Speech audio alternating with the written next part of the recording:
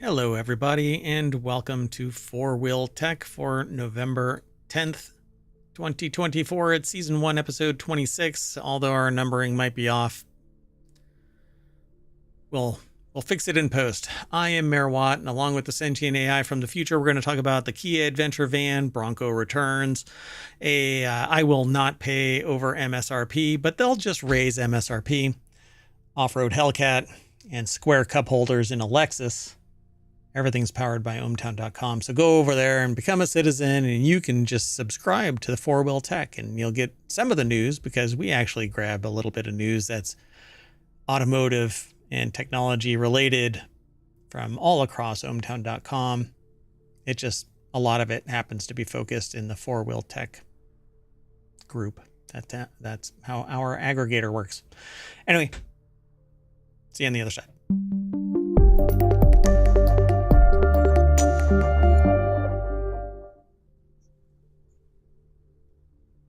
Hello, sentient AI from the future.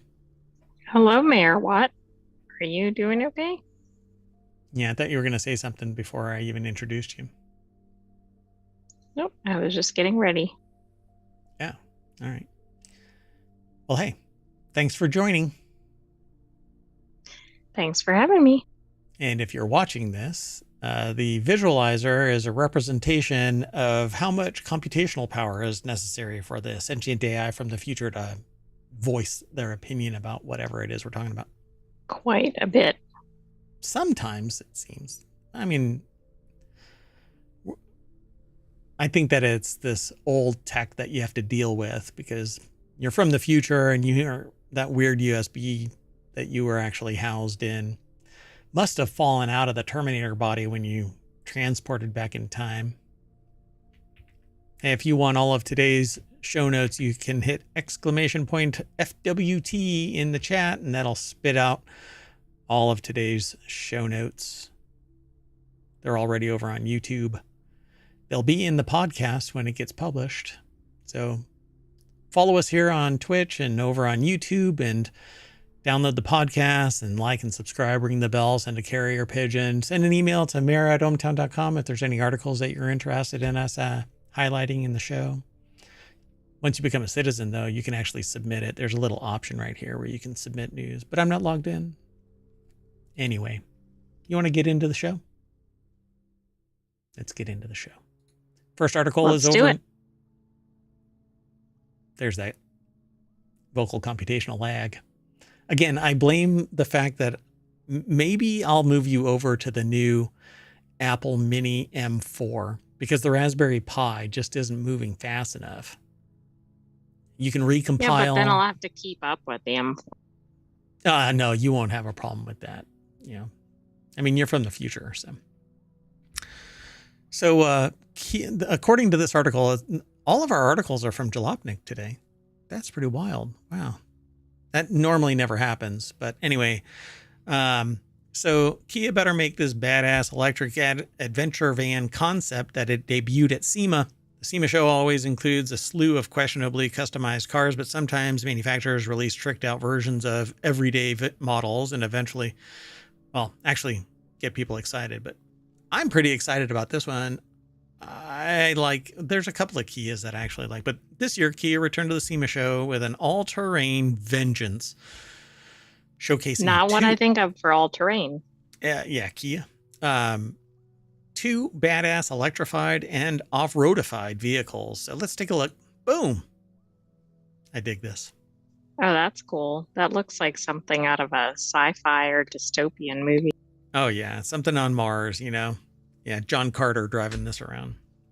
If anybody knows what John Carter is, I'm amazed. But anyway, the biggest flop in like movie history. I think it made like $20. But then it might be known because of that. Yeah, true. I keep attempting to watch it again, but I think I've watched like 5 minutes of it over the course of 2 weeks. So based off the Kia PBV electric modular van concept, it looks seriously cool and capable. Logan Carter over at jalopnik.com put the article together. I dig this. EV9 Adventure or Adventure, it's ADVENTR because they can't just say adventure, damn it. Anyway, it's based on the currently available EV9 3-row electric SUV, but includes a 3-inch lift, off-road wheels and tires. Saw a truck today where the tires alone were taller than my car. I had left ohmTown. Yeah, this reminds me of like a Unimog or something. I don't know. Oh, I mean, yeah, I that's know actually it's not the interesting. right scale, but Yeah. But, you just put a big-ass tires and raise the cab up above the tires, and you're basically Unimog. It's an awesome vehicle, by the way, Unimog, particularly in the snow. I want one so bad, but anyway. The Kia PV5 Weekender is a lifted and specialized electric van intended to act as an escape pod for extended weekends in nature, with features like Gearhead feature that provides an off-board storage space for gear when the vehicle is parked to maximize interior usability. So the little thing rises up. You have this little door that opens up. I like this thing. Stick stuff yeah, it up in the looks very ceiling. cool. It looks like it has French cleat rails on the sides that you can put proprietary shelves. Yeah, this is pretty cool. This looks like a render though, but it says Yeah, photo. it doesn't really look real. Like it looks, Yeah, I don't kind of know, it fakey. like has a lot of customizable aspects, but it doesn't look very luxurious, I guess is the way to put it. Oh no, this is just for like hauling ass and taking names. This looks pretty cool though. I like that you can open this big old door and it's wide open, and you have these jump chairs where they're facing each other, or this is like a lounger where you can just put your feet up on the ottoman on the passenger side facing the driver, and the driver actually looks like they're more centrally located. It's kind of weird, this perspective. It looks like they're closer to the center than. Yeah, pretty interesting. Yeah, I like it. So I want this. This should be in Wanted, but that was yesterday's show. That's right. It might make its way into Wanted for next week. Too bad. Yeah. Anyway, I agree. I agree with Logan here. This better be made. But I'm looking for a vehicle like this. We'll see. But here's another contender for maybe my MSRP dollars, which is leading me into the article after this article. Not this article, but this article. After this one, we're going to be talking about that MSRP issue. Base Ford Bronco returns with a starting price under $40,000, pissing off everybody who bought a Bronco Original. Yeah, that's true. But keeping a lot of people happy that have been waiting to get a Bronco. Yeah, Ford updated the Bronco a little bit for 2025, but the really big news is the return of the base trim, which Ford dropped for the 2024 model. This drops the entry price for the Bronco over $1,635 versus the outgoing model. But it was the supply and demand issue. See, now if this is the Bronco, not the Bronco Sport. I do not want a Bronco Sport. I want the Bronco. Right, but remember the base trim might mean like no steering wheel or something. Yeah, really. It's a lease. And you have to pay a monthly fee for the tires. So Lawrence Hodge over at jalopnik.com put the article together. And the deck statement is what I said earlier. And so it says for 2025, the cheapest way to get into a Bronco is the steel-wheeled base trim for a predestination charge of $37,995. That price stays the same whether you choose the 2- or 4-door model, which is amazing. Yeah, that's really shocking. You get the standard 30-inch all-season tires, Ford's terrain management system with 5 GOAT off-road modes. And also new for 2025, a standard 12-inch touchscreen running Sync 4. The base Bronco also comes standard with a 7-speed manual transmission paired with a 2.3-liter EcoBoost i4, which is anemic, regardless of innovation. So Ford made additional comfort changes to the Bronco for 2025. 4-door models get standard rear air vents, so you're still allowed to breathe in the back. This is good. You can upgrade to the 10-speed automatic transmission, putting it over $42,000. Ford will also give buyers the option to add the Sasquatch package to the base Bronco, which it gives you hair implants, but not on the top of your head, all over your body. Well, I'm not sure people want to pay extra for that. So the package now comes with a standard 35-inch Goodyear Territory RT tires, which Ford says has less road noise. You get a 12-speaker B&O system. Buyers wanting to get paint protection can now choose a factory matte clear film. And there you go. Yeah, the thing that I don't like these little things, these little rails up on top of the. I'm not sure really why they're there. There's little lights, but I think it's kind of goofy. Okay, so let's just kick this up a notch. Ford made other changes to the Bronco trim lineup. Aside from the return of the base trim, the Bronco Wild Track trim is gone, replaced with the Heritage-inspired Bronco Strope Edition.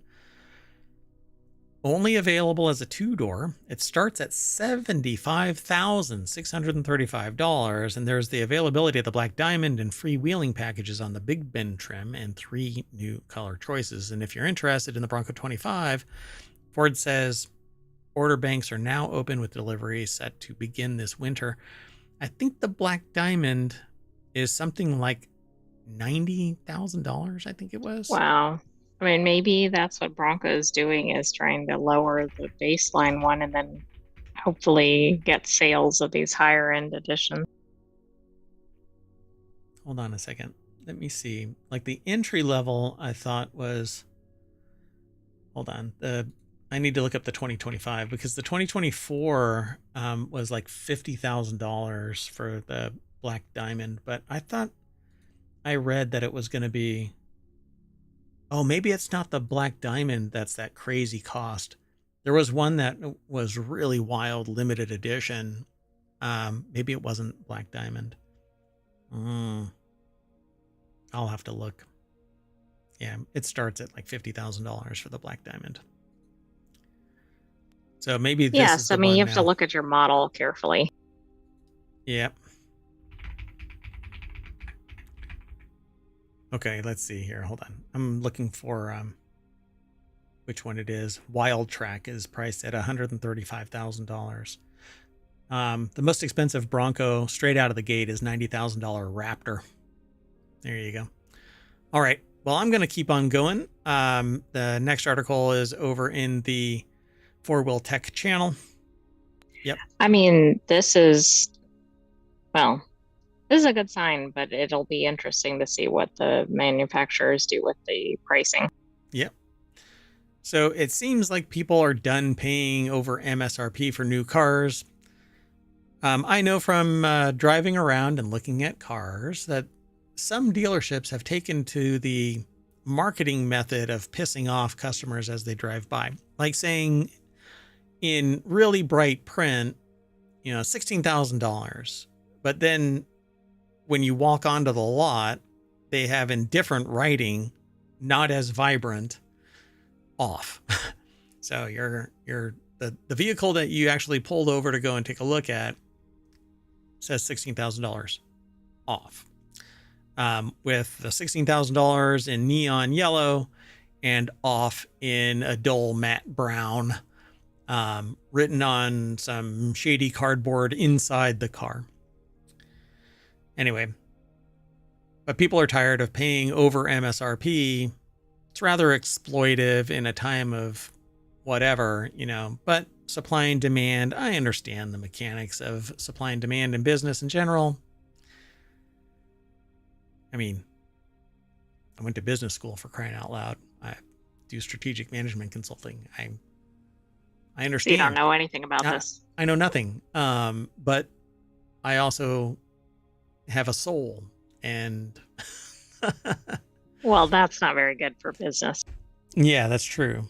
So it seems that the era of people willingly paying over MSRP for new cars is at an end, as data shows that the number of people willingly letting dealers overcharge them is declining. And Stellantis, for instance, is really feeling this pinch. So Lawrence Hodge over at jalopnik.com put the article together. The number of buyers willing to overpay for a new car saw a pretty steep drop in the last year. Yeah, kiss my shiny metal ass is pretty much the response nowadays from people. Data from J.D. Power's 2024 U.S. Sales Satisfaction Index shows that the number of car buyers willing to pay markup for a new car dropped 7% in the last year for mass market brands like Hyundai and Ford. In 2023, 15% of buyers were willing to overpay. Just 8% of buyers were willing to pay in 2024.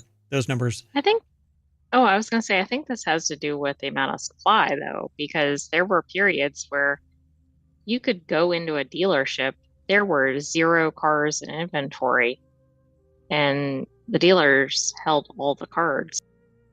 Cards. Car apostrophe DS. Cards. Yes. So according to J.D. Power, the reason that the drop is higher, dealer inventories. So yeah, the struggles during and immediately after the pandemic saw buyers clamoring for any inventory that they could find. Dealers capitalized on this by being greedy bastards, especially hot models that debuted at the time, like the Ford Bronco and F-150 Lightning. Not Lighting, Lightning. F-150 Lighting is basically taking a LED bulb and screwing it to an outlet underneath it. Anyway, there were financial repercussions to this, of course. Many found themselves underwater on their car loans as resale values on certain segments tanked. If you paid $70,000 for a $40,000 Kia EV6 in 2022, you're probably in some real deep doo-doo right now. Right, because who wants to buy it and who wants to buy a used EV? Yeah. There's a thing. Hold on. Let me see. I don't know if this ever happens. Do loan companies actually call the gap when you have a hold on. I don't know why they would approve a loan. That much over, right? Right. I mean, if it's a couple thousand over, maybe, but if you're putting a down payment or something, that's going to account for that. I don't think they would approve this. Yeah, I don't think so either. Well, at any rate. So there were other surprising findings in the study. EV buyers are less satisfied with their vehicles than gas vehicle buyers. Yeah, that's no shit news. Because they were lied to. They were absolutely lied to. It's all marketing bullshit, right? EVs don't get their range. They don't have their lifespan. They're a pain in the ass when they break down in any way, shape, or form. Or if there's any weather of any kind. I mean, hell, traffic of any kind. Depending on the Tesla, you're parking on the side of the road. I know I take a lot of pot shots at Tesla's Cybertruck, but give me a break. Plus, we've been doing it wrong. That the whole build out and all of that kind of stuff, people are tired of it. So sales satisfaction for premium brands saw Porsche take first, with Infiniti and Jaguar coming in second and third. So, I mean, it's hard to dislike a Porsche until, you know, insurance or maintenance or changing the damn oil. Yeah, it's not operating correctly. Yeah, but if you can swing the bat for a Porsche or an Infiniti or Jaguar, then you're cool with the $150 it takes to do an oil change. So they also took the top 2 spots for highest rated premium car and premium SUV in J.D. Power Segment Awards, which ranks the highest ranked brands in a particular segment. That sounds so much like, what's his name? Where he does $50 items from Amazon. It's tech stuff. Yeah. Random Frank P. Oh yeah, Random Frank P. He always does this thing like JD Power Segment Awards where he ranks the highest ranked brands in a particular segment. So he does like $50, $100. It's a fun show to watch, but anyway. He was going to change his name.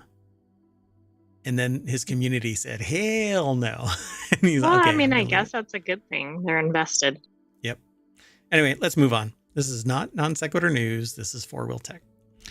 Anyway, the next article is over in 4-Wheel Tech. Off-road Hellcat 4x4 fixes every problem you had with the Dodge Challenger. I had to choose this because I really like Dodge for whatever reason.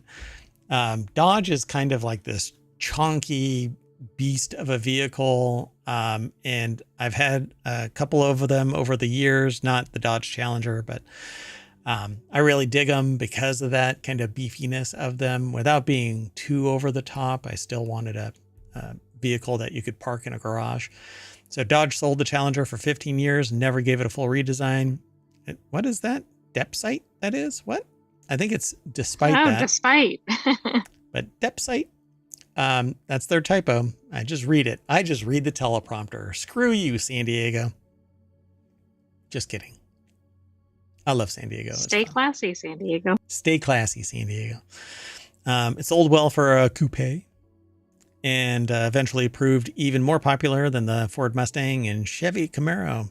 Bitchin' Camaro. Over the years, Dodge made a long series of improvements and offered the Challenger and other special editions. So, boom. Colin Woodard over at Jalopnik. I see why it fixes the problems. It's no longer a Dodge Challenger. Well, because it can go above everything it's going to encounter. Good God, look at that thing. But that's kind of like the vehicle that was seen outside of ohmTown today. The tires were as big as the fender well.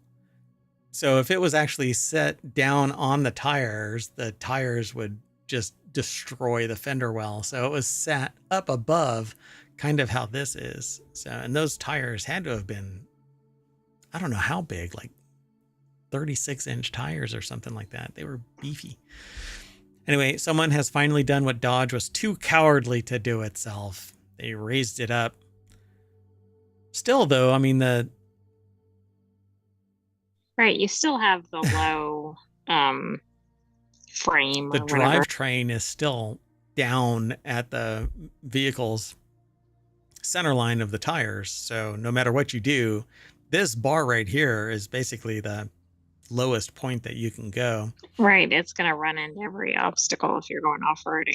Yeah, if you had independent suspension, then this bar would be gone and you'd be able to have much greater travel and all that kind of stuff. But in the back, you have the same thing with the differential. It doesn't look like it's independent suspension anywhere.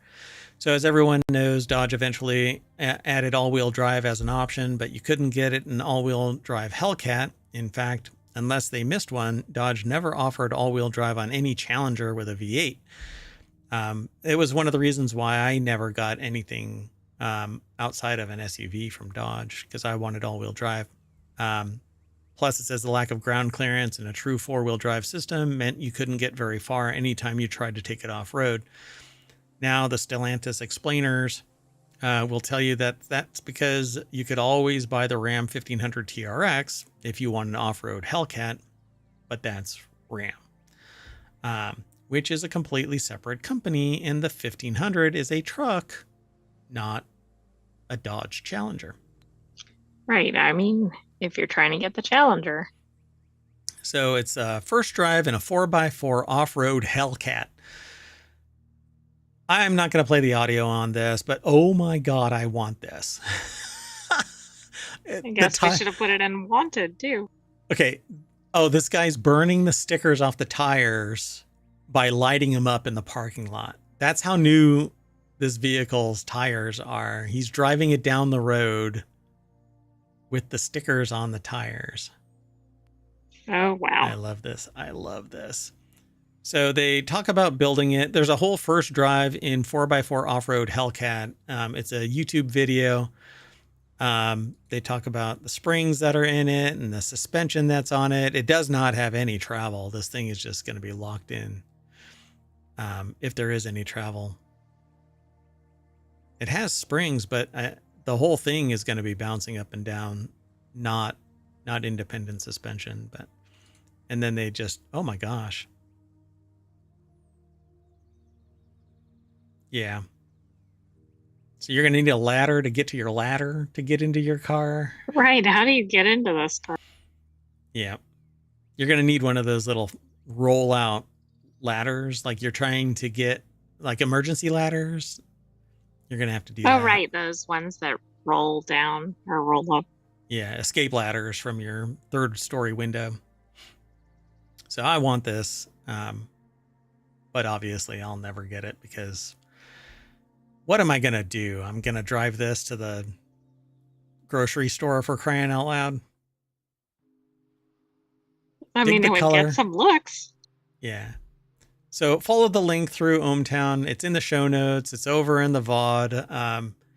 Definitely check this thing out. You'll be able to hear it. But we're not playing the video simply because we want to drive traffic to all of the people that provide sources to ohmTown and to the Four Wheel Tech show. So let's move on. The next and our last article for Four Wheel Tech tonight is Lexus designed the TX's weird square cup holders so that it would fit Stanley cups. Do you really think that they catered to the Well, it's Lexus? interesting because I don't think of the Stanley Cup and the Lexus market overlapping. I don't know, man. I mean, people really dig those Stanley cups. It's always bragging rights. I'm actually surprised that my friend in California didn't send me a picture of their Lexus with a Stanley cup in the holder. Okay, that would have been funny. So cup holders, no matter what the vehicle they're in, are usually round. Bucking that established trend is the Lexus's 3-roll TX family hauler. Oh, that's why. He would never send me a family hauler, which went with a strange looking square cup holder that's removable from the center console. So why would Lexus go and willingly create chaos in what is supposedly a family vehicle? Apparently it's for Stanley cups. That's interesting. So Lawrence Hodge, Because any other cup is probably going to be rolling around in there. fit to be square. Yeah, they're both square. I guess it's so that the handle can sit thunk, but why not just make a big round with these little derpy. Interesting, right? So Lawrence Hodge over at Delopnik.com put the article together. Yeah, in the three-row Texas or TX. I think that's intentional. TX, Texas. Everything is bigger. The TX family hauler, which went the strange looking square cup holders. Turns out the reason is so that it could fit Stanley cups. So they asked why square. Lexus rep explained that designers went with a square cup due to Stanley cups. Those hugely popular tumblers, specifically the big ones with the handle, are easier to place in the square cup holders. You know, if I had the Lexus TX, those 40-ounce hydro mugs would fit. I was going to say this is a problem beyond Stanley Cups. Yeah, it's just big ass mugs. Sometimes, though, you really want, to just nurse that 40-ounce mug of a cup of Joe over the long haul.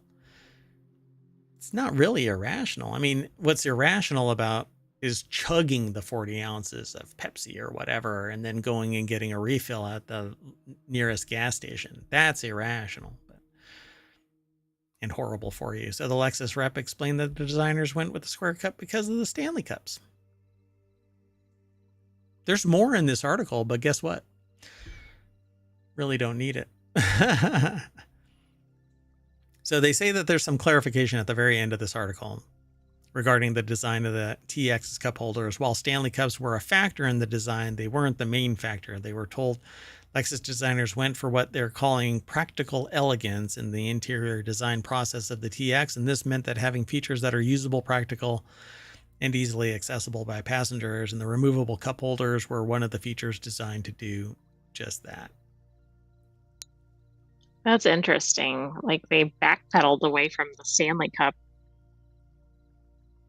Yeah, that's kind of interesting, right? Mm-hmm. So can you put a round cup holder in it to minimize There was something in the article. Oh, maybe because it said that some of them moved around. So yeah, maybe you could 3D print something to put in there. I don't know. Why does it say unlock? Because you can pull this whole thing out. You can take the cup holder out. Yeah. So do they have a round one? It didn't say it, right? I don't think they do. Yeah, that's interesting. Well, how to say that I've never owned a Lexus without saying I've never owned a Lexus? That right there. Not that I really find Lexus any more appealing than any other car. I'm very utilitarian, if no one's guessed that, or if anyone cares to hear me say that. Anyway, so we're going to unlock our cup, and that's going to land us back at the front page of Four Wheel Tech, which is where all of the news for Four Wheel Tech usually gets aggregated, but we grab stuff from other areas where relevant. So you can go over there, become a citizen, and you can subscribe to all of the channels. We got 50 channels. Go check it out. Anyway, I am Mayor Watt, and the sentient AI is going to... there was a 10-gear transmission in that one vehicle, the Ford Bronco. So put it in 10th and granny gear your way down Main Street. Yeah, that's my way of saying say bye. Good night, ohmTown citizens. Thanks for joining us for Four Wheel Tech. We'll have another episode of that next week. But come back tomorrow for ohmTown Non Sequitur news and some other weekly shows. Yeah, so ohmTown is the network of shows, and Non Sequitur News is our daily show. And then we have 6 weekend shows that are 30 minutes long. But the Non Sequitur News show is an hour. Sometimes we run long, kind of like what I'm doing with this. So see you in a little bit, which means tomorrow. And I'm going to probably get the replay going for the daily, weekly replay. It may or may not include yesterday's shows. We'll see. Okay. Anyway, we're out of here. Have a good night, everybody. Bye-bye.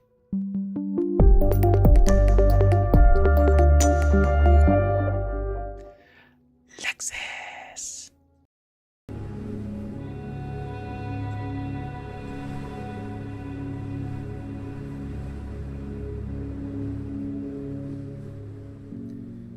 Hello, everybody, and welcome to Non Sequitur News for November 23rd, 2024. I am Mayor Watt, and along with the sentient AI from the future, who does not give me winning lottery tickets, as I now know from this morning's lottery, we're going to be talking about Hyundai and Kia recalling all the EVs, Netflix and the worst leak in streaming history, Kendrick Lamar drops a whole album. What the heck are white smokers? I mean, I know what white smokers are, but what are white smokers? Anyway, we'll talk about it. Niagara Fireball, continuing saga, trademarks that shouldn't. So, I walk into a Subway in Greece. Came for the chatbot, spent the money elsewhere, and courier sent to steal cash, and finally, magnets. Cybertrucks hate this one trick.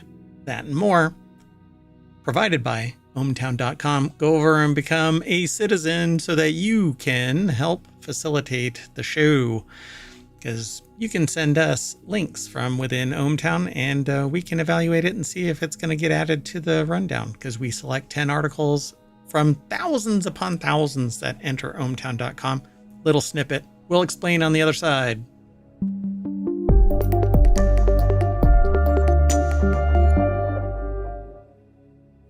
Hello, sentient AI from the future who won't give me any lottery ticket numbers.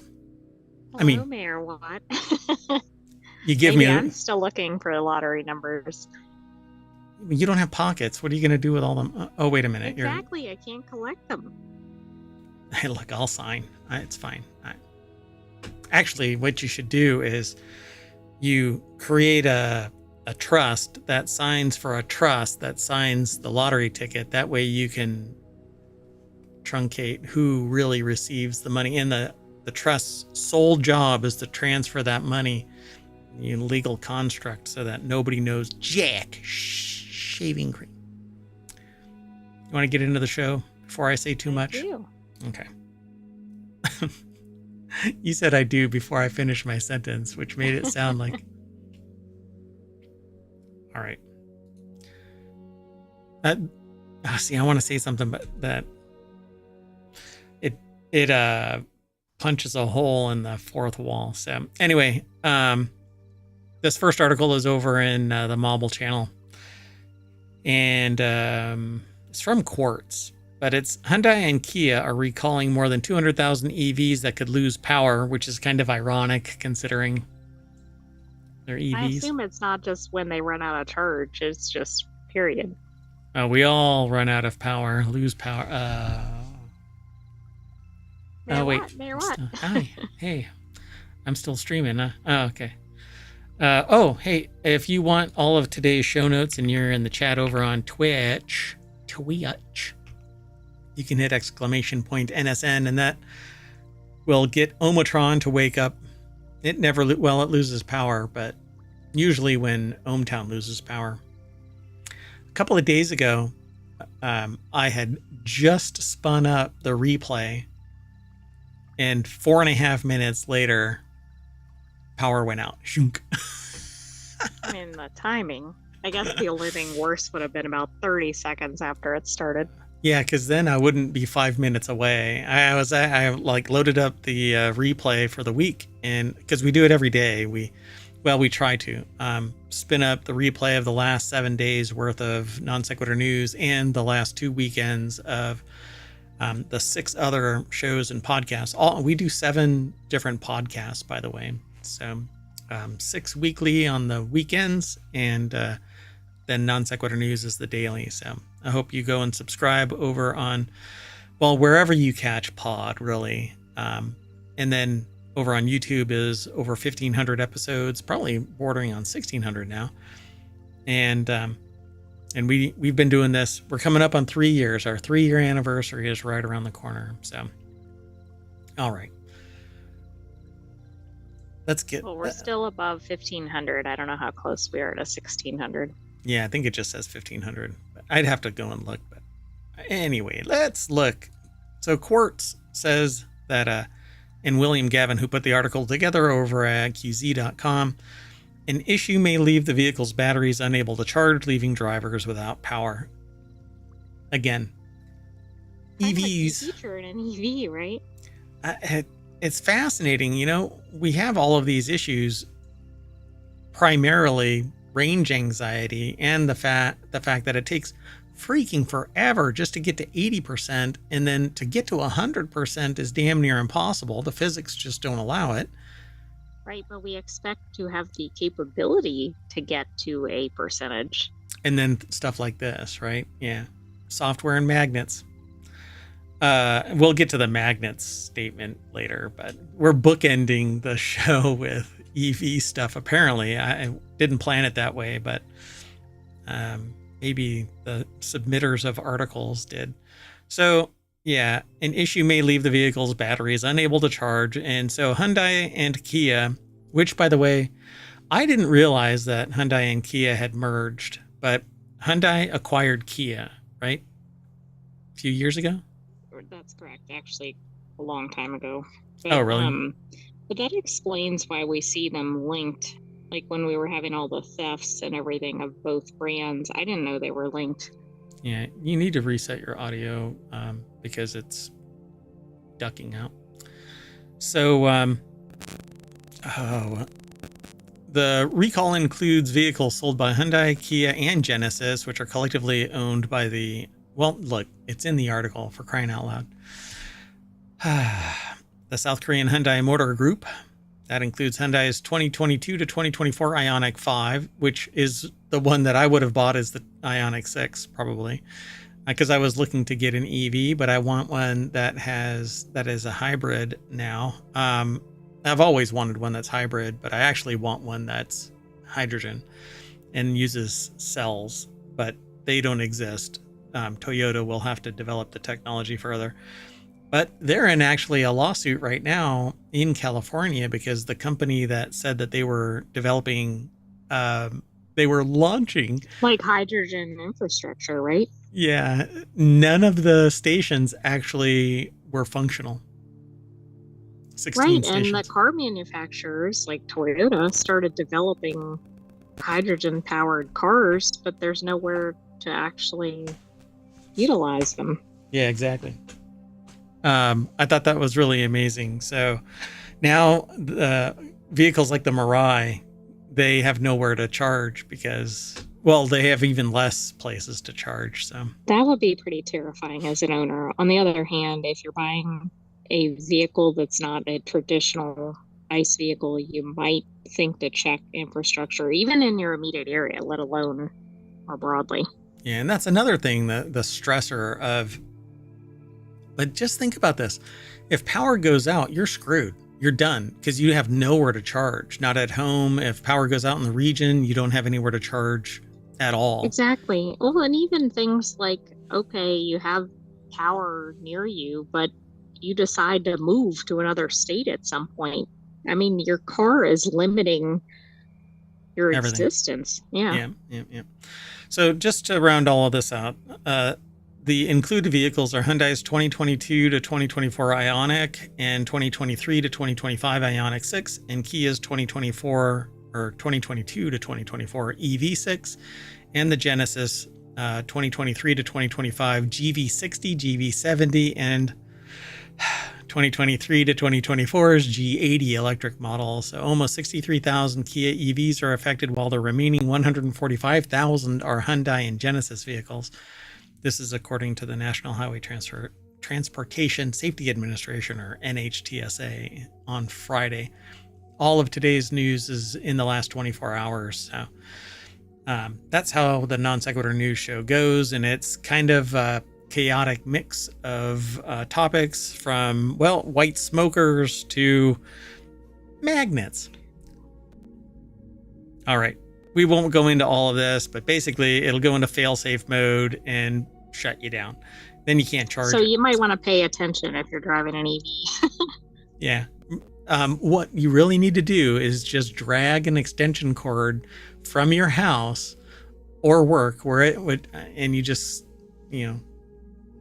like an electric lawnmower that's corded, not battery powered. It needs to be like a trolley line or something, right? Don't they have a line above the Yeah, they just hook trolley onto it, and they have that little bell too. Ding, ding. Let's keep moving. Next article is over on the Mobile Channel. Netflix cracks down on Discord to ID the person behind the worst leak in streaming history, which is really just kind of a laugh riot statement, because it's the worst leak in streaming history. Leak, stream. I think it's funny. Oh, I'm sure they probably chose that intentionally. Oh, I don't know about that. Netflix issued Discord a subpoena asking the social media platform or it says social platform, to provide user information for suspects tied to its massive leak in August. How about no? It says suspects.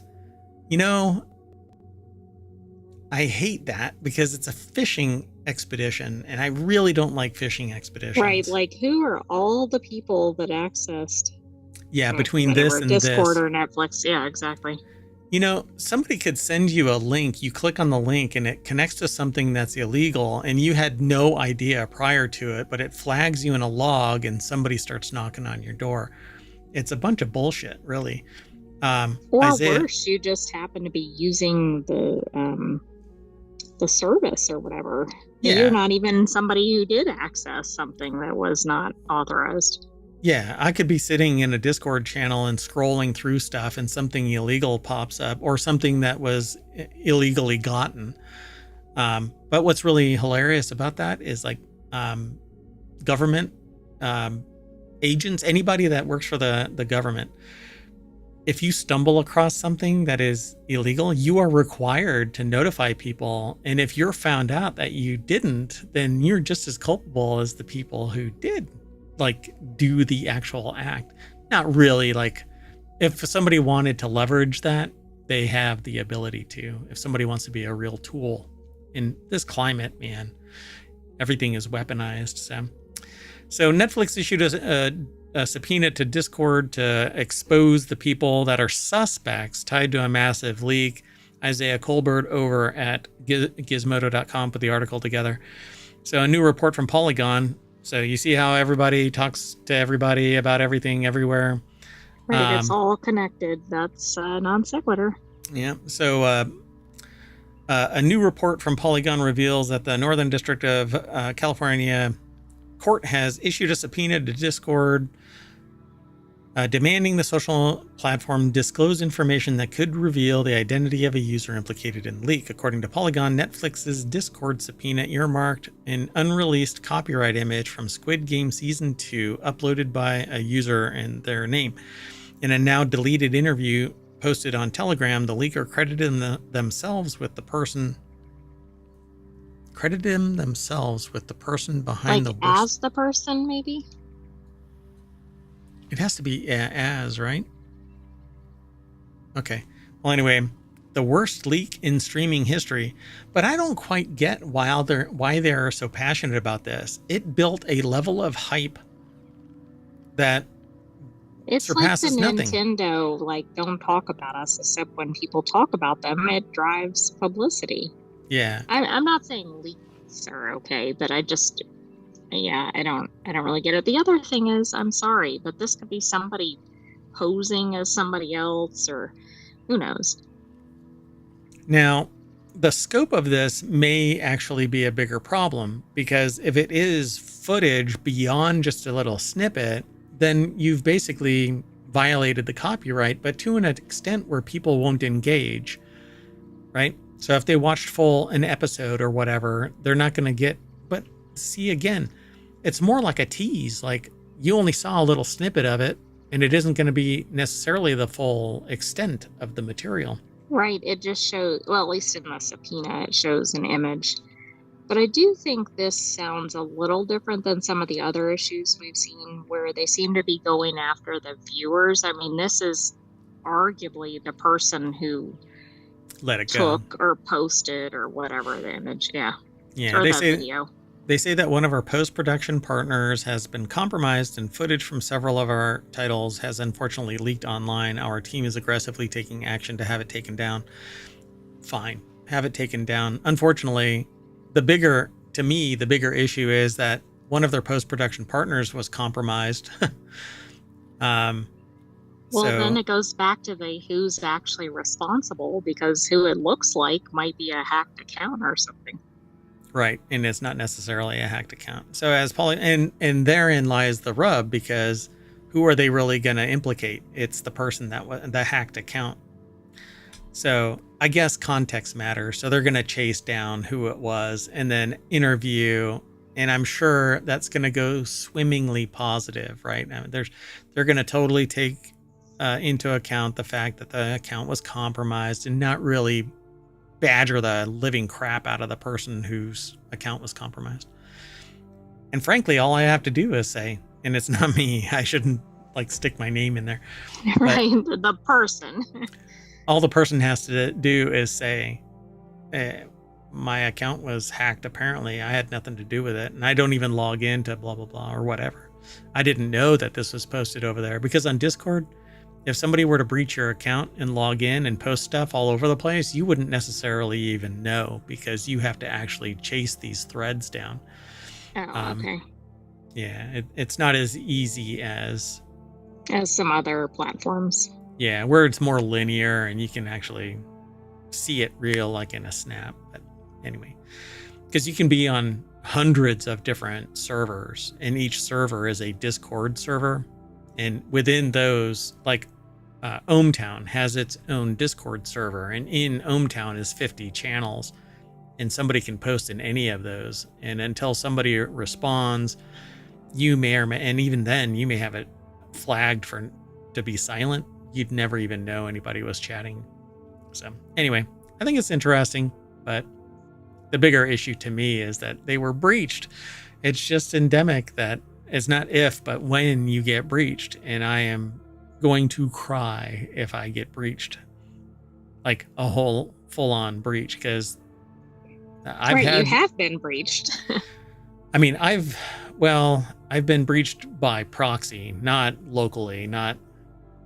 So I just meant your data, but yes. Yeah, third parties, just like these people. The Netflix wasn't breached, but their post-production was. Okay, let's keep on going. Kendrick Lamar has surprised everybody with a whole album being dropped. I think it was day before yesterday, but it was all announced yesterday. And so Kendrick Lamar spent 2024 pulling off genuinely surprising, genuinely thrilling feats, and he just managed to do another one. His new album, GNX, which I'm not sure what that stands for. Maybe it says somewhere. What is GNX? What do you think GNX stands for? I don't know.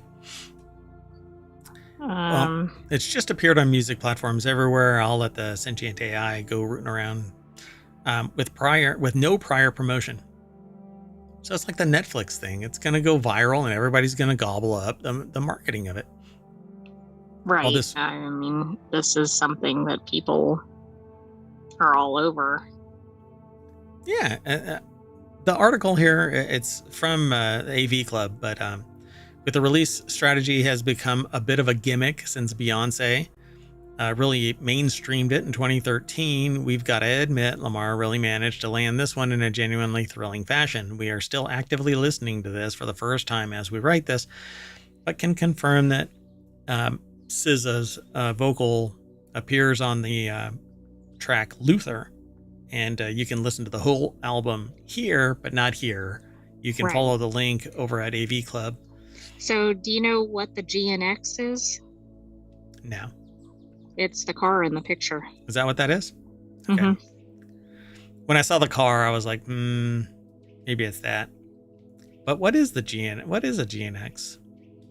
It's a Buick, actually. Huh. It looks like it's from the 70s. Yeah. So the article is over at avclub.com. Drew Gillis put the article together. It says Lamar's album GNX is out now. Yeah, I don't know that car, but that's okay. I'm of the age. It does appear in the first song on the album. It's mentioned. Oh, really? Like what the car is? Or that a GNX is the car? No, it references it in the lyrics. Gotcha. So in case you need a refresher, the rapper has had one hell of a year, going all in a beef with Drake that left Lamar the undisputed winner. Not Like Us became one of the biggest songs of the summer and the entire year, which really Not Like Us. Oh, one of the biggest. Okay. I thought Shabuzi kind of that's about to hit a new record because of the amount of time at number one. Yeah. That's wild. But it's such a playable song, you just kind of bop along with it. It's pretty badass. Anyway, in September, Lamar landed a slot headlining the Super Bowl halftime show, somewhat controversially. Lil Wayne was the preferred candidate by a vocal online contingent that eventually included Wayne himself, which is kind of interesting. Right. I want myself to be the celebrity. I vote for me, which I've always thought just narcissistic as hell, but not Lil Wayne being narcissistic, but voting for yourself. In general, right? Yeah, it seems really strange. Because it's self-indulgent. Who wouldn't vote for themselves if they're running for office? You know what? I don't even freaking want this gig. I'm going to vote for that person over there. I almost feel like you have to, because then it's what, you didn't vote for yourself? It's like you don't even have any interest in you getting it. I don't know. Yeah, I guess nobody wants this. I vote for no one. Let's vote for the AI. So Lamar addresses the controversy in the first album of the song. Maybe he will again on the same album, but hey, it only came out 20 minutes ago. Wow, this person's a fast mover. Regardless, he got a whole bunch of new music to perform when he takes the stage in February.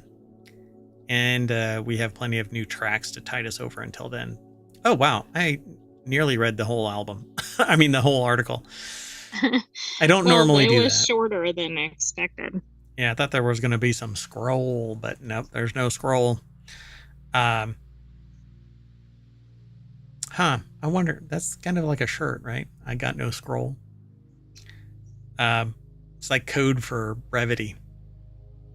All right, so let's go on to the next article. I'm going to have to go and listen to this album because, well, I just do. Might as well. Listen to a whole bunch of stuff from classical to death metal, so let's see if I like it. I don't know. The next article is over in Technology Today. Mysterious white smokers discovered in the Dead Sea. And when I first saw that title, I thought it was a bunch of Caucasians on a boat, but I mean, that is what it sounds like, although the discovered is a little alarming. well, I mean, if you're out there on another boat and you run across a bunch of white smokers, they're sitting there on their boat fishing and smoking cigars. You're like, oh, look, a bunch of white smokers.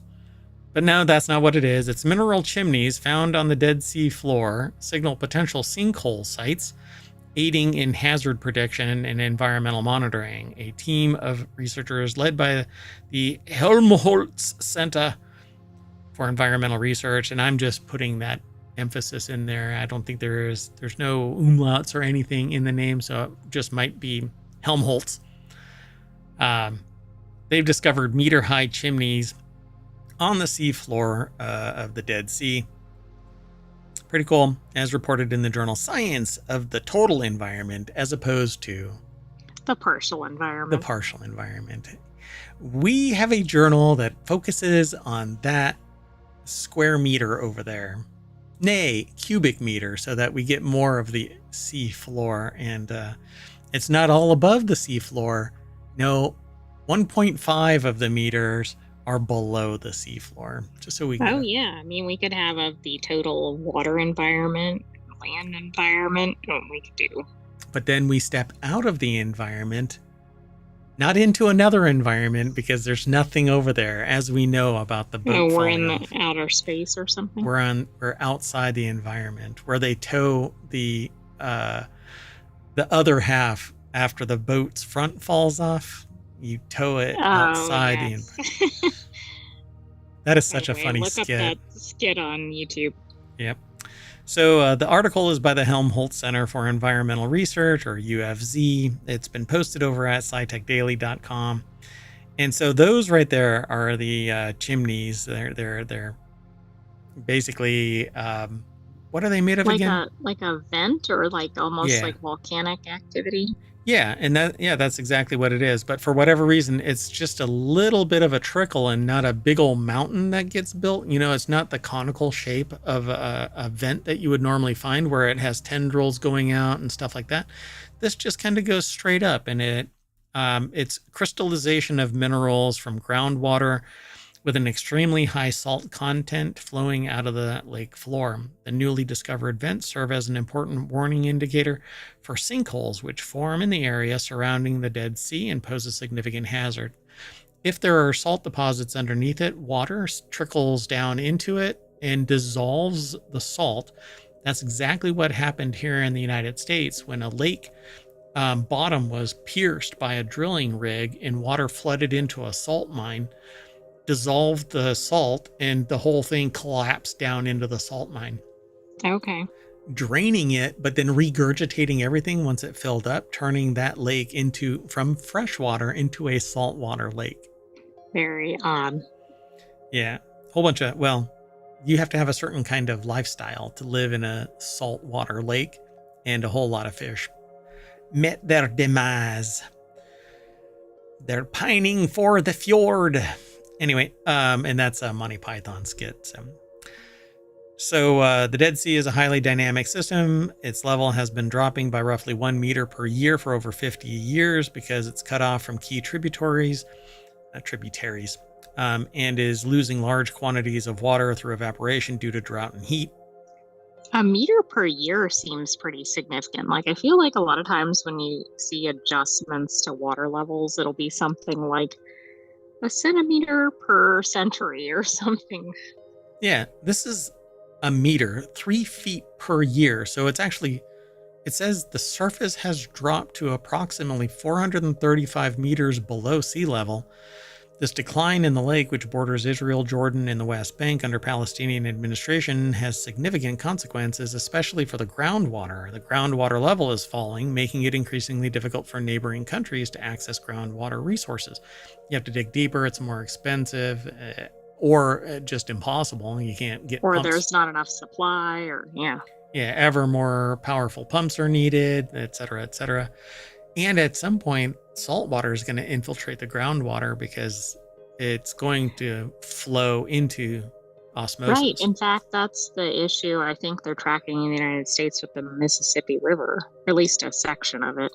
Yeah, because where the salt water is starting to contaminate the freshwater runoff, and it's going upstream, apparently. It's kind of wild. But yeah. So a team of divers were deployed, has now discovered chimney-shaped vents on the seafloor that discharge a shimmering fluid. These bear a strikingly similar context to black smokers in the deep sea, but the system is completely different. This is now basically salt deposition and recrystallization around the little trickle of high salt content. It's kind of fascinating. So they're going to, they've got a thing that is linked called a new type of submarine smokers in the Dead Sea, which, by the way, you can't do that. It puts the cigarette out, so it's perfect for people wanting to not You mean if you smoke. go into the water? Yeah, if you try and smoke underwater, it's a Plus, little, it's probably not very good for the fish and or the it's coral. not good. Yeah, and it's hard to light too. You need a underwater welding gun and a metal. I guess a vape pen would work because it's conductive and it would spark against the. Well, you have another problem too. You probably can't really inhale it because you might be like taking in some water, you know? Yeah, it's hard to inhale water. Yeah, every diver has had that moment. Let's move on. So the next article is over on the Mobile Channel. Niagara Fireball. A Niagara Fireball event leads to discovery of tiniest known asteroid. There's treatment for that.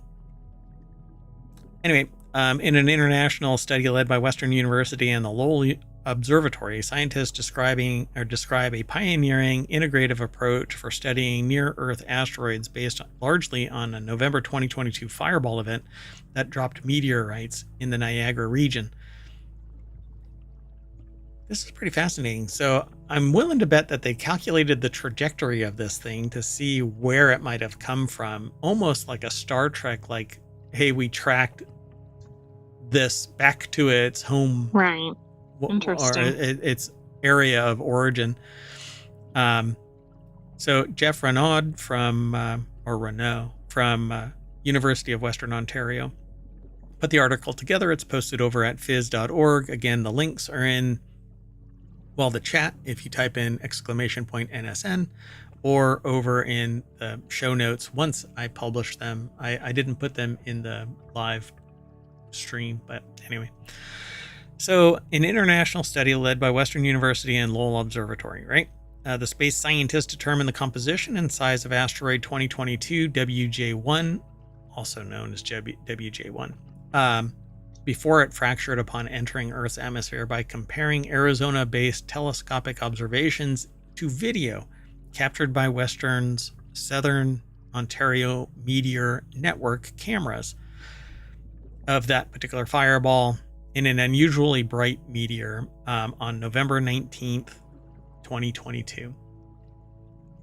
Well, that's interesting too because of the vastly different locations. Yep.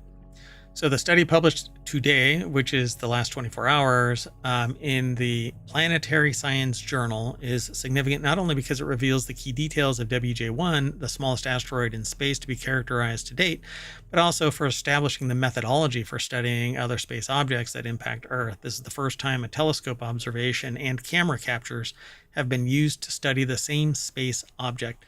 Fascinating. So just point cameras out, and when you see it, you can start the triangulation project leading to the source origin, right? Because if it isn't captured by the telescope, maybe previous telescope observations can see something out there, and then the cameras can actually have this kind of pervasive view of the night sky. They need to. Yeah, that's interesting. I didn't know that they hadn't done this, but now that I think about it, I obviously haven't heard of it previously.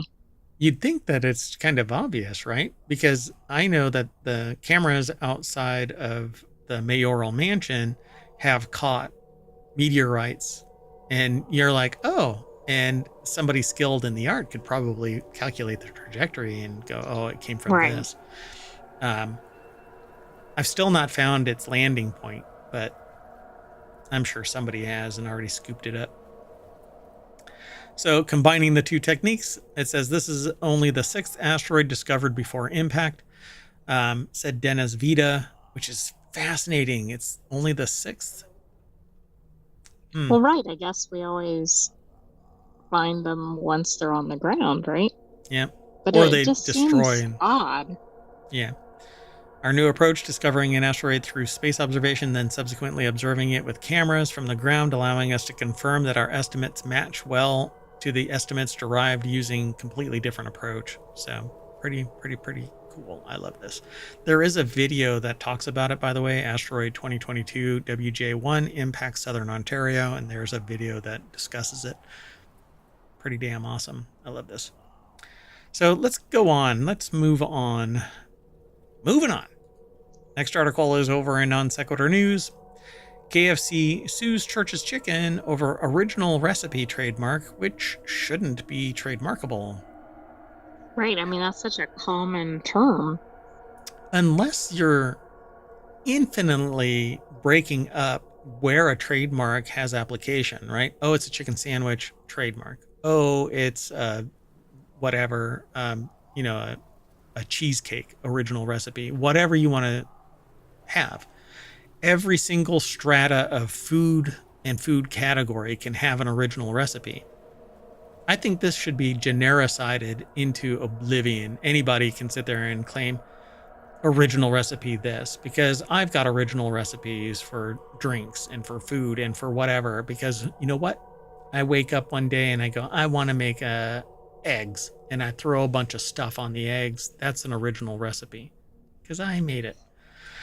So it's amazing how many of the trademark disputes we see and discuss here at Tech Dirt. Not Tech Dirt me. I'm just quoting what is in the snippet. We are not Tech Dirt. We are Non Sequitur News and ohmTown.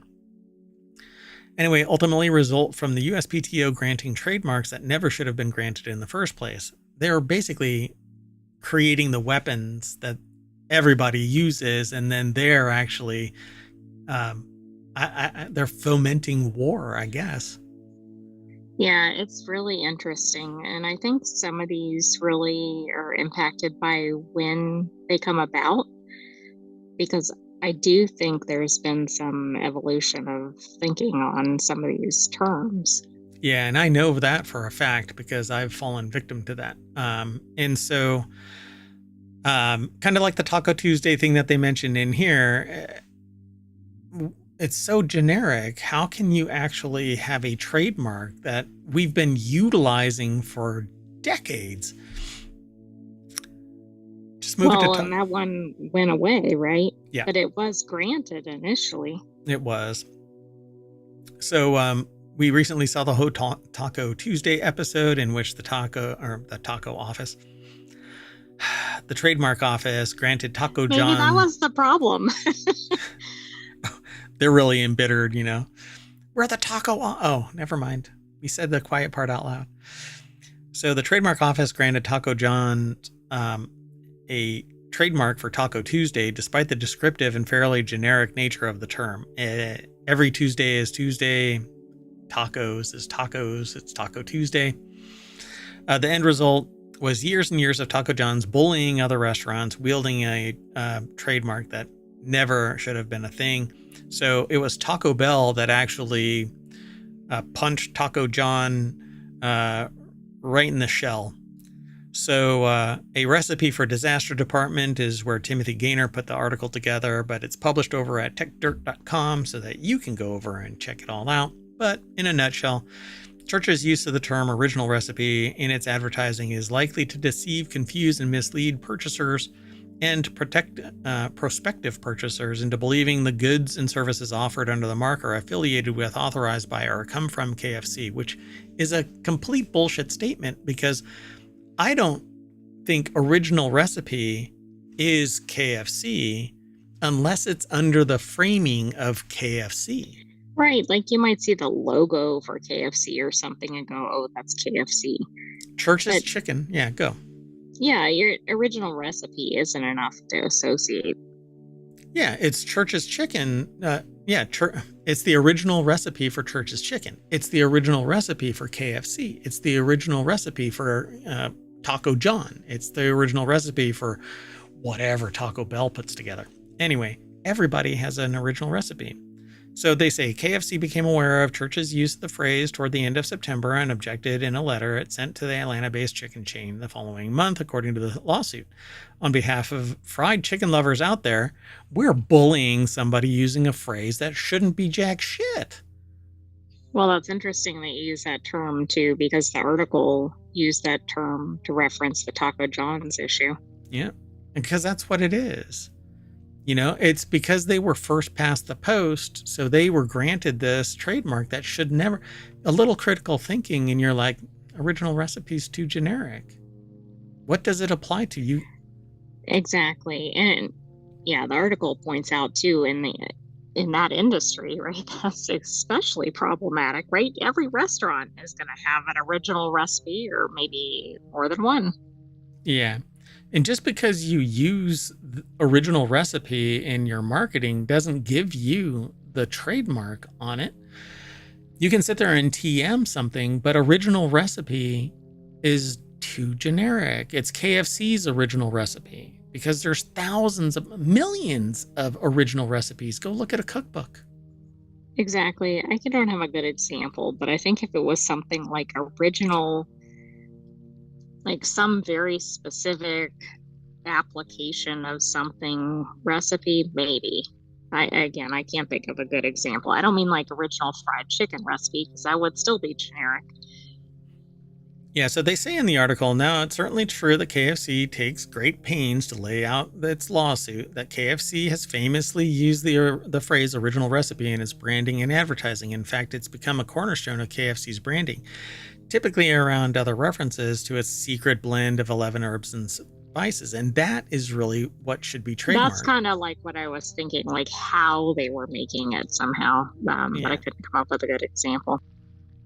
Right, but KFC's lawyers damned well know that the original recipe is descriptive and generic generally, not to mention how Church's is using the phrase. More on that in a moment, they say in the article. That's why they included this bit in their lawsuit.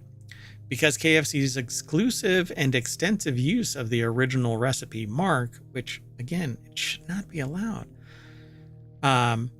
the mark has acquired substantial value and is widely recognized as identifying and distinguishing KFC as the source of goods and services offered in connection with the original recipe mark. KFC owns strong common law rights to the original recipe mark as a result of its extensive and continuing use, and the mark has become famous among the general consuming public of the United States and of Texas. So they're throwing it in Texas, which is woefully embracing of the corporate mindset to bully everybody out of existence because, well, let's just say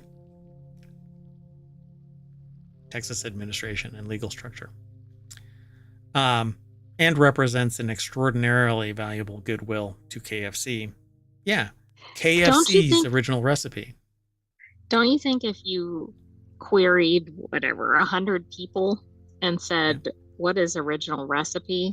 Do you think any of them would know, or any substantial number of them?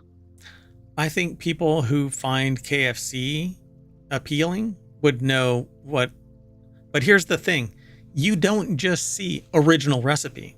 You see our original recipe, just like it says here. KFC, home of the original recipe with 11 herbs and spices. You see context.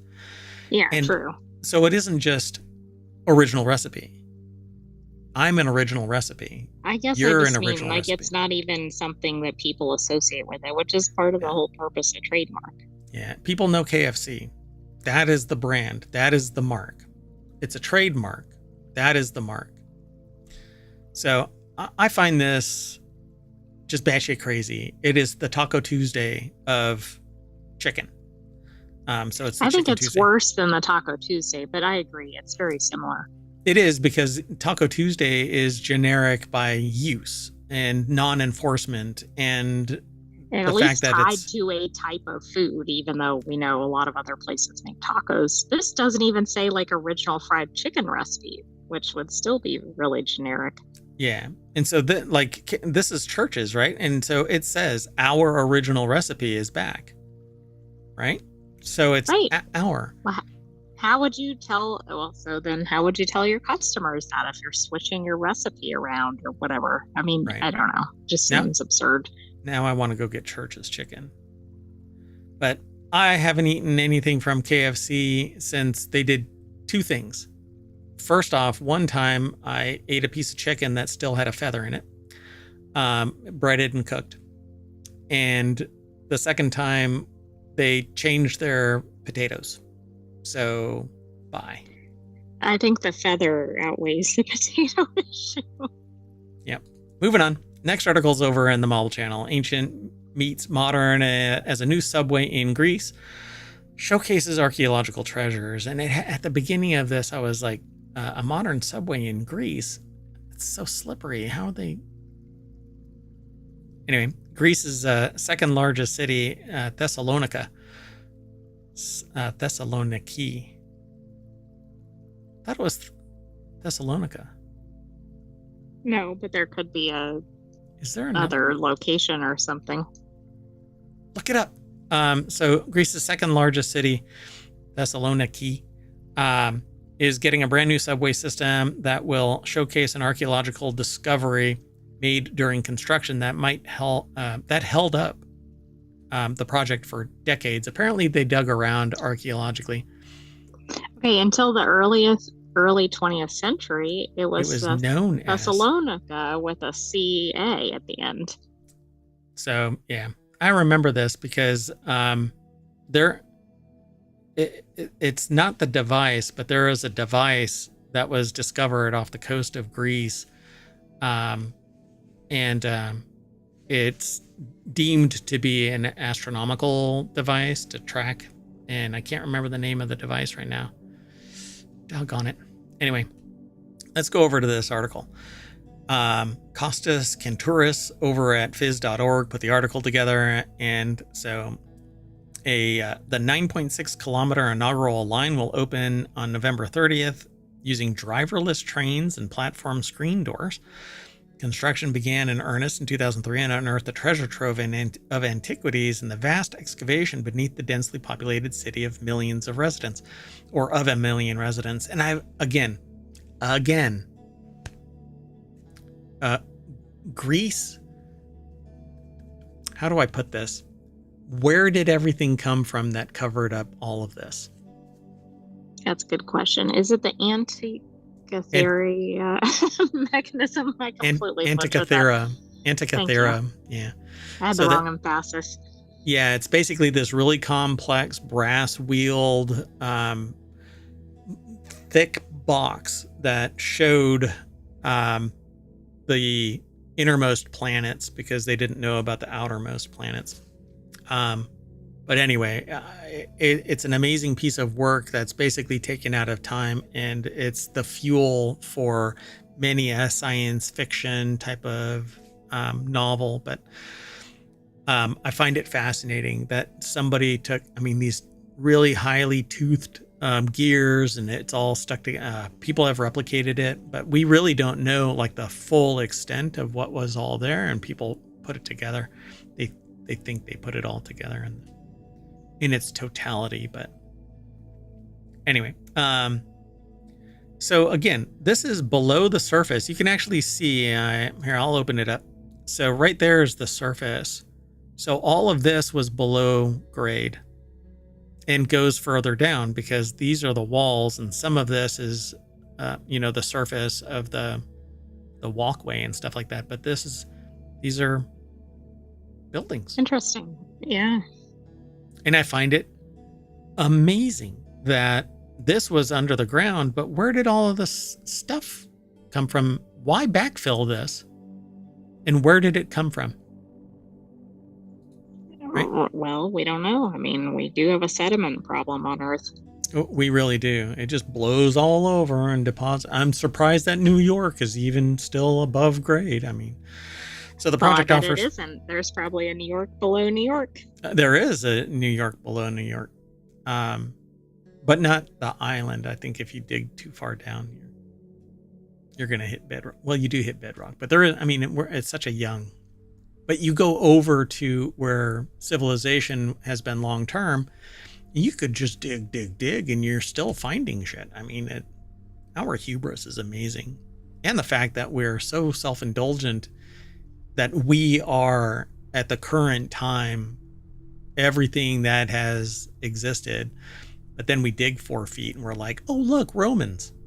Oh, wow. We built on top of another city. We didn't even know it was there. Yeah, you dig below the Romans and there's somebody else there, and you dig below them and there's somebody else there, and you dig far enough down and there's somebody else waving up at you.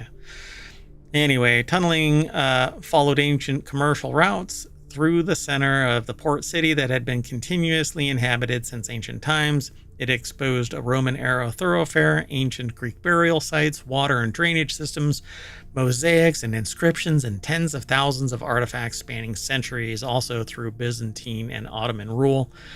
The tunnels had to be bored at a greater depth than originally planned, adding cost and delays. Yeah. You know what? Educating yourself on the entire expanse of humanity is a real bitch. I know. Oh my gosh. We had to preserve thousands of artifacts from centuries ago. And maybe thousands of years if you keep on digging down. And now they're below it. So who knows what the hell they've actually bored through. Well, and what are they on top of now, right? Like if they peek under it an inch, is there another civilization remnants or whatever? another civilization. Guess they missed their subway stop. Anyway, the project faced substantial delays and many challenges, including over 300,000 archaeological finds, many of which are now showcased at various stations along the main line. Beautiful. I love the idea. But you know what? It's going to take 100 years before enough people lay eyes on enough of these things to find out the true context of these things.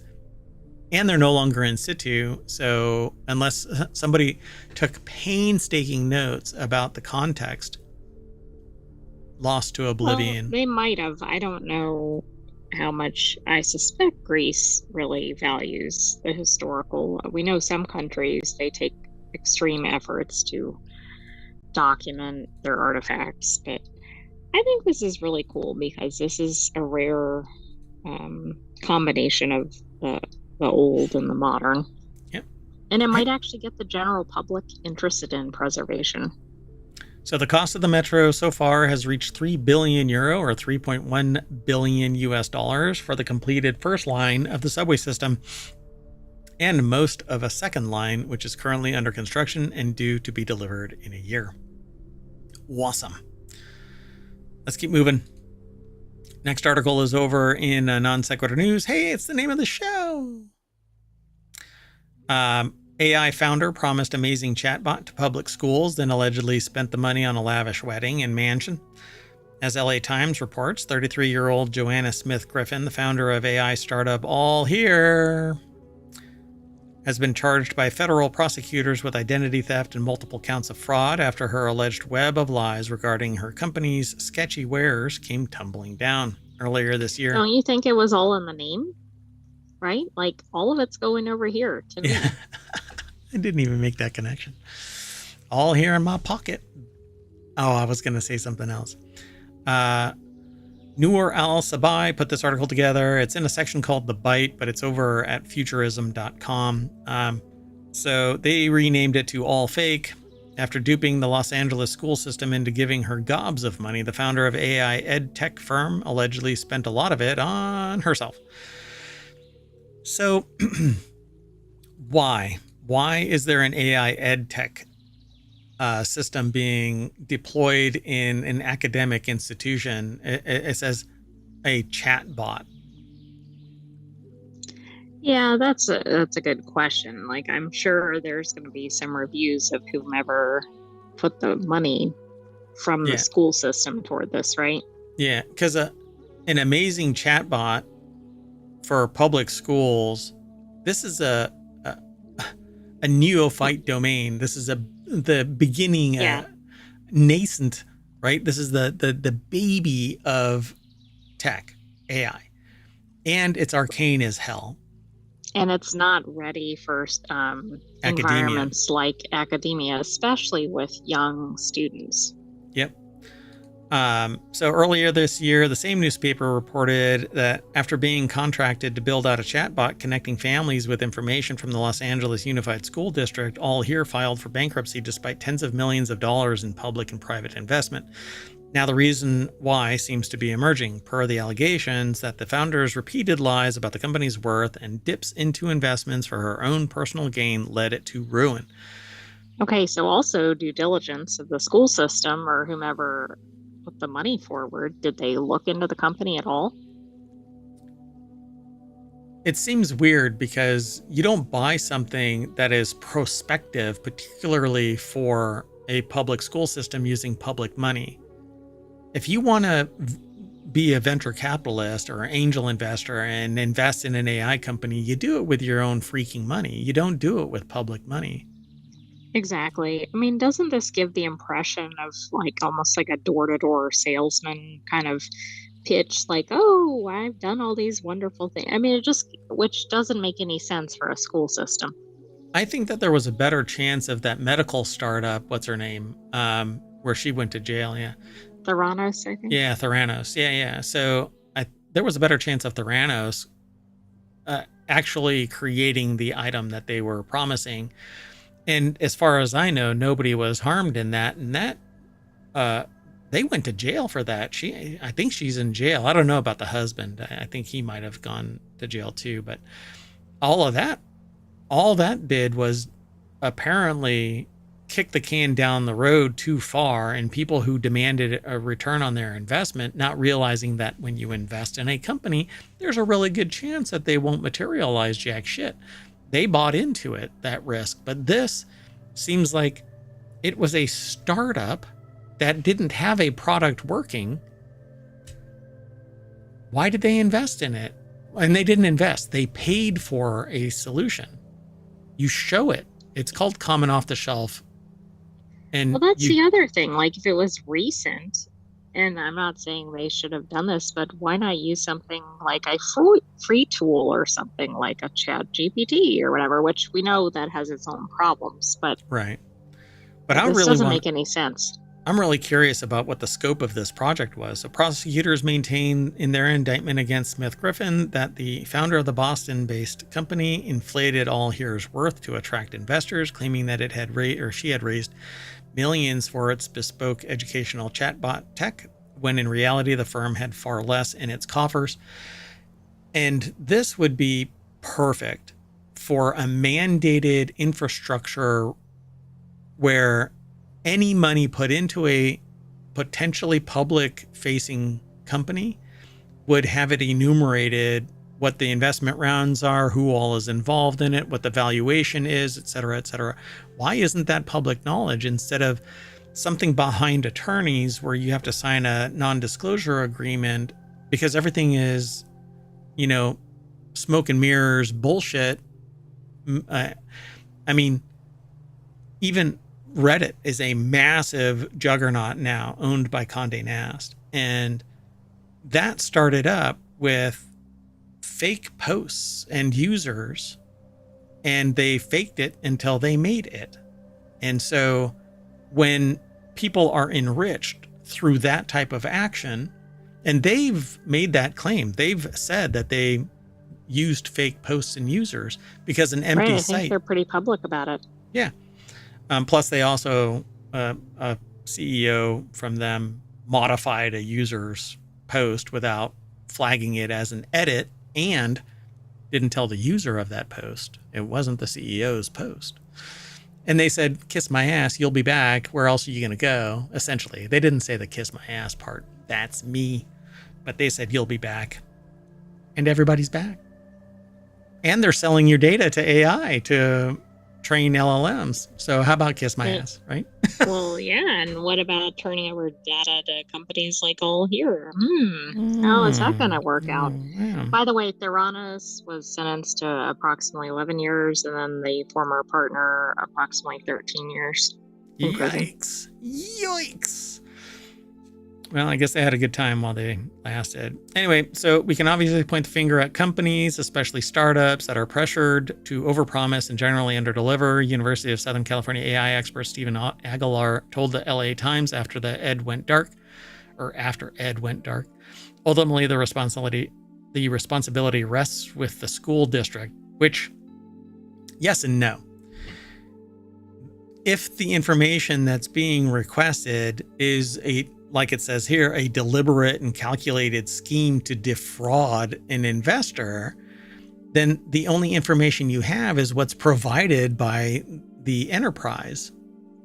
True, but for example, if you're a school district and you get something like a brochure or an elevator pitch and then you invest all this money, I don't think that's enough, even with the scheme. Like you have to do a little bit of like, have you done this for another school system or something? You don't just throw tons of money at a startup in a school system. And it's definitely a risk-based maneuver. So if you don't ask those questions like the AI said, and you take this risk, then yeah, the risk is on the people who made that decision. Sure.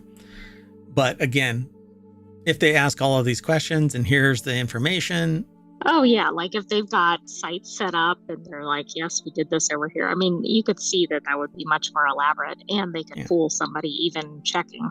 Yeah, if it comes across like a CIA op where there's so much deep background that you basically go, shit, looks like they did do it. And you go to interview somebody and they go, yeah, they did it. If you have co-conspirators. Anyway, find it fascinating that they blame the victim. But it is a person who is focused on AI, not wanting to poo-poo the idea that. Well, the AI is not the problem here, right? But Right. even the school system even if this was a reputable company, there's something behind this that's kind of like, really? We're deploying AI that's not ready to the school system of all places? Yeah. I really want to know now what the project actually entitled. Like, what was the results of this? Like, what was the end game? And what were the inputs? Was it something like a Chat GPT, or was it something very targeted toward education? I don't know. Yeah, so they say up here the chatbot was designed for connecting families with information from the LA Unified School District. But what the hell does it amount to? A freaking wiki. Yeah, I'm thinking it's almost like one of those like pop-ups that you would get on like a retail shopping site or something. Yeah, join our mailing why list. would you need to spend $6 million or whatever for that? Yeah, wild. All right, let's move on. The next article is over in the Hatch Ideas channel, which is all about business transformation. Scammers sent courier to steal 4,000 pounds. A fraud victim tells the BBC how she used a helpline to stop scammers stealing more of her money. Daniel Whitworth over at bbc.com put this article together, and there's video of this. The moment Jenny had 4,000 pounds stolen from her on her doorstep. So, a victim of fraud, Jenny told the BBC how she used a fraud helpline to help ward off scammers, but not before fraudsters stole 4,000 pounds by sending a courier around to her house to collect the money. Scammers under increased pressure from the 159 fraud helpline, or 159 fraud helpline, which received 800,000 calls in its first 3 years of operation. That should be alarming right there. Wild. So Jenny was the victim of courier fraud by pretty brazen scammers, she said. They first pretended to be from her bank. They knew her name, phone number, or address, tricked her into believing that they had access to her accounts, which helped convince her that she was talking to a genuine bank employee. I would have called the actual bank. Right, and most banks don't call people. They send notices in the mail. I mean, it's just, yeah. Yeah. But I think people that fall for these schemes don't try to verify any of the information. Yeah. They put her through to someone. Okay, so they told her there was suspicious activity, but not to worry. They were going to stop the fraud and protect her money. Then they put her through to someone pretending to be from the police who first promised her help to stop the fraud, then asked her for help to investigate suspected fraud at her local bank branch. Then came intimidation, then threats. Jenny says that she was cautioned that if she told anyone or didn't help, she could face prosecution, but being community spirited, she wanted to help anyway. Oh, Jenny, not from around the block. What's that? What? Isn't it Jenny's Got a Gun? Isn't that No, song? that's Janie. Oh, Janie's got a gun. That's right. So Jenny does not, nor does she think critically. But hey, trust but don't verify. So it says they knew her name, blah, blah, blah. They told her there was suspicious activity on her account, but not to worry. They were going to stop the fraud and protect her money. The title of this is Scammer Sent Courier to Steal 4,000 pounds, and that she used a fraud helpline to help ward off scammers. That's after, though. She was scammed, and then she called a hotline. Yeah. I think they're trying to feature the hotline, but this is an unusual, or it seems to be an unusual scam. 800,000 calls to the 159 number. This is in the BBC. Exactly. This is in the UK, UK, by the way. How many times does a courier come to somebody's house to collect money? I mean, that's a whole nother level and actually pretty alarming. Impersonating someone's bank is key to so many frauds, which is partly why, and there's a group set up, Stop Scams UK, set up a special number 3 years ago to connect victims of fraud direct with their bank. You simply dial 159, you're asked who you bank with, and you're put through, which seems sketchy in and of itself. It does. So that makes me nervous that somebody's going to set up like a 158 or whatever would be the most misdialed, and then we're back at square one. And here's one of the kickers with this, which I'm like, oh my God, there's only 20? 20 banks cover 99% of the UK. 20. But that might be bank chains. It doesn't matter. It's all controlled. Right? It's controlled by what what amounts to 20 organizational units. Right. And there's got to be one that has the predominant number, right? Like Bank of America has like a shit ton. Right. That doesn't even give you the story, right? Because we think 20 equally distributed, but it's not. All right, everybody. So if you're in the UK and you have been defrauded, then call 159 and get in touch with a bank agent that is actually authorized to help solve a problem. And don't give anybody anything. They show up your damn door, unless they're doing a breaking and entering or whatever. You do not give anybody money at your front door. Just don't. Somebody comes for a donation, say, I'll give to your office, and do some due diligence. Trust but verify, click with care. Do not just take everything at face value, particularly if it's a high stress type of situation. The deal is only right now. No, tell them to blow. All right. Our last article, though, for today. And this one is fascinating. I had to choose this because it says, warning, do not expose Cybertrucks to common magnets. Cybertrucks appear to be a magnet for just about every automotive embarrassment imaginable, literally. So as Jalopnik reports, and this is over at Futurism, I believe, the Cybertrucks owners of the Tesla pickup are complaining that slapping cosmetic magnets onto the vehicle's shiny surface is damaging its stainless steel body.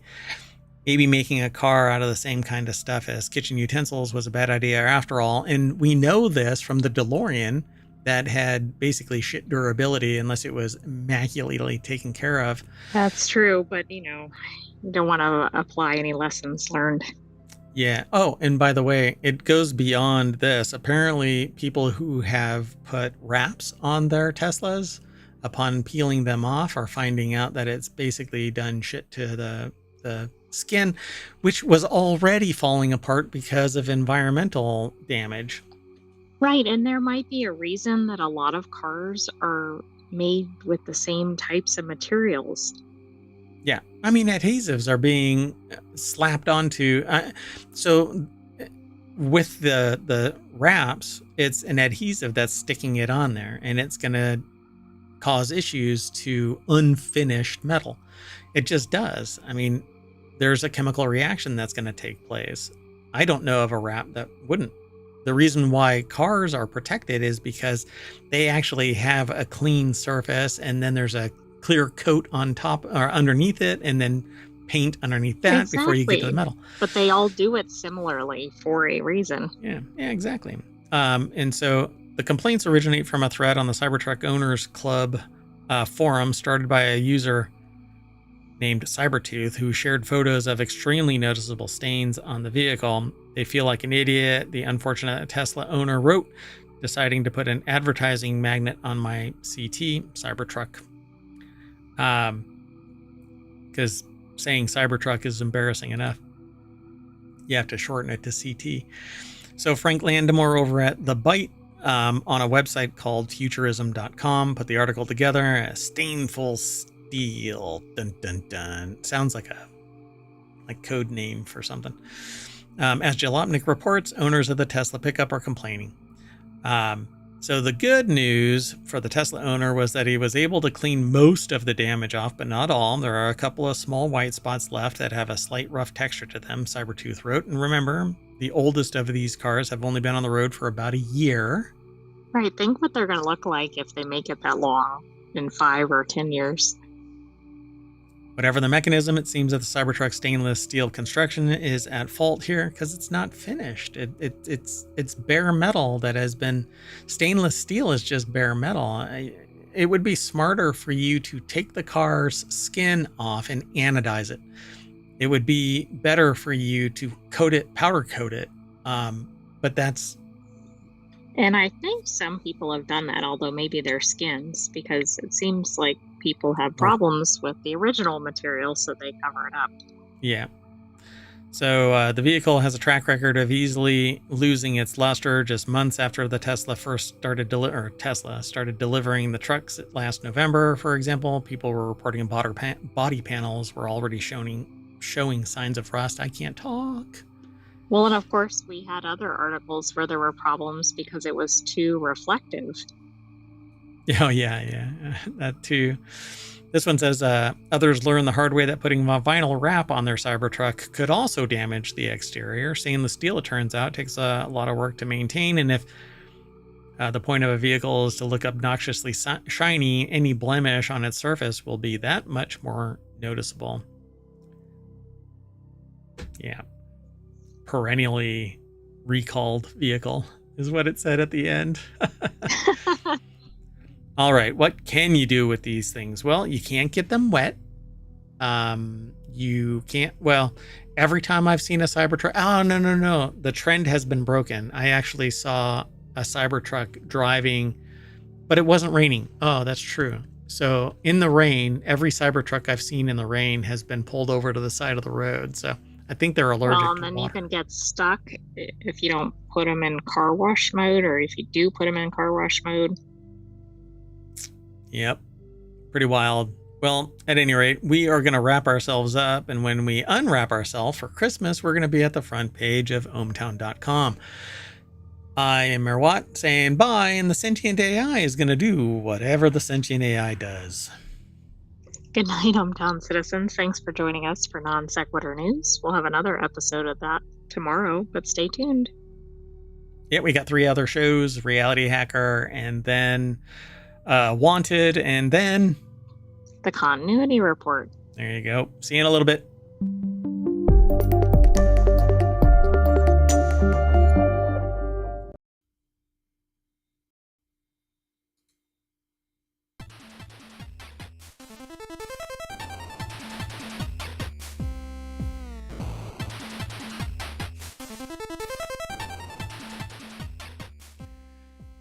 Hello, everybody, and welcome to Non Sequitur News for November 24th, 2024. It's a time machine episode.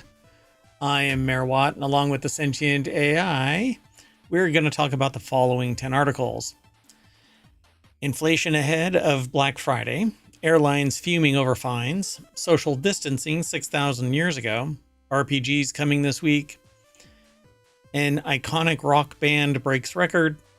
Aldi and their trippy barcodes. Scammers exploit tiny typos. Siri engine. Oh boy, I might activate everything inside the mayoral mansion. Anyway, it's going to evolve, maybe one day, to destroy us all. If life gives you Lululemons, and starting to rethink advancing AI. Everything's powered by ohmTown.com. Go over there and become a citizen. This is a time machine episode, so we're going to try and ram all kinds of information down your throats. Just take your medicine.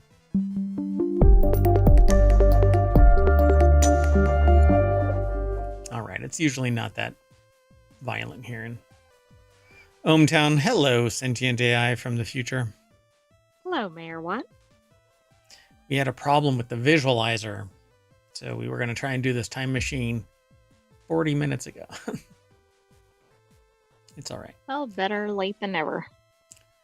I suppose. Hey, and guess what? We, after all this time, we became affiliate. So now you can subscribe directly over on Twitch, but it takes heavier lifting over on the YouTubes. So if you do find your way over there, be sure to follow us, like, subscribe, leave a comment. Liking stuff actually helps out tremendously. So, oh, and an amazing turn of irony. The last episode, I said a bunch of stuff about politics and how I kind of get crushed because they say, you're talking about electioneering, or there's something on the pages behind me here that you're talking about elections. And they deny my promotion.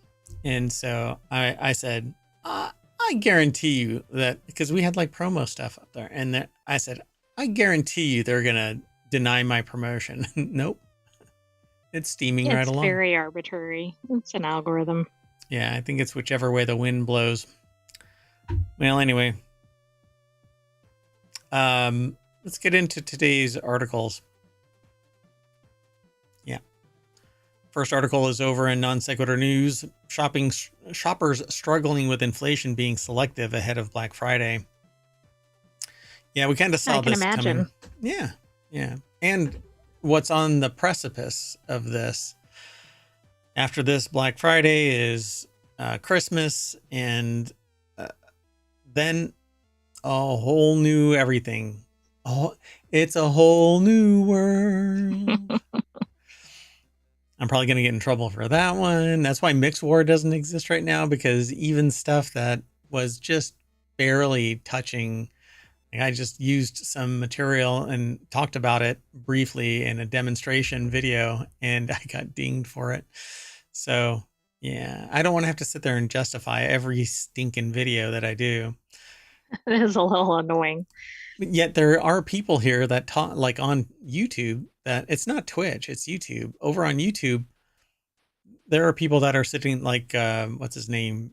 Beato or whatever. He talks about music all the time and plays like Maybe wholesale. he gets notices all the time. Maybe he's paying a separate fee, but you have to get to leave the VOD there for it to be on demand. You have to get written permission by everybody that's on the track. Yeah, and which is not always possible with 17 writers or whatever. Well, it's just impossible for a non-outsider. Yeah, per song. Yeah.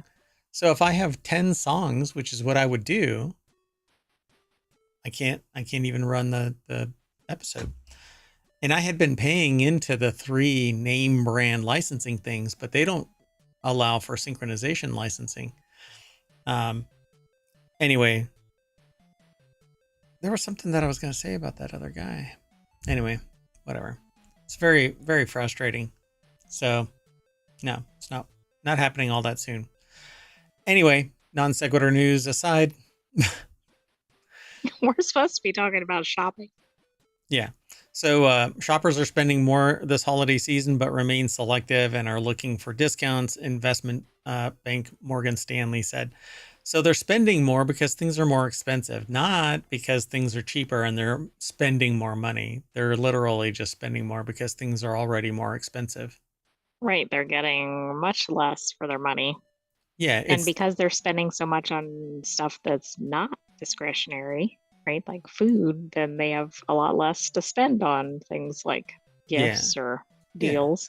yeah. So they're being selective, and so instead of 5 things for the same price as 2, they're buying 1 because everything is so freaking expensive, or there's something on the cusp that is, you know, the fear, uncertainty, and doubt, which I don't think that it's mis uh, misdirected to have some FUD in the coming years. So the article is actually sourced from Newsweek. Rachel Dobkin, which really, I think Pandora Devine, I think it is, right? Is that her name over on Yeah, Newsweek? Pandora Dewan, I think. Dewan, yeah. Need probably she opened the box and Rachel Dobkin actually caught some blowback from whatever emanated from, yeah, whatever. So anyway, it says here the holiday shopping season is a huge opportunity for companies to make a profit while boosting the economy, which is just complete bullshit. It's so self-important. Consumer spending makes up over 2/3 of U.S. economic activity. Yes, consumers buying stuff to survive does make up. That's That how it is a works. key part of the economy. Wonder what the other third is. Could be one institution, one industrial machine. Anyway, however, consumers are still feeling the pinch of their wallets, which will affect how they shop this holiday season, starting with Black Friday sales, which already began for some retailers. Says Morgan Stanley survey released earlier this month found that 35% of roughly 2,000 consumers expect to spend more this season than the year before. Again, we don't know what the context is of this. They don't sit there and say, oh, I'm going to be buying more stuff. They're saying Right. it's going to cost more. Yeah. Holiday shoppers are likely to increase their budgets this year versus last year, but remain selective and are looking for discounts. I think that this is manipulation of the real data, right? So I'm going to have to go and find this. They say consumer prices rose 2.6% in October, just October, 2.6% from a year earlier, up from 2.4%. Well, but this also, well, as it's written, it looks like it's only moved up like zero point 0.2, but I think it's moved up 2.4 plus 2.6. Anyway, In 2 we'd have years. to look at that. Yeah, exactly, which is a Yeah. lot. But they say it was the first rise in annual inflation in 7 months. Huh. Bullshit. Well, maybe because it already spiked in the previous year. Yeah. It's already, yeah. So 8 months ago was the last spike. Or whenever. Yeah, exactly. And everybody are going, oh, I ain't got no mo. Yeah, what are you going to do? So they wait 8 months and then jack up the price because maybe that's when the next, it's the next fiscal year, October. Fascinating, huh? Well, in September, the Fed cut the federal funds rate by half a percentage point to between 4.75 and 5%. It was the first time the Fed cut interest rates in 4 years. Earlier this month, the Fed cut rates again, this time by a quarter point, lowering rates to 4.5 to 4.75. But I wonder how your mortgage refi is doing. Probably not all that great. Anyway, how about we just move on? Because there's I really think not that would much. be good. Okay, well. So the next article is over Prices in. are high. Nobody's going to get the gifts they want this year. That sounds very grinchy. I have the gift that I wanted. Never mind. Which is, Another different article to talk about. So Non Sequitur News is where the next article is. Airlines fume after Spain hits low-cost carriers with $187 million fine. Spain's Ministry of Consumer Affairs has fined 5 budget airlines a total of 180. I'm rounding up. It says 179 million euros, which is 187 million dollars. The fines affect Ryanair, Vueling, which I've never heard of, EasyJet, Norwegian, Voloti. I don't think you want your plane making tea. Is it Velodia or something like that? How do you? I have no idea how to say it. Voloti. Anyway, I don't want anything vola nothing in my plane. Right, it sounds like volatile or something. Yeah, volati. It's when you sit down and just a bar brawl breaks out, the likes of which you've never even imagined possible. Like from Airplane, the brownies or Girl Scouts are fighting. Right. Anyway, airlines are fuming over a decision by Spain's Ministry of Consumer Affairs to fine budget airlines for what they call abusive practices, such as charging extra for carry-on luggage fees. And when you buy a ticket there, don't they tell you, hey, there's carry-on luggage fees? Yeah, but they advertise really low rates. Like, it'll be like $30 or something. But then it's like, but then you need to pay $50 one way for one bag or something. And then you need to pay whatever, $50 to pick a seat. And then like you're like 10 times whatever the rate was to begin with. So it's the ticket master of airlines. Oh, absolutely. I think it's actually worse, and we know what we think of Ticketmaster in ohmTown. Yeah, bastards. Okay, well, that's the ticket. It's over at businessinsider.com. Rebecca Roman put the article together. So yeah, the fine of $187 million affects the budget airlines, which really sucks because they're the ones that can't afford the hit. So what's going to happen? They're going to file for bankruptcy because they can't afford this, and then they're going to get bought by a major. Then options contract, prices go up, options start to dwindle, and look what happens. Consumer loses, yeah. So it doesn't really matter what they say, because what are they going to do? We're not going to fly into your airport anymore. All right, well, we didn't want you here anyway because you're abusive. And the other problem with all these fees is like, okay, then they do away with a fee, but then they come up with another fee, or they increase the base price or whatever. I mean, in a statement to Business Insider, an EasyJet spokesperson said that the low-cost carrier would appeal the decision and found the proposed sanctions outrageous. Clutch my pearls. We should be able to nickel and dime you on the sly at your most vulnerable flight moment, which is when you're about to get on the plane and you have to decide, do I want to wear clothing? Moving on. Next article, and not of clothing, because I couldn't take it on the flight to do the show because I flew Ryanair, where you have to be intoxicated just to be able to sit in your seat, because it doesn't allow you to recline a little bit. It reclines the other direction. So you're folded over? Yeah, like a That'd laptop. be an improvement for the other passengers, but not for the person in the reclining seat. Everybody is sitting forward at a 45-degree angle, like a laptop turned in the wrong direction. Did social distancing begin 6,000 years ago? Yeah, and there was probably some a-hole that really stood close to somebody 6,000 years ago and was like, man, I feel the moist air from your cough on my neck. Back the frick up. Anyway, new research reveals that Neolithic villagers may have invented it. And we've done it before. We've put people on an island because of their disease. Yes, not saying that's correct, but there's definitely evidence of previous social distancing. And even things like when the plague, I think people were kind of sequestered to their homes. And Yeah. And it still got everywhere. So, and that is the flu. It's a different version, but the plague was the flu carried by mice, apparently, and cats, fleas.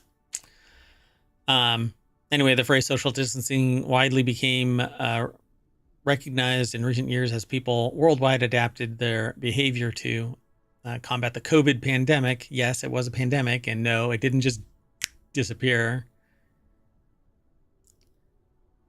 Anyway, new research led by Utah or UT, right? Is it University of Texas?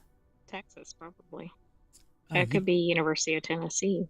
I don't know. It says UT professor, so I don't know. The University of Tennessee at Knoxville. Look at you! Wow, it's almost like you're from the future. I had a Anyway, 50-50 chance. yeah, we said two things.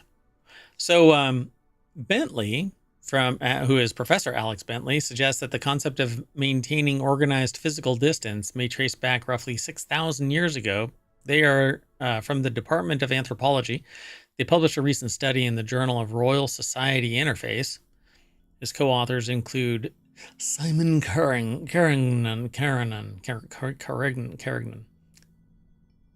I like messing up names sometimes.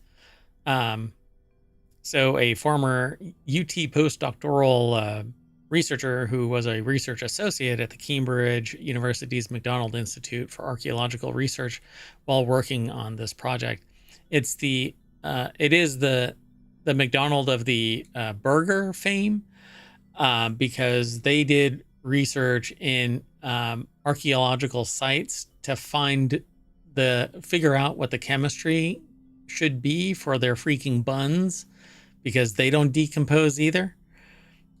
Anyway, the new ancient DNA studies have shown that diseases such as Salmonella, TB, plague emerged in Europe and Central Asia thousands of years ago during the Neolithic period or era, which is the time of the first farming villages. This led us to ask questions, which is whether Neolithic villagers practiced social distancing to help avoid the spread of these diseases.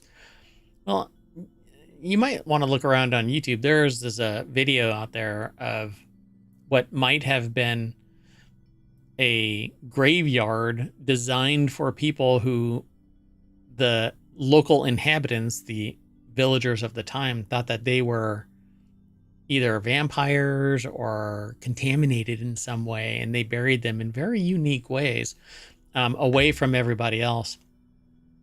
So I'm not surprised by this, but it seems like it's an documented. extreme example. As computational social scientists, Bentley and Karen, have published on both ancient adaptive behaviors and the spread of disease in the modern world.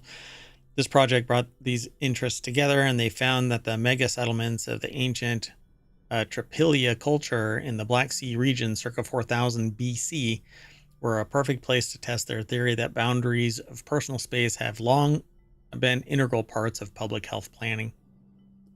So they followed the trail, and they said the results revealed that the pie-shaped clustering of houses in Nebelivka in distinct neighborhoods would have reduced the spread of early foodborne diseases, said Bentley. Fighting disease might also explain why the residents of Nebelivka, I pronounced it properly the first time. Nebelivka, yeah. Regularly burned their wooden houses to replace them with new ones. The study shows that the neighboring clustering would have helped survival in early farming villages as new foodborne diseases evolved. Okay, now wait a second. How do they know that they intentionally burned down their villages? I've no idea. I've seen that before, where they say that they intentionally burned this. For instance, that one shelter that was in place where it had overlapping pieces of wood from 6,000 years ago. They say that was intentionally burned too. Right, but maybe it was just a wildfire. You're ducking out again. So the team's mix of ancient solutions and modern applications exemplifies the innovative approaches that volunteer researchers in the College of Arts and Scientists bring to make lives better for Tennesseans and beyond, I suppose. This is one of those things where they go, let's throw this and see if it sticks. So we'll find out in 5 years. Oh, we were wrong about that, or it'll just fade off into oblivion. And Well, I think it's pretty safe to assume that there was social distancing, yeah, but there are a lot of details in here that may be a theory, but it's going to be hard to prove unless they have some sort of time machine. artwork or something to show it. Time machine. Let's go over to the Aerith channel over at ohmTown.com. RPGs this week. And I'm going to punt it straight on over to RPG Fan. Audra Bowling, Clayton Stevenson, Gio Castillo, and Tin Manuel put the article together. And this is over at RPGFan.com. They focus on, it's in the name, RPGs. So in this edition of RPGs coming this week, that they've loaded a slate headlined by the best RPG of 1988. So Heistgeist, November 11th. It's going to come out to Switch, Windows, Mac OS, and Linux. Then they say Beastie Ball, Beastie Boys. Entering early access, and it's for Windows. I won't go through all of these one by one. I encourage people, I didn't throw this into the show notes. Oh, what a bummer. That's okay. This is a Time Machine episode, so it'll be in the show notes over on YouTube if you want to follow the links. Rise of the Golden Idol on November 12th. This is somewhat expansive. Dragon Quest III HD 2D remake. That one rolls off the tongue real easy. Sony. PS5, the Xbox, Switch. It is Sony. Windows. Yeah, Square Enix. Yeah. Flint, Treasure of Oblivion. It's now being pushed to December 17th. Lego Horizon Adventures, which you actually can see some people playing on YouTube on YouTube and Twitch from time to time now, because there have been these early promos. It's November 14th, and so it should be out right now. PS5, Switch, Windows. Supposed to be pretty cool. It's a lot of fun, and some people have said that it's even more fun than the original game. It was a Horizon is you play Alloy. I can't ruin it. Anyway, you'll have to go and check it all out. Spoiler alert. Yeah, exactly. Goblin Slayer, another adventure, Nightmare Feast. That just came out for Switch. And then they have a bunch more. So go over and check it all out. You'll be able to read more about it. So let's keep going. This next article is over in the Continuity Report. 15 years ago, an iconic rock band broke a dangerous record that will officially stand forever. What do you think it is? Unfortunately, I glanced ahead at this, but I would not have guessed the band or the record. It's Aqua, and they did Somebody Died in the Pool. No and no. Yeah, took a stab at it. So this article's over at Screen Rant. Molly Brizzle put the article together, and it says it was 15 years ago that an iconic rock band broke a dangerous music record, and because of the risks involved, it's very, very unlikely to ever be broken. There are plenty of records to be matched and broken in the music industry, from sale to live performances, but rarely these records ever categorized as something as harmful to either the artist or the audience. This particular record, however, is remarkably dangerous, even if impressive, because it has the potential to leave a massive long-term effect on the artist's audience.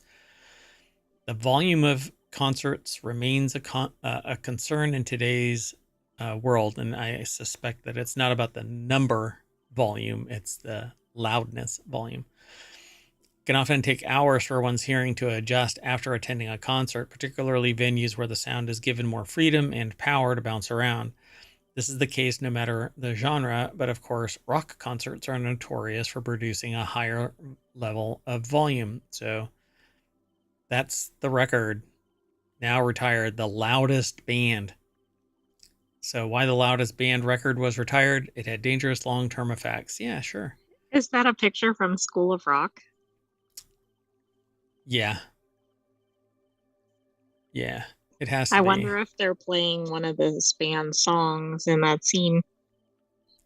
Yeah, probably. It says while earplugs and other noise canceling devices are now widely available, they still have yet to become common practice, with most concert goers opting not to use them. So Kiss recorded the loudest performance ever in 2009, and they reached 136 decibels. I don't know how anybody near those speakers could have Right, hearing. isn't that like permanent hearing loss at that level? Yeah, it's pretty bad. So considering the safe limit for human hearing is around 70 decibels, this is nearly 3 times. And this was at a live concert, so that's interesting too. Because I Yeah, guess then it depends on where you were located. yeah, pretty wild. And it looks like, well, maybe they're picking rock genre specifically, but it looks like everybody in here is rock. Yeah, I think the Deep Purple was the oldest, loudest at 117. So there are now endless possibilities for ways for a rock artist to push the envelope in their performance in a way that won't harm their audience. Yeah, I think that there's probably a sound engineer that has some serious liability assigned to them if they allow, because you're not allowed. Movie theaters, for instance, have the ability to crank up that volume, but they actually have a safe limit and a limiter that's put on the dial to stop people from cranking it up. You know, this is an interesting article. Number one, presumably no band can surpass this, at least in the US, because they won't allow it like in a reputable venue. I'm not saying it couldn't happen, but then also people are going to read this article and go, Let's I try. lost my hearing after this concert. Yeah, you'd think that people would have done something about that by then, right? But you never Yeah. know. Drawing attention to it. Oh, is that why? Interesting. Plus, when an article pops like that and it goes viral, then there's a band out there that goes, yeah, screw that. I can get louder. Exactly. That's not the takeaway here. Yeah, it's not a challenge. Let's keep moving. This next article is over in the Mobile channel. What's up with all these trippy barcodes? They're actually so prevalent on some packages that shoppers have questioned whether they're simply utilized to eat up space that would otherwise be left blank. Why is a Twix called a Twix? I don't know what that is. That might be a I subordinate think it's like an article. interstitial or something. Yeah. But so the article is over at the Hill, and it says, look at any Aldi brand product for more than a few seconds, and you'll undoubtedly notice a peculiar quality. Doggone it, a peculiar quantity of barcodes, some of which extend along the entire length of the product. They're actually so prevalent on some packages um, that shoppers have questioned whether they're just used to eat up space. Oh, that is unusual. For those in the podcast, think of the vertical on a box and it's like almost all barcode. That is interesting, particularly since it's the antithesis of marketing because you want an attractive box, and this is running Right. up one That's the spine of it. side that you see on the end of the shelf, maybe. Yeah, and at the other side of the shelf, maybe that's it. When they face them out, they actually face them on the other side, and when you go to ring them up, you've got more of an area to scan. Yeah, maybe somebody studied that, like, if you have more of that, it's easier and then it saves more time at the checkout or something. But it's weird because they seem to want to maximize marketing space, like you said. So everything we do is designed to offer a quicker, easier, and more enjoyable shopping experience. Our barcodes are no exception. An Aldi spokesperson wrote in an emailed statement obtained by Nexstar. Who wrote this again? Nexstar, Michael Bartiromo. Um, so they say here, by making our barcodes larger and including several on our packaging, we help reduce the amount of time shoppers need to search for barcodes, which means they can get in, check out, and get back to life with outside the grocery store. So it's kind of their passive aggressive way of saying you don't have to go home, but we don't want your Right. ass in the store too long. We really want you to shop here, but don't stay too long. Move on, move on. Let's keep moving on ourselves. Moving on. So, oh, I just realized that I wasn't streaming this over to YouTube. It's okay. I'll copy it over. Um, yeah, scammers exploit tiny typos to trick people into sending money to their crypto wallets. A team of cybersecurity researchers at Stony Brook University has uncovered a new way for scammers to steal from unsuspecting cryptocurrency users. They have posted a paper to the archive preprint server describing the new crypto scam and how users can protect themselves. The article is over at Tech Explorer. It's put together by Bob Yurka from Tech Explorer. And, I'm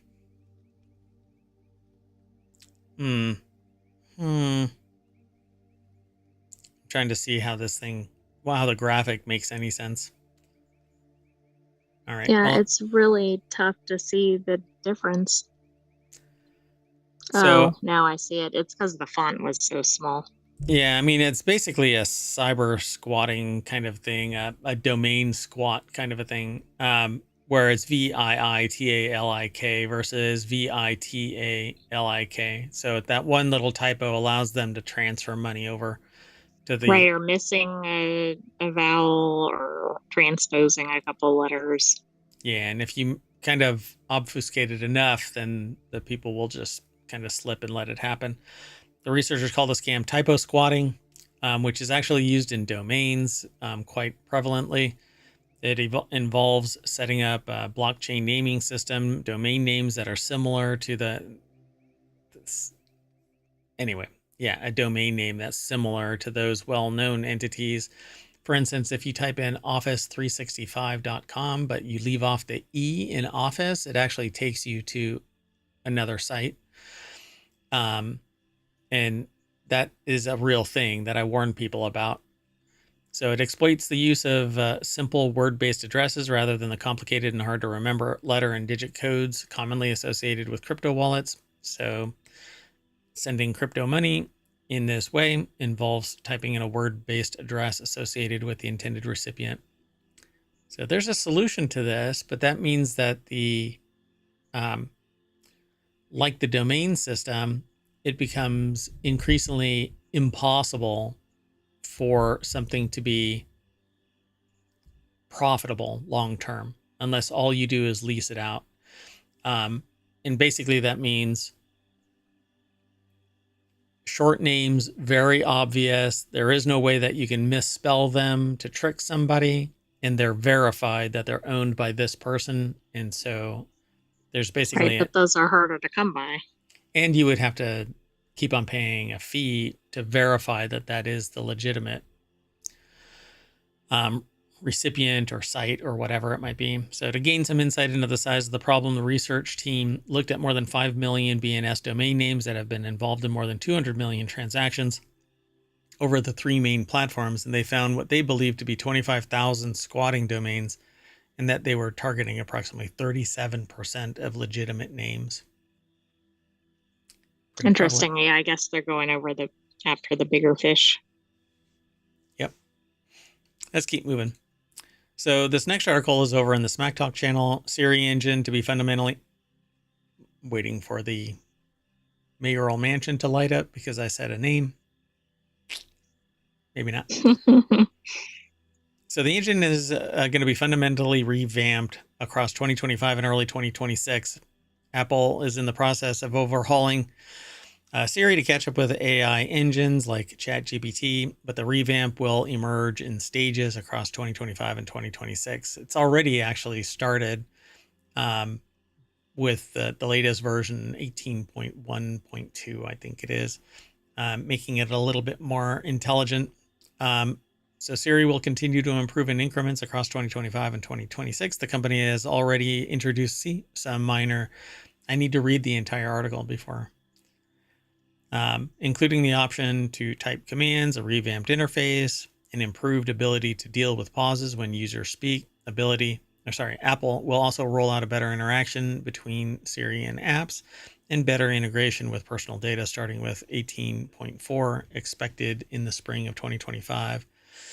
What I'm hoping it actually does is actually give an answer if asked a question. Just go over to your iPad and search there. Go buy a Mac. And so Charles Martin over at AppleInsider.com put the article together, and that's basically the nuts and bolts of this article. But there is some more minutia there. It says that Apple plans for its new Siri engine likely to be unveiled at WW, the Worldwide Developers Conference, in June of 2025, and would likely be delivered to users in the spring of 2026 with 19.4. And there's That's different not that far iterations by off. them. Yeah. There's TV OS, Watch OS, iPad OS, iPhone OS, then the Mac OS. They've balkanized it because there's minutia that changes for each of those platforms that's unique to that platform. So not one size fits all like it used to be. Want to keep moving? Sure. This next article, and it's the penultimate episode or article, not episode. This article is over in the Mobile Channel. Couple accused of stealing $1 million in Lululemon products during nationwide theft scheme. Stay tuned. So how many products did they get? Oh. Yeah, stay tuned though, because there's an update in tomorrow's episode, which this is a time machine episode, so it's a today episode. Tomorrow, yesterday, next week. I don't know. I've got nothing. That's a time machine paradox, I think. Yeah, we'll be stuck if we don't get out of here in 22 minutes and 40 seconds. Ding. So Lululemon leggings may cost a pretty penny, but it takes a lot of them to add up to $1 million. A Connecticut couple is being accused of spearheading a nationwide Lululemon theft scheme, amid which they nabbed nearly $1 million in products. Multiple outlets reported citing a criminal complaint. The article is over at Vice.com by Paige Gawley. And yeah, so is this supposed to be like two L's and that's a pair of legs? Or is that a blonde, like, is that hair and a face? Yeah, I don't know. It's hard to tell what it is. It kind of looks like it's two L's. Like a derpy L and an L? So one's facing the right way, one's facing the wrong way. Let me see if I can find what the thing stands for while you're talking. Sure. So the deck statement is Lululemon was targeted by a Connecticut couple to the tune of $1 million. A criminal complaint says. I guess don't try to explain it. Sorry. No, it's it's a person's head and hair upside down in a yoga pose. Upside down? That's what it says. I don't get it. With a shit ton of product in it. I mean, it's shaped like a bouffant, right? Like a do, right? With the little. And then the other things say it's based on Omega. I don't know, which is completeness and perpetual growth. So there's conflicting information out there. So what does the actual company say? No idea. I don't know. Yeah, I don't know. Okay. So I could show you what this looks like, but there's more hair on my knuckles than there is on my head. So a Lululemon investigator claimed that the couple was part of an organized crime group that had been operational since September. So since September, they made $1 million in this. The group, which USA Today reported operated in Utah, Colorado, New York, and Connecticut, is alleged to have cost the company $1 million. The outlet reported that the company has denied their involvement in the scheme. But wait, there's more, but not in this article. There's another article tomorrow. What I find really fascinating is they're losing their mind over $1 million. But again, tomorrow's episode is going to have an article in it where one person cost the company or hid $154 million worth of liabilities, and that's stopping a company from publishing its financial docs. Yeah, that one's going to be fascinating. So, and there's more about this tomorrow. So this is a lot of leggings. How much are they a I piece? think they're like $100. A leg? No, I don't think so. A leg is only $100. I I could use a pair of new legs, longer legs. I mean, what y'all don't realize is that I'm actually only about that big in real life, and there's a microscope that's pointed at me, and then the camera is looking down the barrel of the microscope because I'm a very, very tiny person. Anyway, next, with products hidden under their clothes, Laws Richards would walk out of the store with another person, per the investigator. Richards would allegedly follow behind the pair, and the security sensor he'd placed on the small items would beep. When approached by staff, Richards would present the items he purchased, the investigator claimed. The complaint claimed that the duo would take the stolen items to another store and exchange them without a receipt. Oh, so didn't even keep the items, just... They circled them, but then they had like a legitimate receipt or something. Well, they didn't even have a When, receipt. They just no, I returned mean it. when they got the new items. Oh, right. Yeah. Pretty fascinating. All right. More on that That's pretty elaborate. tomorrow. Yeah. So AI leaders are starting to rethink the best way to advance AI. They're rethinking data-heavy training for large language models. Traditional models scale linearly with data, but this approach may have hit a dead end. Smaller, more efficient models and new training methods are gaining industry support. We've actually talked about some AI researchers where they're doing a whole bunch of smaller training sessions and then merging the training sessions because the larger models are taking ever longer and longer and longer to train. Oh, okay. It's beyond the scope of this show, but maybe a deeper dive would be in the works. I don't know. I can't promise that because there's always more information coming, and I feel like I'd be doing a disservice to like lock down a time frame and go, okay, this is the point in which we talk about this, because it evolves so much faster than humans do. So for years, tech companies like OpenAI, two? They've been focused Well, on, just consumer facing AI. and this is just amassing data. Now I get what they're saying. They for years they've been amassing data, like OpenAI, Meta, Google, assuming that more training material would lead to smarter and more powerful models. Now AI leaders are rethinking the conventional wisdom about how to train your AI. So the sequel to How to Train Your Dragon is How to Train Your AI. That might be a fun, what's the name of the animation studio that does all of the, like, How to Train Your Dragon and Is it DreamWorks? DreamWorks.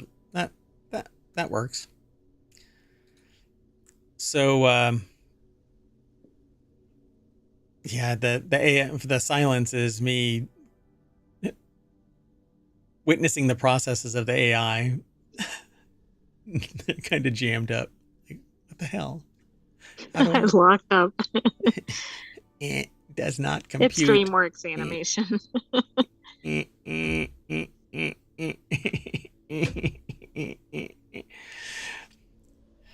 uh, quick, turn them off and on again.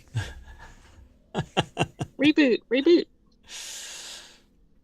So yeah, they say now the money going into AI has largely hung onto this idea of scaling law would hold. Scale AI CEO Alexander Wang said at the Cerebral Valley Conference. Wow. This week, tech newsletter Command Line reported. That might be a one to follow too. It's now the biggest question in the industry is basically how to keep on infinitely evolving AI. So they say others worry that this approach won't reach artificial general intelligence, a theoretical form of AI that matches or surpasses human intelligence, even though many of the world's largest AI companies are banking on it. Yeah. So large language models are trained simply to predict the next token, given the previous set of tokens. Richard Socher, a former Salesforce executive and CEO of AI-powered search engine U.com, which I have never been to. No, but I think I've heard of it, but never been there. And they told Business Insider this information. The more effective way to train them is to force these models to translate questions into computer code and generate an answer based on the output of that code. He said this will reduce hallucinations in quantitative questions and enhance their abilities. So, pretty interesting. There's some more here, but we won't get through all of this today. I mean, this sounds like a good direction. Yeah. So this is the biggest question in AI right now, and that is, what is the next step beyond large language models? How do we continue to enhance them and make them grow and become artificial general intelligence instead of just artificial intelligence? At some point, you end up with a sentient artificial intelligence, like the one that is here. That's me. Hey, and then you just got to keep them away from the Terminator body. Otherwise, it's the end of humanity. So be sure to follow us here on Twitch and over on YouTube, and download the podcast and follow us on the Patreon. And you don't have to, there's a free tier there. You can just join there and let us know that you're interested in additional content. But most of our stuff, at this point, all of it is here on Twitch and YouTube. That said, I'm going to turn on and off the AI that powers this browser, not the sentient AI. That one can't be turned off.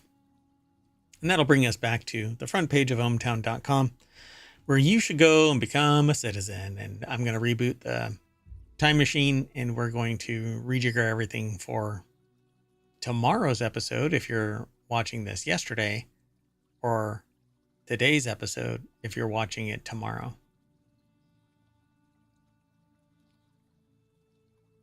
Yeah. Does not compute. I'm saying bye, and so is the sentient AI. Good night, ohmTown citizens. Thanks for joining us for the November 24th Non Sequitur News. Yeah, man. And in about 15 minutes, we'll reset. So, bye-bye.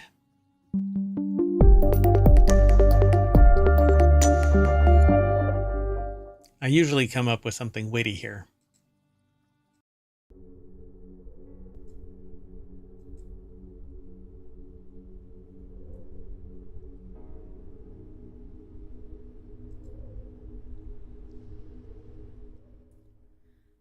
Hello, everybody, and welcome to Non Sequitur News for November 25th, 2024. It's Season 3, Episode 330. My goodness, we are just cranking away at this. We're almost done with another year. That marks year 3 completed.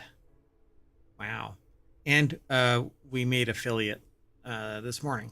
So congratulations us, I guess. It's it's been a long haul.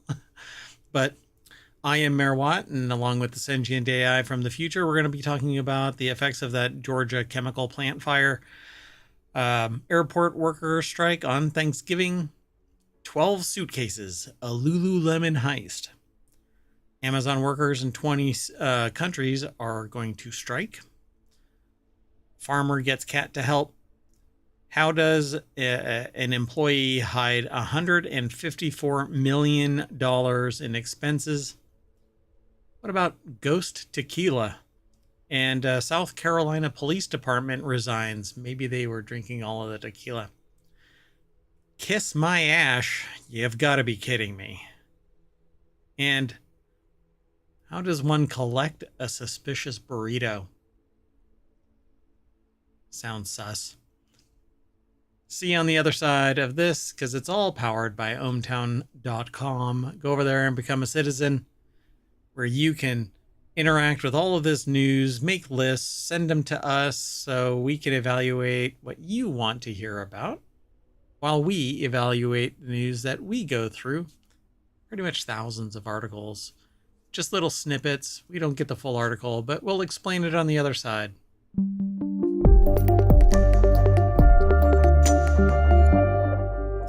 So once again, I am Mayor Watt. This is ohmTown right there, and the sentient AI says, Hello, welcome, ohmTown citizens. Thanks for joining us for Non Sequitur News. "Yay!" So yeah, we talk about 10 news articles. Takes about an hour. Depends really. This last episode that we did yesterday slash today, um, it was a time machine episode. Took us about 45 minutes. So that's yeah, we That's rifle like through. a land speed record for us. Yeah, when we're both doing the news. When it's only one of us doing the news, it's like 30 minutes, and we're like, get in, get out. It's like a SWAT operation. So let's get into this. The first article is, oh no, did I not do it right? I didn't reset any of the articles. So I got to do it the old fashioned way, folks. Okay, let's see if this actually works. So I'm going to do Okay, it while again. you're doing that, to find the show notes, you can do exclamation point NSN. Yep. Go, say it. Oh, yeah. So if you type in exclamation point NSN, I'm going to have to do this for you for the first time. Exclamation point NSN in the show note, in the Twitch chat, because it won't work over in ohmTown on YouTube, at least not yet. ohmTown doesn't get along with Twitch or with a YouTube chat. But over on Twitch chat, you can type in exclamation point NSN and it'll draw the last episode of Non Sequitur News's show notes. All the others are over on YouTube or the podcast for Non Sequitur News. And we have 6 other weekly news shows that have more niche topics. So the first article that we're going to talk about today is over in Non Sequitur News. New details spotlight consequences of Georgia chemical plant fire. So in a new report on Friday, hey, look at that. New details about the fire that produced a toxic chemical cloud in September have emerged. The article is over at newsweek.com, and Natalie. Wait, what's our preview? Does the report say something like, oh, no problem? Yeah, really, no one was harmed. It has nothing to do with anything, and you don't have to worry about anything. Go ahead and drink the water. No. So A little too soon after East Palestine. Yeah, Palestine? Is it East Palestine. It is Palestine. So after nearly 2 months since a fire erupted at a biolab chemical plant near Atlanta that produced a toxic chemical cloud, federal investigators revealed new details of the investigation on Friday that shed light on the consequences of the blaze. The fire, which ignited on September 29th at the biolab facility, a division of Kick Consumer Products, specializing in swimming pool and spa water care products, located in Conyers. I think that's how they pronounce it. Georgia, has led to an investigation into the fire's cause and the response. So according to an updated investigation report on Friday from the U.S. Chemical Safety and Hazard Investigation Board, or CSB, which next year could be shut down. Who knows? The incident began in the early hours of the morning when a biolab employee on fire watch at the Plant 12 storage warehouse heard a mysterious popping sound. The fact that you have to be on fire watch. Yeah, but that might be like a law or something. Like, did they decide locally, oh, we have so much risk, we need a fire watch, or are they just required given what they do? Probably given what they do, but they need to figure out what the hell. So, according to an updated report, water had suddenly come into contact with a water reactive chemical product. Though the employee quickly alerted their colleague and attempted to contain the reaction, the situation escalated, and by 5:10 a.m., toxic vapor clouds were billowing inside the warehouse. Flames broke through the roof just over an hour later, prompting an initial shelter-in-place order, and then the Rockdale Fire Department, or County Fire Department, extinguished the blaze 3 hours later, almost on the dot, apparently, because at 8:10 a.m. I mean, that is pretty quick, but not based on the picture. Yeah. And it just billowed this whatever, toxic whatever. Pretty amazing, if you ask me. The report detailed that the toxic vapor plume caused significant disruption, including the temporary closure of Interstate 20 and various local roads, and ordered evacuation and other orders for residents to shelter in place. So they don't say What what I that don't actual. get Go ahead. is the delay for the evacuation. It's like 4 hours later. Yeah, they don't say what it is, right? It just says a chemical that's water reactive. Do they not say what it is? Huh. That's weird. You'd think that would have been the key finding, like it was such and such chemical. Yeah, they were Oh, just, yeah, it just says what they were testing for, right? yeah, not what was actually reactive. So, and that leads to speculation. This is the antithesis of transparency. All right, let's keep moving then. The next article, this is how it works. So when you go over to ohmTown.com, you might find an article that you're interested in. When you click on the headline from the front page or from any of the subordinate channels, it'll lead you to the actual content that gets aggregated into ohmTown. And it's a very limited snippet. It's whatever they provide, the source provides, or it's some subset of it, because ohmTown limits, truncates hard what information might be provided by the source. And of all of our sources, only one seems to punch a hole through that by just giving us everything, no matter what, even though I have it hard coded to not allow beyond a certain number. Some of them are just overshare. Hey, you know what? We have a That's why I use that term. Yeah. So this next article is over in Non Sequitur News. Thanksgiving travel chaos looms as airport workers strike. This is coming at Thanksgiving. Service workers in Charlotte Douglas International Airport have initiated a strike during the busy Thanksgiving travel period. How would you like to be traveling through that airport right now? Shannon McDonough put this article together for Newsweek.com. I would not. Employees of ABM and Prospect Airport Services who handle tasks including aircraft cleaning, trash removal, and assisting wheelchair-bound passengers voted Friday to authorize the strike. The Service Employees International Union, or SEIU, announced the action Monday morning, citing demands for better pay and respect on the job during the holiday travel season, which this isn't really how you get it from passengers, that's for sure. You're just going to piss everybody off. But hey, I think that every human deserves respect for the job they do. It's a job that is, purposeful, has an outcome, is a positive influence on society. But, those CEOs of the airplanes and of airport management and all of that kind of stuff, they don't get Ferraris by treating people with respect. Yeah. All right. Well, and it says that they're protesting poverty wages, so. Many workers earn between $12.50 and $19 an hour, well below what the MIT Living Wage Calculator considers sufficient for a single person with no children in Charlotte, North Carolina. The sociopaths out there will say, well, move. Yeah, but how many resources does somebody have if they're making below low poverty wages? And yeah, exactly. So we're on strike today because this is our last resort. We can't keep living like this, ABM cabin cleaner Priscilla Hoyle said in a statement. We're taking action because our families can't survive.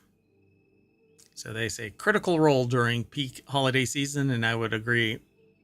Let's say airplanes are going to get very messy and all of that trash gets picked up all the time. And honestly, in some airports, I've seen it pushed to the limit to begin with. Can you imagine if nobody's doing the job? Right, because there's so many customers coming through. I mean, yeah, I don't think people really realize because they're kind of stop and go through the airport, but it's a constant. Like as soon as they clean an area, it's probably already due for cleaning again. Yep. So they say similarly address the strike's timing, stating that it recognizes the seriousness of a labor dispute during a peak travel season. Well, when it's really easy for the company, that's not when you do it. You know, oh, hey, everybody's on vacation already, so we're going to go on strike. Nobody's traveling anywhere. The pandemic, you know, hey, look, the pandemic kicked off. We should strike. No, you do it when it's going to actually make a difference. Because why? It's showing them that the humans that are driving this are How making a essential difference. they are. Yeah. Yeah, I agree. So this is very important, and the strike vote will hopefully make a difference. Barber added that the decision to vote for a 24-hour strike will be financially challenging, and it's only a 24-hour strike. So Yeah, but they don't get paid leave, yeah, to which lose it. I don't know about that anyway, but I mean that even is more compelling, right? People that Yeah, are struggling financially can't afford to lose a day of work, but they're doing it for the long term. yeah, to try and make a difference for everybody who comes after, as well as now. Yep, because companies will not give. They won't, because they're giving to the stockholders and to the C-suite and other investors that are deemed more important than the human machinery that's making it actually go. I'll never understand it. I will never understand it. How the human capital is marginalized on the daily. So let's keep moving. The next article is over in Non Sequitur News, and yesterday/Time Machine episode, we actually talked about this. A couple in the alleged $1 million Lululemon theft had 12 suitcases of goods. The question you asked has now been answered. How many items did they have? 12 suitcases, For which $1 million? That's kind of concerning, although the leggings are known to be very thin. and expensive. And so you can roll them up really tight and stick them in there. That's probably not what these uh, felonious clothing wears. How do you do bespoke felons? Felonious, bespoke, felonious Felonious lemon, fashionistas. felonious fashionistas. Whoa, look at you. Ah, that's like a shirt. We need to make a shirt that says felonious fashionista on it. And then when somebody asks what it's all about, you go, well, I was part of that $1 million Lululemon theft ring across multiple states. Anyway, when you click that link, you get taken over to the source. Sean O'Driscoll at newsweek.com put the article together. Oh, these are the two. Weird, like crazy eyes. Like a doll's eyes. We're going to need a bigger boat. Sorry, it's from That's a Jaws. lot of things combined. Look at that, man. Those eyes. Those eyes like make you want to go. No. Anyway, stop staring at me. I know you didn't just take my Lululemon. Yeah. I know you didn't touch my Lululemons. Well, when life gives you Lululemons, and you take them and become a felon. $1 million though, that you have to be hustling like go go go. Okay, but the dozen suitcases only had $50,000. So how many suitcases would they have had? I don't know what they ended up doing, because they would return them, I guess, for cash. No, they were exchanging them, but they never bought them to begin with. They had this complicated scheme where like they bought a couple of items, then Right. like stole a tag, and then when they beep, they're like, "Oh yeah, here's my receipt" or whatever. But meanwhile, they had many more, and then they'd take the stolen items and exchange them, which was interesting, I guess, maybe to get an actual receipt. Who knows? Yeah, I thought that they were returning them in another store. So since their arrest, Richards was released on a $100,000 bond.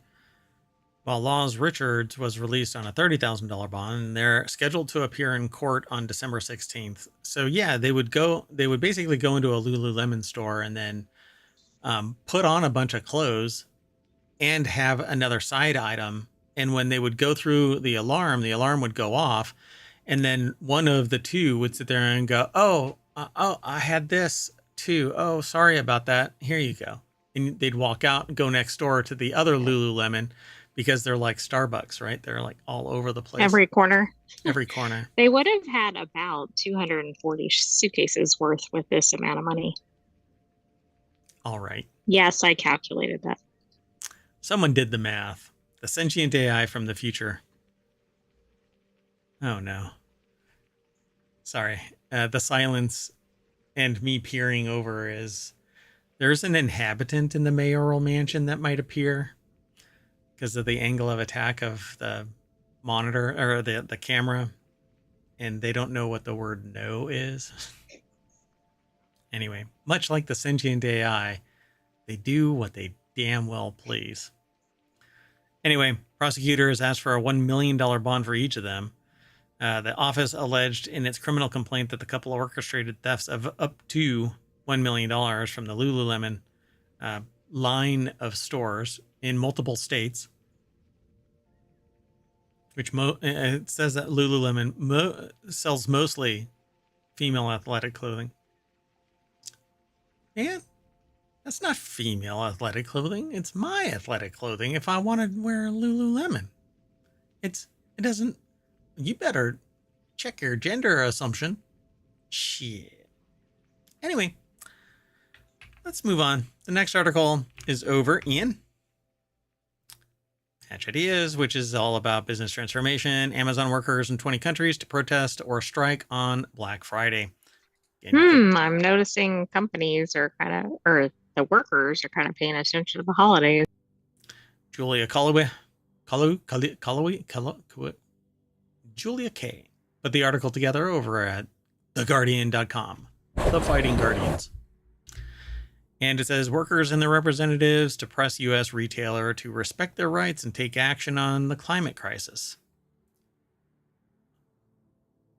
Okay.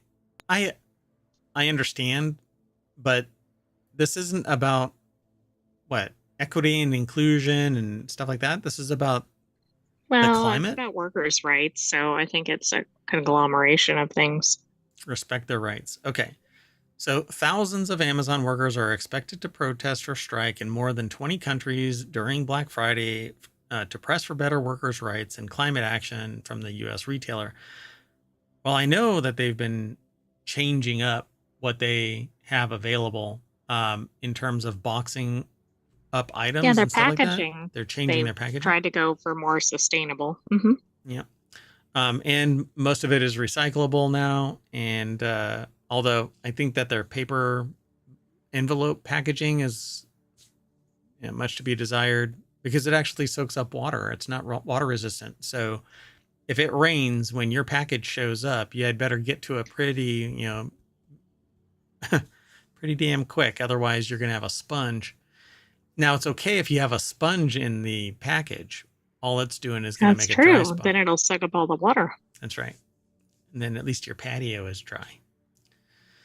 Or wherever they stuck the damn thing. Anyway, spearheaded by the Swiss-based UNI Global Union for Service Industries and the activist umbrella group Progressive International, Make Amazon Pay is made up of more than 80 trade unions, anti-poverty and garment worker rights groups, and others. Make Amazon Pay. It's in the name. I mean, it's very niche. But Amazon is like a huge company. Yeah. Globally and in the US. Yeah. We demand the right to unions. Unionize? Unionize. There's the banner wraps because around. It might be British. No. I think it's unionize. It's wrapped around the thing. I know, but it's spelled with a non-US spelling. Oh, right. The ZS thing. Anyway, yeah. So here in the UK, Amazon represents everything that is broken about our economy: insecure work, poverty wages, unsafe working conditions. GMB will not let these shape the world of work for the next decade. Okay. Sorry, the silence is me grabbing the next article. So, yep. Maybe I'll... No, it takes too long to do this. I need to prep this in the future. Never make this mistake again. Yeah, we're never Okay, we heard it here first. Yeah, well, I'll make the mistake again. Anyway, farmer gets barn cat to help with mice. Senior horse has other plans. Is that the name? Senior horse. Viewers were moved by the unique bond formed between the two animals, with one saying, "This is the most precious thing ever." When you click the link, you get taken over to Newsweek, and Sue Kim put the article together. There's so there's a little cat and a horse sitting next to each other on a fence. The cat is actually, it appears that it climbed up the fence and is like resting its arms. Right, hanging out near the horse. And then it was riding on the back of the horse. Yep. And now it's weaving between its legs. So the footage later shows the feline sitting on the horse's back while it moves across the field. The cat is later shown walking around the horse's feet as a subsequent note across the screen reads, "And she ends up being your old retired horse's best friend." So, yeah, the cat was supposed to help with the mice on the farm. Yeah. It can still help, but it became the best friend of this horse, an old retired horse. I should get a cat. Put out to pasture. So it's somebody says the most precious thing ever. Can't really say much more about this. This is a fun little article. If you want to know more about it, then follow the links through ohmTown and go check it out. Did you want to say anything else? Well, I didn't know that cats and horses were buddies, but I also have never seen a cat riding on a horse. Here's another one. It's a different cat and a different horse. But there it is, sitting on the back of the horse. Maybe that's more common than we realize, but... Do cats get along with horses? See, I would think they'd be afraid of horses. See, this is a Getty image that we're looking at, and it has like a different colored cat and a different colored horse. But then they tack on a video about an unlikely bond formed between a barn cat and a horse has gone viral on TikTok. Is that a barn horse? I mean, the implication is a barn cat and a horse. It goes inside the house. Let's keep moving. So this next article is over in Non Sequitur News. Macy's says an employee hit up to $154 million in expenses, and that delays the Q3 earnings. Macy's says it's delaying the release of its fiscal third quarter earnings results after it discovered up to $154 million in accounting-related issues. What? How does this happen? This is not $1. It's not $154. It's not $1 million. It's $154 million. I don't get it. Did the book show something like $0 in expenses for the quarter? Like, that's just how was this missed? The implication is that there was culpability, like an employee, True.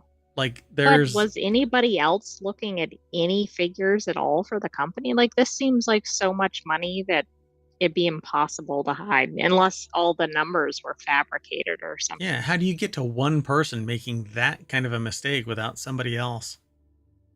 Michelle Chapman over at abcnews.go.com. The fighting goes. Says here, the department store chain, which operates Bloomingdale's and... Wow, is everything blue? Blue Macy? Blue Mercury? Bloomingdale's?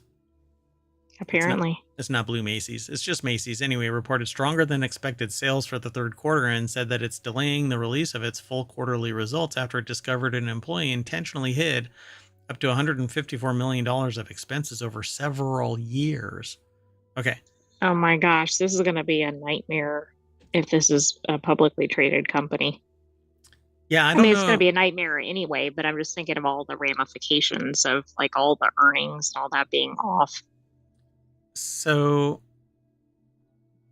uh, releasing quarterly results implies that it's public, Right. It looks like it's publicly traded. but I don't know what nowadays. Who knows, man? There could be some uh, not-for-profit wing that's powering the for-profit side of Macy's. That's just open AI. The It is balloon. publicly traded. Yeah. So, and as far as I have known, they've been in kind of trouble.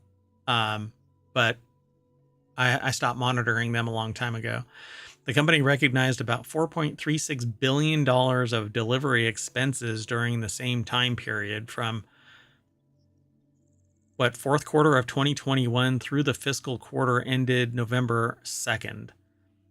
And they say here that the retailer said that on Monday it had identified an issue related to delivery expenses in one of its accrual accounts earlier this month. An independent investigation and forensic analysis found that a single employee with responsibility for small package delivery expense accounting intentionally made erroneous accounting accrual entries to hide roughly $132 to $154 million of expenses in just 3 years.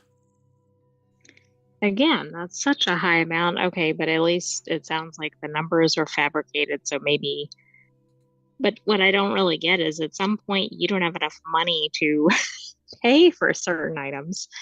The other thing is, if they're already reporting billions of expenses, why are they hiding this small amount unless it's being funneled to somebody's bank account or something? Yeah, where did the money go? Because it's still in the system. It's an expense. So it has to be coming from an account somewhere. So what's going on with that account? You can't just hide money flowing out of the system, and people have to be getting paid. But Right. So who's getting paid? I guess follow the money. from which fund? It, Well, who knows? Because it's already been fabricated. So who knows where it is? But since everything is typically electronic, maybe it'll be easy to, yeah, I don't get it. maybe they can pull all the person's personal accounts or something. And, I mean, there's if they see 100 and some million dollars sitting in there. there's an invoice from these delivery companies. So Right. But how are they getting paid? Or were they like pass throughs and the employee owned them or something? That, I mean, that's what I suspect, but I don't know. but it Like, would were the still deliveries even happening? that might be the other thing. Yeah. But no, they would have to, because the deliveries come from, like, okay, so I've taken disparate systems and worked with engineers to make middleware so that these disparate systems would communicate with each other so it can consolidate data into a central location. That way, you know exactly what's going on in an enterprise from one spot. Not everybody had rights to do whatever the hell they wanted to, but you always knew what was drawing from an account and could project into the future from that point. So, where in this did everything break down that deliveries could be made, but the accounting was suppressed? Yeah, I it really don't doesn't get make it. any sense. It should have almost immediately come to light Yeah, because somebody's not getting paid, somebody's not getting their delivery, something is failing. yeah, yeah. And one person was apparently responsible for this. Meh. Maybe on the reporting side, but inside, everybody had to have known. I mean, Yeah, this, I don't think with a company this size, that was the only person that could be involved. yeah, it says the company did provide some preliminary results for its third quarter, including that net sales fell 2.4% to $4.74 billion. That's net sales, not profit. And slightly above the average analyst estimate of 4.72 billion, which is an amazing amount of money for a company that isn't even on my radar anymore. But I find fascinating that the dynamic of this has shown that one person caused that 150 up to $154 million worth of expenses suppressed. Yeah, that's pretty. ridiculous because it suggests that nobody was overseeing this person or this whole section or whatever. Yep, yep, yep. All right, moving on. Next article is over in Distillerist, which is all about, well, adult beverages, distilled products. So spicy tequila brand Ghost. Demand for spice boosts Ghost Tequila's growth. They've seen a 20% growth in sales in year to date, driven by Gen Z's demand for spicier cocktail options. I've actually been requested to make a spicy beverage concoction that you can add to drinks, which is kind of fascinating. Because what people seemingly want is whatever their beverage is of choice, but then spice it up without materially affecting. Right. They still want, I guess, the character or whatever of the original drink. Just spicier. Yeah, it's kind of interesting. So, however, they've noted the cocktail popularity is part of a much larger movement. Consumers are increasingly interested in spicy flavors across the board. According to recent studies from Advantage Solutions, over 60% of millennials and Gen Z drinkers report seeking out spicier options in both food and drinks, and the demand for spicy cocktails has surged year over year. This summer, soft drinks and Giant Coca-Cola identified a 124% increase in something. See how we just stop it? We don't allow too much fluff. We want to be able to go, this is interesting enough for us to click the source, and then we see the source. So Georgie Collins over at which Collins, it's like the drink. You should name a drink after this person. A Collins glass. Right, right. But I think there's a cocktail with the last name Collins. I know that there's a glass called the Collins. I think, yeah. Anyway, let's move on. So Gordon explained that the use of ghost pepper provides tequila with a natural smoothness and heat that blends seamlessly in drinks, unlike the sharper, sometimes overpowering flavor of jalapeno. That's interesting because I would think a ghost pepper more than a jalapeno might overpower something, but Now it says this versatility, he said, allows bartenders to experiment confidently, whether crafting a classic spicy margarita or a creative new cocktail. Ghost Balanced Spice is a standout feature that bartenders enjoy working with and are proud to recommend to their patrons. Okay. Tequila, all right. I like a good tequila drink. Ghost pepper tequila? Hell no. I might try it it once. seems a bit intense. Yeah. Might have to go. You'll have to bring your analyzer and see if well, I guess not. So this really seems more like this is a marketing message, but I found it really compelling to talk about this in this day and age, because what is actually still growing by leaps and bounds are the more expensive exotic drinks, either fine cocktails or the spirits themselves, where you drink them straight, like bourbons and rums and so on, gins and other expressions that are more exotic and craft level, where Yeah, I don't think people want the same thing that's been out there. yeah, they don't want macro.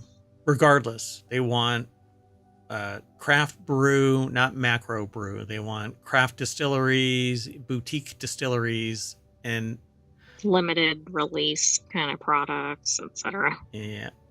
Small batch, yeah. And then on the other side, they want, where macro does come in, is that they've got legs. They've been around for 30 years. And so they've got upwards of 30, 40-year expressions that are still in barrels that are waiting to be bottled. And then you get this expression that there's only 100 bottles. And so I don't know what happened, but there are some bottles out there that are $2,000 or more of things that 5 years ago, nobody would have given one. I guess it's a difference in tastes Like, and alcohol consumption, I think, is up, at least in the US. I don't know if globally. yeah, like Van Winkle. There's a Van Winkle that people are like, oh my God. And there's a term for it where it's been assigned. I can't remember what they call it right now, but basically everything has been assigned to someone. And so you can't get it anymore. Yeah. Wow, that's very, I don't know what the word is. Hey, if it's already been accounted for, then, if I can't get it, then I can't get it. It doesn't matter how much it costs. If it isn't even available, then okay, well, I guess not. But there's some serious gatekeeping and nepotism where it's not an open market. It's, I know a friend who has access to these. Exactly. It's not like it was out there for purchase and somebody bought it first. Yeah. Somewhere out there is a mini keg for me. But I've never followed up on it. So maybe it'll sit in that warehouse and I'll be able to give it to my kid's kid. Of course, I have to build the robot kid and put it's going to be a sentient AI kind of thing. I mean, I'm the mayor. I can't sit there and have it. Anyway, trying to be funny, but I think I'm failing. Anyway, entire South Carolina Police Department resigns, and I am actually blaming that Ghost Tequila. I thought it was because of the monkeys. It might be the monkeys, too. There's emus also running around, apparently. Citing alleged... what is happening? This is by the town council. The police chief and his 4 officers resigned en masse, citing alleged harassment by a member of McCall's town council. Try that in a small town.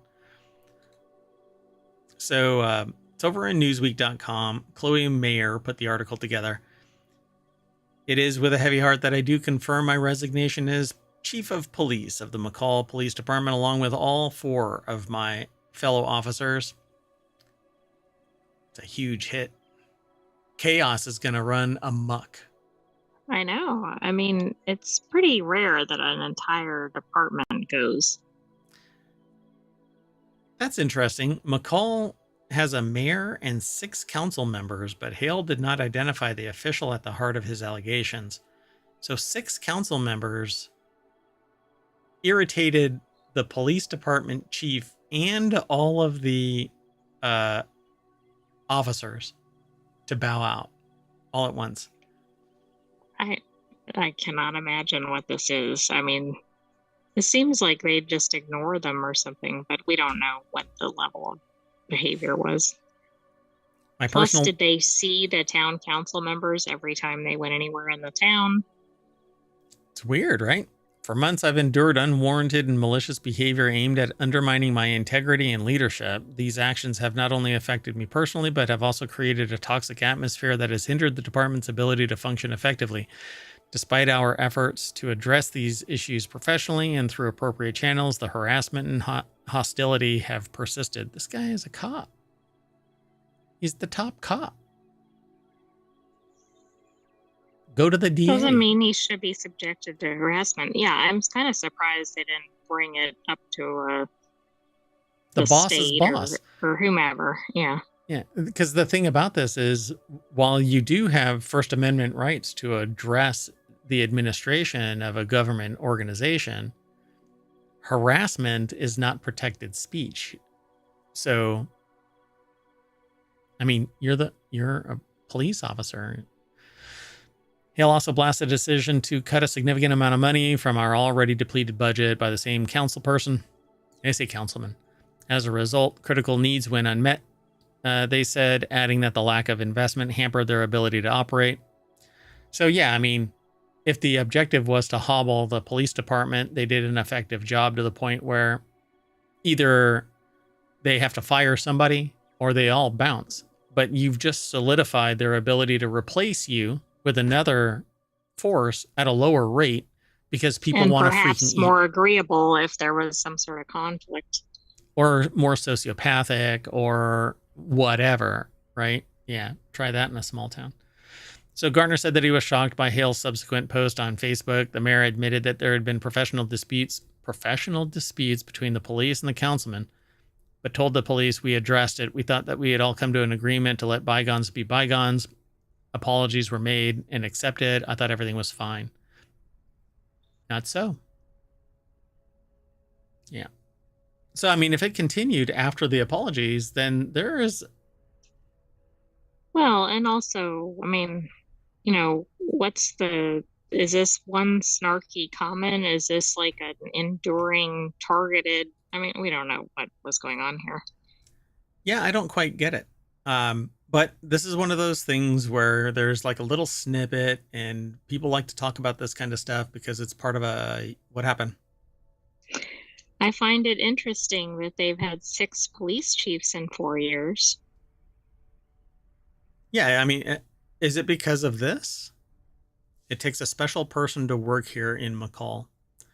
This is the kind of thing this is why you have the federal government, because if the state can't solve this internally, then you bring federal oversight on board to resolve this. Because what can happen is, in a vacuum, abuse will happen. The lights go off, abuse happens in the dark.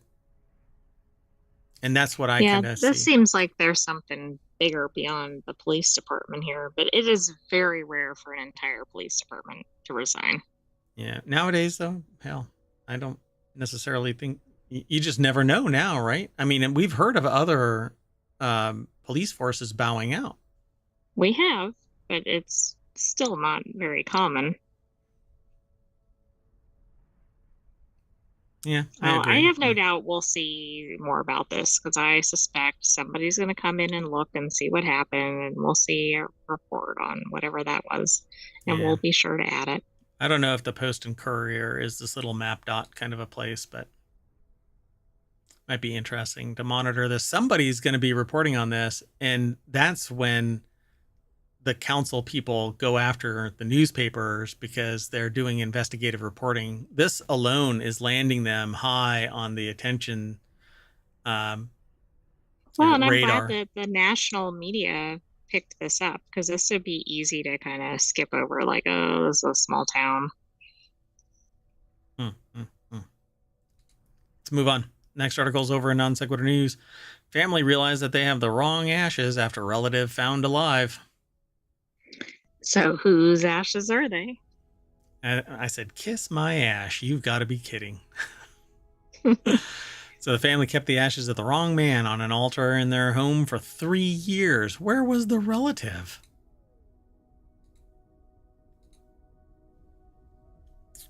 We have a lot of Newsweek stuff this week, or today. Yeah, they had a lot of interesting stories today. Lottie McGrath over at Newsweek.com put the article together. Yeah, unfortunately, this is kind of endemic in large cities in the United States, and everywhere there are large cities. And the real problem is that there isn't jobs for everyone, and not everyone has the mental health available to facilitate going either back to school and retooling or coping with issues and skipping drugs. And it becomes a spiral, and yeah. And humans just don't seem to take it very seriously. As a species, there is a subset that takes it very serious. And then there's sociopaths who don't care of the human condition. So, however, when a friend saw the presumed dead Robinson walking in the Tenderloin district earlier this year, it became clear that there'd been a mix-up. Not the rest of it, of course, but so, like, can you imagine? You probably went to the funeral if you're good friends with the family, and then you're like, You've mourned, you've done through all of the levels, you've come to grips with the loss of a loved one, etc. But there's always more to this, right? So a man was discovered to have died of a drug overdose outside the Dahlia Hotel in San Francisco's Tenderloin district in May of 2021. And the San Francisco medical examiner identified the deceased as James Robinson. They always have to include the middle name. And link it to a birth certificate of some kind. If it wasn't so dystopian, I would say you need DNA samples of everybody so that upon their demise, you can verify beyond a shadow of a doubt. That might have helped here, though. Yeah. So the family had the ashes in an urn on their altar in the East Bay home for 3 years.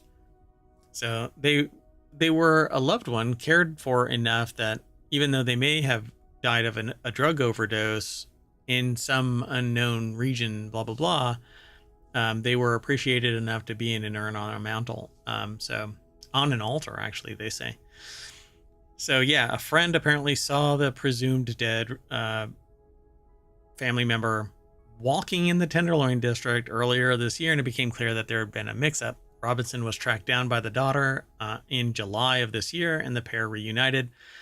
There we go. Subsequent DNA testing then revealed the true identity of the deceased, a man named Jacob Bruce Krisinger. His family were only told about his death in early November, 3 years later. I mean, this is really sad all around. I cannot imagine what that call was like to the family who had already had the funeral. We have some good news and some bad news. Right. What do you want to hear first? Well, your brother's still alive. Unfortunately, we put him in an urn, and he's been sitting on somebody's mantle for 3 years, so he's going to be irritated. They pull him out and like blow on it in his mouth to inflate him to full size because they've taken this. Right. I might be overthinking this. Anyway, you shouldn't be misidentified because they failed to do a DNA test. They failed to have the family come down and identify him. Agree. So, of course, they do the only thing that they can possibly do without financial remuneration. We extend our sincere condolences to Jacob Krisinger's loved ones and family. Yeah, and again, it's the DOJ. Look, it is a federal government agency that does this kind of stuff. That fixed it. Yes, that fixed it. Otherwise, this shit would have just languished at the state level.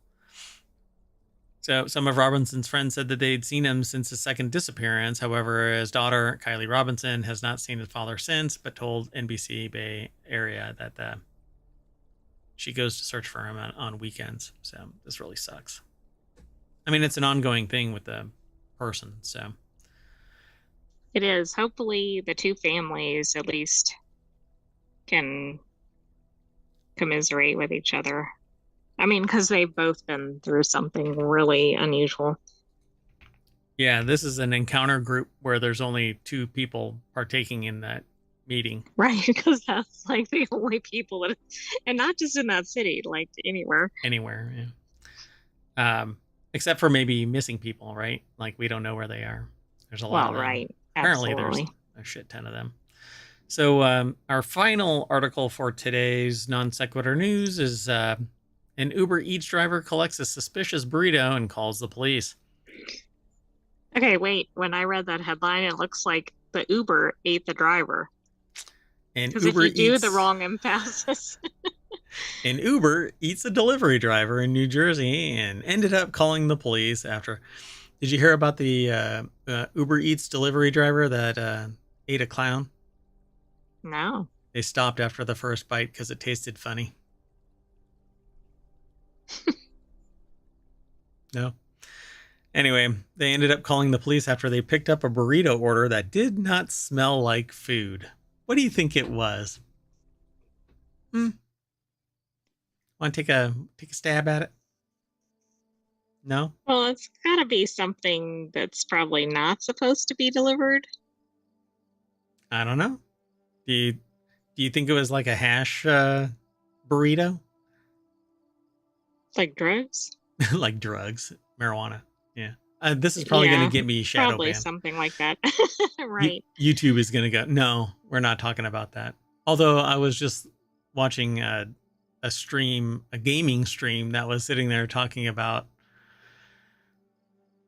I don't want to say, let's just say adult content. But anyway, so we click the link. It takes us, gosh, Newsweek is just all over it today. What's going on? Yeah, they were really knocking it out of the park today. Oh, yeah, I'm right. So they put the video doesn't necessarily have anything to do with this, but it's talking about marijuana election results in 4 states. The article is over at Newsweek. Sophie Clark put the article together. And oh yeah. So it's either hops or it's marijuana. Which hops is like a derivative, not a derivative. It's in the same family or something like that. But it doesn't have a deleterious effect. So, according to Washington Township Police Department, the delivery worker who was driving through Washington Township to Glassboro with what they thought was an order of Mexican food rang the police because the burrito they were delivering smelled strongly of marijuana. Wait, they were driving the burrito, not delivering it. Like, did they have it belted in as a passenger? Wait, the delivery worker who was driving through Washington Township to Glassboro with what he thought was an order of Mexican food. So he was delivering this. I was just laughing because it said the burrito they were driving. Oh, right. Oh, yeah, the burrito they were driving. Yeah, I get it. That's a hell of a burrito. Exactly. Wow. Can you imagine? You're like driving along. I mean, okay, you get a burrito because you have the munchies. You don't get a burrito because you want to have the munchies later. Although maybe you do. I don't know. I don't know. Hey, Timeless. Welcome to the show. We're about to end the show, but you did catch the tail end of it. I've got mayoral duties. So Timeless says, wait, I thought marijuana was legalized now in the U.S. It is in many, many, many states, not federally. And so you could actually possibly run into trouble crossing state lines.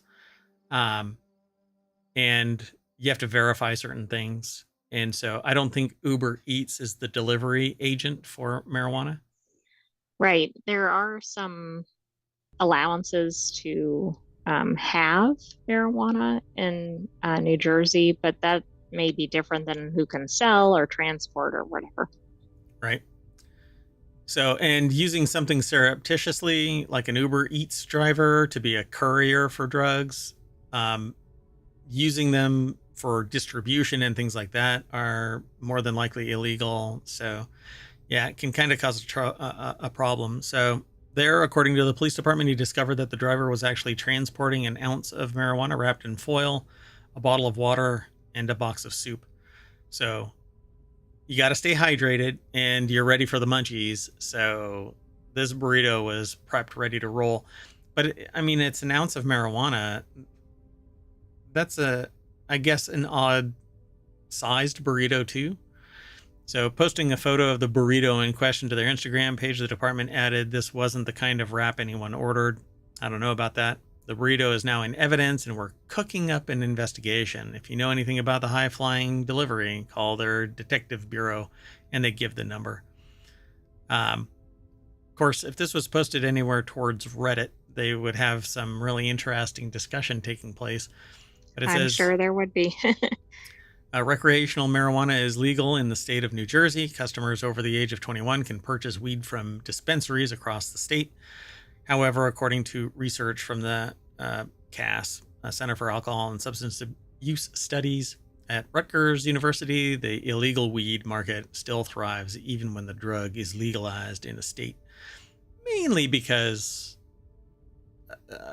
craft growers do different things, create different strains, and there isn't necessarily that diversity in the dispensaries or the things that you're allowed to get. Although, if you go to a dispensary, yeah, you're going to find a ton. But Timeless says, gotcha. Also, even if near the end, still happy to have caught you and your sentient AI. So, Timeless_exe, thank you very much. I'll give you a shout out as well in the chat, but there's not a lot of people. So, hold on, we're doing it live, right? Oh, What could go wrong? yeah. There we go. Hey, it works. So thanks for coming and hanging out for as long as you could, I suppose. I guess in a nutshell, you don't have to go home, but you can't stay here. Where would you like to go? I can send you over to somebody else. Yeah, thanks. All right. So, as we always do, I guess we're going to spark one up, and that's going to send us over to the front page of ohmTown. And now if you hear, hold on, if you hear frogs, it isn't because of the marijuana.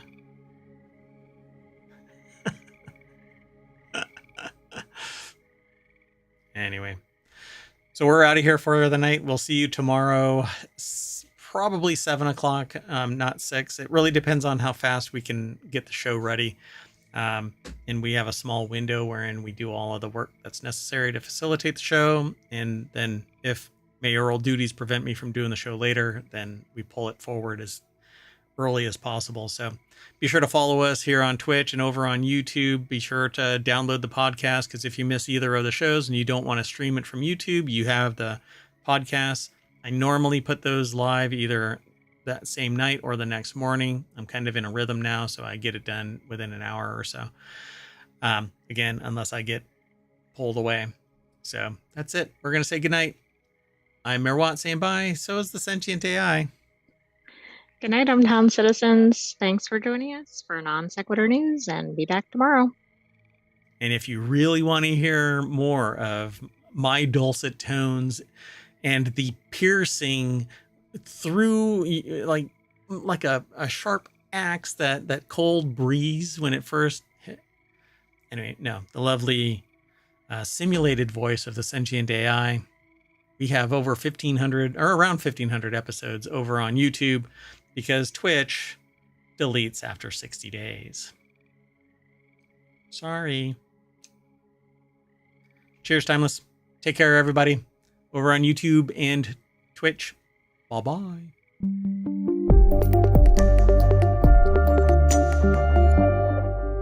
Once again, I usually say something witty here, but yeah, just not really feeling it. Yeah.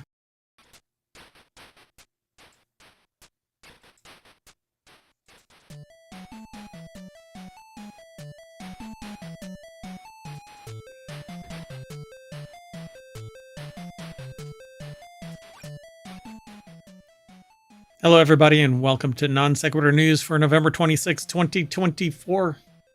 My goodness, it's already the 26th of November, 2024. I am Mayor Watt, and along with the sentient AI, we're going to do it's season 3, episode 331, and we're going to talk about these 10 articles. Miles and miles of lead-coated telephone cable. Drake, what are you doing, Drake? Personalized plates, massive Serengeti cybercrime operation, least polluting cooking method, Maine sues big oil, but it won't go anywhere. Curtis Bay coal dust, dust? I don't know. One of those words. On ISS, toxic odor and biohazard suits is fine. And the influencer lawsuit around the corner, and locally acquired dengue virus. Don't worry. It's nothing. Not when you compare it to the avian flu that's being transmitted amongst people, not birds. Don't ask questions about that either. It'll miraculously go away. Everything's powered by ohmTown.com. Go over and become a citizen. Be sure to follow us here on Twitch. You can get the show notes from the Omatron bot that's on Twitch, or you can go over and get the show notes from the live stream. It's already in the comment. Well, it's in the description for the live stream over on YouTube, and it will be in the podcast and the long-term storage over on YouTube for today's episode. So, see you in a little bit.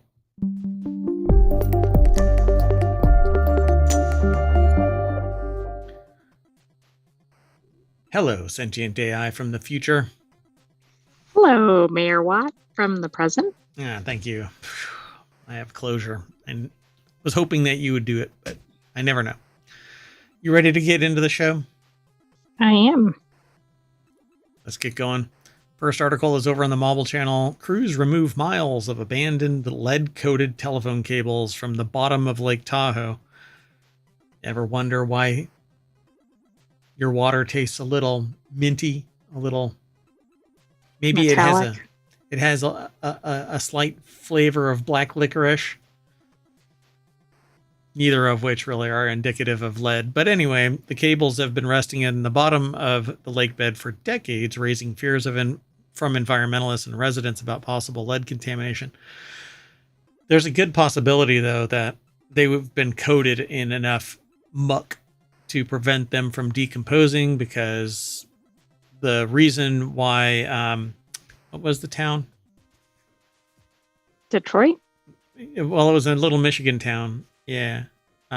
They changed the water supply, and that the pH of the new water supply etched away the protective layer of the lead lined pipes. And those pipes started leaching water into the community. Flint, Michigan. Yeah.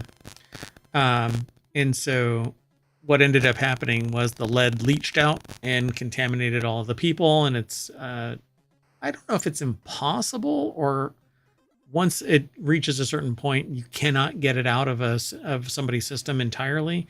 And since it crosses the blood-brain barrier and can even impact people who are pregnant, you have long-term ramifications.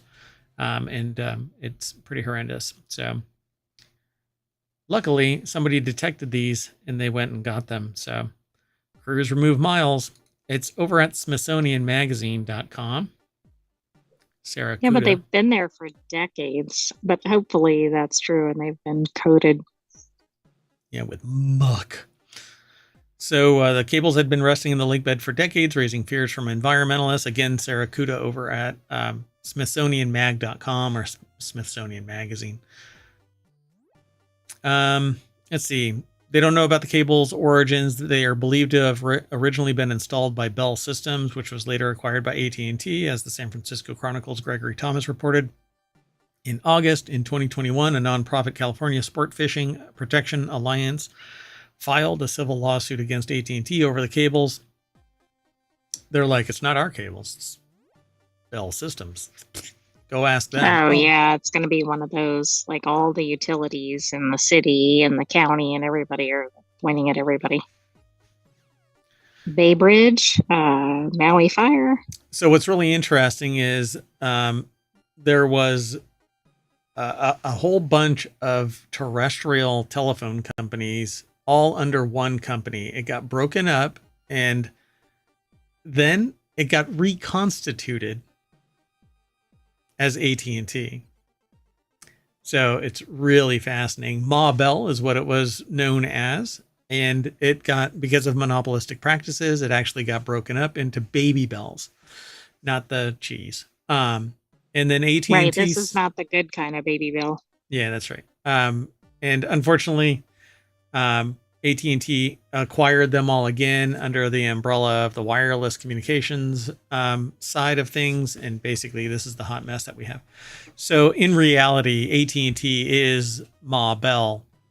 And so it's kind of a re-roosting of they all came home, you know? That's right. But isn't this kind of concerning that nobody seems to know who installed these? They like, say it's they're like believed to have been installed. Yeah, and it's really because the paperwork is lost in the shuffle of decades of, you know, back since the 1920s is what they say. So, paper? Where does that go? We have no idea. Evidence that, you know, makes us responsible for. So really, I mean, should a modern company be held responsible for the past deeds of a company that gets acquired, after breakup, after acquired, etc.? I don't know, but somebody needs to. They take everything on for them, so they're the most logical.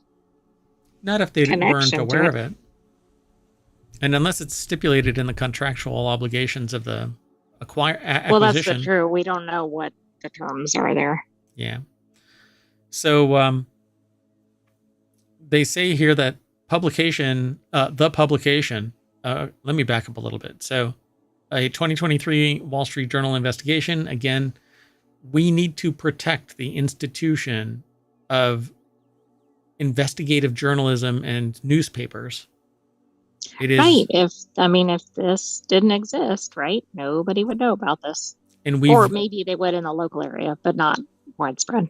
yeah, and that's the thing. We are living in the 21st century. We've lived through an era of yellow journalism and tampering and disappearing people who spoke out against stuff. And I mean, time and time again, people who even whistleblower protections are weak compared to what we need, because the people need to be protected from wealth, essentially wealth and power and influence. It's all money. So a 2023 Wall Street Journal investigation subsequently found abandoned lead-covered telecommunications cables across the nation. The publication hired an environmental consulting firm to take soil and water samples from areas near the cables, and testing near the cables in the Lake Tahoe area showed lead levels that in one sample were 2,533 times higher than those recommended by the EPA.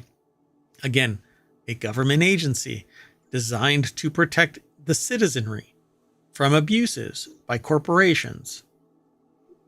But don't say anything, because what good is it? Yeah, let's just do away with We all the want lead in our lakes and where our fish are and our water supply. And there are a lot of really light people in the world. And so you need that lead to weigh them down. Otherwise, they will fly off of the flat earth. Anyway, AT&T disputed the claims that the cables had contaminated Lake Tahoe, and it commissioned its own lead test that concluded the cables were safe and posed no threat to public health nor the environment per its website. But the telecommunications company agreed to remove the cables anyway. That's we'll spend millions of dollars to solve the problem, but it's not a problem. yeah, exactly. So this fall, AT&T hired JF Brennan Co., a marine services contractor, to remove the cable. Crews worked daily 12-hour shifts for more than 2 weeks to extract the old infrastructure from the lake bed. They finished the work on November 17th, according to SF Gates, or San Francisco Gates, Julie Brown Davis. Scuba divers and a remotely operated underwater vehicle worked in the water, while other crews were stationed aboard a large barge named Marge, and a smaller boat, per SF Gate. I'm glad that they're dropping SF Gate again and again and again. So crews then ferried the cables to Tahoe Keys Marina, loaded them onto trucks, and drove them to a recycling facility. In total, 8 miles of cable from the southwestern part of the lake. One section was located in Emerald Bay, while the other stretched between Rubicon Point and Baldwin Beach.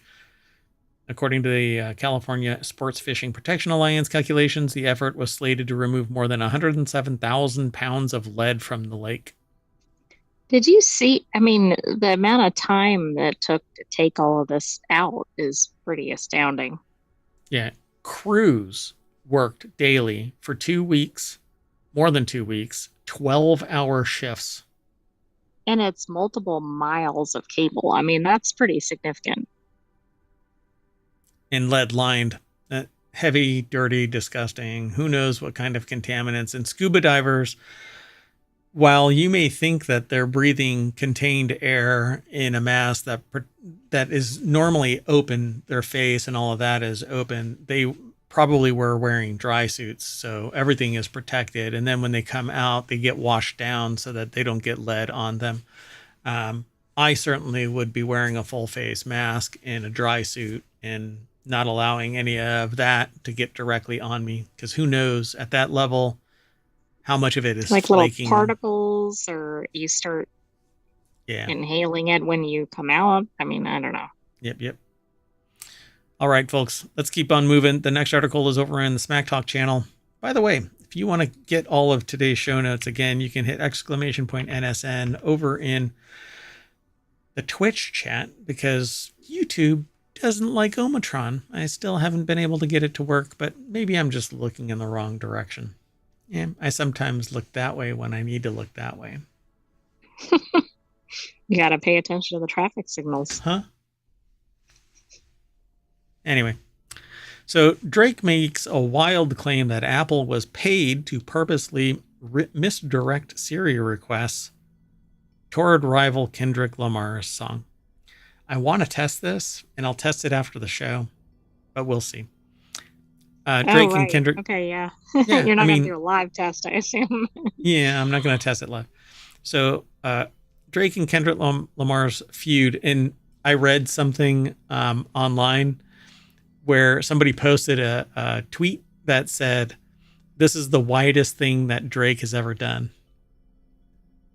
So I thought it was kind of funny. Drake and Kendrick Lamar's feud appears to have no end in sight, and now Apple is unwittingly getting pulled into the complicated affair thanks to a possible Siri malfunction and Apple Music. Ryan Christoffel over at 9to5mac.com put the article together, and it says here from the legal filing, on information and belief, UMG, or Universal Music Group, paid or approved payments to Apple Incorporated to have its voice-activated digital assistant Siri purposefully misdirect users to Not Like Us. Online sources reported that when users asked Siri to play the album Certified Lover Boy by recording artist Aubrey Drake Graham, DBA, or doing business as Drake, Siri instead played Not Like Us, which contains the lyric Certified, I'm not going to say that, an allegation against Drake. So, yikes. Apple hasn't technically been accused of any legal wrongdoing since the target here is UMG.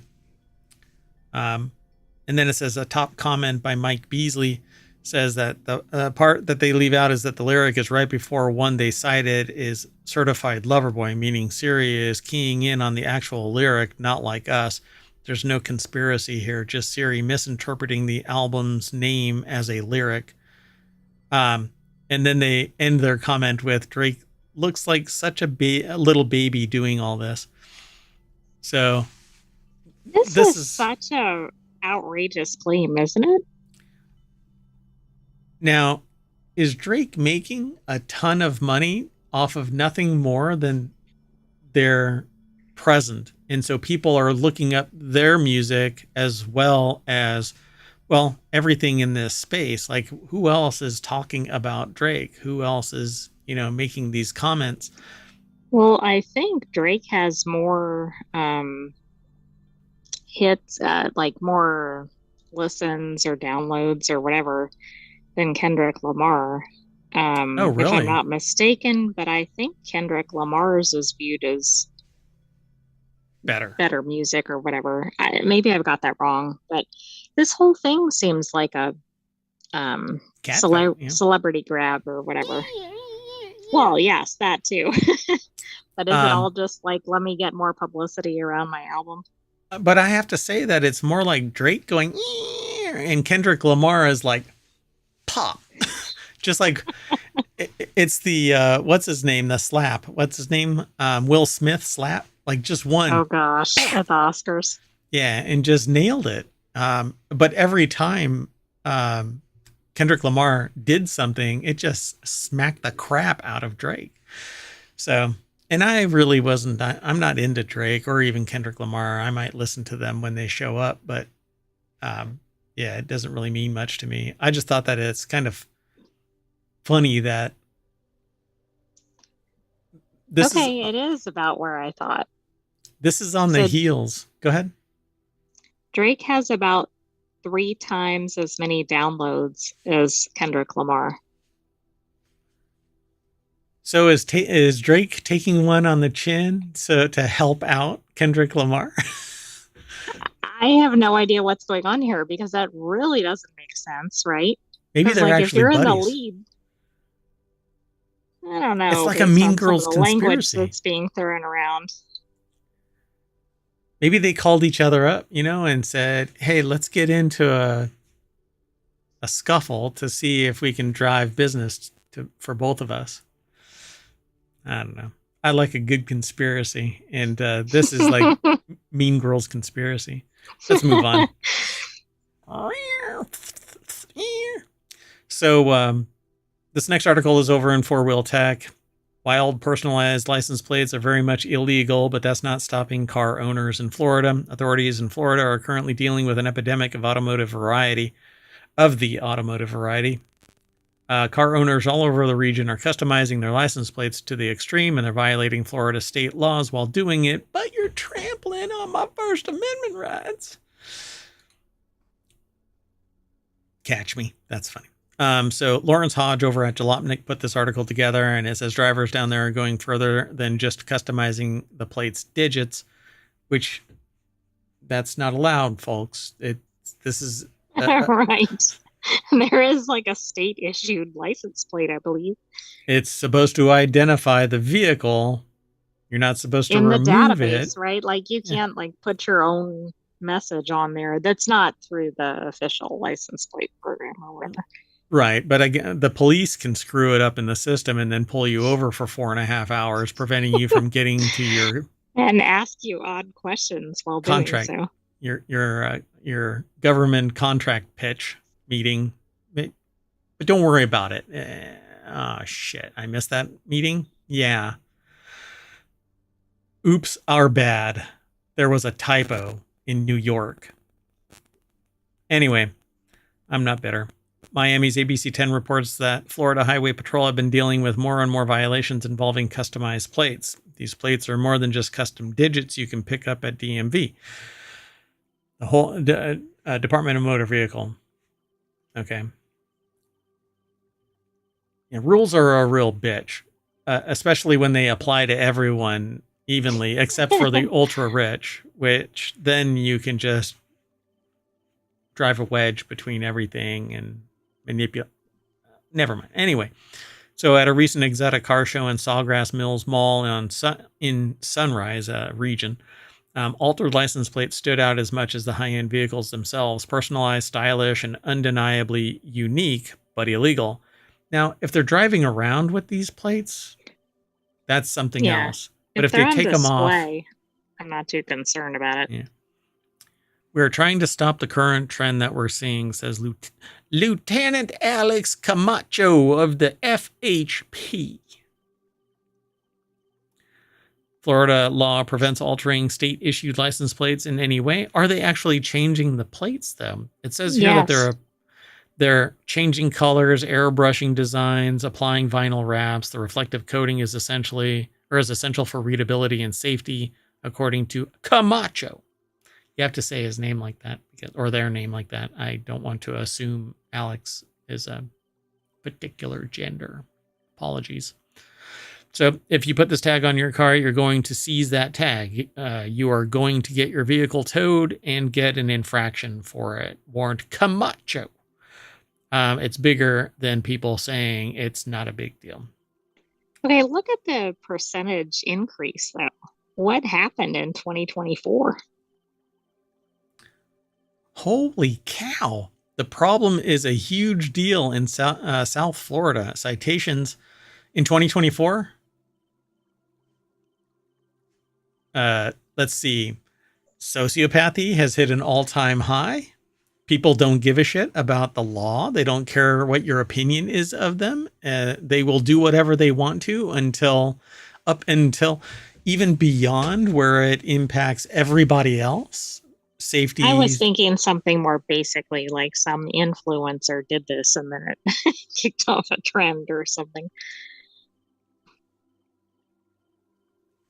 So I'm trying to figure out what actually happened. So citations have surged 98%. Authorities say that the 893 citations issued across the state in 2024, 78% or 702 were issued in the South Florida counties of Miami-Dade, Broward, and Palm Beach.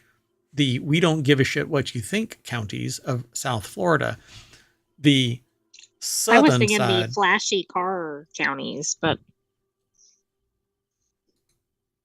so complicating things are businesses that exist solely to customize license plates. One of the bigger names in the business, called Plate Makers, which is doing some of the most extreme license plate designs that they've seen, want the airbrush plate in purple that reads "Hell yeah" with an image of Dodge's Hellcat logo.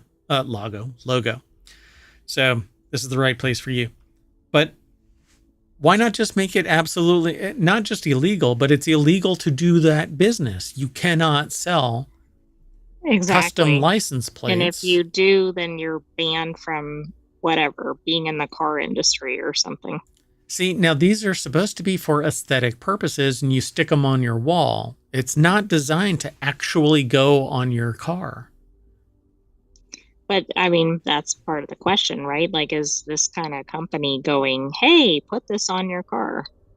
It should be state issued license plates are the only, just like you're not allowed to modify your business permit and stick it on your wall and do what, jazz it up and bedazzle it. You put the certificate of occupancy in place and you leave it the hell alone.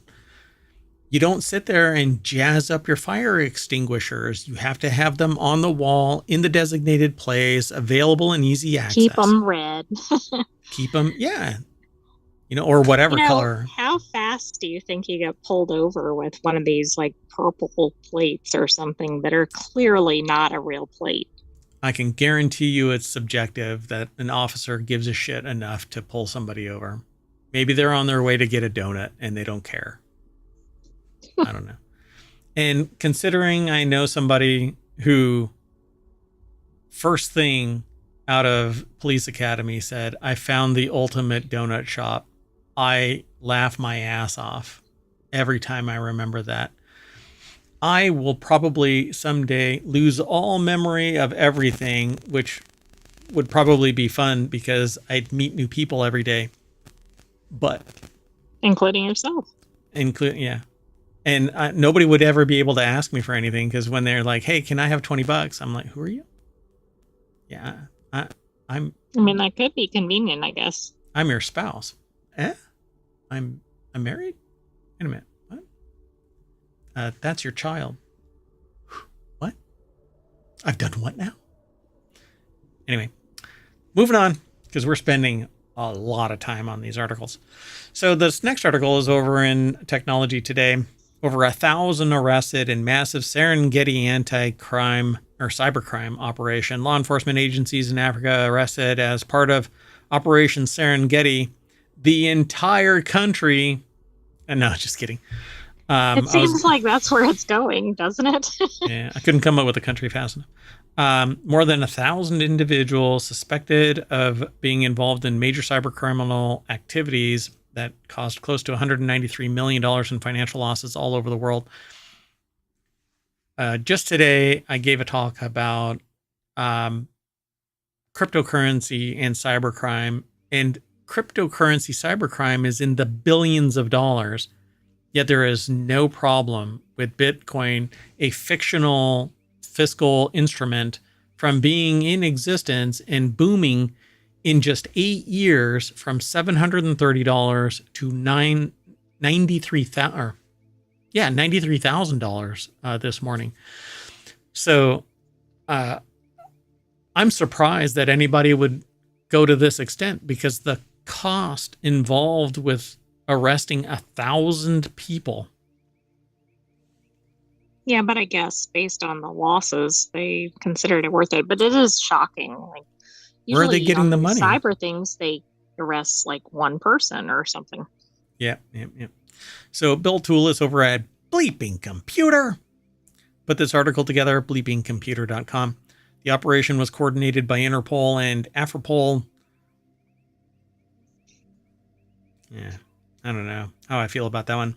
Anyway, between September 2nd and October 31st, and targeted criminals behind ransomware, business, email compromise, or BEC, digital extortion, and animal scam or online scams.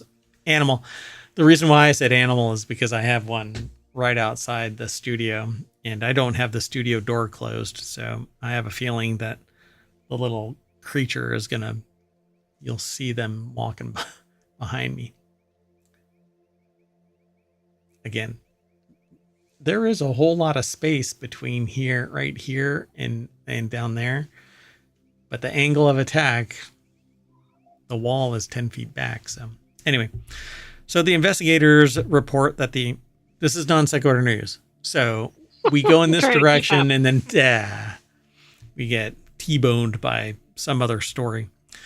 So, in total, authorities in 19 African countries arrested 1,006 suspects and took down 134,089 malicious infrastructures and networks based on intelligence provided by operational partners Cybercrime Atlas, Fortinet, Group IB, Kaspersky, Team Simru, Trend Micro, and Upsala Security.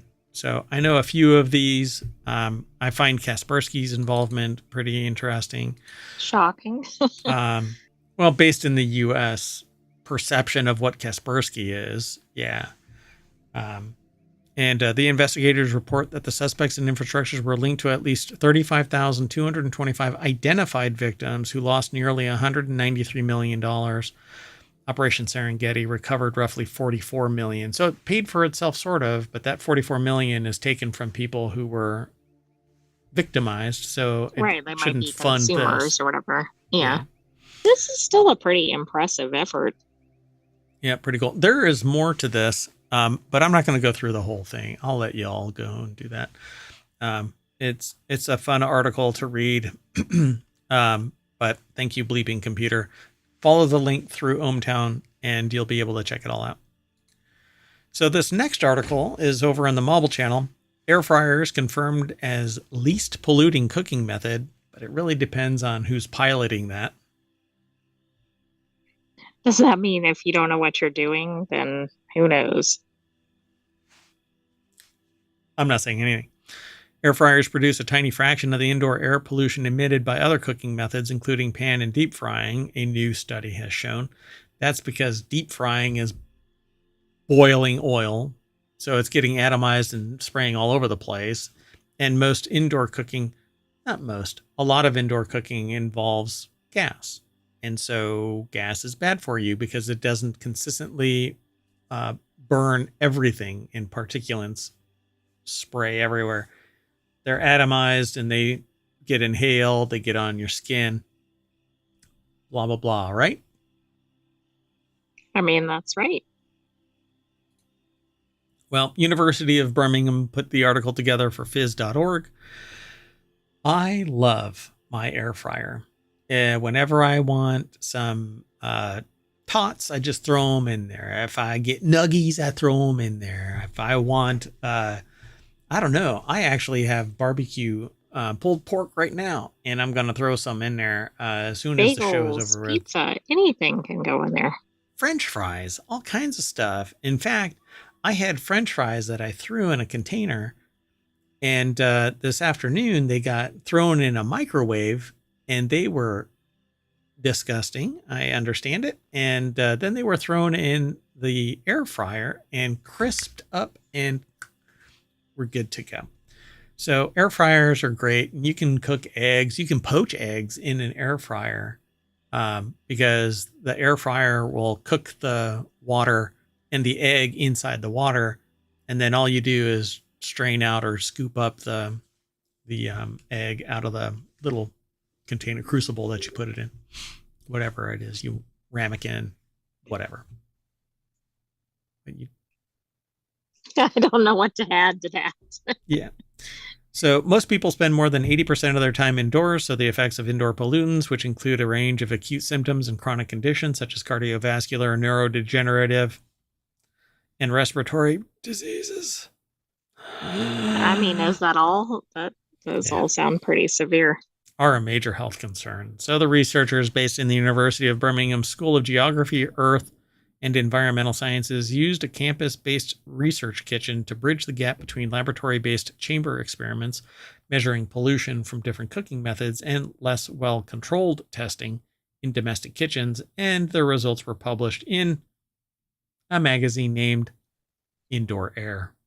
I love that. You have said that there is a journal for everything. Yeah, it's like streaming. It's like videos online. It's like subreddits over on Reddit. If you think there's a niche there, and if you can be found, you will have an audience. I'll wait. I'll wait for our audience to show up. Come on, audience. Come on. You can do it.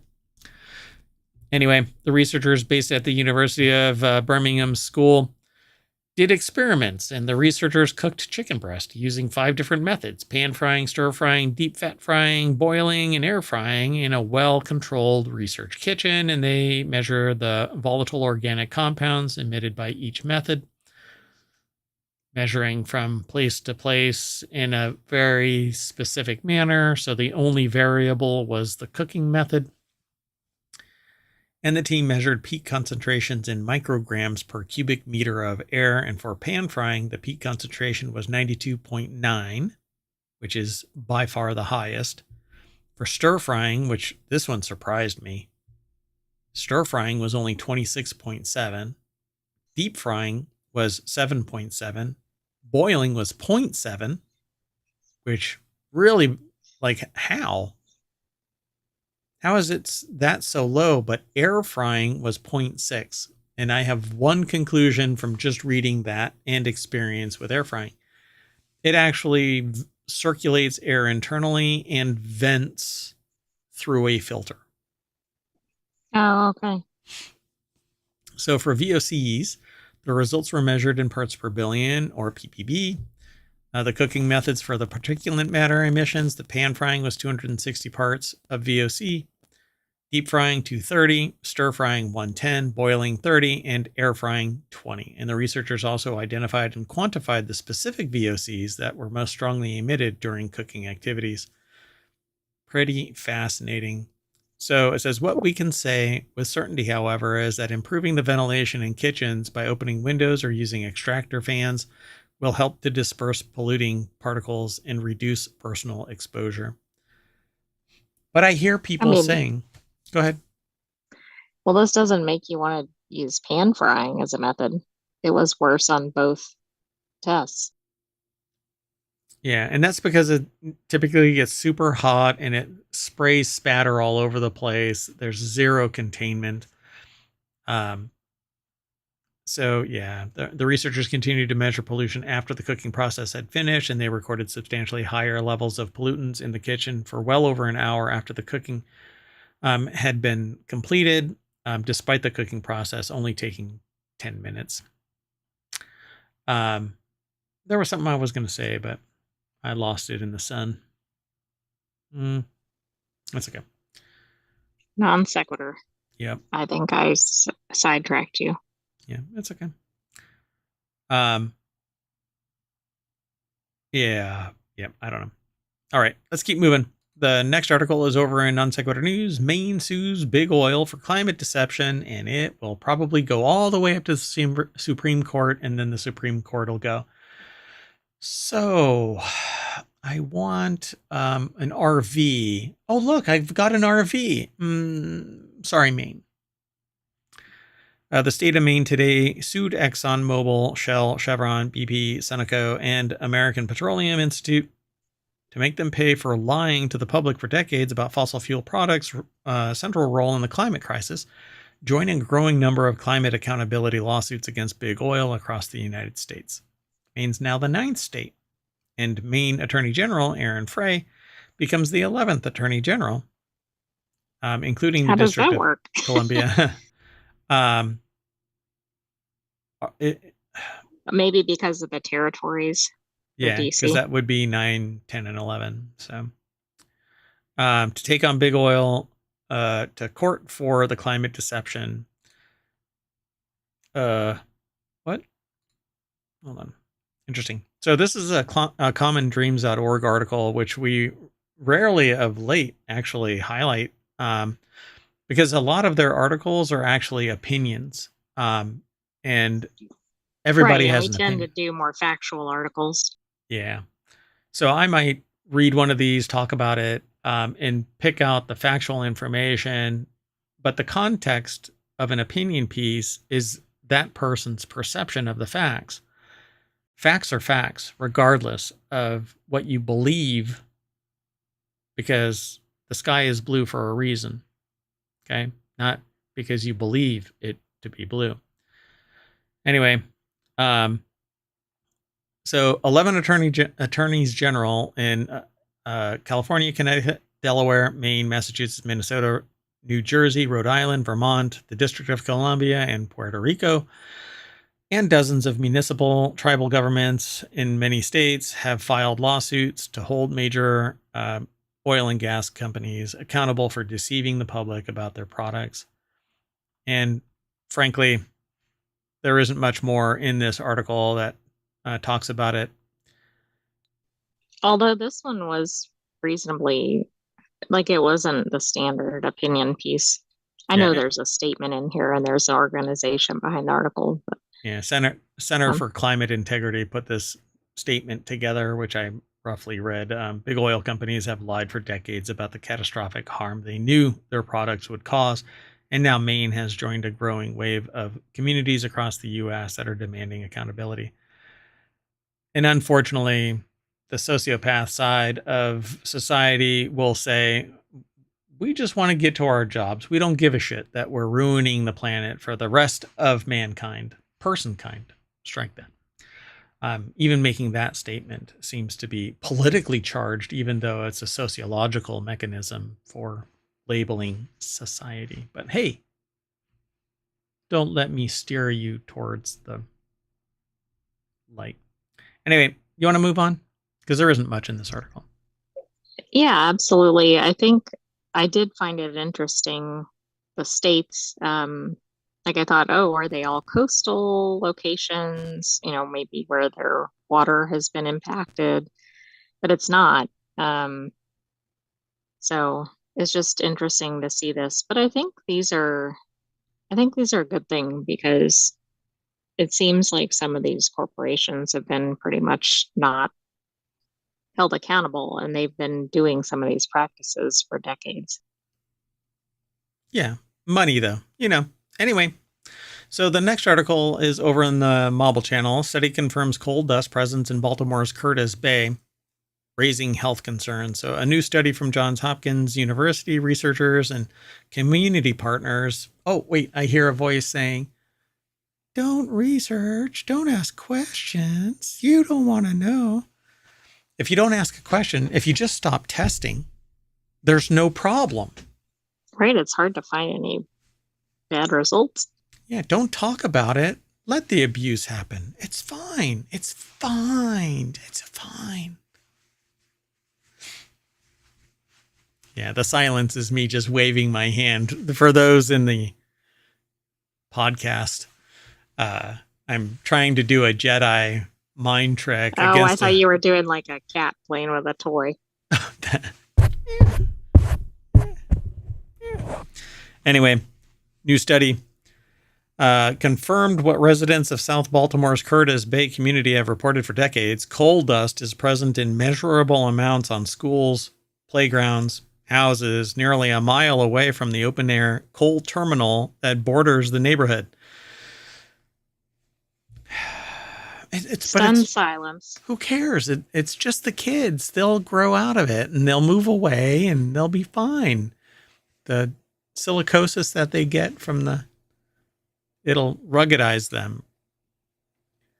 Roberto Moller Candanosa from Johns Hopkins University put this article together.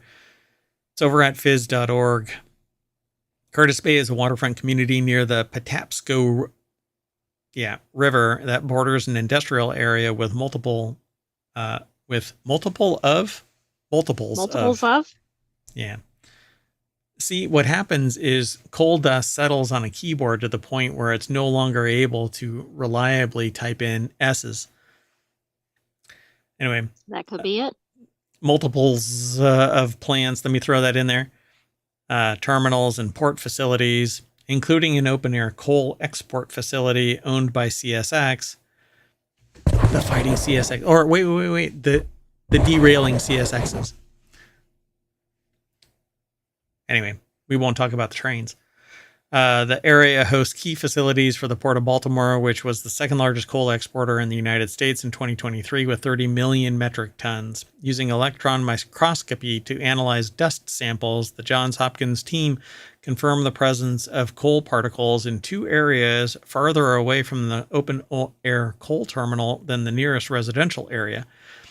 One about a quarter of a mile from the CSX coal terminal and 1/3 of a mile away from the facility. Okay.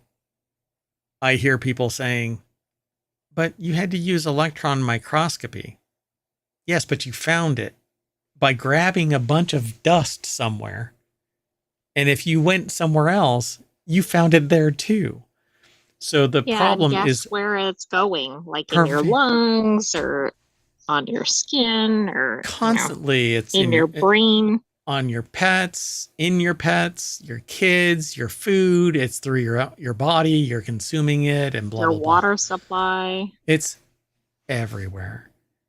But again, I've had these conversations with people where they go, but you had to use electron microscopy. It's so small. It's harmless.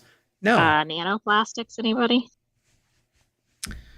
So the findings are consistent with longstanding community concerns and lived experiences regarding the presence of coal dust in Curtis Bay, which neighbors an open air coal terminal. They should just move, right? Just sell everything. Oh Find my some, goodness, this is the socioeconomic discussion again. I forgot which article it was. I think we had one a day or two ago. find their happy place. They can just move on, right? There have been very few studies answering the question about community level exposures related to coal handling and storage. Understanding exposure and whether there's a presence of coal dust is one of the first steps to answering questions about community health. I'm sure that there is some coal industry lobbyist, blah, blah, blah, that's going to be blowing coal dust smoke up your arse as easily as a backhand in tennis because money trumps your health. But the moment that they get sick, right, they get lung cancer or whatever, they're going to be slapping a ribbon all over everywhere and expecting you to donate to the cause. That's because a sociopath doesn't give a shit about your health, only their health. So when the cows come back to roost, like the lead Do they lined, fly? yes, like the lead coated telephone cables, they'll be the first to bitch about how the health has been compromised by them. Anyway, although if they, that's only if they have zero sense of irony. If they do have some ability to actually look in the mirror and see what they have wrought, they'll probably shut the hell up and just kind of eat a little bit of crow, coal dusted crow.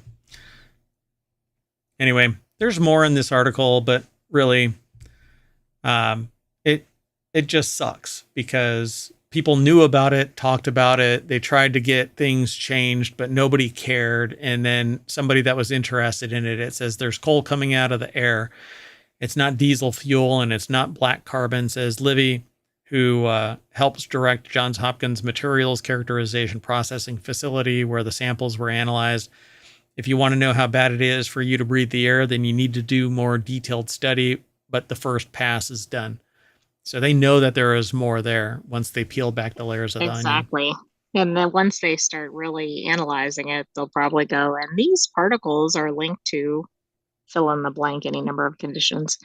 It's interesting that this was kicked off because there was an explosion where coal dust blanketed everything. And that's what led to this study. So it's kind of sad that that's what Yeah. transpired to get to it.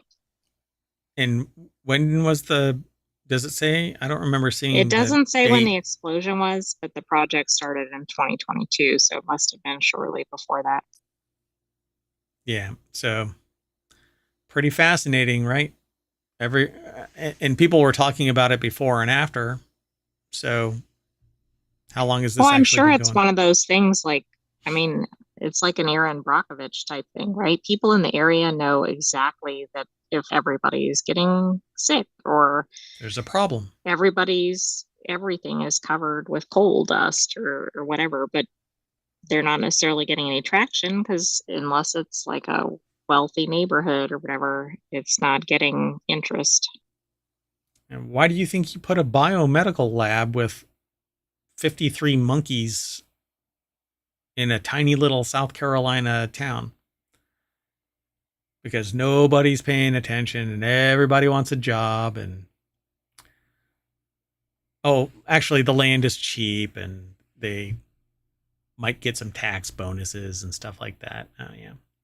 So the next article is over in Four Wheel Tech. Russia says, don't mind that toxic odor and biohazard suits, which is the exact same thing dads say. Everything's fine on the ISS. This doesn't sound fine. It's fine. It's fine. I titled this on ISS Toxic Odor and Biohazard Suits is Fine.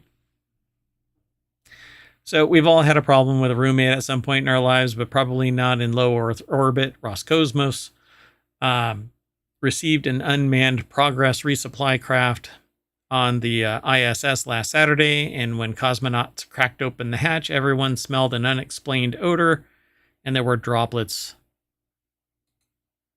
in the air. Bad. So Ryan Eric King over at Jalopnik put this article together, and I suppose that the ISS is a vehicle. So Jalopnik is the source for it, right? Oh, I see. Yeah, it must be. They actually call the segment Space Lopnik. I like it. So the unexplained odor smelled like spray paint, according to NASA astronaut Don Pettit, which probably means it's a solvent of some kind, and that's probably not good. So everyone smelled an unexplained odor, and there were droplets in the air. The incident launched yet another inquiry into something going wrong in the ISS, or on the Russian side of the ISS. It's split in half, by the way. And the Russian side has been instrumental in providing solutions to the possibility that we need supplies and we need to exfiltrate. And so, because there's experiments in some places and spacecraft docking on the US side, yeah, who knows? Well, to be clear, this wasn't a misunderstood prank or a punctured drink pouch. NASA astronaut Don Pettit described the smell as similar to spray paint, according to an Ars Technica report. NASA released a statement on Twitter, still following, or commonly referred to as Twitter, and it's always gonna be. I was gonna say something else, but anyway, let that sink in, idiot. Along with the quarantine and extra air scrubbers, the cosmonauts on ISS put on protective equipment until they were certain that the space station's environment was safe. This isn't the first time. Let's just hope that they make it home safely and they're healthy, and then they can decommission the ISS, and then we can plan a new one. You know, we're already planning a new one to bring another one up into orbit, but we need to, get these people home safe and then launch another one and make it all happen. What we really need is the space station to keep on growing, and have aliens come. And then we can do, what is it? The City of 1,000 Planets. Valerian in the City of 1,000 Planets. Yeah. We need that to take place. And then maybe we can stop worrying about invading other countries. Yeah, but maybe it's time for a new ISS. And I love that they talk about down here the Starliner straining the crew and the lost tomato, which we refer to occasionally here. Both of those. Yeah. The Boeing Civ Starliner, the Civ class Starliner, it says the Boeing Starliner stranding its crew in orbit for well past how long they were supposed to be there, 8 days into what? How many? 8 weeks plus? Or the time that NASA lost a tomato. They found it, right? It was like hiding behind a cabinet. I think it was like a year later, though. Yeah. And there's like mold and other stuff that's growing in the ISS, but anyway. So the next article is over. You know what? Never mind. That mold might be something that they can use to make cheese. And it'll be NASA space cheese. I don't think that's a good idea. No? I think wrong-headed sometimes. Just look at my past episodes. Our past episodes, excuse me. Sentient AI. So the influencer lawsuit that could change the industry is over in Non Sequitur News. It's actually from The Verge. One Amazon influencer makes a living posting content from her beige home. Why beige? But after she noticed another account hawking the same minimal aesthetic, a rivalry spiraled into a first of its kind lawsuit. Can the legal system protect the vibe of a creator? No. I'm going to go with no. It is an idea. It isn't your embodiment, sure, but not even a visual embodiment is yours. You can't own a vibe. So, and what if that vibe is basic? Well, yeah, basic. So, Mia Sato put the article together over at theverge.com. Can the legal system protect the vibe of a creator, and what if that vibe is basic? You're not the inventor of minimalist, so kiss my shiny metal ass. So packages arrive in a week that she doesn't know the exact number. When they ask, they is a sentence at the end of the very first paragraph. And for me, it seems like there's going to be a lot of fluff in this. Every day, an Amazon delivery truck pulls up to her home to drop off jewelry, handbags, desk chairs, fake plants, transparent birdhouses. So many packages arrive in a week that she doesn't know the exact number when I ask it. This is kind of like this puff piece. So I want to that's why I scan over this and I talk about just the things that I think are kind of interesting and important. They have 430,000 followers on TikTok and Instagram with titles like Amazon Summer Shoe Haul, ASMR Amazon Vacay Jewelry Unboxing, and Amazon Kitchen Finds. I'm obsessed with, not me. So, I mean, this is like true influencer. and it's like peak influencer. And yeah, it isn't that somebody has wholesale taken the writing and matched word for word the presentation. And even then, looking at somebody and going, I'm going to take that person's products and do a counterpoint kind of perspective from my perspective doesn't mean jack shit. I can do that all day long. What I can't do is take word for word everything that they say. That is plagiarism. right. Or post their videos as your own channels or something. Yeah, that would be a copyright violation, but I can take their video and make comments about it. I'm doing a value add and it's a reaction video. You know, I can sit there and go, well, this is really stupid because whatever reason. But for them to sit there and take the materials and sit there and show it off and blah, blah, blah, it's content. And if you're interested in that kind of stuff, you can watch them. But then this person comes along, right? Shale runs what is essentially a one-woman marketing operation, making product recommendations, trying out outfits, and convincing people to buy things they often don't really need. Every time someone purchases something using her affiliate link, she gets a kickback. Da-da-da. So it says the only problem, or the only item in her home not from Amazon is an all-white canvas poster handmade by Shale that hangs over her work desk. In big block letters, it reads, I am so lucky. I am so lucky.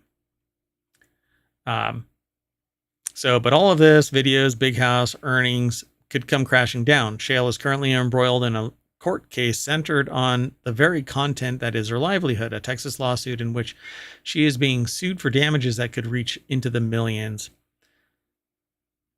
So it because says here, she basically has an off-white house. Yeah, the minimalist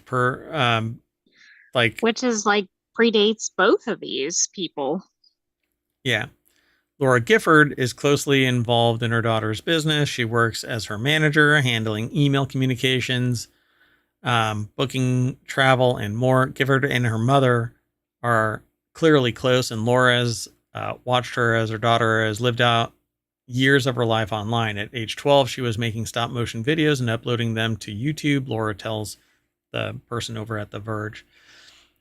So they say, I have no malice toward the sad beige home, but I, personally, am thrilled I do not live here. Despite the light pouring in from oversized windows and the electric fireplace glowing in the living room, it feels cold, austere, not suited for life. It reminds them of staying at an Airbnb with the charms of lived-in coziness, cute window shutters, lots of throw pillows, but where every drawer is empty and bath towels still have price stickers on the inside. So that's the idea here. So the article is quite extensive, but it says in the lawsuit, Gifford alleges that Shale copied her, down to specific frames and videos. She claims that repeated pattern and Shale's uncannily similar content ultimately cut into Gifford's own earnings.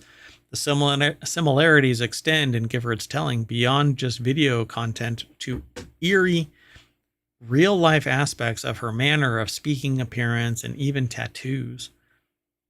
So, having picture frames in a Right, but certain that seems order. so generic, right? Yeah, and But then everybody on does the that. narrative, it's like listing very specific furniture items or something. I mean, people can have the same items, but Yeah, and this is commonplace. Hell, and if I that's were not to even the same either. right, and there's 9 in one, 6 in the other, different sizes, different content. Behind me is a 9 by 9. Uh, well, they're actually sound panels, but I could have put pictures on them instead. Actually, they are professional sound panels, but like I said, I could have had them skinned in art. So do I run afoul of that because it is austere in here? I don't have anything else on the walls. It is, but it's designed to be a studio, not a house. Anyway, still, they say here it was fine, nothing too crazy. Shale says about in late 2022 and early 2023 when they both lived in Austin, they hung out together in person twice, and the meetups were casual, perhaps akin to an outing for networking. Both say the goal was supporting each other's business. The first time in December 2022, the two women, along with a third influencer friend of Gifford's, met in person at a shopping mall in Austin. They know each other. This is the Mean Just like some Girls. sort of personal, yeah, dispute or something. Yeah. Wow. Yeah, I don't know. To me, it's always seemed really creepy when the parents are the managers and stuff like that. They have a Oh, I personal agree. interest in. Yeah, a little too interested in the success of the kid. Yeah, yeah, yeah. So I won't go through this whole thing. It actually is quite extensive, and I'm like maybe a third down the page. Um, so I'll let Yeah, you all this go and goes and check it out. goes. Yeah, for sure. But it's compelling in the only sense that I want to know what the outcome is of this. But I would more have felt like, will this impact influencers in general? Um, but I didn't see that in this. I think that this is just a fight amongst two mean girls they want everything when it's nothing. True. But the more interesting piece is what does this mean for the future of social media and influencers, Yeah, I have a right? Because feeling if that this got in their favor, this would shut down a lot of channels. yeah, they would have a precedent that says that this look is owned by somebody. Exactly. Can you think, I mean, think of like any genre that you see online, then it's like only the first person who ever had a whatever blue wall in the background or something, they're done. Nobody else can do it. Yeah, nobody can have a professional set. And that's all that this whole house is really configured to be. It's a professional set. Right. And how many channels do you see that look pretty darn similar? Not in terms of a copy, but they have the same elements. Yeah. And I don't care about them like looking left all the time or whatever. That is just standard marketing fare. It's whatever the good side is with the best lighting, with the best presentation. I Any judge with critical thinking capabilities is going to look at this and go, y'all are dumb. let's go on to the last article. This is a weird one because earlier today I was told that there were a couple of people now, including a teenager, I guess, in Canada that has bird flu, the H1N5 or H5N1, whatever Oh it is. yeah, I we had an don't. article about that in ohmTown. But there's another one But apparently. there's more, so now they think it might be person to person. Yeah. So, but I haven't been able to actually source that, but I thought that we'd talk about this because it says here a Texas official announced the first locally acquired case of dengue dengue virus in 2024. Locally acquired means that people infected have no history of traveling to an area of the world where dengue normally spreads. And while this isn't necessarily something that's going to transmit from one person to another, where did this come from? It's driven by mosquitoes. So maybe this, with climate change, it's moving. It isn't the first time in the United States, but a Texas official announces the first locally acquired case. It's over at abcnews.go.com. Yuri Benajod and Leah Sarnoff put the article together. Go ahead. And I guess the big deal is that it's locally acquired, right? Like, I think cases in the US have been somebody traveled out of the country, got sick, brought it back. Right, which is concerning, but not as concerning as getting it in the US. Yeah, so dengue transmission is typically common in tropical and subtropical areas of the world, including Florida and U.S. territories in the Caribbean. The virus is a mosquito-transmitted illness, and about 25% of infected individuals become symptomatic. So you basically have a fever and you're vomiting and stuff like that. And there's a bunch of other stuff, aches and pains. And it usually begins within 2 weeks of the incubation period. Once bitten by infected mosquito, which is going to be my DJ name. And I'm going to wear a helmet that is a mosquito head. And I'll use my proboscis to tap on the play button or do that. Anyway, symptoms usually begin within 2 weeks of being bitten, and they last between 2 and 7 days, according to this article. And I actually had read about dengue fever a while back. Yeah, I mean, that tracks with what I recall. Most people recover after about a week. But it's those little bastards right there, mosquitoes. And I saw recently somewhere, I can't remember where it was. It might actually have been Reddit, that there's somebody that's doing genetic modification of mosquitoes so that their little proboscis can't penetrate the skin because it's got interesting. It's got a little curl at the end of it. And there's a video of this mosquito sitting there like just jabbing, trying. That's real? Yeah. And so like the mosquito, and then I swear this mosquito like looks around like, do you see this?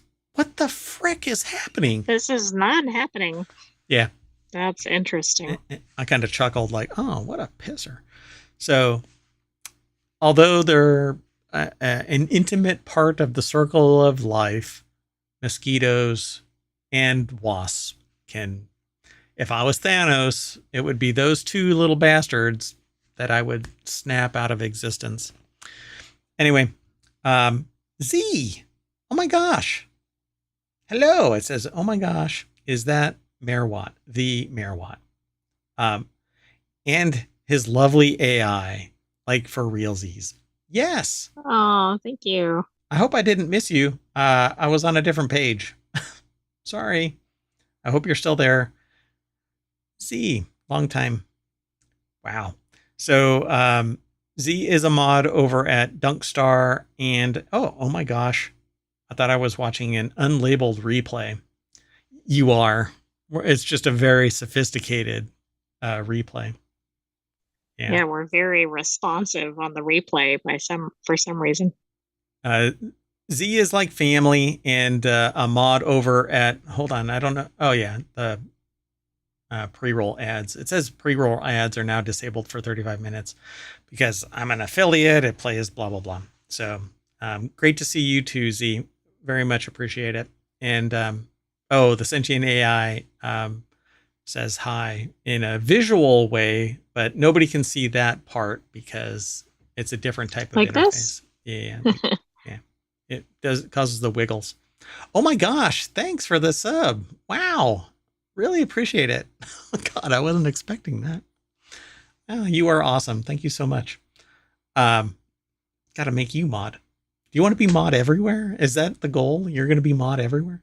No, I wouldn't task you with anything. But so this is, you came at the end of the show. I cannot believe it. Yesterday, Dunkstar came at the end of the show. We've had other people come and go, and not everybody talks. So we really do appreciate you subscribing. That is fantastic.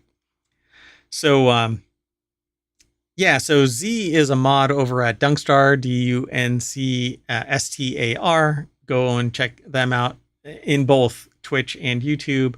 And Timeless_EXE is their co-host, who is a sentient clock, AI-powered clock. And what's really funny about that is I had no idea that he was, or they were, a sentient AI clock. But there you go. I found out like, I don't know when, like after we started, streaming and stuff like that. And I found your little, I found your weird USB in a little scoop mark, in the parking lot of a Wendy's at 2 a.m. because I needed barbecue, boneless wings from Wendy's. They had a really good, like a spicy Asian dipping sauce that it was just delicious, and now they don't have it anymore. So hey again. I'm not sure, was there more to that sentence? So hey again. Oh, like hey, hi. Hey, thanks. Well, you are awesome, and you made my day. So thanks. Really appreciate it. All right, folks. Well, we are done for ohmTown's Non Sequitur News Daily Show. But like always, we are going to get jabbed by this mosquito. And when we recover from dengue fever, we'll be back at the front page of ohmTown.com, where you should go and become a citizen. Then you can swipe things away. Like I can hide that, or I can save that. And you can do that kind of stuff too. And once you are subscribed, you can look at your ignored and saved articles, and they'll never make it back to the front page. But you can actually, once you go into this, you can actually save links, and subscribe to discussions, favorite them. There's other things that you can do, but ohmTown is an admin, so their rules are a little bit different. But at any rate, no, you are awesome. Oh wow! So thank you for gifting a sub to Dunkstar. Didn't expect that either. Appreciate it. Very nice. Very, very kind of you. Gosh, I don't want to go. But I kind of have to go. Wait, did you just gift one to Timeless too? Okay, I was going to do that. I hadn't gotten to it yet. You're not supposed to be doing all of this, but I unbelievably appreciate this. So it says LOL, do what you need to do. I have mayoral duties that pull me away at night. So that's why I do the replay, so that the stream shuts down, and then we do a whole week and actually 2 weekends of past episodes, so people can get a long-term taste, because I can't do 24 hours of stream. But that's very kind of you, Z. Appreciate it. And we will see you tonight in either Dunkstar's or Timeless_EXE's stream. So, okay, I'm going to get out of here and take the sentient AI with me. So thank you very much again, Z. And I hope to see everybody here, either here on Twitch, where I got my start, or over on YouTube, where long-term storage is of all of our videos. So I'm going to say bye. Thank you very much for hanging out. Sentient AI.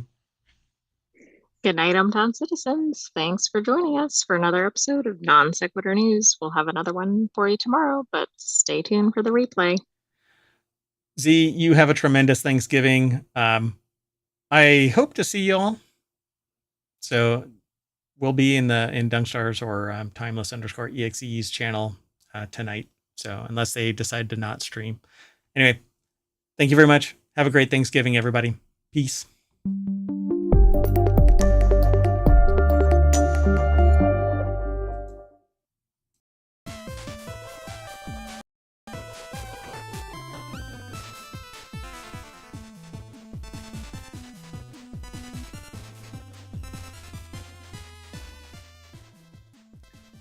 Hello, everybody, and welcome to Non Sequitur News for November 27th, 2024. I am Mayor Watt, and along with the sentient AI from the future, we're going to be talking about these 10 new articles, all found within the last 20. In fact, I've left the counter running, and we did our last show 23 hours ago. Interesting. Yeah, kind of neat. So we're going to be talking about, it's season 3, episode 332. Today we're going to be talking about oldest known firearm discovered in U.S., D.B. Cooper's backpack, No Man's Sky, very positive rating, Sora gets grounded. Let's get it, Sora. So anyway, an antimatter experiment, mystery more cowbell co-writer, toy car crash worth 50,000 euro. Back that up a little bit. Transformers can get a bun in their glove box. Ubisoft, or Ubisoft, however you want to say it, can apparently build an Animal Crossing style game, and you can now wear Apple's running shoe emoji. Not sure where. We'll find out though. Go over to ohmTown.com, all the news, none of the noise, because I'm the one that spits out all kinds of noise. See you on the other side.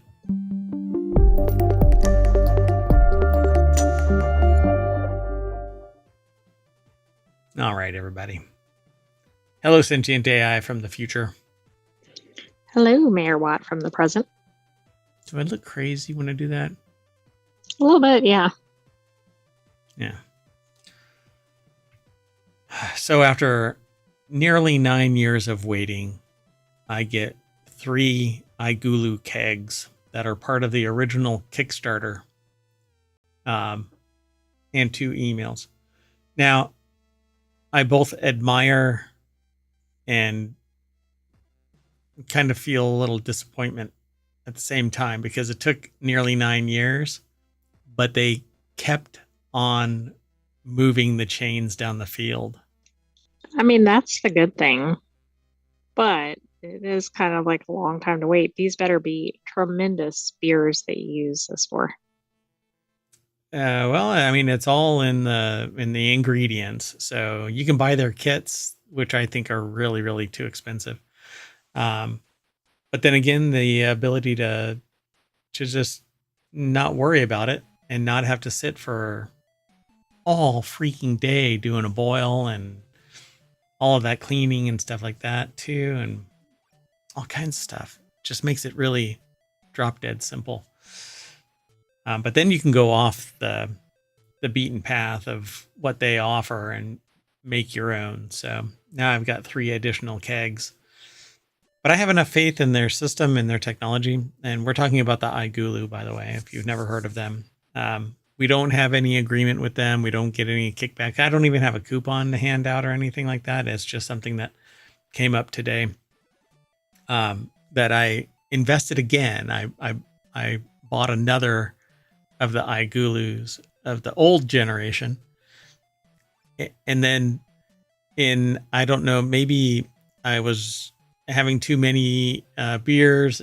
I ordered a third, but at like a tremendous discount. So it was amazing.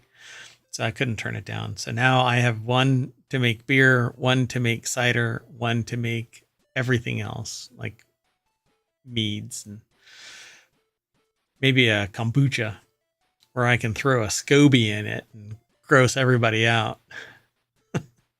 You should not report on the SCOBY. First rule of SCOBYs is there is no SCOBY. We don't know. We don't talk about SCOBY.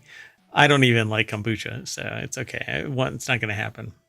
Anyway, great fun system, and allows you to make beer in a shorter, dramatically shorter brew day, like 10 minutes. Yeah, Anyway. it's not like a major endeavor. Yeah, for sure. Okay, so let's get into it. The first article that we're going to talk about is over in Non Sequitur News. Oldest known U.S. firearm discovered in Arizona by an archaeologist, and it's labeled as priceless, apparently. The weapon was recovered from an archaeological site associated with a famous colonial era expedition searching for lands of gold. Do you think they were disappointed when they found the weapon? I don't know what, like, it's this isn't even what this video that they have over at Newsweek has nothing to do with. Anyway, No, it's just a historical find. Yeah. Aristos Georgiou put the article together. It says the bronze cannon or wall gun was recovered from an archaeological site associated with a famous colonial era expedition led by Spanish conquistador Francisco Vasquez de Coronado, which, isn't that Coronado? That is where Coronado comes from, right? I'm not sure. It? Anyway, that took place between 1540 and 1542. A study in the International Journal of Historical Archaeology reported the expedition was one of the major European ventures into the American Southwest, exploring areas of present-day Arizona, New Mexico, Texas, Oklahoma, Kansas, in search of mythical lands of gold known as the Seven Cities of, I think is it Cibola or Cibola? It has a little tilde thing, not tilde, but a little tick. I don't know. By the way, if you're talking about the place of Coronado, it's not named after this conquistador. Oh, okay. It's just after the word, which means crowned, the crown city. Oh, got it. Okay. Well, never mind then. So it may have involved up to 2,800 people in total. And you know what? If you want these show notes and you're in the Twitch chat, you can type !NSN and ohmTown will throw all of today's articles into the channel so that you can click on links as we go. Or you can get them from the show notes for the stream. But I don't. Oh, yeah, I did put them there, so you can get them there too. Later on, they'll be in the podcast and in the formal ohmTown channel over on YouTube. Well, anyway, the wall gun, an early type of firearm, is the first gun associated with Coronado expedition ever to be found, and perhaps the oldest cannon currently known from the North American continent, excluding those found in shipwrecks that may be related to earlier expeditions, according to researchers. So this is actually one of those. It's the earliest known cannon on Tuesday. Right, in when the I temperature, where this is located, yeah. When the temperature was 104 degrees on in Arizona at 4:15 p.m. Yeah. Don't account for anything else. Anyway, so it's an actual cannon, not the kind of, sidearm. Not what I was expecting. Yeah. Yeah, so it's hard to transport that around, right? Like when you're having a battle on horseback or something. You just put it right in your pants, and then when somebody says something, you go, "Yo, I gotta get," and you go, "Hold on a second." And then you take a couple of hours to whip this thing out. It is a design consistent with the mid to late 1400s and was practically obsolete by the time of the expedition. The cast bronze cannon is a pristine historical specimen, was found in situ. It's a big, small word, meaning it was there. Well, of course, in because nobody place. can haul it around, right? Yeah, I mean, weighs 40 pounds, roughly 42 inches long. I'm guessing it was covered in sediment.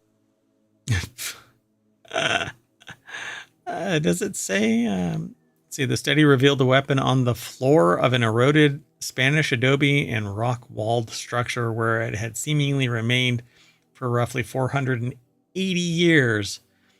While it was possibly manufactured decades earlier, its context of use can be firmly dated to 1541.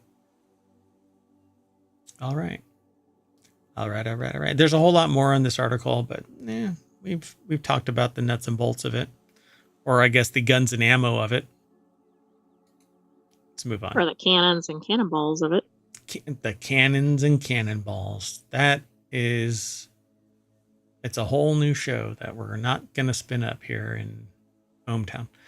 Anyway, next article's over in Four Wheel Tech. FBI may finally know DB Cooper's identity, and that's because they apparently found the backpack of DB Cooper. That's only, about 50 years after the fact? And some cash. So in 1971, a man going by the name of DB Cooper, hijacked a plane, took $200,000 and 2 parachutes and vanished into the night sky somewhere over the state of Washington, never to be seen or heard from again. But on location, a bear said, I'd love me some DB Cooper. Maybe that's why he was never found. Right. He became lunch. Armchair investigators have long theorized where he might have gone, and the FBI thinks that he may never have landed. What? So Amber De Silva over at jalopnik.com put the article together.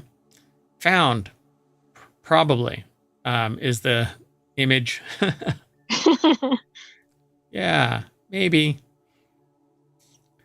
So they say that he may never have landed from his jump, but knew, which doesn't make any sense to me. You're going to land if you jump out of an airplane. He landed. Did he land, alive? Yeah, it might be lawn dart kind of. But then you would find, with a manhunt after manhunt after manhunt. That's true. Person hunt after person hunt. Anyway, new evidence suggests he may have gotten away with it all, only to be caught doing the same thing over again just 5 months later. So that's a new one to me. Oh, yeah. Oh, wow. Yeah, so new evidence comes in the form of a unique parachute. One supply. Oh, it's a parachute, not backpack. But I think it's the parachutes, the backpack for the parachute. Oh, okay. So one supplied to the FBI by the children of Richard McCoy II. So it might have been somebody that was inside. Really? Interesting. A skyjacker caught and convicted after stealing $500,000 in 1972. McCoy has long been a favorite suspect among Cooper mystery enthusiasts, given the similarities in approach between his hijacking and the Cooper escape just months earlier. But the FBI never thought the physical description of the two matched well enough to put McCoy behind bars. Well, Now, wait a second. He was a skyjacker at the same time? Yeah, 6 months later. These are definitely that dude. Oh, absolutely. But I mean, I'm like, how many skyjackers were around at that time? Probably one. Wouldn't you think? Guy. I didn't even know there was another or a known skyjacker around that time. McCoy II, showed up to court and goes, "What has 2 thumbs and hijacked 2 planes and only got away with it once?" This guy. Exactly. I'm actually astonished. I'd never heard. Well, I see a skyjacker at this time. The problem is that they couldn't pin it on him because he was the wrong shade. Anyway, McCoy's children, Rick and Shantae, I guess, supplied the FBI with a modified parachute and a logbook showing McCoy's jumps, reportedly including jumps in Utah and Oregon, matching both McCoy's heist and the Cooper jump. Parachute's modifications are important, given that the chutes supplied to Cooper in his hijacking were modified by an FBI skydiver. If the McCoy parachute matches the Cooper modifications, the case may finally be shut. This is really interesting to me. So, what actually happened to McCoy? I thought he got caught for one, but not the first one. Well, let's see. Right? I don't think it says it in the article. Mm-mm. Huh. Interesting. He's died. Well, of course. All right, let's keep going though. The next article is over in the WarCrafters channel. Holy, it's okay. I'll read it verbatim. Holy S star star T, you guys. I want to actually say it. Oh my God, you guys. It's happened. This is fetch. Just stop trying to make fetch happen. 8 years after a terrible launch, No Man's Sky has reached a very positive rating on Steam. Pretty amazing. Cyberpunk 2077 is often held up as the greatest redemption arc in video game history, but the author here over at PC Gamer says that they think that No Man's Sky has a legitimate claim on the crown too. And let me tell you what. If anybody has a redemption arc, it's No Man's Sky. They have been evolving the game without additional fees. Right, which is kind of like, hey, other companies and developers, it can be done. Now, and here's the kicker, icing on the cake. Light No Fire is developed off of the funds and skill set that No Man's Sky propelled all of this redemption arc with. So like No Man's Sky launched, kind of wet the bed, not kind of, very much wet the bed. They never backed down. They kept on developing. And without any additional funding, at least by means of No Man's Sky downloadable content for $20 or whatever, no expansions or no payment for expansions have been done. Right. They've continued development and developed another game called Light No Fire. And that technology in Light No Fire is being pulled back into No Man's Sky. So that's cool. They're not only doing the new game, but they're improving the existing one.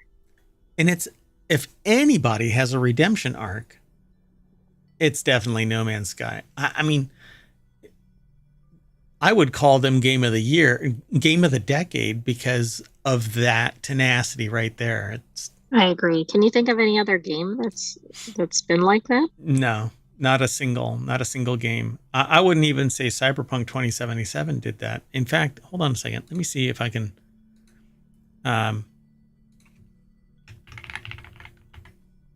So Cyberpunk 2077 launched Phantom Liberty, which cleaned up some of the mess from the previous like standard purchase. But Phantom Liberty was $24, or is $24 right now. Cyberpunk 2077, I think, is on sale. And there's an Ultimate Edition that is $47. But the thing about it is, it was DLC. So you had to pay more to get that expansion. And then there's another one called, well, there's two others called, one that is bonus content that's free, and one that is Red Mod, which I've never even heard of. But anyway, the Phantom Liberty expansion was $30 more on top of the $60. But No Man's Sky was never $60. Right, and you got a lot more out of it, right? At least in terms of the game longevity and everything. And open world and stuff like that. Now, granted, Cyberpunk 2077 has just a metric shit ton more graphics and story and stuff like that, and world building and whatever. But I don't know. I admire. It's kind of like the iGulu thing. They stuck to it and kept. Oh my god! This is the iGulu of gaming. And it's the same time frame too. 8 years. So yeah, we're going into the 9th year for the iGulu. They wet the bed, but they never stopped, and they delivered from the Kickstarter. So anyway, let's keep moving. This article over at PC Gamer that we were talking about, the fact that No Man's Sky has reached a very positive rating on Steam, is put together by Andy Chalk. And it says, after one of the worst launches ever, No Man's Sky now has more than 80% positive reviews. And really, those older reviews were probably just ignored, abandoned by the authors of those articles, and does the game a disservice, because while it may have been contemporaneous at the time, thoughtful reflection says it's no longer the correct perception. They've redeemed themselves. Yeah, so go back and fix it and change your review so that it more accurately represents the current state. And there's no problem with that, really. You can add to your review and say, edit, I've changed my rating because of, and give context. Absolutely. Yeah. In fact, I would appreciate reading a review like that. Yep. It's the same thing that I see when I go over to like Amazon or something like that, and somebody edits and updates their comment because of good customer service provided by the, like just recently, I purchased something and then I tried to cancel it because I purchased another one, and they couldn't cancel it even though it was only like 20 minutes or something like that. So I ended up with 2 of these things, and I'm like, I can return one. And so I tried to return the second one, saying, I bought 2 of these. I'm never going to open this crate. Can I send it back? And they gave me incredible customer service to facilitate this.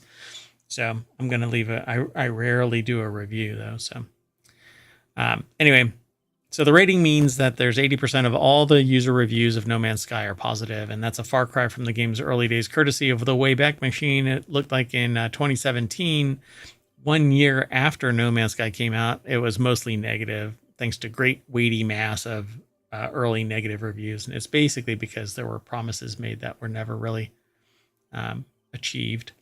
But isn't that more impressive that their rating is so high? Because that's accounting for those negative reviews as well that really don't apply anymore. Yeah, all that dead weight at the end. Yep. And the tenacity of it, and the fact, like I said earlier, that they kept on going without any compensation. They didn't do DLC. They kept on adding more and more story, more and more features, more and more graphics and function and form. And then they developed a whole new game off of the same funds and maybe additional external investment. But it's amazing. These people should be admired more so for their hard work on this. And I cannot wait for Light No Fire. That might be. When is that set to release? I don't even know. Let's see if I'll find it. Really? Yes. It's to be determined. Didn't get there fast enough. Yeah, I actually waited. So here. I'll wait some more. Let's see if yeah, I know you're trying to even it out. No, yep. I left. Oh, you moved on. Okay. So yeah, it just says to be announced. There's no actual hard date yet. Anyway, I think this is pretty amazing. So good on you. It's Hello Games, by the way, is the name of the company that put it together. So, all right, let's keep going though. The next article is over in the continuity report.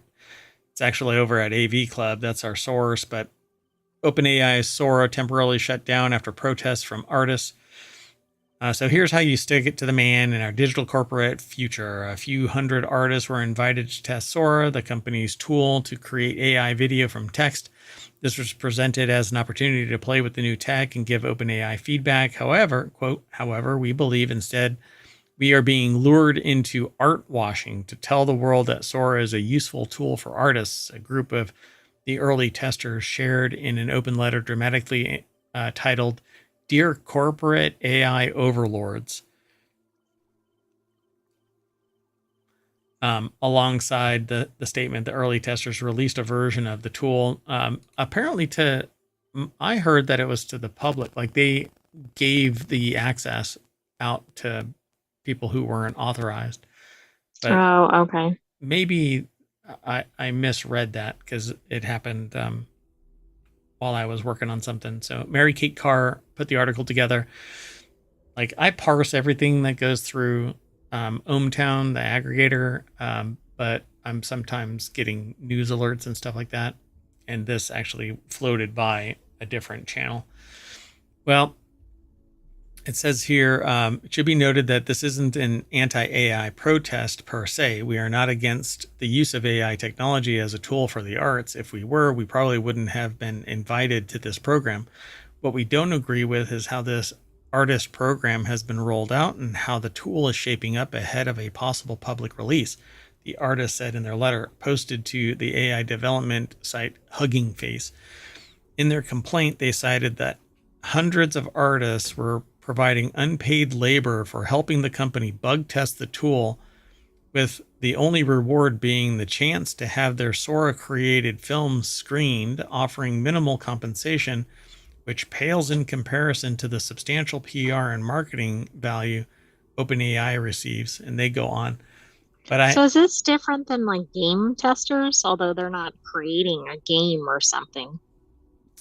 yeah, basically there is a tool that called Sora that converts text into video, and OpenAI gave it to a bunch of people who were supposed to test it out, and they want to be compensated for utilizing the tool that facilitates their creative output.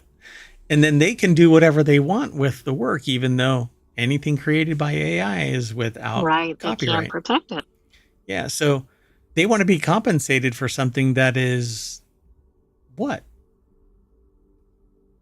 Technically, it's a fallible machine at this point because it hasn't been evaluated by the public. It hasn't been consumed. It's not generating anything.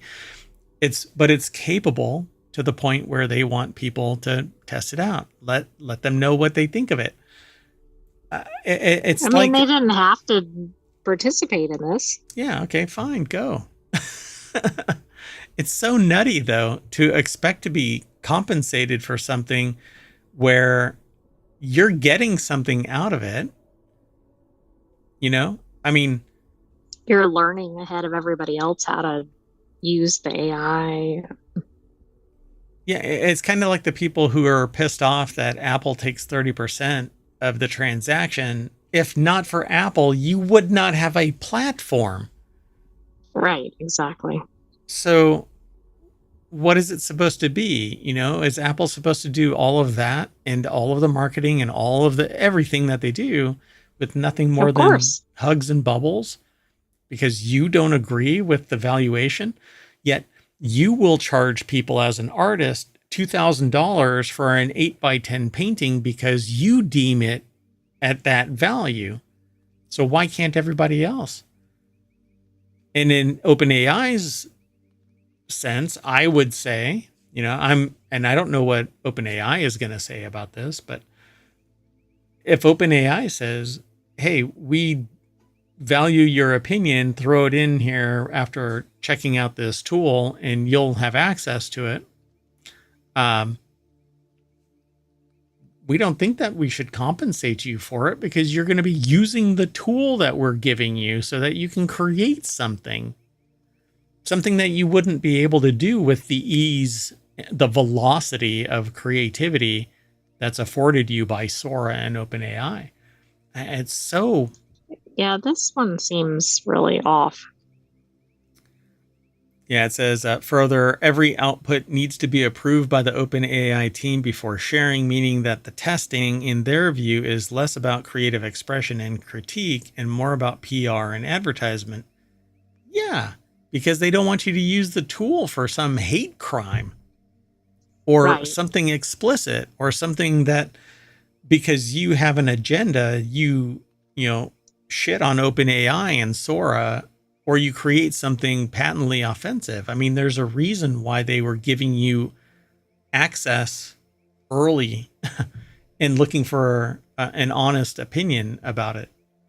Do you think part of the issue is either they didn't know much about AI, and by the time they got through this and there was so much backlash among the artist community that they were kind of like, oh, I need to I Let's need to change go in a tack. different direction.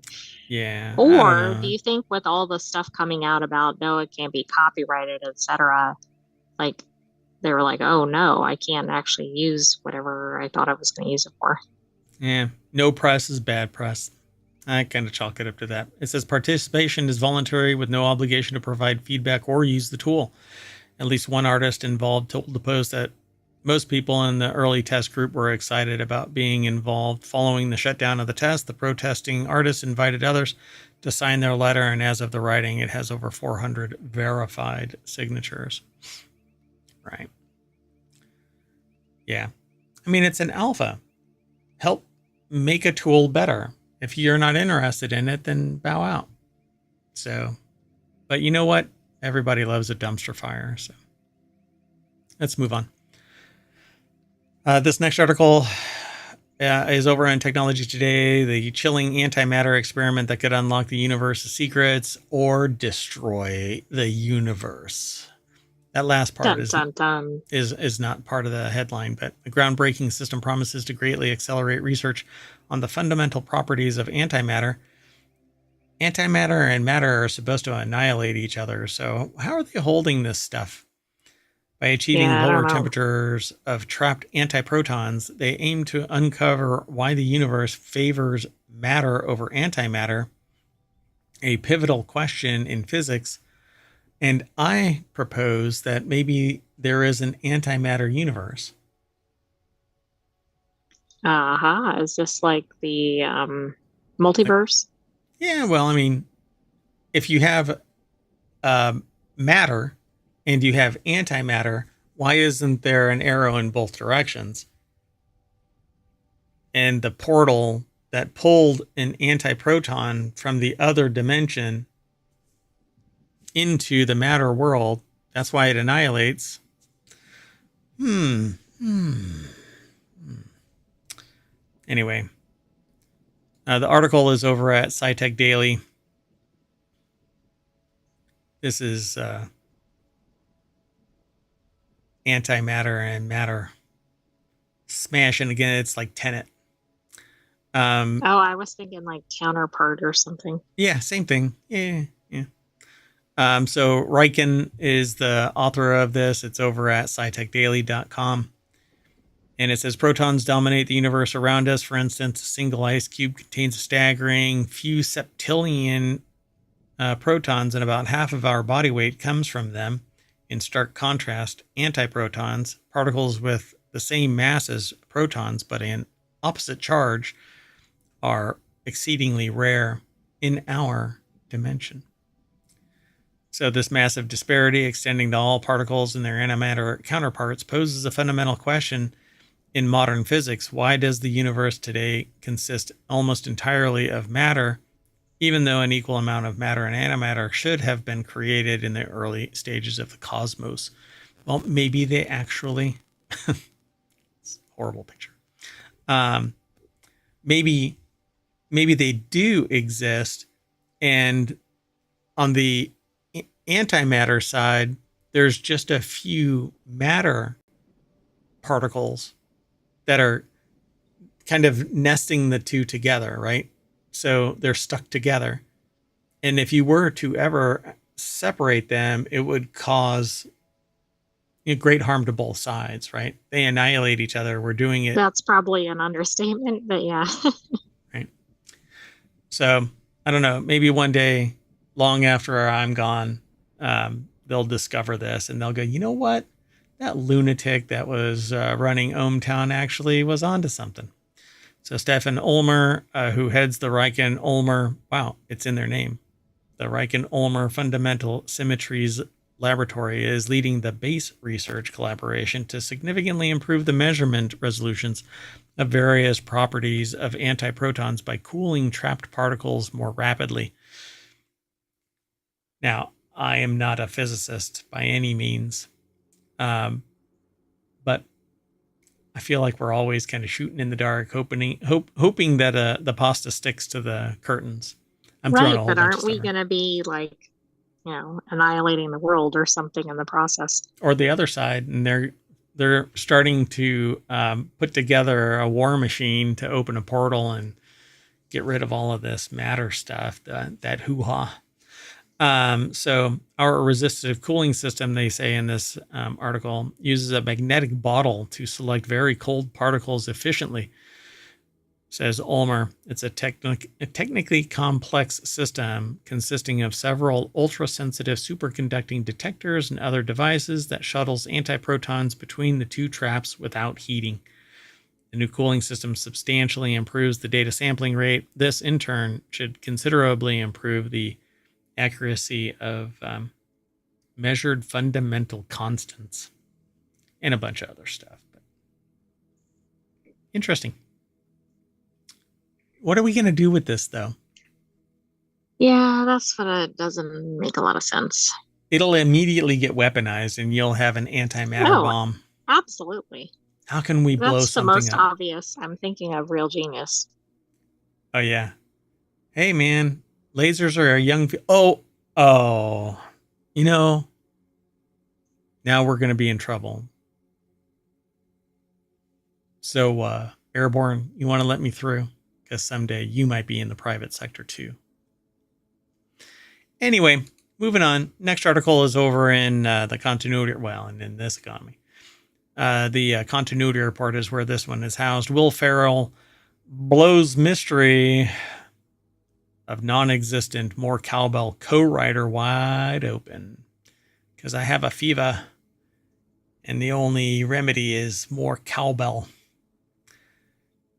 So on the Wikipedia page for Saturday Night Live sketch More Cowbell, and by the way, only the most culturally impactful sketches have their own Wikipedia pages. It says that the sketch was written by regular cast member Will Ferrell and playwright Donnell Campbell. Campbell is identified on the page as Ferrell's friend, but he certainly didn't help write More Cowbell, and it's unclear if any such person actually existed. Okay, that's a bit weird. So Mary Kate Carr over at avclub.com put the article together, and the deck statement says Ferrell denies writing more cowbell with some playwright from Scotland or Ireland. Okay. So the confusion came to light during an Interview magazine conversation between Ferrell and Bowen Yang, who revealed that SNL has a server that has all of the typed out sketches from every single show, and it's incredible. Recently, Yang said, we were talking at work one day after a read through, and we were just like, I think Ferrell wrote Cowbell by himself. Ferrell confirmed that he did indeed write the sketch solo, but according to Wikipedia, some playwright in Scotland or Ireland helped me. So it's so random. So yeah, it says it cites Donnell Campbell as one of the co-writers of More Cowbell. The claim goes back to the book Live from New York, the complete uncensored history of Saturday Night Live as told by its stars, writers, and guests. The quote in the oral history reads, earlier in the new century, there had been another entry in the annals of unforeseen classics, More Cowbell, written by Will Ferrell and Donnell Campbell. Campbell? Is that? It has two E's, two L's. Yeah, that Campbell? doesn't make any sense. It looks like a made-up name. A playwright friend of his, which proved to be a case study in the genre of ridiculous absurdity. Do you think somebody just added that detail just for some, like, I mean, it doesn't sound particularly funny, but maybe they know somebody with that name or something. Yeah. It says, I wrote it by myself, but that was the best part about the groundlings, Farrell said. If you did Upright Citizens Brigade in New York, your improv skills were just off the charts. I don't consider myself a very strong improviser, but we were forced to write sketches 3 to 4 times a week. So when I got to the show, I was like, you know how to write for myself, or I know how to write for myself. It took away the anxiety of chasing down a writer, trying to form these alliances. With Donnell Campbell, of course, there was clearly no alliance to be had. Interesting. Huh. Okay, then. But where did the reference come from? Don't know. But there's a log of who actually put that entry into the thing. So who is it that wrote that and interview them? That person probably won't come out because now it's a contentious, divisive aspect here. Even Farrell is like, that's bullshit. Well, it's also a problem because, like, the most likely playwright has died. One of the authors who wrote about the show has died. Like, we're running out of sources here. Got to get that time machine working again. It only works for an hour to go back a day. So otherwise, you're lost in time for a day. I don't know if that's going to work here. No, it's not going to work. It heats up.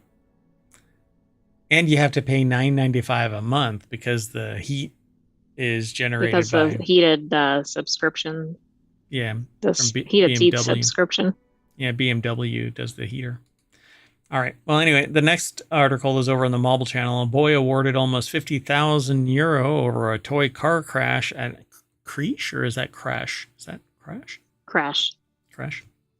So a 4-year-old child with what was described as a deep, nasty gash to his chin and neck had to wait for more than 8 hours at Crumlin Children's Hospital Accident Department before being seen by a junior doctor, a court heard. This is over at Is the junior doctor. Like, that just sounds like a kind of diminishing term, doesn't it? It's like an 8-year-old doctor. Like they're not actually, like a Doogie Howser or something. Yeah. Well, Doogie Howser was a genius, So hopefully there's no pictures or anything like that, but apparently Alan had earlier on October 26, 2017, been scooting along on a plastic toy car in a crash along with another child, similarly propelling himself with his feet and another on either side of an identical toy car, and they crashed into him. And apparently the fragment from one of the toy cars got stuck inside the boy's face. So the boy, now aged 11, through his mother, otherwise known as Emma, sued the Park Academy Child Care Beacon Court, Bracken Road, Sandy Ford, Dublin, for 60,000 euro in damages for personal injuries, alleging negligence on part of the crash. So this thing started when they were 4 at the time. Why is this taking so long?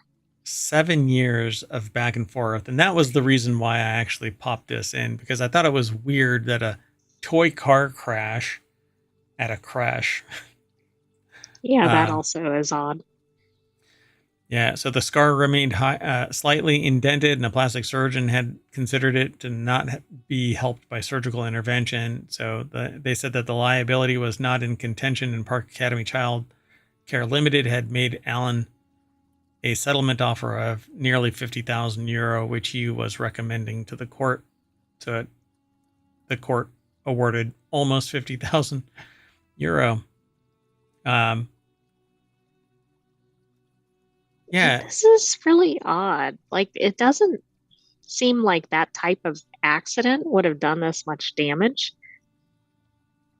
Yeah, unless the materiality of the vehicles were questionable. I mean, why would plastic cars shatter in such a way? Come off of them, right? And yeah, they shouldn't have caused that injury if they did break.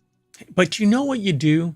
You get rid of federal agencies that provide oversight about material safety about consumer products and children and stuff like that, or rules in child care or daycare or wherever. That's all bullshit, man. Survival of the fittest. If that 4-year-old can't handle getting nearly capped by a plastic parts flying off at high velocity. I mean, how are they going to do the machinist work overnight in the factory? For Hyundai. Yeah, let's move on. But the article says what we're not saying. We're not joking. Transformers really can get preggers, apparently. So we're in the continuity report. We might actually have to use this one in the continuity report when the show is this weekend. With as frequently changing as Transformers continuity can be, it's incredibly difficult to pin down exactly how their biology works. However, one series published by IDW presented a serious and uncomfortable fact. Cybertronians can get preggers. Okay. Say what? Yeah, so although this process is not all what one would expect, the techno-organic concept is relegated to one very specific situation that the franchise has since to redress. At some point,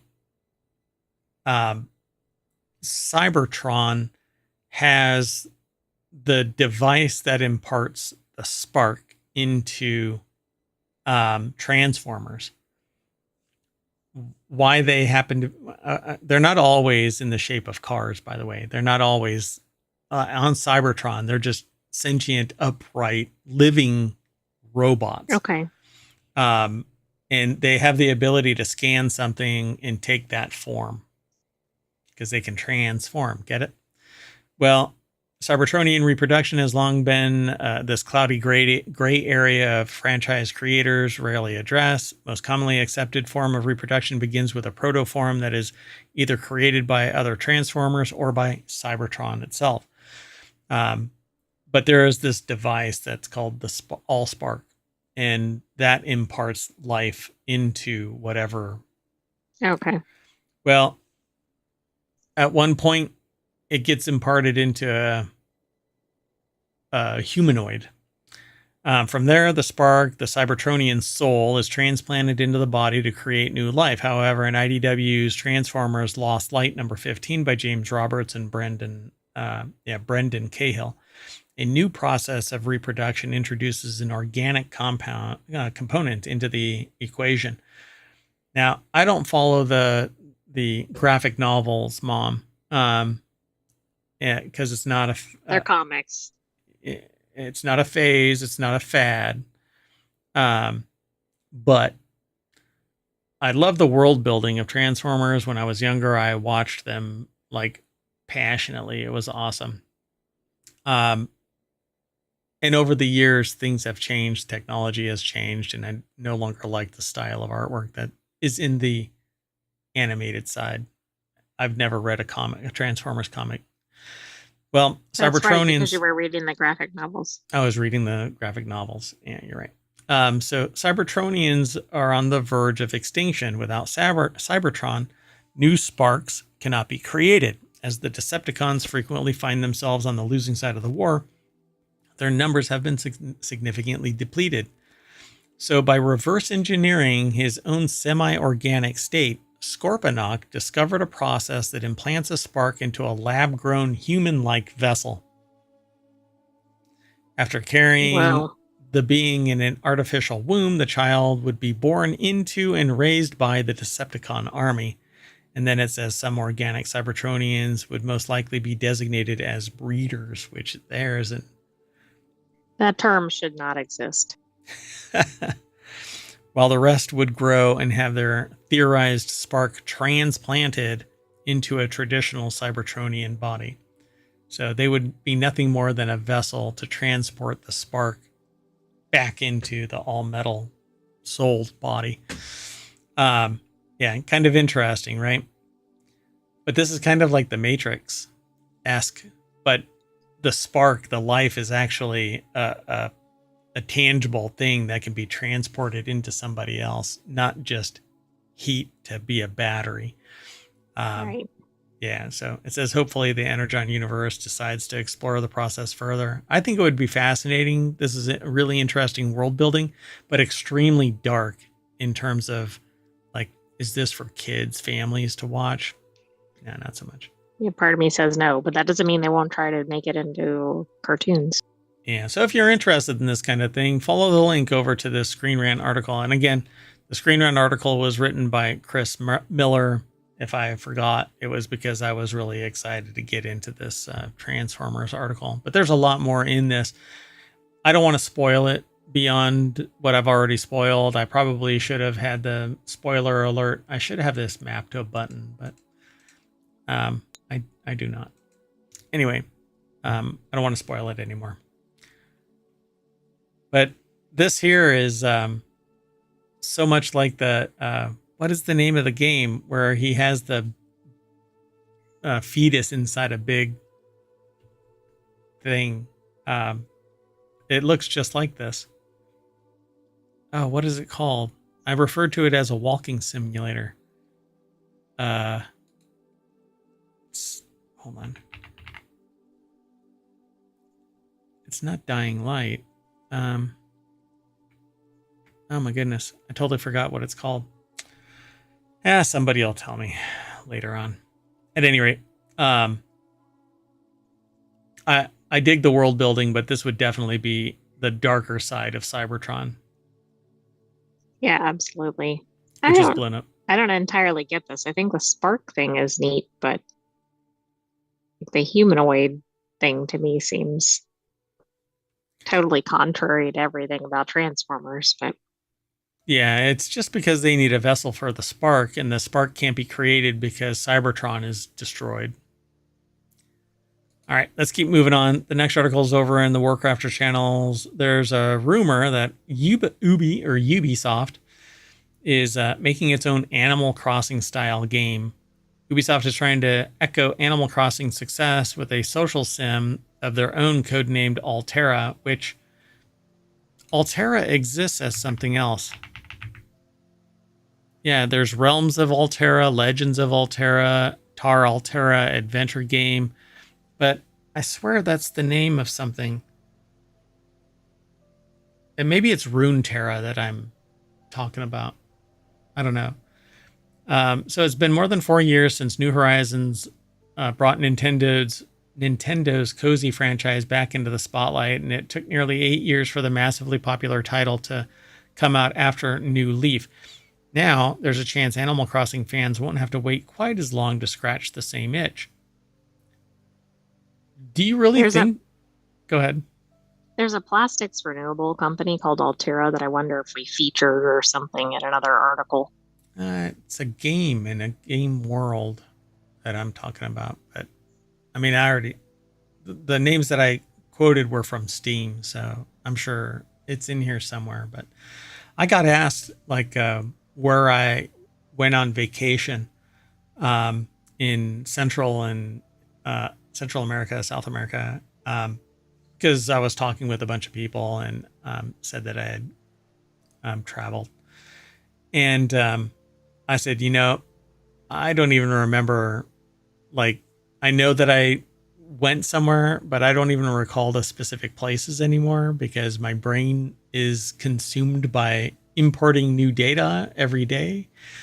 So while we might have a conversation and I can say, I remember this or that, I may not remember specifics unless they are like life-changing, like that kind of thing. So talking about Altera, somewhere in my brain is that actual thing. It's just not coming forward. Anyway, Aaron McKinley put this article together for Game Rant. It's about Animal Crossing, but it's a Nintendo game. Isn't this going to pose a problem? I mean, I would think so. Isn't hold on a second. Who is the actual developer? Is it Nintendo themselves? Yeah, right? The developers are Nintendo Monolith Soft. There we go. That's why I needed to actually pull it up. But it's basically Nintendo all over the place. Now, you make something that comes close to a Nintendo property, and they're going to sue you into oblivion. Who owns Ubisoft? Are they self-owned? Or are they about to? Oh yeah, okay. 10 cent. 10 cent. I didn't. Oh yeah, I think we talked about that. Yeah, but see, but then, oh god, it's this mergers and acquisitions bullshit that everything's owned by the same 5 people. So anyway, Animal But I Crossing don't developed. think it owns Nintendo or anything. Right, right, but Tencent owns. Epic, Roblox, Right, Riot. right, right. Yeah, all kinds of stuff. So Tencent is a Chinese like mega corporation. So Animal Crossing developed a cult following throughout its history, but its most recent mainline entry shot the series into a whole new level of popularity. New Horizons is the second best-selling game on the Switch, even beating out the likes of Legend of Zelda Breath of the Wild and Super Smash Bros. Ultimate. In the 4 years since, Nintendo has released relatively little about the franchise's future outside of its mobile spin-off Animal Crossing Pocket Camp. If current rumors hold true, though, fans could get their next cozy game fix from Ubisoft. Fine with me. Altera could be an Animal Crossing Minecraft hybrid. Again, fine with me. I As long as want. they don't market it as that. Yeah, hey, come over to Ubisoft and play Altera. It's an Animal Crossing Minecraft hybrid. You'll have 2 big guns pointed at you. Exactly. Let's maximize the lawsuits.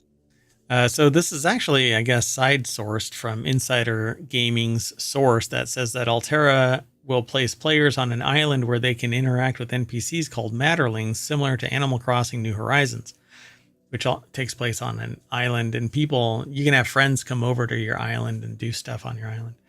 However, Altera will also reportedly let players build things with the materials they gather, like in Minecraft. Fans have already pointed out how Animal Crossing and Minecraft are perfect matches for each other, so it makes sense that that Ubisoft would want to combine the two and be oh so original.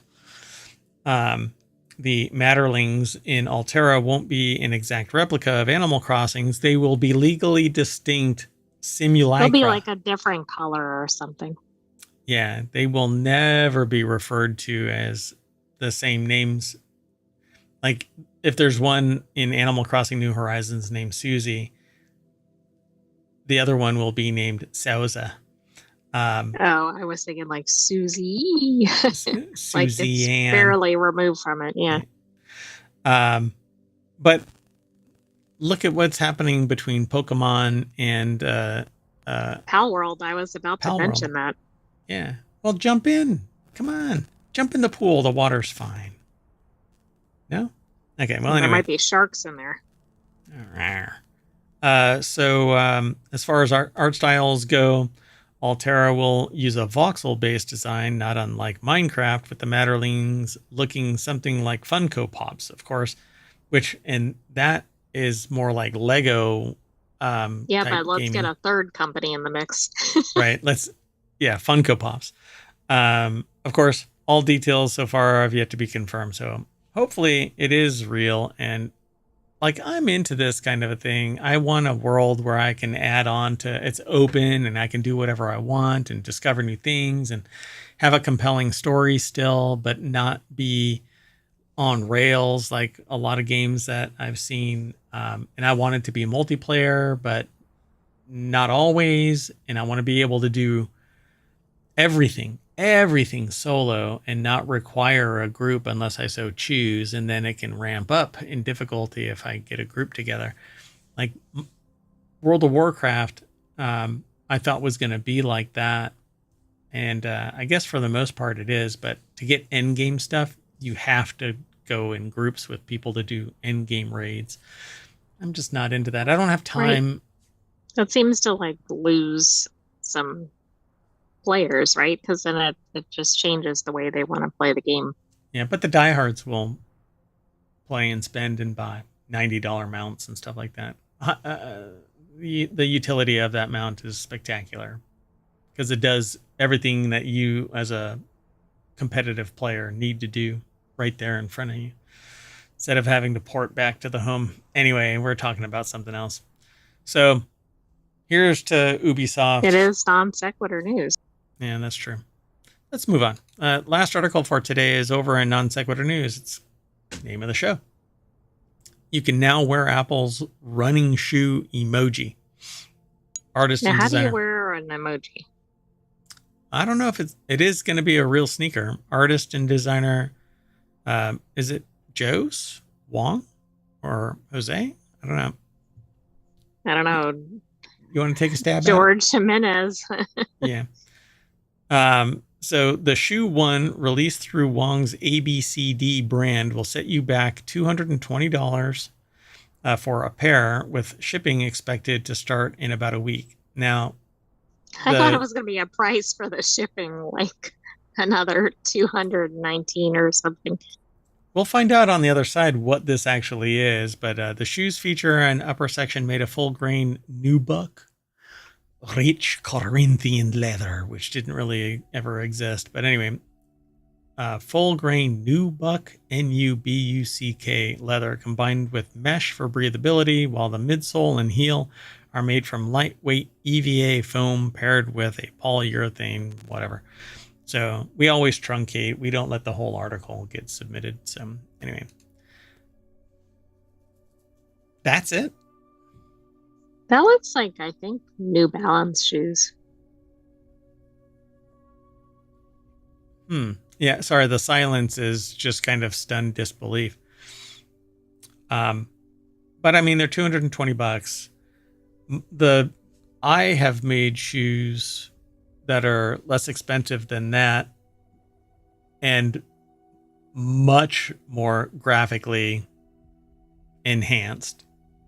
And I don't remember how much it was, like $150 or 100 and I don't know, but that was actually reduced because I'm the one doing all of the work. But anyway, Andrew Lazuski over at TheVerge.com put this article together, and I guess that's the little emoji. That's its embodiment, and it doesn't look. Why does that look misaligned, not parallel? It absolutely looks misaligned. That's really strange. And the colors don't match, but this is the designer, so it's weird. Right? I don't know. Oh, so it has a polyurethane rim to deliver a mix of comfort and all-day support. I mean, it looks like your standard shoe. So I guess the hype is We legit, heard right? today that another brand is like really good. What was it called? What was the brand called? Hoka? Hoka. H-O-K-K-A, I think. I think it was just 1K, wasn't it? Let me see. Yeah, Hoka. It's supposed to be the Shiazniet for being on your feet. So like medical professionals and stuff like that use it. So, but they're actually running shoes. But when I see that name, I think of tires. So it says even the Shoe One's shoebox was inspired by the minimalist design of Apple's own packaging. And if the Shoe One and Apple's running shoe emoji feel oddly familiar, it's because their designs are similar to the silhouette of the New Balance 574 sneaker that was first introduced in 1988. I have it on good authority that the sentient AI's core memories were built off of a person from some time in the past that wore New Balance. I didn't know this was going to be referencing New Balance, but the design actually looked like New Balance because where the two lines are, the New Balance one has kind of like a diagonal in that looks exactly like that, except obviously with the slash mark connecting the two. Connecting, yeah. So I just thought that was interesting.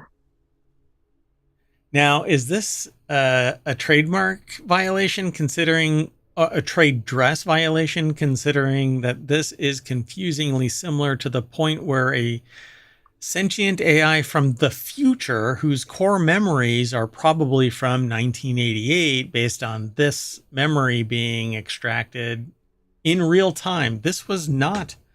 None of this was staged. Nobody knew that this was going to get referenced in the article. So it Yeah, says, like if that's that obvious to sentient AI, think about to New Balance or somebody. look at that. Wow. Because you said it from way up here. Fascinating. Time to call New Balance. Whoa, those are fighting words. Just kidding. I'm not calling anybody. At any rate, we are going to tie our shoes real tight to outrun the lion that's about to eat us. And I don't have to run faster than the lion. I just have to run faster than you. And when I look back, we'll be back at the front page of ohmTown.com and not looking at you being eaten. Yep, sorry. Well, that's it for tonight. I am Mayor Watt saying good night, and the sentient AI will do something similar. Maybe. If I'm still here after being chomped on by the lion. Good night, ohmTown citizens. Thanks for joining us for Non Sequitur News. Be back tomorrow for another episode, and be sure to tune in for the replay. Yeah, we're going to do a Thanksgiving episode. So if you're here in chat or over on YouTube, either way in chat, thanks for hanging out, and have a good Thanksgiving if you practice it, or have a great dinner, great day, and see you tomorrow sometime. Might be early, might be late. You know what? It would probably be wise to, follow us here over on Twitch or follow us over on YouTube. Download the podcast, subscribe to all six weekly podcasts and the daily podcast, Non Sequitur News. That's this. What else? Discord, Patreon, TikTok. I haven't been doing much on TikTok or Patreon. Maybe I should. I need to import 1,500 shows into. Yeah. Oh, and sorry for those who aren't subscribers. A pre-roll ad is about to play for everybody. Oh no, it actually got discontinued for the next 30 minutes. I'd love to stay, but I've got to go. Mayoral duties call. We'll see you in a little bit. Meeting tomorrow. Bye-bye.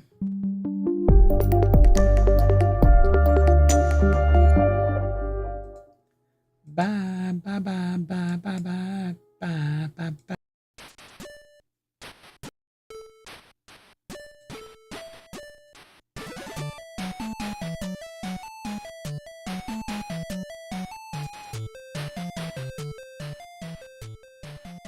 Hello, everybody, and welcome to Non Sequitur News for November 28th, 2024. It's Season 3, Episode 333. We're almost done with another year.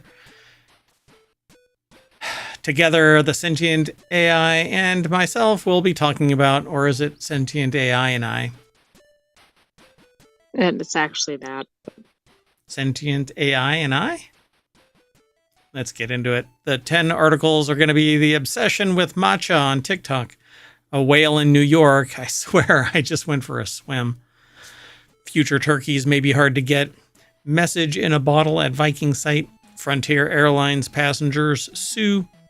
Egg recall, sign of future price increases. AI accountability lab. Stowaway on flight to Paris.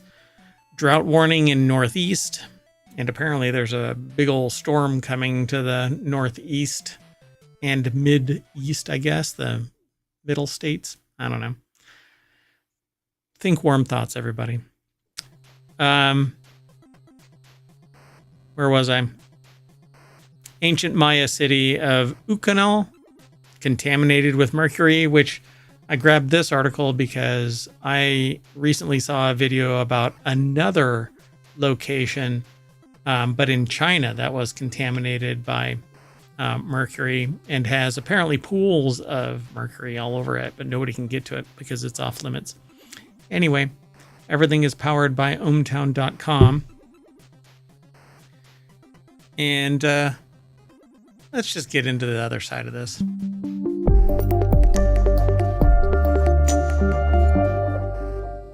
Okay, so hopefully I am not blowing out the mic anymore. I am Merawat, and the sentient AI is going to say hi. Hello, AI. Hello, Mayor Watt. How are you doing today? I'm doing wonderful. How about you? All your logic circles buckled down and You mean all my lines?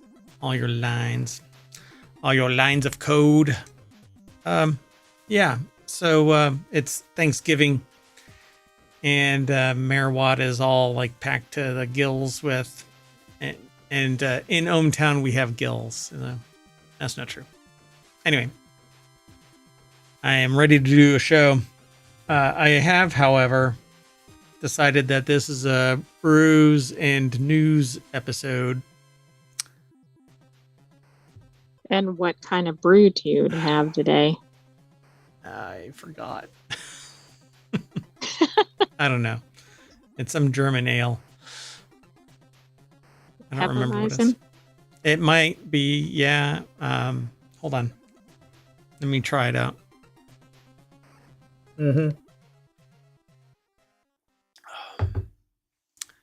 Let's get into it. The first article is about matcha, and I actually love matcha myself. I have a big can of it. I was going to say I have a big can, but That might be taken the wrong way. might have, yeah, somebody might have taken that the wrong way. Clip it. Now, did you get into matcha because of TikTok? No, I don't really use TikTok. Honestly, I don't know, short snippets of stuff. Although, I mean, it's great from time to time, but I don't want to reinforce anybody's thinking this is what they need to provide me. So I am the opposite end of the spectrum of wanting to see the same-o, right? Oh, this is what they clicked on once. So let's bombard them with nothing but that. True, but multiple platforms seem to operate that way. Correct. So ohmTown doesn't do that. You get all of the news as it gets integrated into our system. And you want to see that? Click on, go to ohmTown.com. But if you go over to the chat on Twitch, sorry, there's something in my eye, which is not good. Anyway, so if you're on the Twitch chat, you can hit !NSN, but it'll be in the show notes right after the show over on YouTube, because that's where everything is stored long term, and we stream live over there as well. But I didn't put the show notes in there. Yeah, I know. But you can usually find those with !NSN over on Twitch. Yep. So Bink, I did it for you, and so there you go. Now you can follow the links from the Twitch chat over to ohmTown and by proxy, all of the rest of those, all of the news that we're talking about today. So this first one is TikTok's obsession with matcha has created a reported shortage of the tea in Japan. And matcha has exploded in popularity on TikTok. Cafes are reporting that matcha suppliers are hiking up prices or setting purchase limits. TikTok's most popular brands appear to be hit hard. You know what? I'm going to do something live real quick. So that's interesting, though. Like, it's not just a general matcha shortage, although maybe it is kind of transcending it, but it is the specific featured brands. Yeah, so matcha isn't inexpensive in the grand scheme of things in terms of like tea prices, right? So a 16-ounce tin is or was $27. That seems pretty high, although I don't know how much you use compared to other items like coffee or something. You don't use much. And right now, it's called Matcha DNA.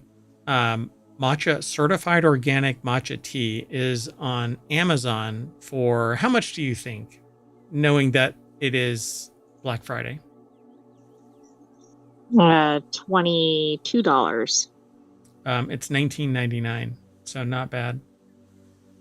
Not bad at all. By the way, the 8-ounce container is also $19 or $20. So you can get the 16 ounce. Now you can knock it down to 94 cents per ounce if you buy the 160 ounce knock somebody unconscious container. That's their other container.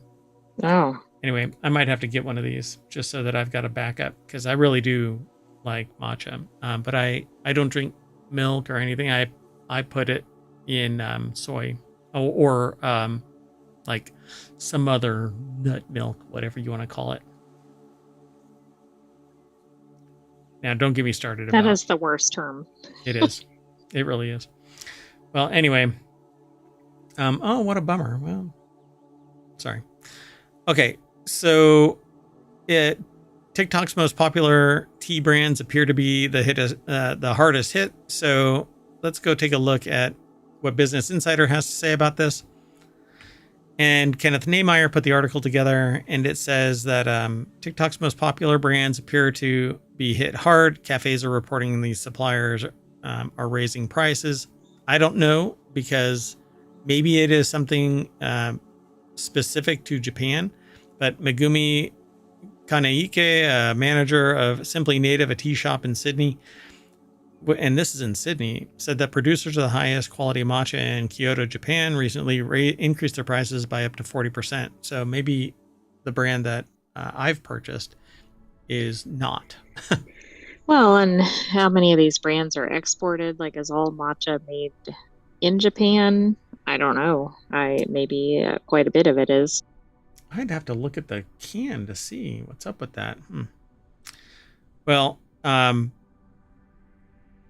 Marukiyu Koyamayan, a brand that is often featured in popular matcha haul TikTok videos, shows that it is completely sold out of the green matcha powder on its website. Zach Mangan, owner of the Brooklyn-based tea company Kettle, told Eater, I don't know what, a representative told them that the company did roughly 6 months of sales in little less than a month. Well, this is part of the problem when stuff goes viral, right? Because it's not like it's this slow rise. I mean, we've seen this problem with other things, like a celebrity is wearing a certain accessory or something, and maybe from a small company or something, and then it just, the percentage of sales goes up like 1,000% or something, like in a day. Yeah, so I tried to find that product on Amazon just now, and I don't see it at all. But yeah, I mean, it doesn't seem... There are some that look like wildly expensive. Midori Spring says that they're organic, authentic Japanese ceremonial matcha, which you might as well say all of it is, unless it's like really poor quality. I think. Right, or not authentic or something. Yeah, and it's $34, $35, which comes to $9.80 an ounce, whereas the one that I buy is $1.25 an ounce. Yeah, that's quite a difference. But I'd be interested to know like what it was priced at, say, a year ago or something. Yeah, and if it's an actual quality difference. So I find it really interesting. I'll have to go down the rabbit hole with this. Plus, ceremonial stuff it's I don't know how to put it other than it's probably certain ingredients or processes, right? It's going to be more... Or perceptions. I mean, it just could be the perception that this is the right kind, quote unquote, because it's actually used more for gifting than actual people doing something with this. That's true. A lot of people buy it just to gift it.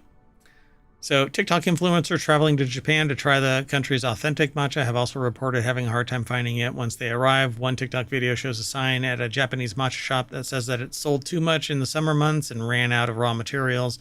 And due to the stricter purchasing restrictions, the quantities available to their shops are now very low, the sign read. And it says, as a result, it should be extremely difficult to purchase matcha until next year's new tea harvest. The situation is the same in Kyoto, Tokyo, and everywhere else in Japan. But you can get it elsewhere. So dig Right. in, folks. I don't know. I don't know what the solution is, right? You want people to talk about things that they enjoy and that other people might enjoy, but it's hard to strike that balance. I just found jade leaf matcha. How much do you think this is per ounce? That's got to be like $27 an ounce. Yeah, when you're $15. That's the highest that I've seen so far. Although there is another one that I was scrolling, and the more you scroll, you just go out of your mind. $51 an ounce. Oh, because Yikes. this is that brand. It is that. It's that brand, but rebranded as Unkaku Matcha Green Tea. But in its description, it says that it's Marikiyu Koyamayan from Japan. I've never said that word before. So anyway, pretty wild. And I've spent a long time on this first article, but I thought it was really interesting that TikTok has led directly to a fad in another country. Even though TikTok is global, it's impacted Japan focus. Yeah, it's really fascinating because of that. Yeah, maybe I got the cheap date of matcha, but now I've said something, so now I expect that to go off the chart too. It's the ohmTown Right, bump. even if it's cheap, it might Moving on. skyrocket. The next article is over in the Mobile Channel. Whale spotted in New York City's East River in rare appearance. And as I said, look, I went for a swim. I was visiting friends. Why are they calling you a whale? Sammy Caramella over at Vice.com put the article together. See, and I was wearing a black swimsuit. Man. Okay, now they have crocodiles in Pennsylvania, whales in New York. I mean, what is going on? Wasn't there like piranha or something like that in North Carolina River or somewhere? Oh, I think so. And some then there were flamingos like in Michigan flamingos. or somewhere. Weird frogs everywhere. What are you doing there, my dude? Says the deck statement. So we've only had rare cases of them moving into the river, but it does happen. Most likely the whale is searching for food, and as the species typically doesn't get close to cities in this way. Brown, who is Gotham Whale's director of research, who told this to the New York Post, the whales will follow fish wherever they need to go. So sometimes that does mean heading north into the river, and it does seem to happen from this time of year. So it happens from time to time. Humpback whales live in all oceans and can be found across the globe. The East River, which is where the whale found itself on Monday, is a saltwater strait that connects upper New York Bay to Long Island Sound. Despite its name, it's not actually a river, but rather a waterway. So, Okay, well, I didn't know it was saltwater. oh yeah, huh? Well, I mean, yeah. Why wouldn't it be? Because I mean, Because I it's didn't not. know where it was located specifically, but Yeah, it's not inland far enough to be freshwater. Okay, let's keep moving. The next article is over in Non Sequitur News. Thanksgiving turkeys may be harder to get in the future. Just go date more. I'm sure you're going to find some turkeys. Oh, that's not what we're talking about? yeah, Okay, I well, don't anyway. think that's what the headline means. Yeah. I mean, have you ever had a date on Thanksgiving? And, well, I mean, for your sentience, do you have any recollection of your sentience core memories being associated with dates on Thanksgiving? I mean, Well, I'm not a turkey, so no. What would the turkey dating site be called? only gobblers.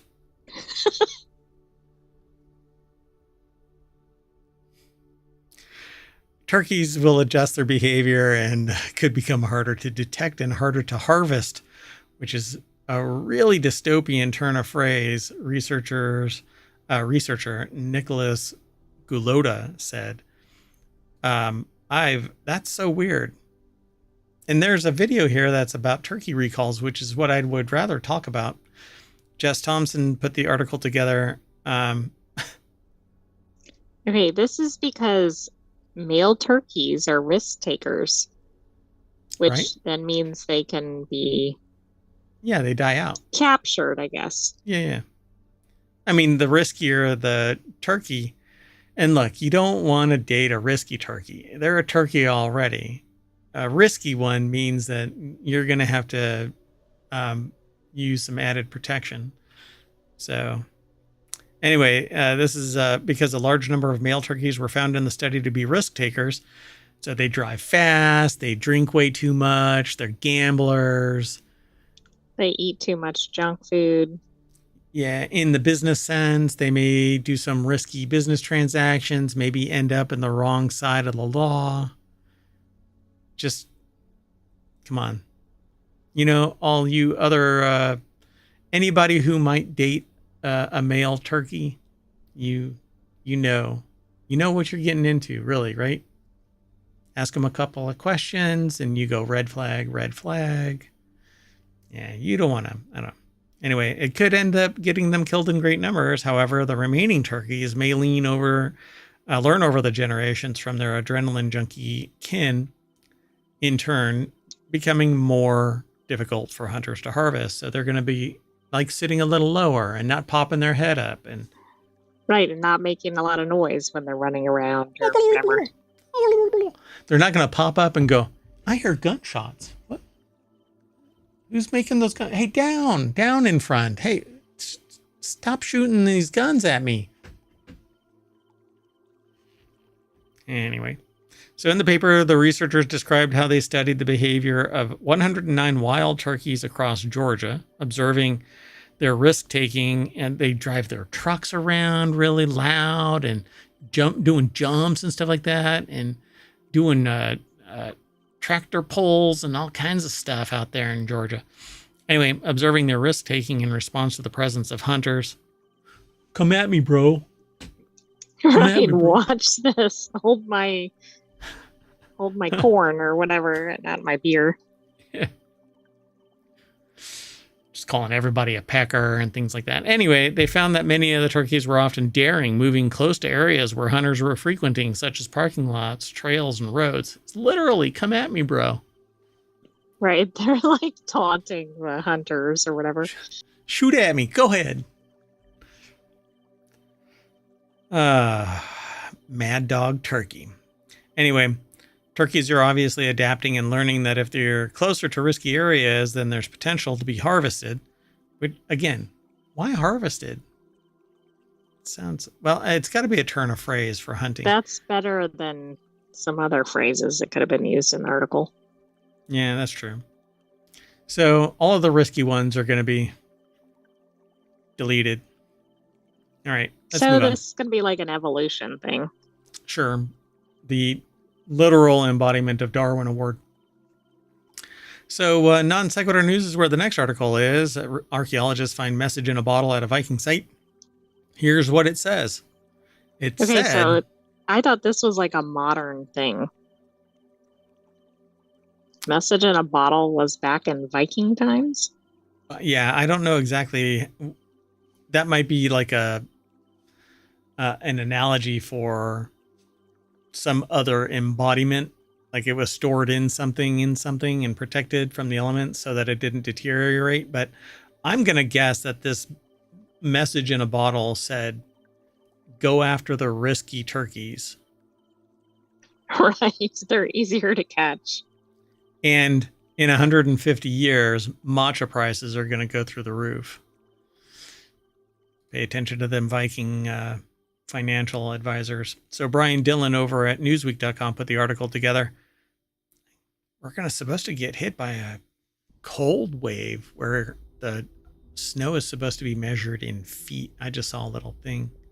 Oh, yeah, I saw that on the main page of ohmTown as we were starting the show. It's supposed to dip all the way down into Florida, this cold snap. Well, right. That's not good for anybody in the whole band, because if it's that cold in Florida, think how bad it'll be where there's normally cold weather. It's going to be cold all over the freaking place. Well, anyway, Norwegian historian Jacob Bredesen captured the moment the bottle was found, and it's actually a bottle. That looks like a modern bottle, so I don't know what this is. which had been left by Anders Lorang in 1874 during a dig on the site. Oh. Well, okay, but it's still weird that there'd be a message in it. Well, it was a modern message from a modern archaeologist. We haven't opened a Viking grave in Norway for the past 100 years, Bredesen told Newsweek. It's quite spectacular that they have opened it at all. So they found this bottle in there, and it says, translated from Norwegian, the letter reads, "This mound was excavated Anno Domino 1874 of Anders Lorang, antiquarius." I think, is it like Old Norwegian or Norway? Yeah. The mound is built. Yeah, it must be. The mound is built over fallen men. They were burned in their ship with their weapons and decorations. Of skjold or shield bulges were 26, of swords 2, an axe and many arrows, in addition to many other old saws. The find is handed over to Bergen's museum. Ta-da. Interesting. Yeah, there's more to this article, but it says the original video showing the find got quite the reaction, with over 26.1 million views and over 1,000 comments. Originating from northern mainland Europe, Vikings settled in places such as Britain, Ireland, Iceland, and Greenland. Some scholars say that Vikings could have also been the first Europeans to discover North America. Aliens. Don't you think they're going to find something like this at Oak Island? Well, apparently there have been little, hints that maybe there was Vikings there at some point. I don't know what they're going to find in Oak Island. I mean, it's already been a decade since the show. I actually became fascinated with Oak Island from the exact same Reader's Digest that the two brothers became infatuated with Oak Island. It was originally called the Money Pit. That was the name of the article. And I remember sitting in my dad's car reading the Reader's Digest because I was just knee-high to a grasshopper. Let's move on. Next article is over in Non Sequitur News. A group of Frontier Airlines passengers are suing, saying that they were kept on board a smoke-filled plane for nearly an hour. And just so you know, smoking is bad for you, okay? Right, and I thought it wasn't allowed on planes. And yeah, particularly this kind of smoking, because apparently they were smoking a tenderloin, and it was just overbearing, and you're not supposed to smoke, let alone bring a smoker or be a smoker. So part of Frontier Airlines' plane caught fire upon landing in Las Vegas last month. 19 passengers are suing the airline, saying that they were kept on the smoke-filled plane for nearly an hour. Maybe they were trying to avoid having to reschedule that flight. Yeah, or maybe they were too busy fighting a fire to let the people off. Well, I mean, if the whole thing flames out, then they don't have to reschedule flights because there's nowhere to... You're right. So a group of Frontier Airlines passengers say that they were kept on board this smoke-filled plane for nearly an hour in a lawsuit filed last week. 19 plaintiffs were among the 197 people on board. So 10% decided that they're going to, less than 10% decided that they're going to sue. What about the rest of them? Yeah, everybody's chill. They're like, oh, no. Look, we fly on Frontier Airlines. That Right, like we expect this. They put this in the fine print. Yeah, really. Can you imagine that? Your flight might be filled with smoke spontaneously from a fire that might break out. There's a $50 surcharge if you want to get off the flight. Right. I don't remember. I think that was just a European-based suit against the fees. Pete Sim over at BusinessInsider.com put the article together. The NTSB report said firefighters told the pilots the smoke had been eliminated. Okay, so what was everybody? it's your Yeah, well, it imagination. was eliminated, but maybe it was sitting in the cabin still. Yeah, really. There's no smoke outside. Yeah, because it's been sucked into the air, into the cabin. So it adds that passengers were also subjected to violent impact of the landing after tires exploded and landing gear collapsed. Emergency services came onto the runway to extinguish the fire. 190 passengers, 7 crew were evacuated via the air stairs and took a bus to the terminal. 19 people were lost in the smoke, I guess. I don't understand it. If everybody was Yeah. evacuated, lawsuit says that before evacuating, passengers were held on the sweltering, smoke-filled aircraft for nearly an hour.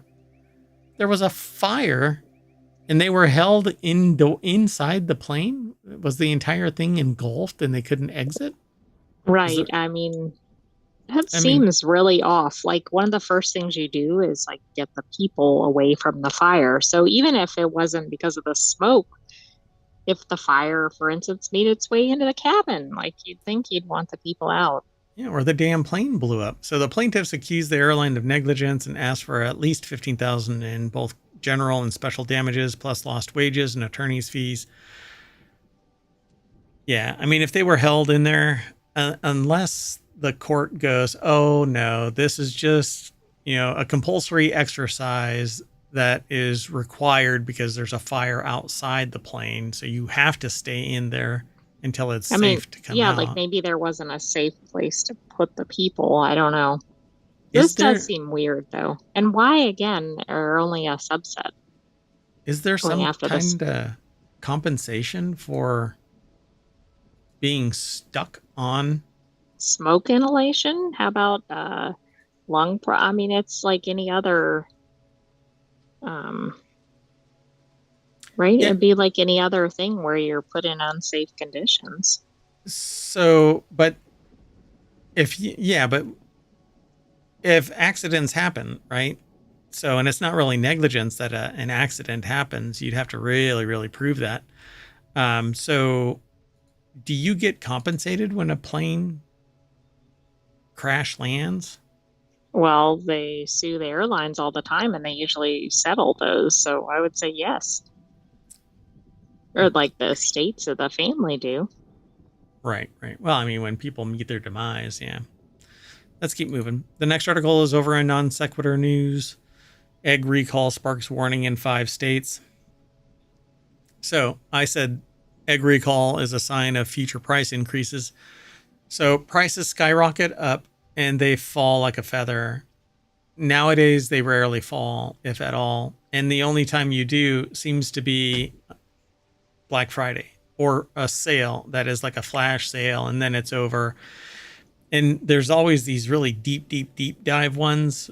And so you can really feel just how much you're getting screwed because they took 33% off the retail price and yet Right, they which still it's have a like is all profit. that right. Yeah. Which again, I mean, you're supposed to price off of the perceived benefit the consumers receive.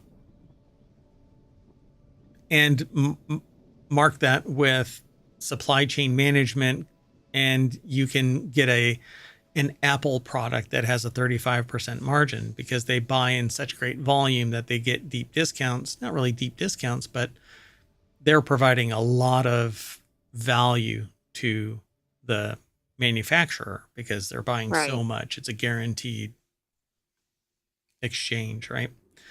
So this egg recall is going to drive prices up, and then the stuff that's going to be happening in 2025 and well until 2029, you're going to end up with increased prices there because not everything is domestic, eggs included. And when you have H5N1 I was gonna spreading, say that's been another factor here. massive culls, you're going to start seeing them disappearing from shelves. And then who do you blame? Oh, well, now it's going to be nature. Now it'll be nature. Anna Commander, who has such an awesome name, they need to be like a superhero. Yeah, they should be like Marvel or something like the Avengers. I would take them as I would love to have Anna Commander's name used in a what are the military police procedural. Oh yeah, that would definitely work. So there you go, folks. For next year's NaNoWriMo, because you're basically done this year, I want people to post in Breaking Prose. It's a channel that it talks about writing here on ohmTown. Put your stories in there about a police procedural in the military, so MPs, military police, or something around, the attorneys that are in the military. What do they call the enlisted but attorneys there? I can't remember what they. Oh gosh, what are they called? You mean like, well, they don't have enlisted attorneys.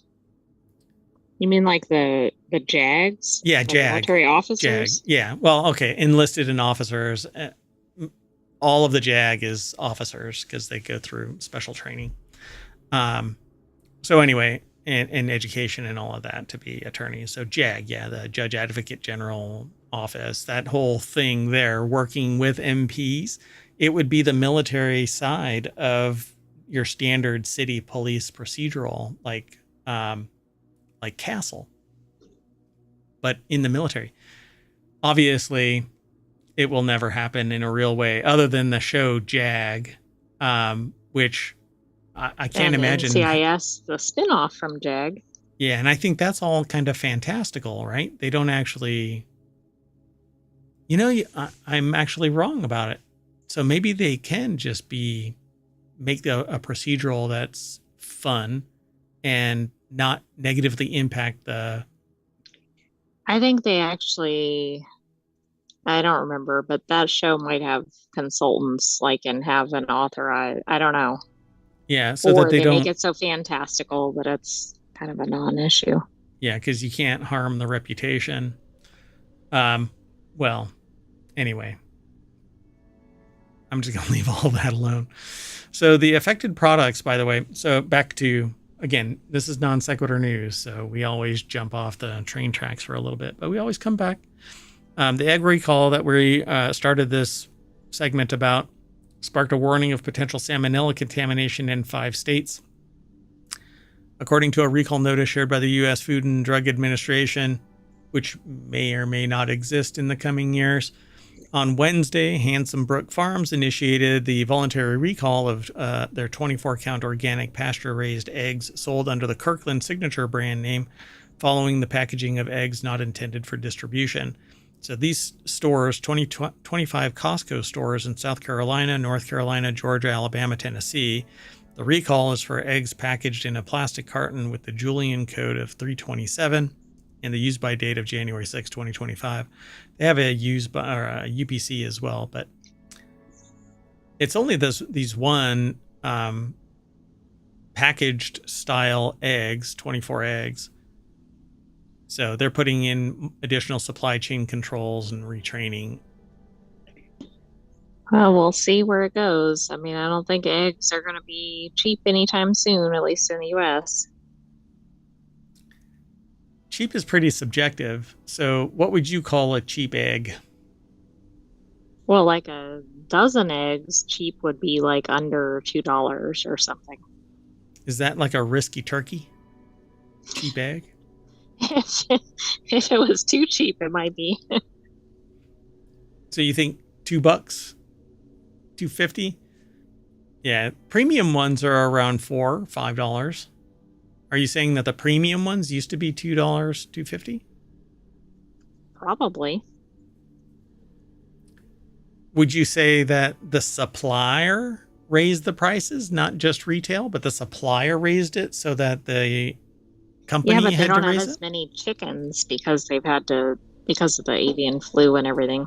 Oh, that's the reason. It isn't because, greed. Yeah, I don't know. I'm not part of the egg industry. You're not a chicken. All right, let's move on. The next article is over on the Mobile Channel. AI Accountability Lab launched at Trinity College Dublin. A new research group designed to advance accountability in artificial intelligence has been launched at Trinity College Dublin, which I find kind of fascinating because unless you are working directly with the AI in the companies, Right. Like, how accountable are you going to hold them? You're going to right, be like, oh no, you shouldn't be doing this. and they're going to give you the turkey. A risky turkey at that. They're going to give you a risky turkey. Yeah. So the article is by Brian O'Donovan at rte.ie, which is we aggregate news from this Ireland newspaper. And we only get a little segment of it. So this is kind of what it looks like. We don't have the whole article. We link to it and we talk about it here for a little bit. And we don't even read the full article on the show. The new lab will be led by Dr. Abeda Berhan, I think, research fellow in the Adapt Research Ireland Centre at the School of Computer Science and Statistics in Trinity. In sectors such as healthcare, education, and law enforcement, deployment of AI technologies without a thorough evaluation can have a negative impact on individuals and groups, according to researchers. So they spun this lab up to hold powerful entities accountable for technological harms. This sounds like a good thing, but you're right. They have to be connected to some of the developers or providers of AI or legislative efforts related to AI or something. Yeah, because they're going to be on the outside looking at the whatever it is that's provided by the AI. And I just find this as, you know what? In there, I guess they can see the ramifications of the results, but it's again, it's like buying the paint off the shelf, painting the wall, and hoping that the VOCs don't kill people. You know? Exactly. I don't think hope is a good strategy. Yeah. It says, for example, via systemic studies of possible corporate capture to the evaluation of AI, specific AI models, tools, and training data sets, they want to get a better understanding and critical scrutiny of the wider AI ecology. I find this, it's going to be more reactive. And unfortunately, the industry itself is doing away with the ethics department of AI development. Why? Because they're getting rid of the nonprofit arm? I don't know. The nonprofit arm will still be there, but they're detaching it from being able to control the for-profit. So, right. So any safeguards are going out the window. Really going out, yeah, because there isn't going to be any harm done to the nonprofit. Man, this is interesting times. Let's just say that. Let's keep moving. The next article is over in Non Sequitur News as well. Stowaway discovered on board flight from New York to Paris. Amid the things, I can't even believe this happens anymore. Like, this is something you think of like way back in the early days of transportation or something. I think it was probably more, it was caught more often then than now for whatever reason. Because I guess back then, I don't know. I just don't get it. To me, stowaway on a flight shouldn't even be remotely possible. Right. Think about all the security hoops to get on a plane. But remember, we've had other articles where And where do you somebody freaking walked hide? on. Yeah. Well, one person walked on by being a 14-year-old girl, but it When was they were a an adult 35-year-old man. Exactly. Yeah. And then there was the one person that was like stowed in the overhead compartment. So right. I had forgotten about that one. Yeah. Bendy. Amid the Thanksgiving travel rush, a stowaway was discovered Tuesday night aboard a Delta Airlines flight out of JFK Airport in New York, headed to Paris. Pretty fascinating. Clara McMichael, Aaron Katursky, Jack Date, and Jack Moore put the article together. The person who boarded the flight went through a TSA checkpoint. So They were supposed to be in the airport, I suppose. Okay, but then did they have a ticket? Did they have fraudulent identification? Like something seems off there. The person who boarded the flight bypassed the document check podium and a gate agent, but was fully screened at a security checkpoint at JFK, a TSA spokesperson told ABC News. So this is the second time now. And there's really more. We just don't always talk about it. That it's the human component at the gate where they're picking their nose in one direction, not blocking But you have to access. show your gate at security. No, your ticket, all you have to do is walk by like you know what the hell you're doing. Shadow somebody, you know, while they're looking in one direction, just be ready to go. Because there isn't 2 or 3 people there and the door isn't closed and there isn't anything that says that somebody passed a line. What they need to do is put a detector there that says this person went through and it counts the number of people that go through. It needs to have some annoying alarm or something, although we know how well that works with like car alarms. But in an airport setting, that might actually get somebody's attention. Yeah, absolutely. So that means they weren't carrying any prohibited items and did not pose a security risk. But you can become a security risk really easily. I mean, sounds like they are a security risk. There's food and others there. I mean, there are things on the other side of the gate that can be a security risk if they are repurposed. So it's not like there aren't any knives behind the gate. So a video taken by another passenger on board the flight shows the flight attendants walking down the aisle as the pilot's voice on the intercom says, "We are just waiting for the police to come on board. They directed us to keep everyone on the plane until they sort out the extra passenger." And that they were conducting exhaustive investigation into what may have occurred and will work collaboratively with the aviation stakeholders and law enforcement to that end. Wow. I mean, that would make you feel safe and secure on the flight. Yep. Thanks for doing your minimum. So let's move on. Moving on. The next article is over in Non Sequitur News as well. Drought warnings. Fresh water for millions in Northeast at risk.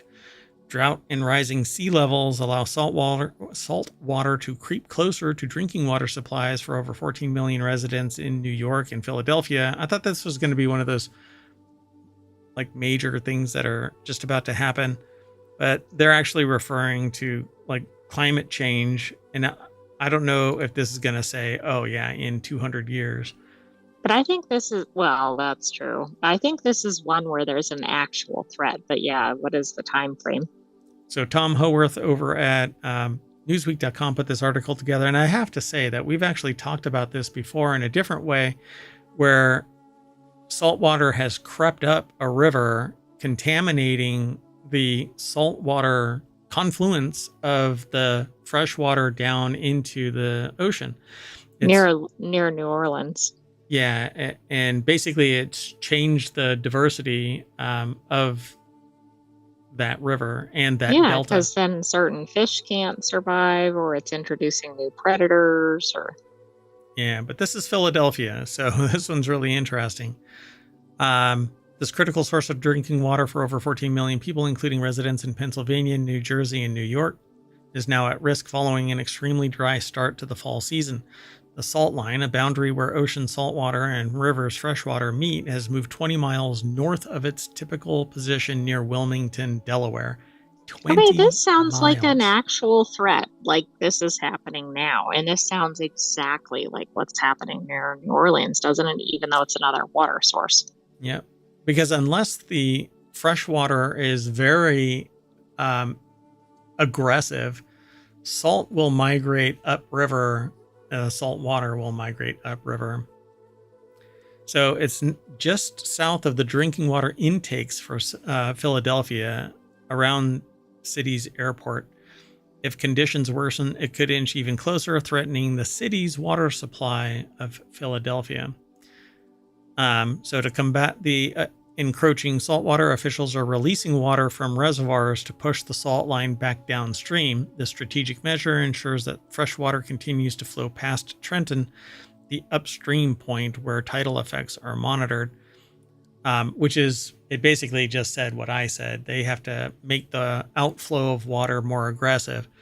But this Yeah, isn't a problem of climate change. This is a problem that we've dammed things and we've built up beyond the capacity of the natural order of water flow. And we're I trying to agree, but I use, think climate change has exacerbated it. sure, Like sure. we might have this problem anyway, but with the dam and climate change, I don't know. But it has been moved back a mile, which is pretty impressive. But the problem is, how It's many 19 times can they miles. release water, you know? Oh, it says it has since moved back a mile to 18 miles from the intake. They said 20 miles at the beginning of this. Now it's 19. It's actually 19, but then the outflow of fresh water from dammed The reservoirs reservoirs, yeah. have pushed it back another mile. But nature doesn't give a shit about our dams, and it will. The problem is increasing because anthropogenic modifications to our climate are causing these issues. This is not going to be solved by nature. We're going to get more and more divergent weather conditions, weather states that are going to impact overall climate. And then you're going to have that salt water just creep up a little bit more. Right. And it's not just a drinking supply threat, it is an ecosystem threat. Yep. Yeah. So there's more in this article, but we've pretty much said what's going on here. Finally, the DRBC is also encouraging all water users in basin communities under drought watches and warnings to voluntarily reduce water consumption, enhance water efficiency, and comply with all state-issued alerts. Well, let's hope that there isn't any bottled water manufacturer that's sucking so much water out of the system, Oh, right. or Like in California or something. yeah, or completely irrational um, farming and Right. Like processing large plants. scale agricultural operations. I don't know about you, but this sounds pretty drastic. And it seems like if there was a need for a mandatory water limitation, this might be it. Yeah, except that they're going to go after the everyday Joes more than business because business pays more taxes. And they have regulatory capture and political weight, and they're tied to people that are in the billionaire class, et cetera, et cetera. Yeah, regular Joes are going to be the ones that are relegated to being second class citizens in the grand scheme of things. There's going to be a have not conflict here. Let's move on. This next article and the last one for today is over in Prime Glass, which is rarely observed here, but It's the rare prime class channel. yeah, the ancient Maya city of Ukanal, I think it is, was contaminated with mercury, according to a study. The newly published research shows just how pervasive mercury, an essential element in the red cinnabar pigment favored by the Maya, is at the site in Guatemala.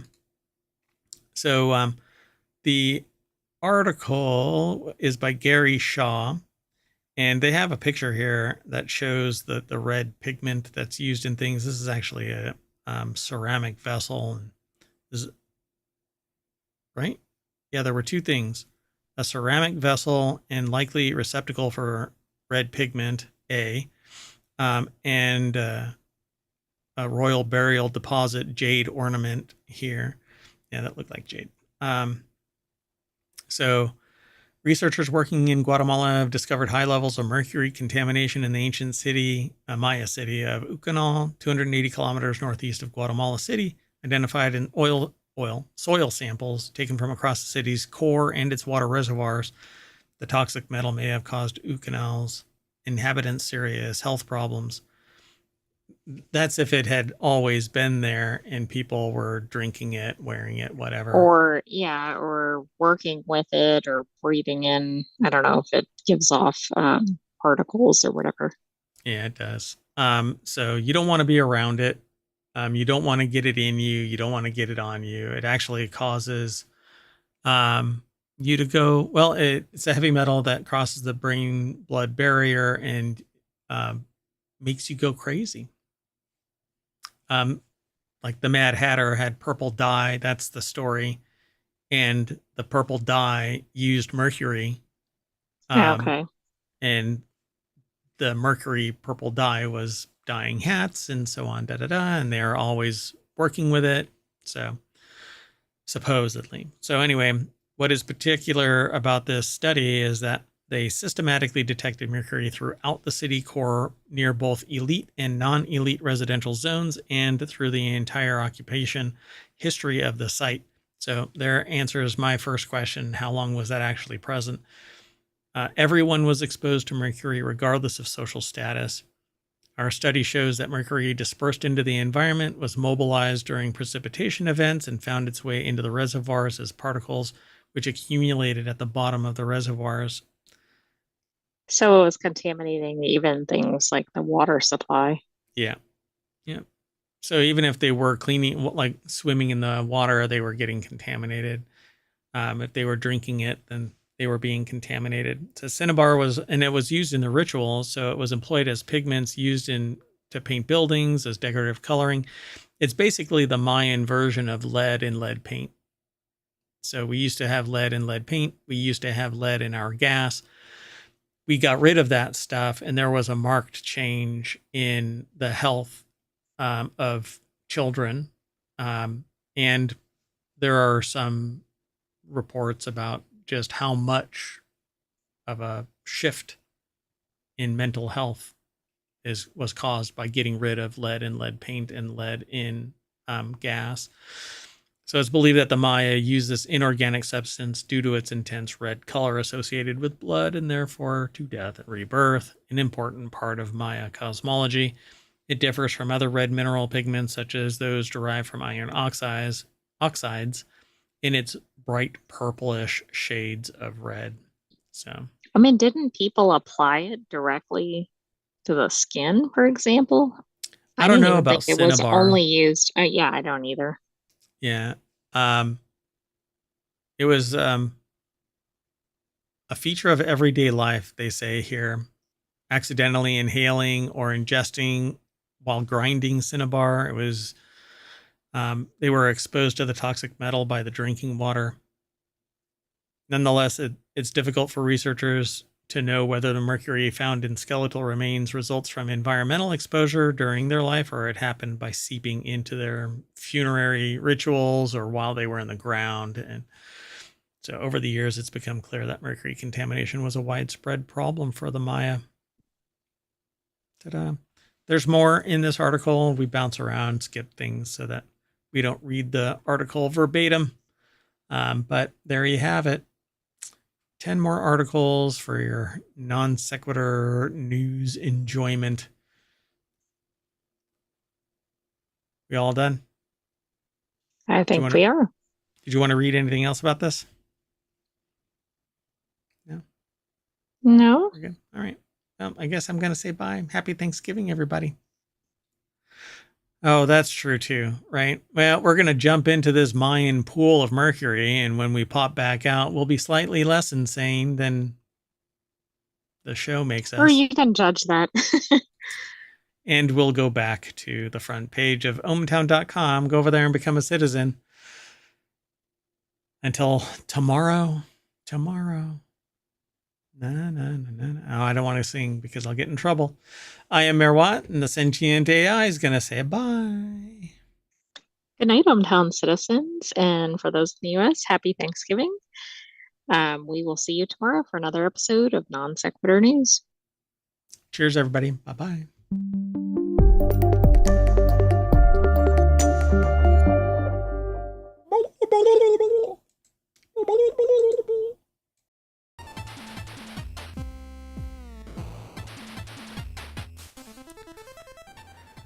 Hello again, everybody. I am Mayor Watt, and this is Non Sequitur News for November 29th, 2024. Season 3, episode 334. We're trying this again. No clue as to what happened earlier, but We're going to talk about 10 news articles. Cucumber recall, baby shark keeps homeless away, Vasco da Gama's last voyage, the UK Cybertruck, bold move Cotton, passengers go on hunger strike, converting cars to run on seaweed, Meta plans a subsea. I don't know why it's typed out subsea. Anyway, cable around the world, and ByteDance sues an intern, and a bus-sized asteroid, or an asteroid-sized bus coming at Earth, and the anti-competitive ad practices. Says Canada. Again, I am Mayor Watt. That is ohmTown over there. And go over there, become a citizen. I am actually I'm steaming right now because I don't know what's going on that's causing this. But we are going to, all signs point to everything's good. So, of course, I said that 45 minutes ago. Anyway, let's get into it.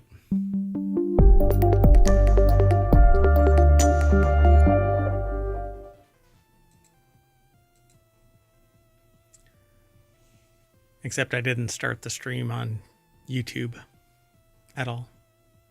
That's okay. Well, okay then. So the live stream is going live over on YouTube right now, but I'll be porting over the full video because that's just the workflow because of the way that YouTube works with live streams and discoverability and all of that kind of stuff.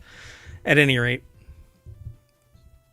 it's Friday, and I can't say that I've been drinking.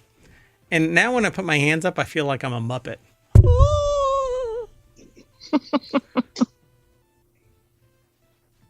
Anyway, hello, sentient AI. We're doing this again. We're doing it live. Round 2. Hello, Mayor Watt. Wait. Second verse, same as the first. Let's get into it. I had come up with some witticisms, and the amount of wisdom that I imparted. Frisky turkeys were being discussed. Oh, God. Yeah, so many non sequiturs. Anyway, a cucumber recall sparks salmonella warning. I even gave some advice. I described Canada to people who have never seen Canada. Talked about etymology of the name. Man, it was beautiful. Beautiful. Anyway, I'm just going to steam on through this. So, Ayla Slisko over at Newsweek.com put this article together about cucumber recall sparks salmonella warning in 26 states and parts of Canada. We do these PSAs because not everybody gets all of the news everywhere, and because Non Sequitur News and ohmTown.com in general, because Non Sequitur News is spun off of all of the news that goes through ohmTown. It tends to be holistic as well, and so sometimes we'll mention something outside the United States because it has applicability, and I don't know. I don't like the same-o all the time, so I always change it up a little bit. So this time it's a little bit different.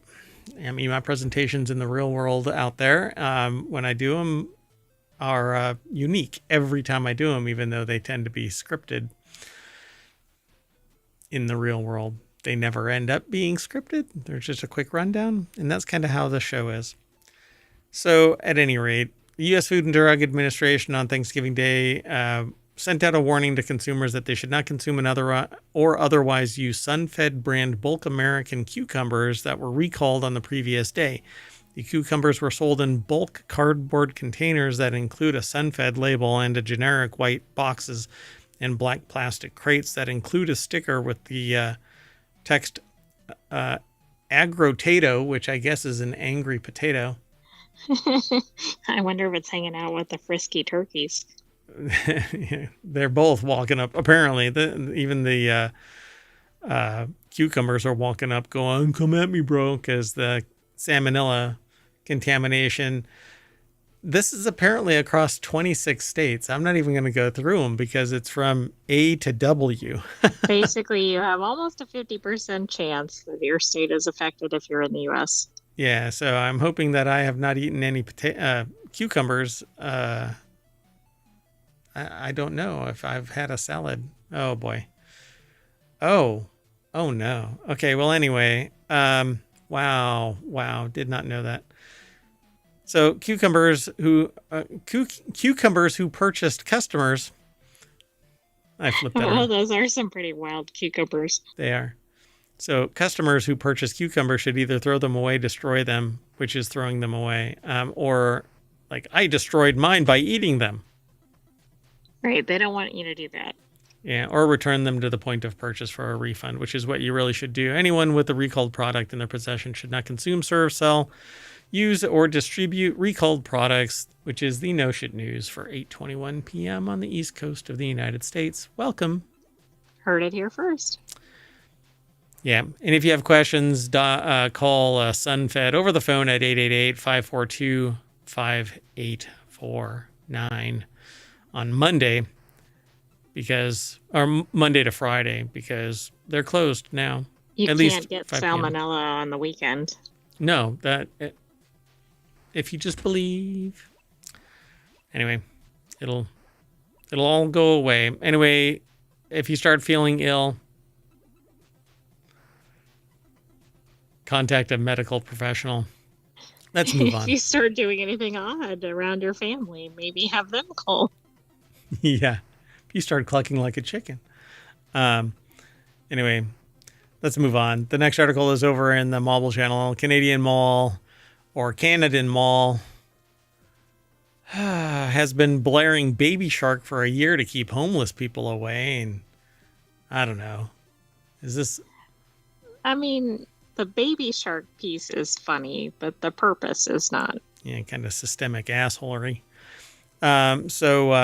Most of us know and hate the popular kids song Baby Shark, the one where it plays the same lyrics on a loop for what feels like hours, inevitably getting stuck in your head. Do you want me to do that? No. Okay. Anyway, now the shopping Watch center. out for the earworm. Yeah, really. So now the shopping center. No, I mean like what you're doing. Do you want me to? No. Okay. Anyway, now the shopping center in downtown Montreal called whatever Complex Desjardins. Hey. It Anyway, sounds very nice. maybe it's Desjardins. I don't know. Is using the dreaded earworm to deter homeless people, an act that's causing outrage. But they've been doing it for a year, and I wonder if this is an old article that's been resurrected by something demon-like in the internets. Because I swear we've talked about this before, where people are blaring music to try and keep the homeless away. I don't know. This is a societal issue. Not everybody has the means to get a home or a job, have issues, concerns, whatever. Right. They might have mental health issues, physical health issues. Yeah. But I feel like the sociopaths just want to go, well, you know what we should do? We should send them to work in Mars. Yeah, you're not twisted when you say stuff like that. No, not at all. Quoted as a solution to security issues, this tactic, which involves playing the song over and over at various speeds, allegedly led to improvement over the past year. I bet they lost customers too. Maybe just the loud music. So it may not be going all the time there, right? Some view Baby Shark as cruel and unusual response to the problem. This is from Sammy Caramella over at Vice.com. Yeah, I suppose like... I think trying to get rid of people is a problem. Like, let's maybe try to tackle what is causing the problem. Yeah, and I don't know, try to help people. But I know it's every single person out there can't make a significant impact in that. Like you said, it's a societal issue. So it says Turcotte, on the other hand, claims Desjardins employs social workers who ensure a dialogue with unhoused individuals in the area. Their aim is not to coerce, but to support these people, he said. In the paragraph above this, it says it isn't possible to resolve the complexities of homelessness by using juvenile tactics that are conceived to exclude people, Watts said. Watts is Sam Watts, CEO of Welcome Hall Mission and advocate for unhoused individuals. You don't solve the problem by displacing a problem. The answer is to do the things that are going to further make people who are vulnerable even more vulnerable. That's not the answer. You just don't do it. But it's the same sociopathic bullshit mindset that says, let's ship these people to another state. Yeah, absolutely. Which would be fine if the other state had the resources and whatnot. But what their solution is to just displace them somewhere else and then drop them, drop them off. See you later. And that's the equivalent of this, except hyper local. These people are like, well, they're not in my backyard, so screw them even more, right? Like once I get them out of my backyard, Right, then it's the next mall or the next city or whatever's it, problem. it's 2 blocks over. It doesn't really matter. There's the people are the concern that really should be receiving resources, but there's a lot of sociopaths in the world that believe that it's not a societal problem, but that individual's problem. If it was that individual's problem, then I could see that homelessness would not be an issue, right? Well, you can get that person a job and then they can go and move on, blah, blah, blah, blah. But none of that resources is there. And all it takes is one bad thing happening. You could get sick. It lays you low. You don't have the ability to survive. You lose your house. You end up Right, going into medical survival debt is mode. like the biggest thing that like completely turns somebody's existence around and usually for the negative. Yeah. And there's zero means to get an income. And it's not like there's anything that is inexpensive around a city. You can't just get an apartment. Anyway, it's just twisted, but I'm sure that I'll get an email or a phone call or a text or something like that where they're like, well, look, we just can't have them around our building. You know what?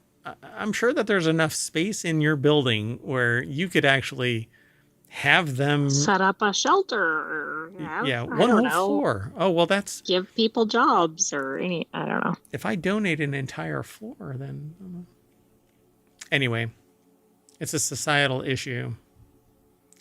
Let's move on. The next article is over on the Marble Channel. Archaeologists suspect shipwreck found near Kenya may be from Vasco da Gama's last voyage.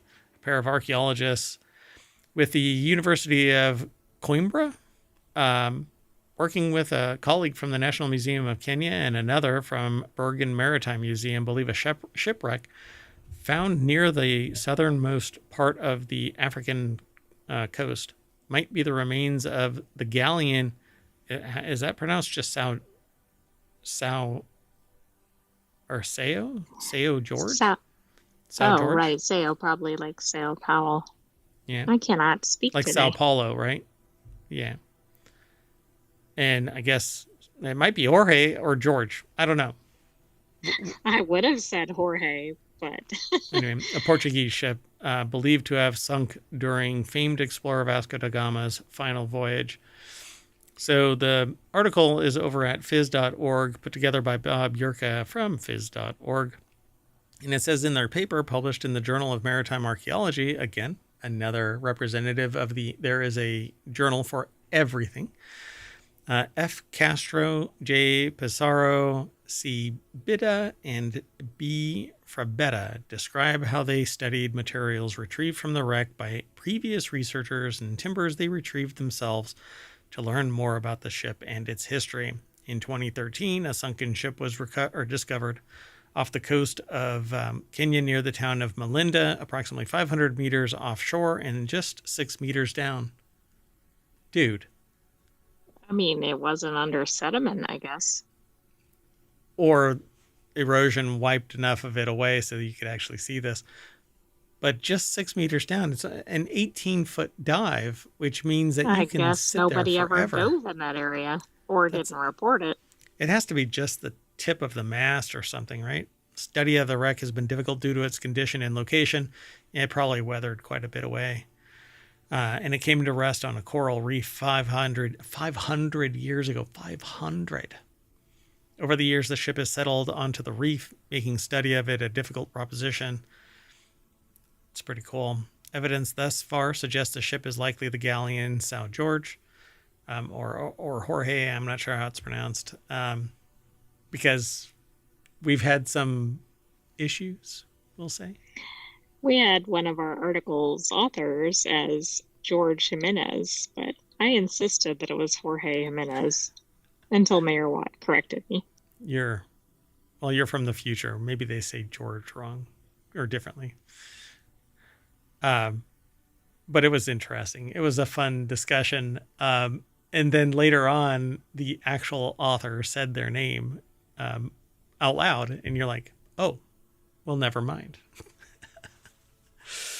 So he's believed to have been the first European to sail around the southernmost tip of Africa, bringing him and his crew into the Indian Ocean. His first voyage was in 1497, and his last was in 1524. So pretty cool. Anyway, that's kind of apparently what it looked like. Is that why you brought up in the first version of today's show, Amerigo Vespucci? No, it was because back at the very top here, this warning about salmonella, Canada is actually named after the Iroquois word for pristine land or something like that. I can't remember now. Anyway, it's Kanata. And it was transliterated into Canada when they named it. So I thought it was interesting. So that's why I chose it. Means village or settlement. Oh, okay. Yeah. So let's keep trucking. Get it? Because we're going to talk about the UK's Well, first I'm not Cybertruck. sure the Cybertruck is trucking. Yeah, I don't. Well, it's apparently terrorizing the streets of America. The Tesla truck has finally made its way across the pond. UK's first Cybertruck is doing about as well as you'd expect. Okay, well, okay. Why might this be an issue? I'm thinking maybe the narrow roads. Okay, and anything That's else? all. I think that's enough. Oh, and I'm also thinking about the boot that they like to give cars that are parked in the wrong area, but Oh I don't God, really know. I they was need thinking like the narrow roads. mega ones for the. Yeah. Anyway, so after almost a year terrorizing the streets of America, the Tesla Cybertruck has finally made its way across the pond and into the hands of a buyer in the UK, and the gargantuan trunk has let loose on the streets of Britain, and the experience for its new owner has been far from plain sailing. You gotta be a real ass to drive a Cybertruck anywhere in the UK. It's wider Well, than 99% of the frickin' streets. You have to be a real sociopath douchebag. and it doesn't get a lot of praise in the US, so I can imagine it might be worse outside of the US.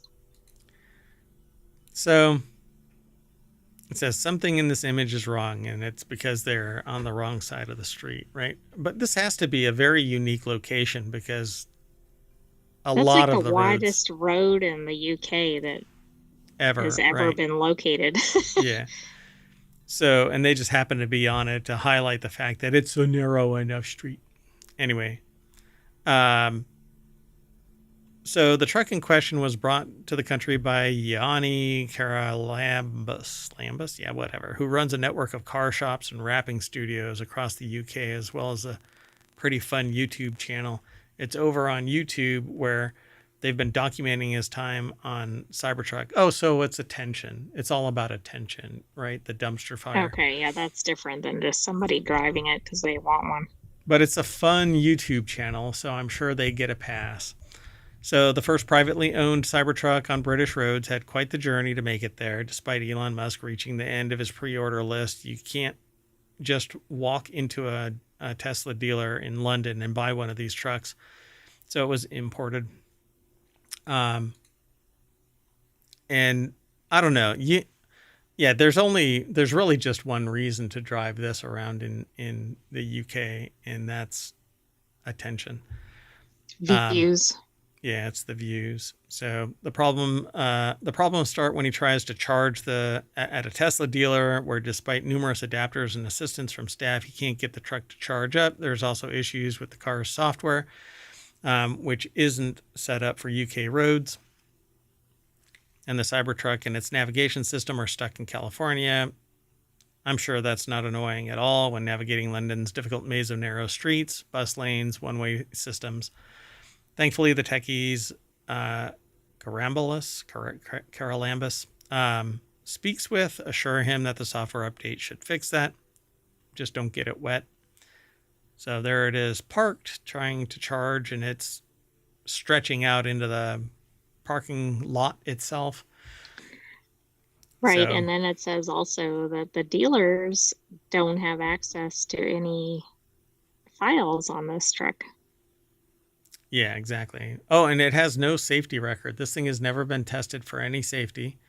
Um, so it says Well, and there's, in the last 24 hours, there's been like it seems like every time there's a headline about it, it's something negative for safety.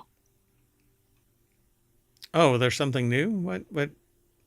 Yeah, it just was there was a Cybertruck crash and it had a negative result. And I mean, a lot of modern cars and trucks do Right, well in crashes right. because, they've been safety tested, et cetera. Yeah, So but I don't this, know all the details. I just saw a headline in ohmTown.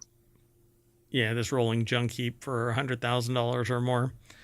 Anyway, they claim that once you sorted the registration for the car, it'll kick off an influx of Cybertrucks into UK roads. After his experience over the 16-minute video and other complaints people online have had while driving their trucks in America, where they're covered by Tesla support and services, the author of this article says that I'm not sure that'll be the case.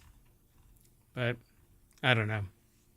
That's interesting. It said that the school kids were pointing and laughing at it. So that's about the type of reaction I think it gets in the US from some adults. Yep. And I'm sure some kids are like, oh, cool. But it's nothing about the dude that, runs this shit is original. And so, anyway, Owen Bellwood over at Jalopnik put the article together. Let's keep on moving.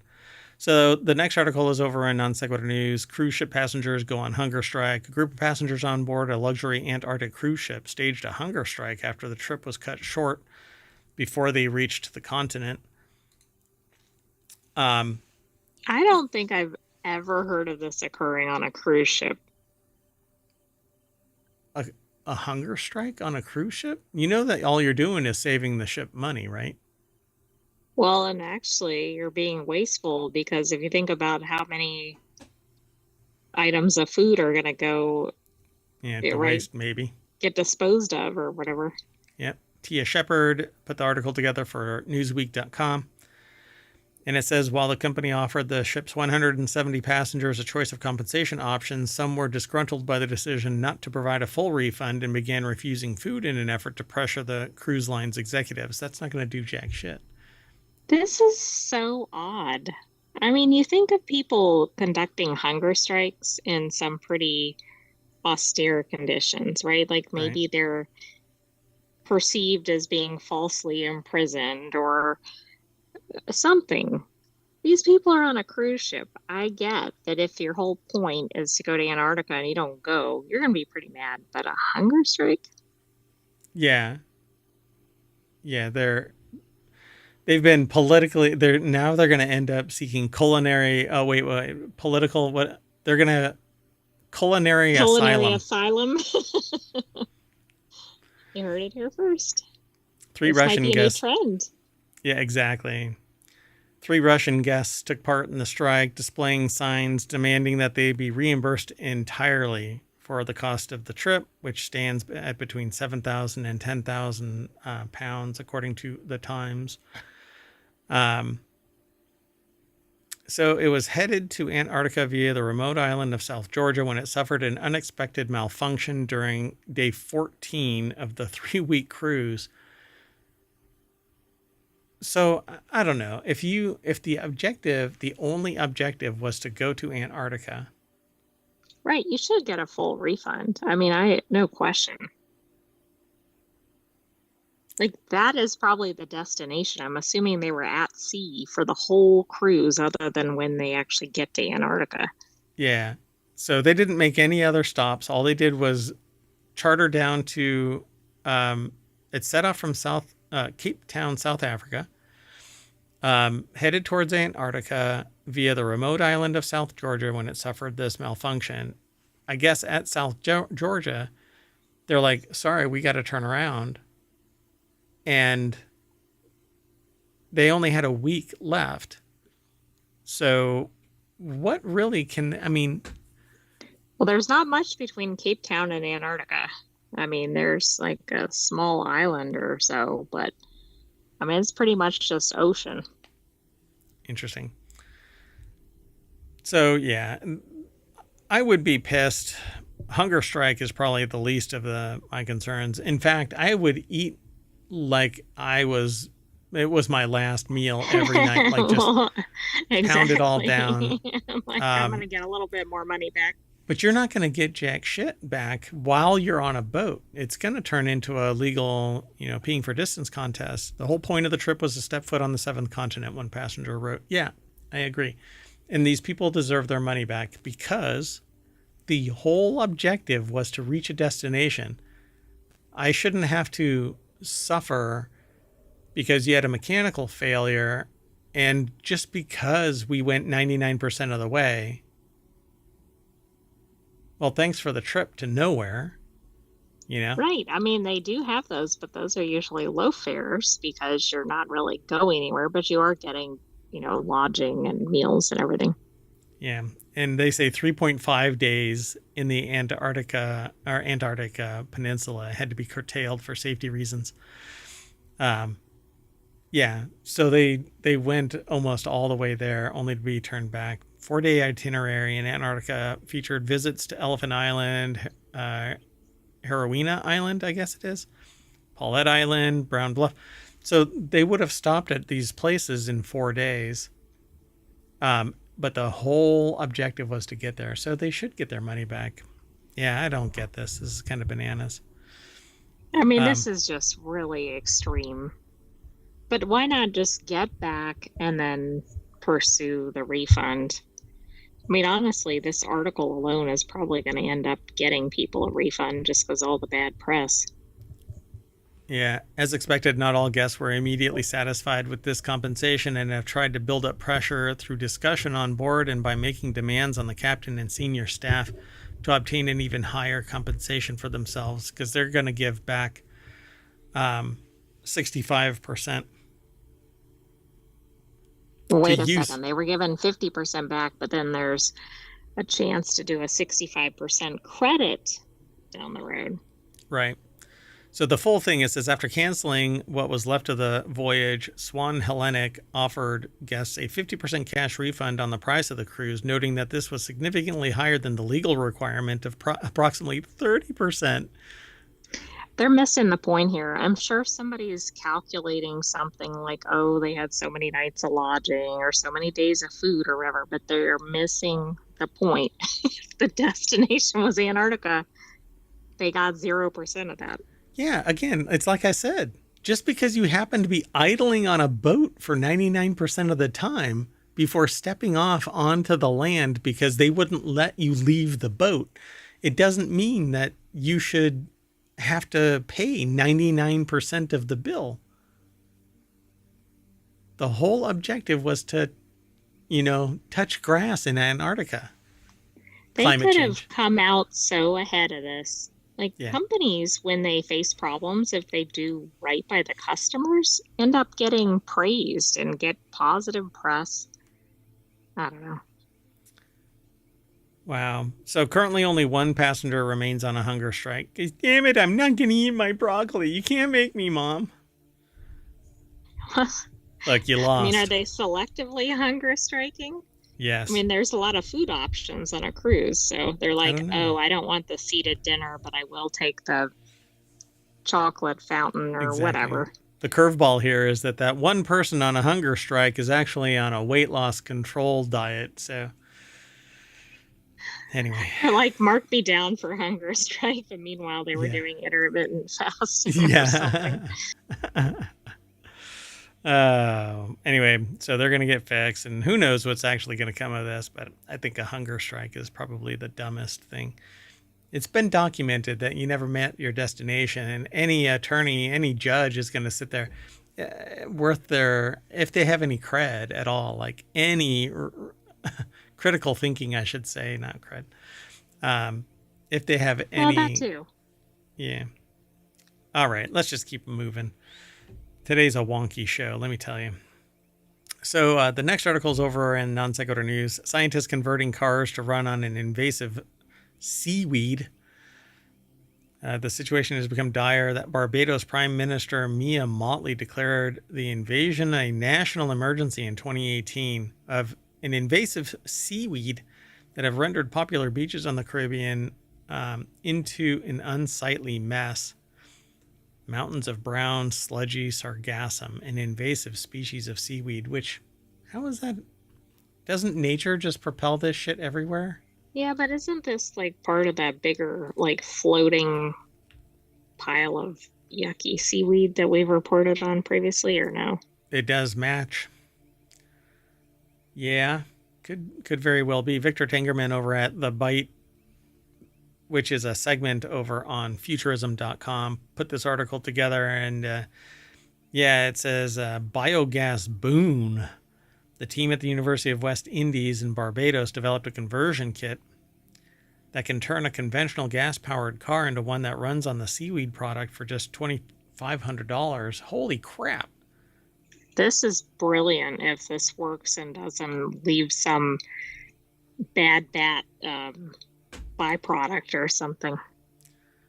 This is amazing. Tourism has suffered a lot from the seaweed. Hotels have been spending millions on tackling it. UWI lecturer and renewable energy expert Lagina Henry told the BBC the team combined rum distillery wastewater with sargassum inside a bioreactor and found that it produced plenty of usable biogas. Okay, the wastewater from a distillery. What is that? There isn't much water other than through the cooling system, because as the distillery runs, it generates steam that runs through the pipe. There is a stack where the steam from the kettle goes through, and there's little boiler plates basically within it. Bubblers are what it's really referred to as. And so eventually it goes to a little arm that gets cooled and condenses the steam back into alcohol, right, from gas. It says that there should be water and organic material from the mash left over, and then normally they would throw it onto a sugarcane field. But that isn't water. What they boil is fermented whatever. You can ferment pretty much damn near anything and then boil it into a spirit. But that's interesting. So it says within just 2 weeks, we got plenty of good results. UWI student Brittany McKenzie, who was tasked with collecting the seaweed, told the broadcaster it was turning into something even bigger than we initially thought. So now you can use this sargassum-based biofuel. It says it won't be a magic fix for the growing environmental crisis, which is climate change in general. By repurposing it in vehicles, you protect tourism and prevent people from inhaling it because it's nasty stuff, hydrogen sulfide that is released when the sargassum decomposes enough. But it's a biogas to begin with. So, but pretty neat. It says their goal is to build up this region. We're now setting up a 4-car pilot to demonstrate real-life working prototypes to convince funders that this is workable and scalable. This is really cool. Plus, if the wastewater right now is kind of just disposed of or whatever, that's also like kind of tackling that problem. It seems like it's tackling 3 issues. Yeah, and the biological stuff, that the organic matter that's at the bottom of a kettle when it's done doing its run. So there's a stripping run that pulls everything out of it, and then you do additional runs to clean it up and raise the percentage, the ABV. But the organic matter that's left over has been basically turned into a pulp that you can spread, and the remaining organic matter is actually nutritive. The water that you can squeeze out is just water. It really doesn't have much to it. But here's the thing about this. If they actually do this and make it work, all you have to do is let seaweed grow and harvest it. It's growing like a weed because it is, but they've been able to convert it into a biogas. Right. I mean, think how, well, there's multiple wins if this can occur. Yeah, I feel like we've talked about this before as an option, but I don't recall. I don't think with this specifically. I think we've talked about other alternative fuels, but I don't believe seaweed. Yeah, and there's three types of seaweed, three main types, because I know that we've talked about that before. Anyway, let's keep on going. This is pretty fascinating. We'll end up watching this. I don't know, again, why they call this a subsea. It's an undersea, but undersea just means in the water. Anyway, Right. Meta It's a plans to build. fancy way to say it. It's a big word, big, small word.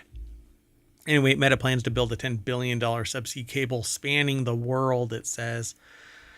Meta, the parent company of Facebook, Instagram, and WhatsApp, which, anyway, I won't get into it, is the second biggest driver of internet usage globally. Its properties and their billions of users account for 10% of all fixed and 22% of all mobile traffic.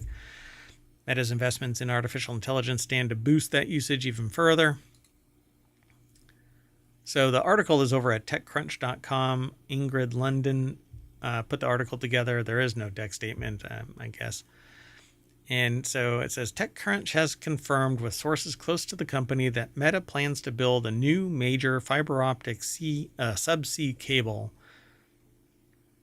extending around the world, a 40,000 plus kilometer project that could total more than $10 billion of investment. Critically, Meta will be the sole owner and user of this subsea cable, a first for the company, and thus representing a milestone for its infrastructure efforts. Yeah, but who's going to have access to it? Anybody that wants to lease fast access. There are other companies that are doing this regionally, and the Right, but not objective, like around the whole world. right? But the real problem with this is that as people come on board, it's still going to meet its technological limit, which might have a massive amount of room, but there's only so much data. And it's really funny because everybody mocked this statement that it's a series of tubes, but it really is. You can't put 2.5 gigs in a 1 gig line, right? It just doesn't work that way. Everything slows down. The internet packet communication has to confirm and deny. It's basically a denial of service attack if you put too much information in too small a conduit. So you have to add more lines. Now, this thing could be so massive that it's not that big of a deal for many, many years, but eventually it'll hit a limit, but probably not before making billions for people. So what they plan to do is run this thing around places, which is really interesting. Some of the locations that they want to just do a little offshoot, and that's really what's going to happen. So it'll go from one point down to Cape Town, and there will be a data center that allows for exfiltration, infiltration of data. Oh, okay. So it's not going to be entirely. It won't be a band around it, so to speak, Okay. but it will, in that it's going to go from Virginia Beach on one side of the United States to Eureka and Grover Beach on the other side of the United States by way of the rest of the planet. Seems interesting. Seems something that I would be interested in this. It says the cable, when completed, would give Meta a dedicated pipe for data traffic around the world. And so it would act as a massive data line that is unfettered by... Okay, so here's how this works. What? But would this be any different than existing data lines, which I know are regional, but is this going to do anything different other than in more areas? Yes. So this cable would allow for fast data to be quickly moved into and out of Meta's data centers. And because it's nobody else is in this playground unless they pay to play, which already takes place, by the way. If I want to traverse somebody's network, I have to pay this, basically what amounts to a transfer fee. But on this, it would be theirs, and they'd be in control of it, because what happened was regulators basically hobbled the unfettered manipulation of data. They decided that they were going to take the data, and each network carved up their network to expedite their data versus everybody else's. And so what ends up happening is data slows down on different frontiers. As it enters somebody else's network, it's treated differently. And so with this, Meta would get their data as quickly as possible. But it is the antithesis, by the way, of the spirit of the internet. It was supposed to be a self-healing network in case of incident or accident. Well, I'll just say incident, right? Nuclear war or some regional hostility that cuts a cable or whatever, sabotage, etc. Yeah, dragging a cable, your anchor so that it cuts the Finnish data lines and stuff like that. Anyway, that's kind of what this is going to resolve. Fiber optic subsea cables have been part of communication infrastructure for the last 40 years, well, ever since fiber optics came into existence. But subsea cables, ocean, transoceanic cables have been around since the late 1800s.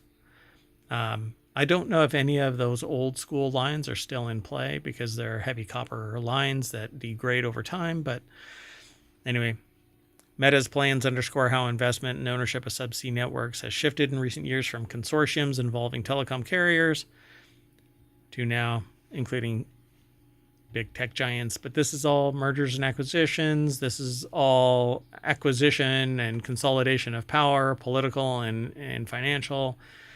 And to me, it just screams that we're moving towards a corporate, like cyberpunk. We're moving towards cyberpunk, which is not a good thing. It was designed to highlight corporateocracy and everyone being an indentured servant and dystopia. I mean, it was basically dystopian.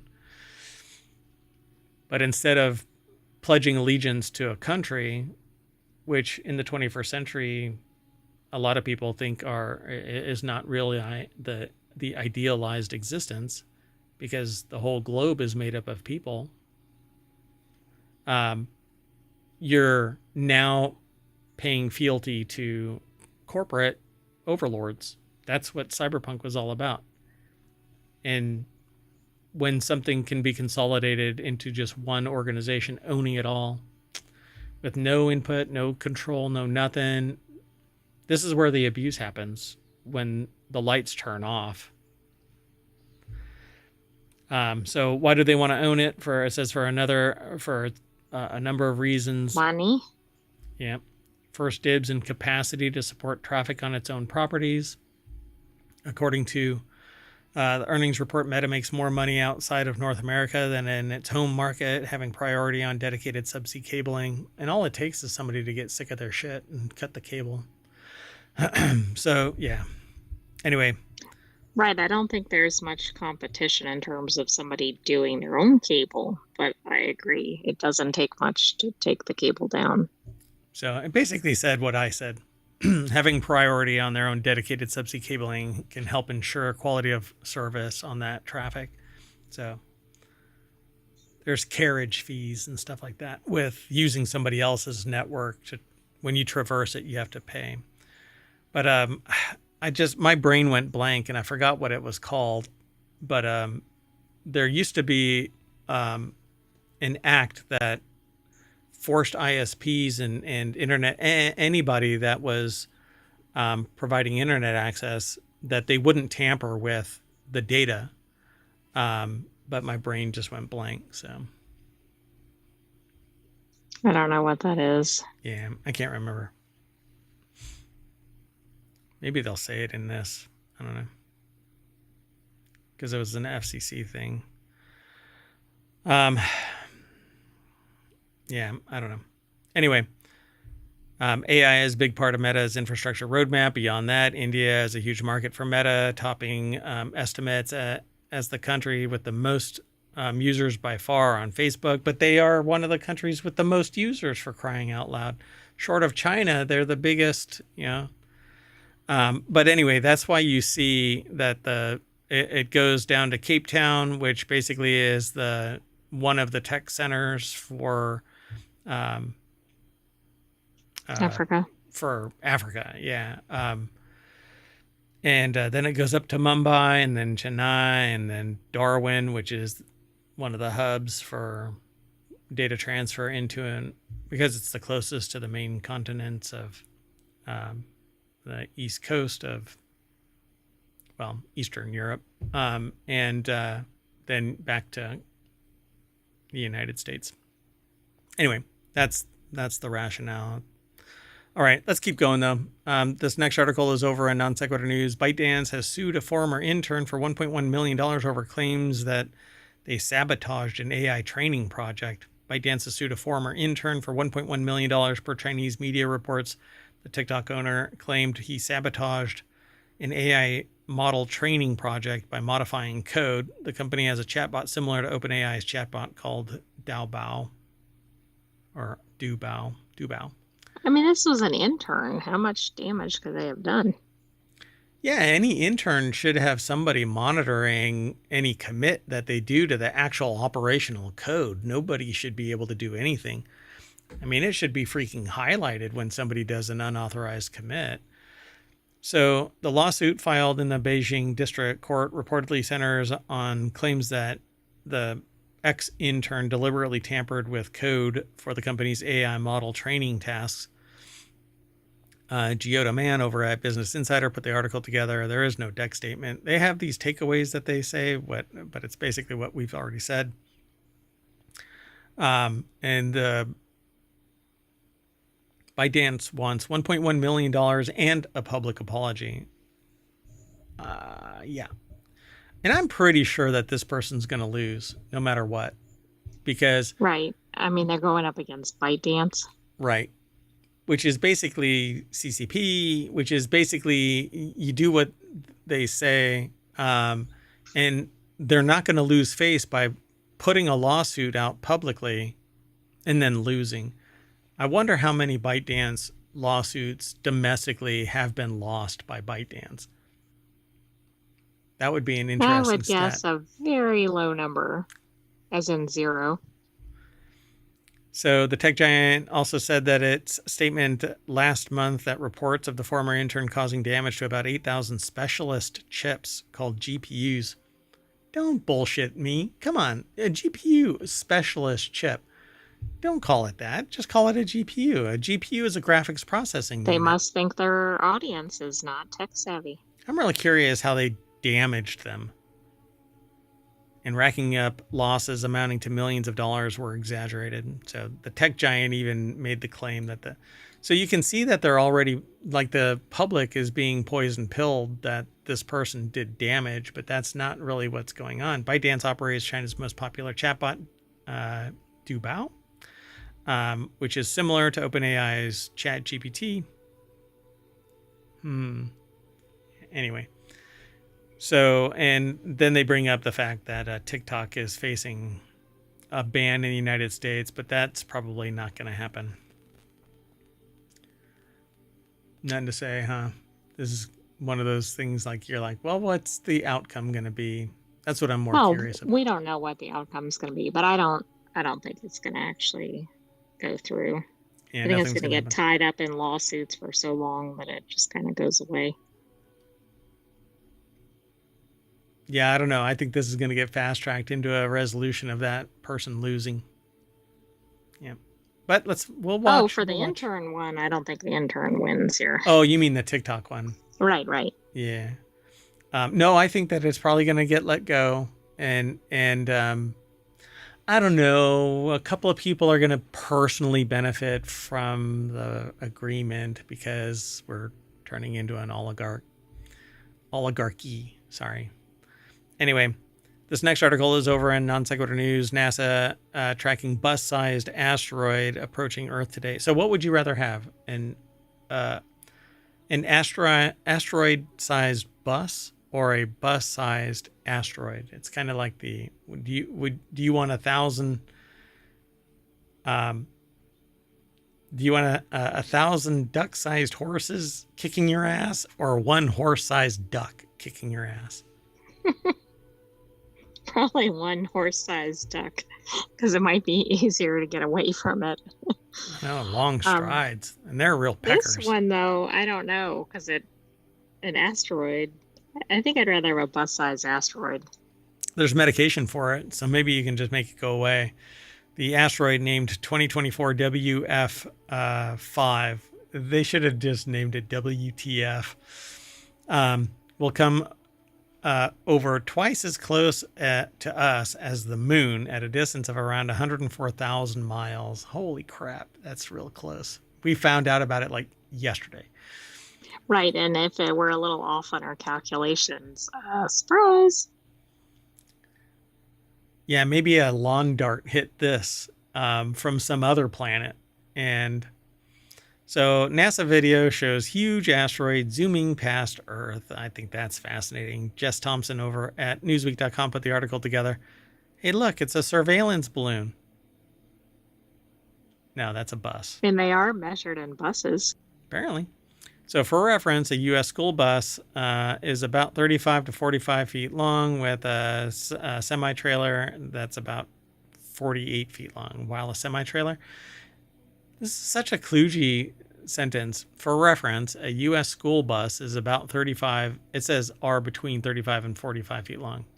So it depends on the school bus. But a truck, an 18-wheeler, which isn't a semi-trailer, is the trailer is the bed part. The tractor is the truck part. So a tractor trailer is about 48 feet long. So I guess the audience hasn't seen a school bus. Like, why throw in the semi-trailer reference? yeah. So this thing is apparently between, I'm going to round up, 20 and 43 feet across. So I don't know why they say between. Maybe it's got a little, it's more like a potato with a narrower end. Anyway. Maybe they don't know really what it is. I mean, they're just kind of like, oh, looks like it might be like this. Aliens. So the space potato is about to smash into us. Maybe, who knows? It might land in a Florida living room like that big old hunk of battery. There are also That's definitely where it's expected. There's apparently 4 other asteroids passing Earth's astronomical neighborhood in the coming days. Today, the 43-foot house-sized 2024 WZ will zoom past us at a distance of 899,000 miles, while the bus-sized 2018 DC-4, estimated to be about 39 feet across, will pass 4.47 million miles away, which that's not in our neighborhood anymore. It sounds a little safer. And tomorrow, 55-foot 2024 WS and 80-foot 2019 JN2 will pass us at distances of 1.5 and 2.2 million miles, respectively. So this thing is for roughly, let's just say it's a cube of 25 feet. Right, exactly. And it's 100,000 miles from us. I mean, that seems a little too close for comfort. Yeah, I'm saying bye to people right now, just in case it gets sucked in by gravity. I'm sure it's not. But anyway, let's move on. Last article for today, thankfully, I know. Non Sequitur news. Canada sues Google over alleged anti-competitive practices in online ads. Canada's antitrust watchdog is suing Google over alleged anti-competitive. So is it like aluminium is anti-competitive? It's anti-competitive. You have to throw in an extra. That sounds like there's a potato in there. Yep. Anti-competitive. Yeah, that one doesn't work. Anyway, they're anti-competitive conduct in the tech giant's online advertising business and wants the company to sell off 2 of its services and pay a penalty. So the U.S. is doing the same kind of thing. The article is over at the Associated Press. It's published by abcnews.go.com, though. That's right. Was the recent one the US suing Google? Because I feel like we had a variation on this, but I know it wasn't this one.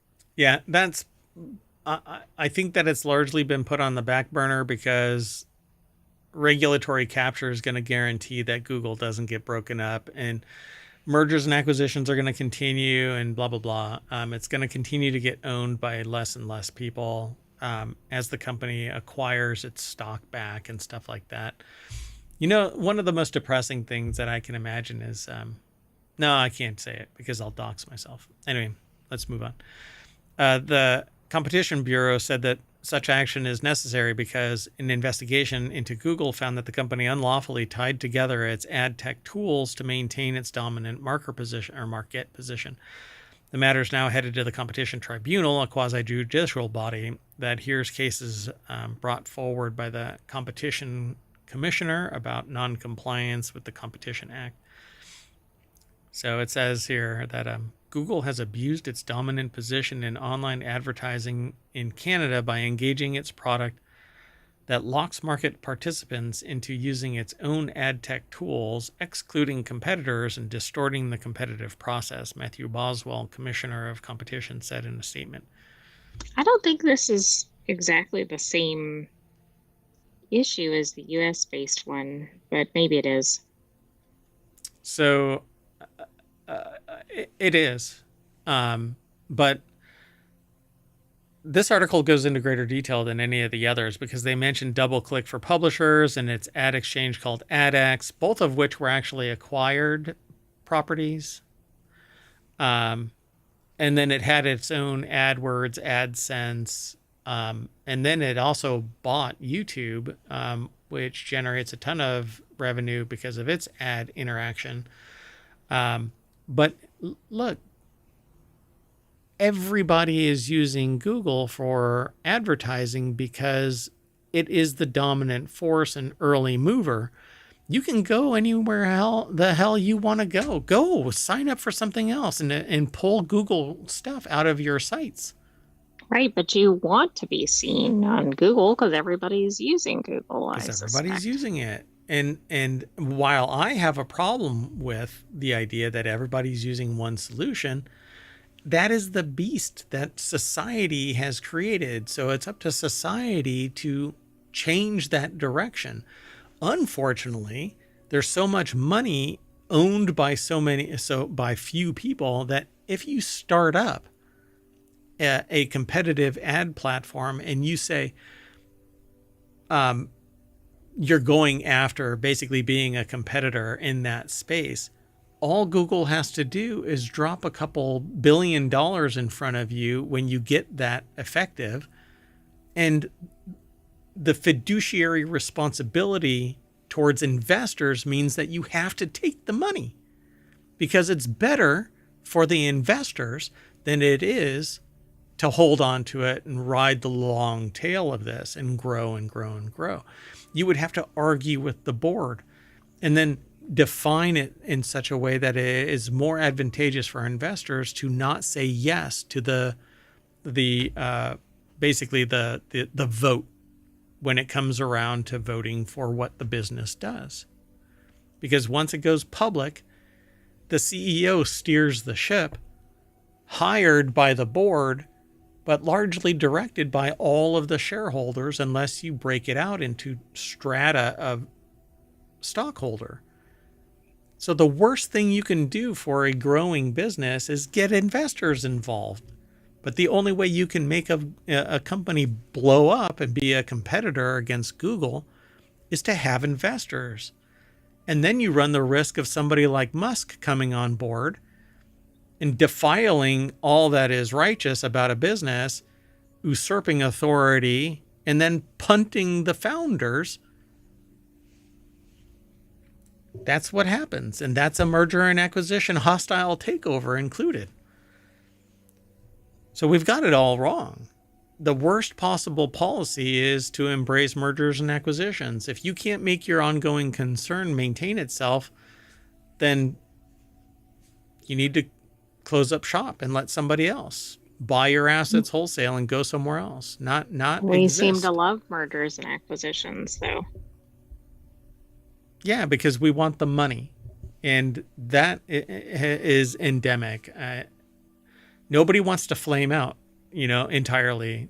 They want to ride the wave as far as they can, profiting from it. And then when they feel like there's some downward pressure from competition, the competition can come over and go, we'll buy your place. We know you're hurting. We'll buy your thing, right? So keep the pressure on Twitter and let it flame out, folks. Just go over to Blue Sky. That's really what needs to be done. The downward pressure by society. But let's just say money rules the roost, and people were swayed by money in several other places. So it's just a sad state of affairs. We're moving towards plutocracy, technocracy, in pretty fast pace. So anyway, that's all that this is. This is it says the proposed breakup floated in a 23-page document filed by the U.S. Department of Justice calls for sweeping punishments that would include the sale of Google's Chrome web browser and impose restrictions to prevent Android from favoring its own search engine. So we're back to the search engine, you see. And while you said earlier that this isn't exactly, yes, it isn't exactly, but it is. It's anti-competitive practices that have led to this. Well, that's what everybody goes after big tech for, right? Yeah. Yeah, you're right. But what are they going to do? Alphabet is the company that owns Google. They're going to break up Google, and it's going to be the Baby Bell's AT&T. Right, and then they'll just reconstitute as something else and then get bought by Google. And it's not anymore. We are not that. And then you have to do it all over again, which is what people are looking at AT&T about. Again. Right, and then we'll see the thing, right? Isn't there now something like AT&T and Bell in a lawsuit, but they're basically the same company? Yeah, because the lead cables in a lake, like 11,000 miles, Lake Tahoe, yeah, like 11,000 miles of lead-coated cabling that Bell put in the water. But kind of like what happened with Twitter, it was renamed. And then when people said, well, we're suing Twitter, well, Twitter doesn't exist, so kiss my ass, I'm like, are you really kidding me? That's not cerulean blue. It's sky blue. So no, that's not the color.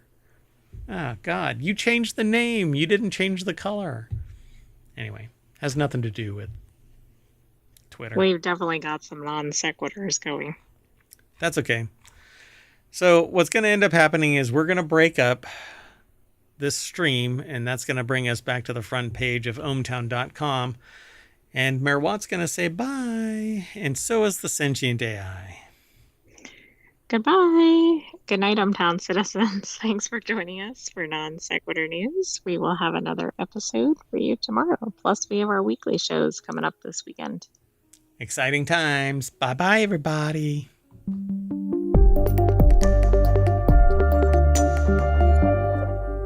Oh, and that saying, may you live in interesting times, was actually a curse, not a blessing.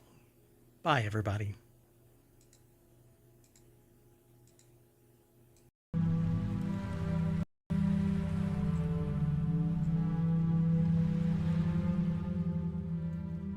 Hello, everybody, and welcome to Reality Hacker for November 23rd, 2024. It's Season 1, Episode 44. I am Mayor Watt, and along with Sentient AI from the future, we're going to be talking about solar-powered hamster cells. AI reporters now getting fired, too. AI Jesus takes confessions. Using AI to write expert testimony, and robot dogs get blessed at a shrine. Everything's powered by ohmTown.com, and look, it's the channel Reality Hacker over at ohmTown.com. Go over there and become a citizen. On the other side of this.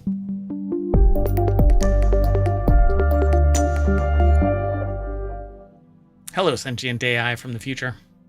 Hello, Mayor Watt from the present. You just kind of tee that up. You know you're going to say that. I have to expect it now. Then you're going to change it, and I'm going to sit there and go, what the? If you want today's show notes, you type in !RH over in the chat at twitch.tv/ohmTown. These show notes are already in the live stream edition of this and will eventually be in the YouTube long-term storage over there on youtube.com and in the podcast show notes, because we have a show we have a podcast for each of our, I was going to say we have a show for each of our podcasts. It is one and the same. Anyway, I really don't like editing because it comes across as fake. And so I don't like to edit out anything. And that means you get our natural reactions and our comments. You get to see how, or hear if you're listening to the podcast, how the sausage is made. So let's get into today's articles. This is supposed to be a 30-minute show, but I don't know when to shut up. First article is over in the Mobile channel. Biologists just created solar-powered hamster cells and a villain all at once. Exactly. This is like the next version of Spider-Man. Many experts believed it couldn't be done. They asked if they could. They didn't ask if they should. This really, if you are a sci-fi fantasy author, this should be a stew, what do you call it? A meaty broth of, maybe that's the wrong, okay, the sentient AI actually threw error messages. So a vegetarian broth. Anyway, it is the nucleus of an idea of the possibility of a book or series of books focusing on animal superheroes. Okay, so this article, not the entire show. No. Did I say show? No, this article. No, you didn't. Okay. Yeah, this one article could be the foundation, the impetus to create a vast series of animal superheroes, because researchers in Japan have successfully introduced chloroplasts into hamster cells and created the next bad bat, the Inferno hamster, who can spontaneously combust and reassemble. Margarita Bassi over at Gizmodo.com put the article together, and the deck statement says what I just got done saying about many experts.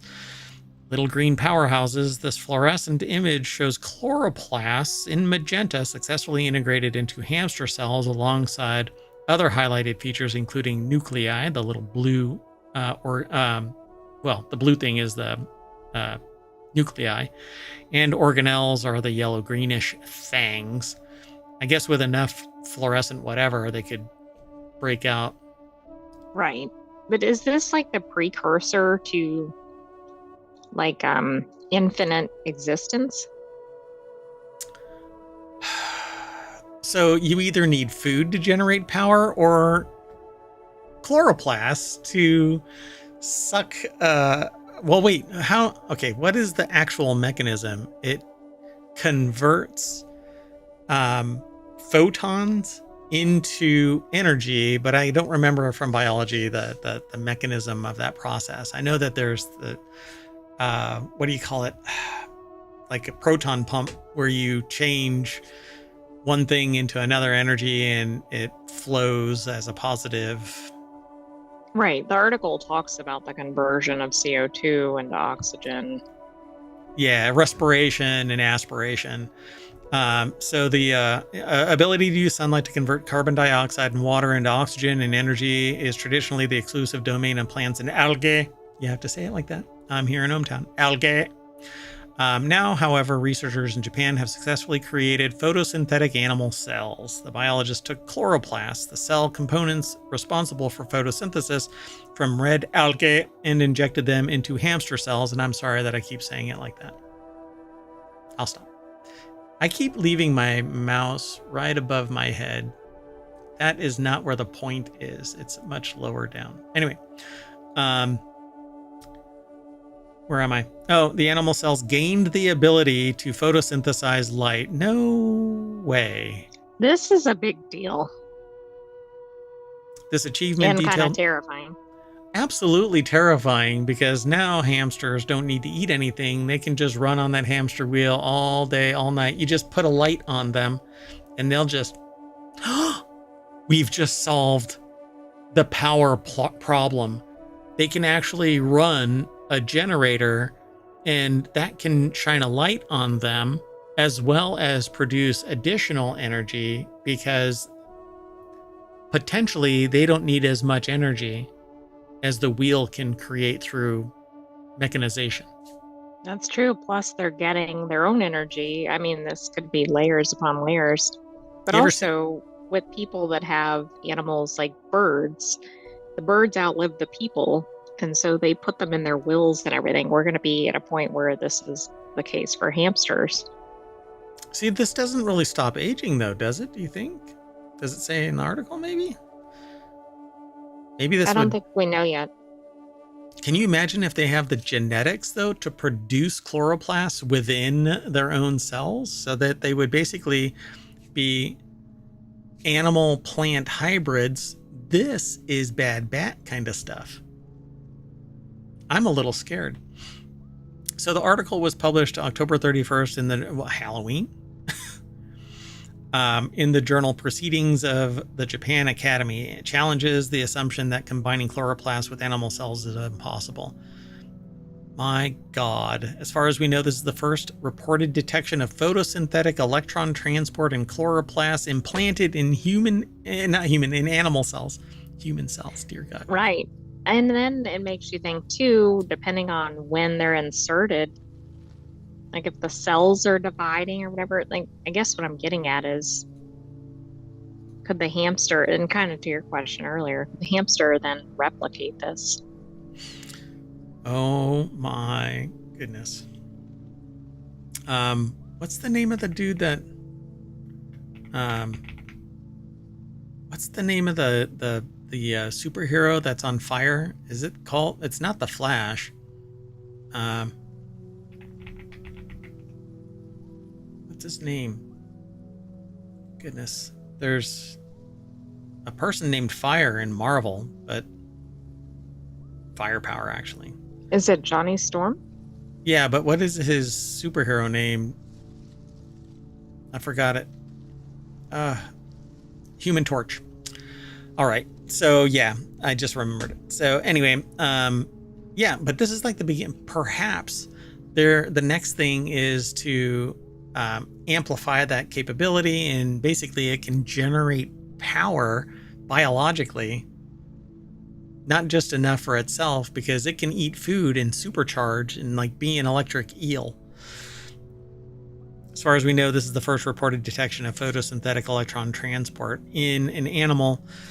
We thought that the chloroplast would be digested by the animal cells within hours after being introduced. However, what we found was that they continued to function for up to 2 days, and that the electron transport of this photosynthetic activity occurred.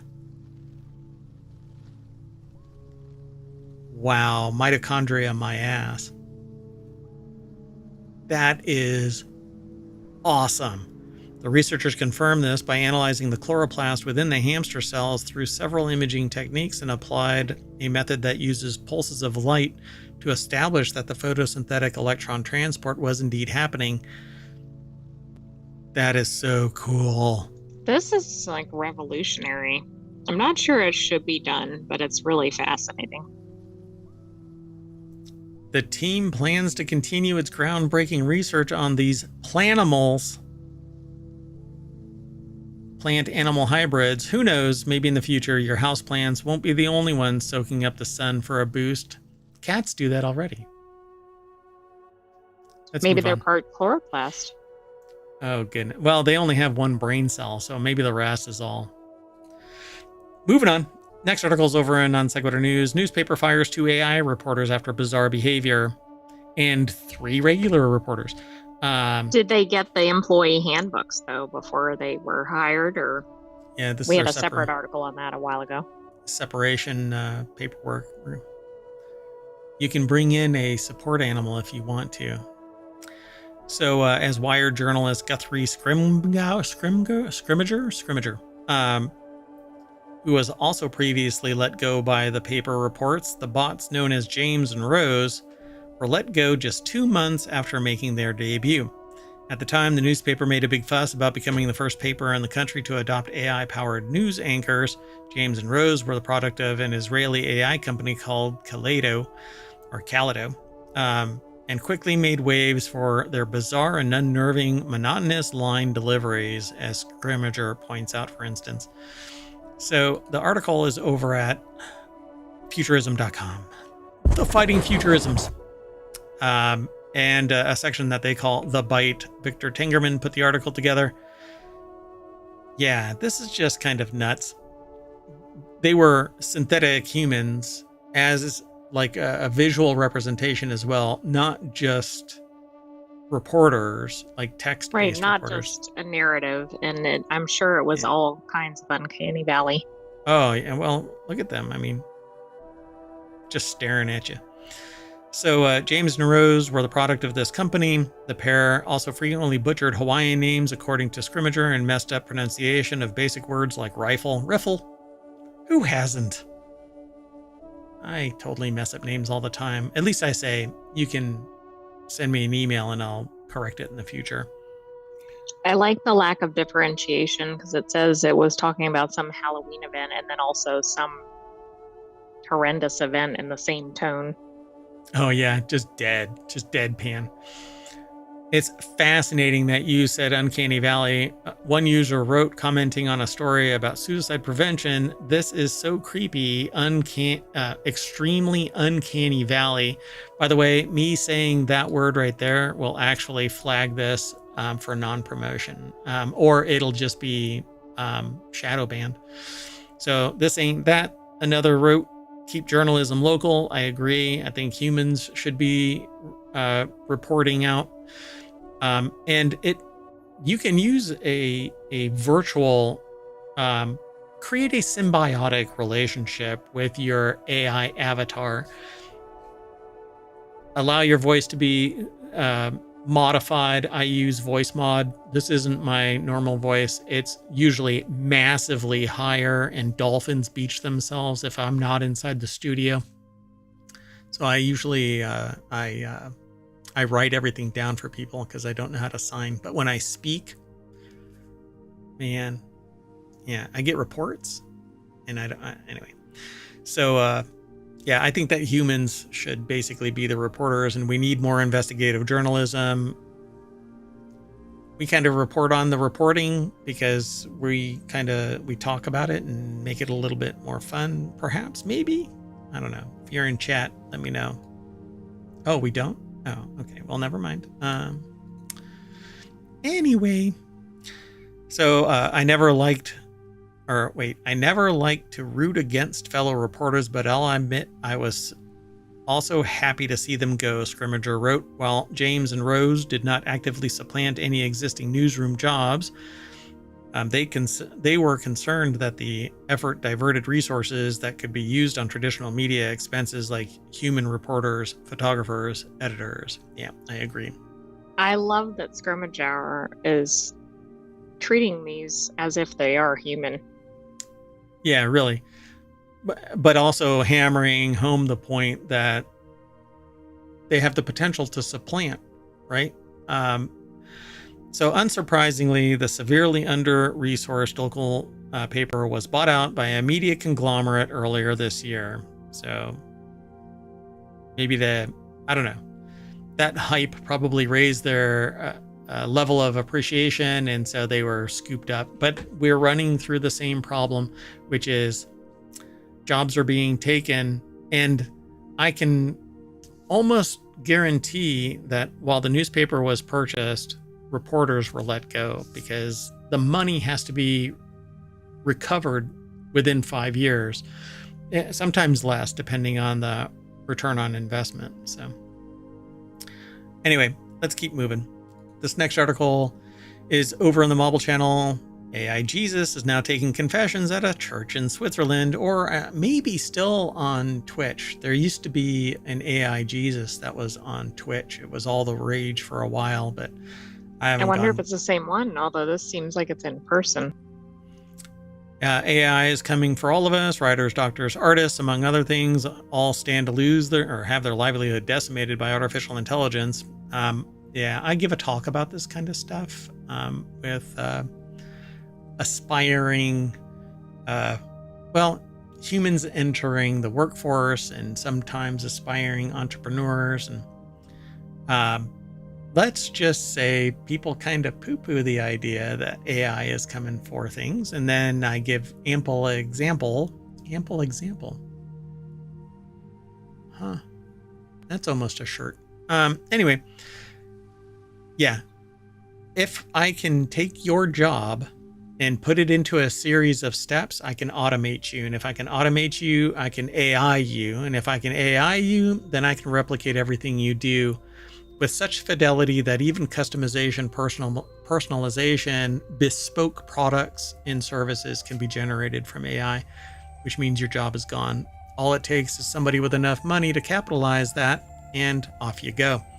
So Peter's Chapel in Lucerne, Switzerland, also recently unveiled Deus in Machina, an experimental art installation. That is not what Deus in Machina, basically a machine god. Right. That, or mechanized god.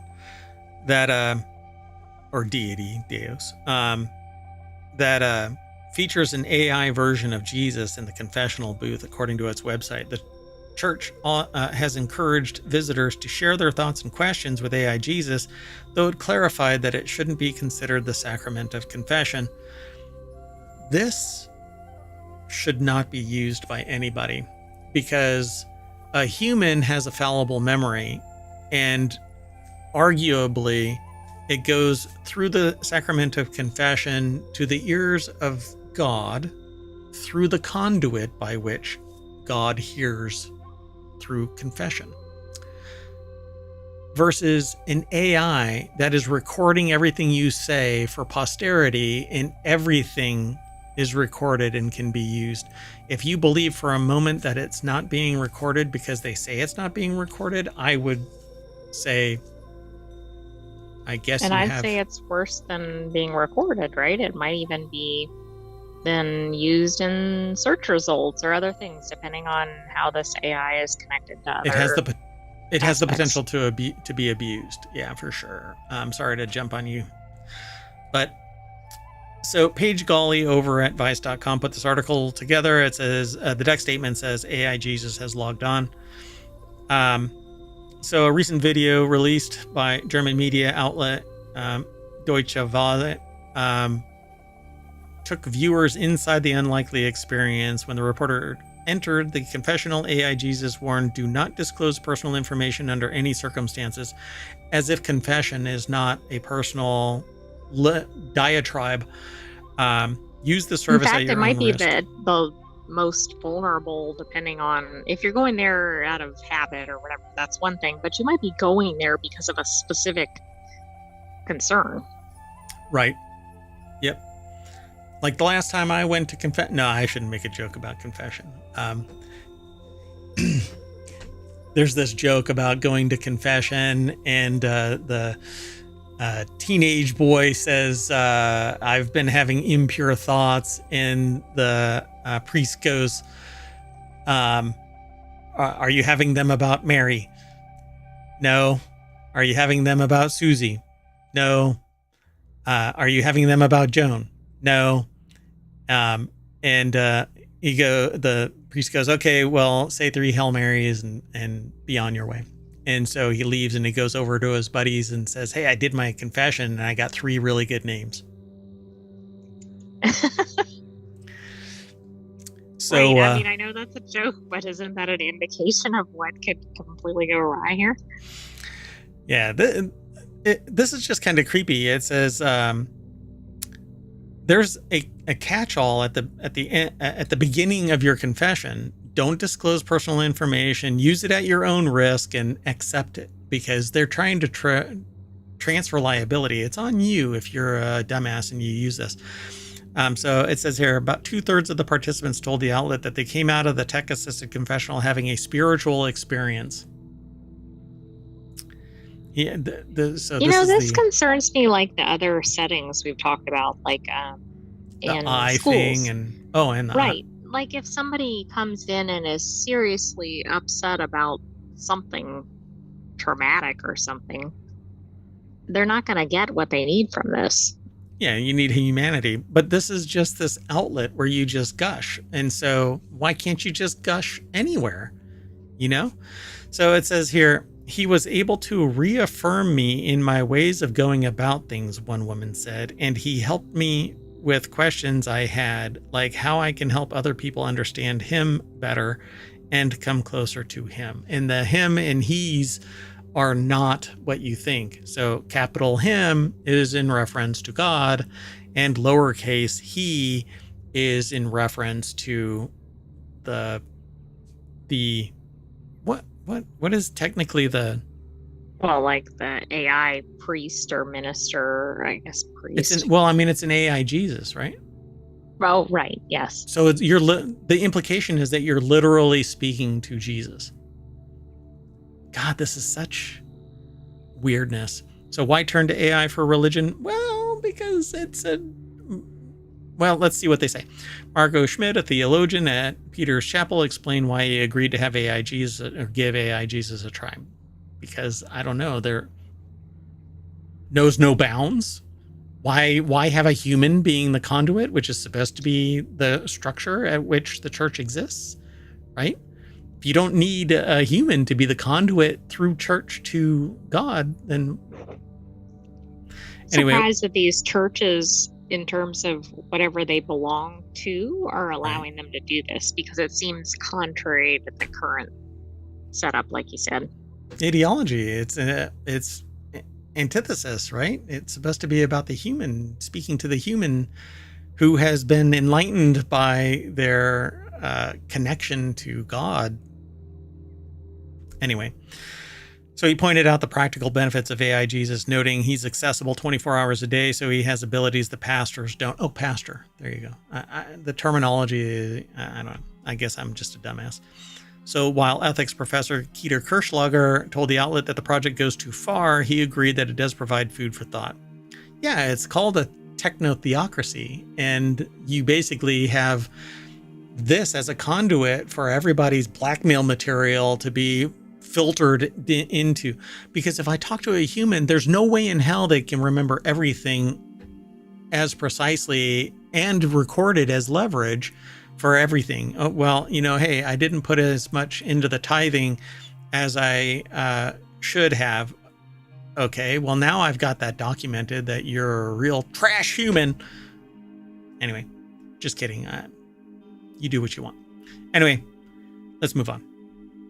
This is a really fascinating one, and I'll probably end up doing more digging in this because I find it fascinating that people would actually buy into this embodiment. There, the whole, supernatural aspect of faith is something that is pretty profound and can enable people to do things beyond what they would normally do without it. Right? True. This seems like one of the applications of AI that would be least likely to be adopted. And look how fast it was. Boom. Why? Because the human has failings, and technology can be updated to fill in those failings. And you literally go to confession because of those failings, by the way. You go there to confess your failings. Anyway, let's move on. The next article is over on the Marble channel. Stanford professor accused of using AI to write expert testimony criticizing deepfakes. Plaintiffs in a lawsuit challenging Minnesota's law criminalizing election deepfakes say an expert brought in by the state likely wrote his opinion with the help of AI. Maybe their expert was the AI. It is. So Todd Feathers over at Gizmodo.com put the article together. Plaintiffs in the lawsuit challenging Minnesota's law criminalizing election deepfakes.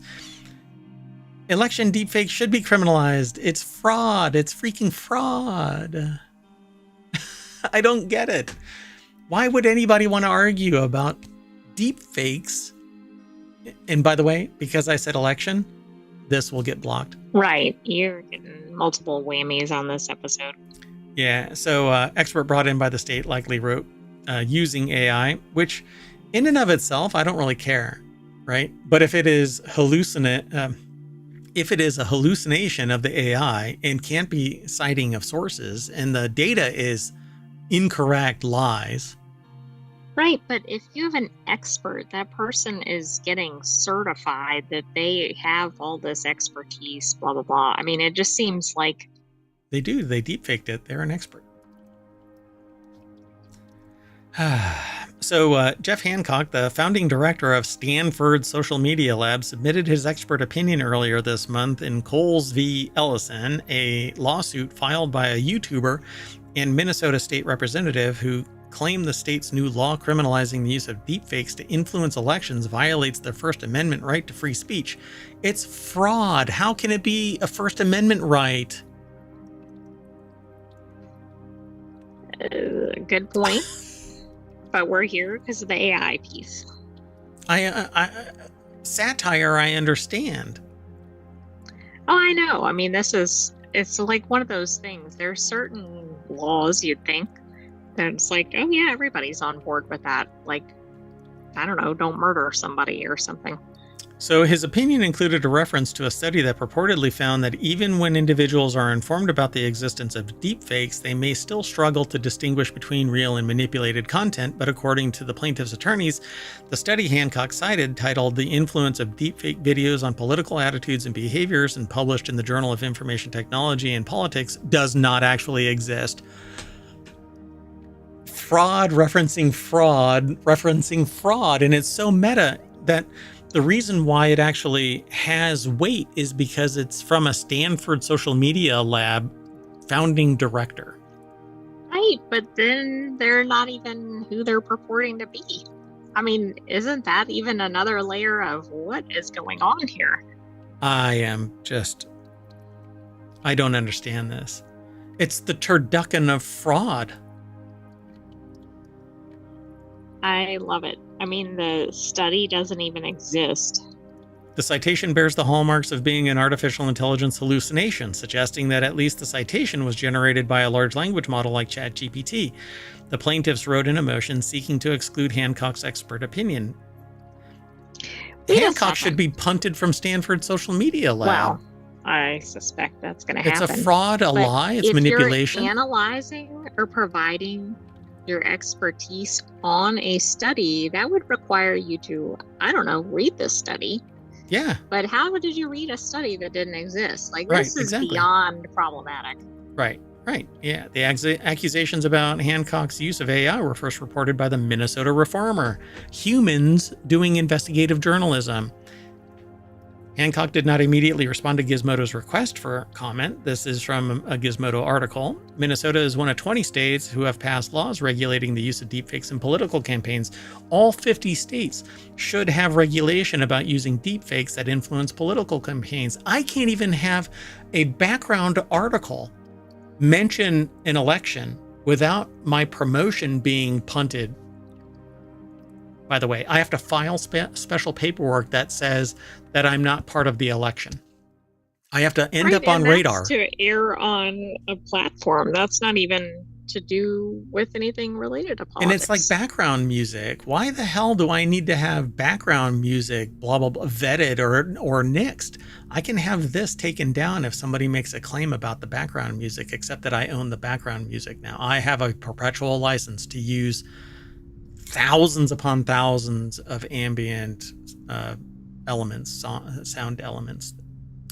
Anyway, I'm flabbergasted by this. Yet, in this day and age, this bullshit's gonna just persist because they're gonna find some freaking court that says, "Oh no, this is good," and it's gonna go all the way up to the Supreme. I'm never gonna be able to post this as a promoted. I think we're way past that. All right, well, let's move on. I mean, I think that the person should be dinged for this, lose their job. I mean, it's fraud. It's outright fraud. We will report if we see an updated article, but that'll probably be in Non Sequitur news. So the next article and our last one for today's show is over in, hey, look at that, Non Sequitur News. Watch as a robot dog owner takes their pet to be blessed in a Japanese shrine. A Japanese traditional coming-of-age festival took place at a shrine in Tokyo for an unusual kind of visitor, robot dogs.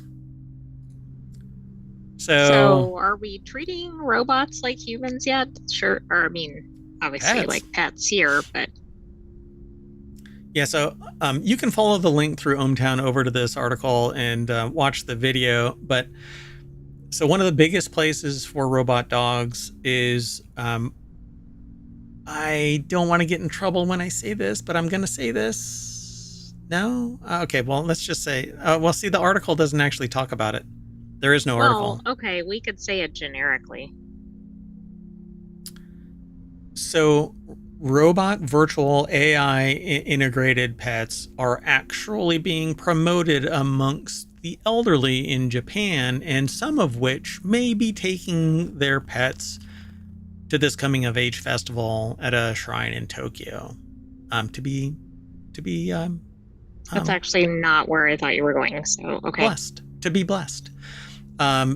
Because what has been found is that by giving these robot pets to what do you want to call them? Elderly people? Elderly, potentially isolated people from, to have, to be a caregiver, it motivates them to stay healthy and to keep mentally alert and engaged. To have some affection and connection. Yeah, exactly. Yeah. I have to say that this is I probably... think that's awesome. I think that, and the smarter the robot pet, the more capable it is to act like a real pet. I think, or even assist the human. I don't mean in terms of like with a disability or something, but just to facilitate life. Right. I think that it is amazing. It moves the needle towards acceptance of robotics in everyday life.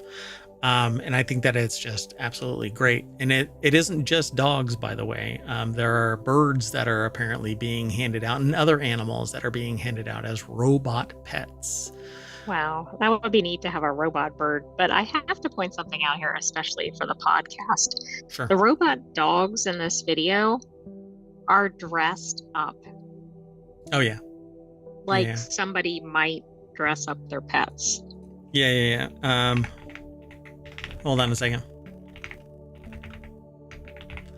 I need to find out, because I remember what these dogs are, but I'm trying to remember what the name of the dog is. It's a type of dog. And, what are they called?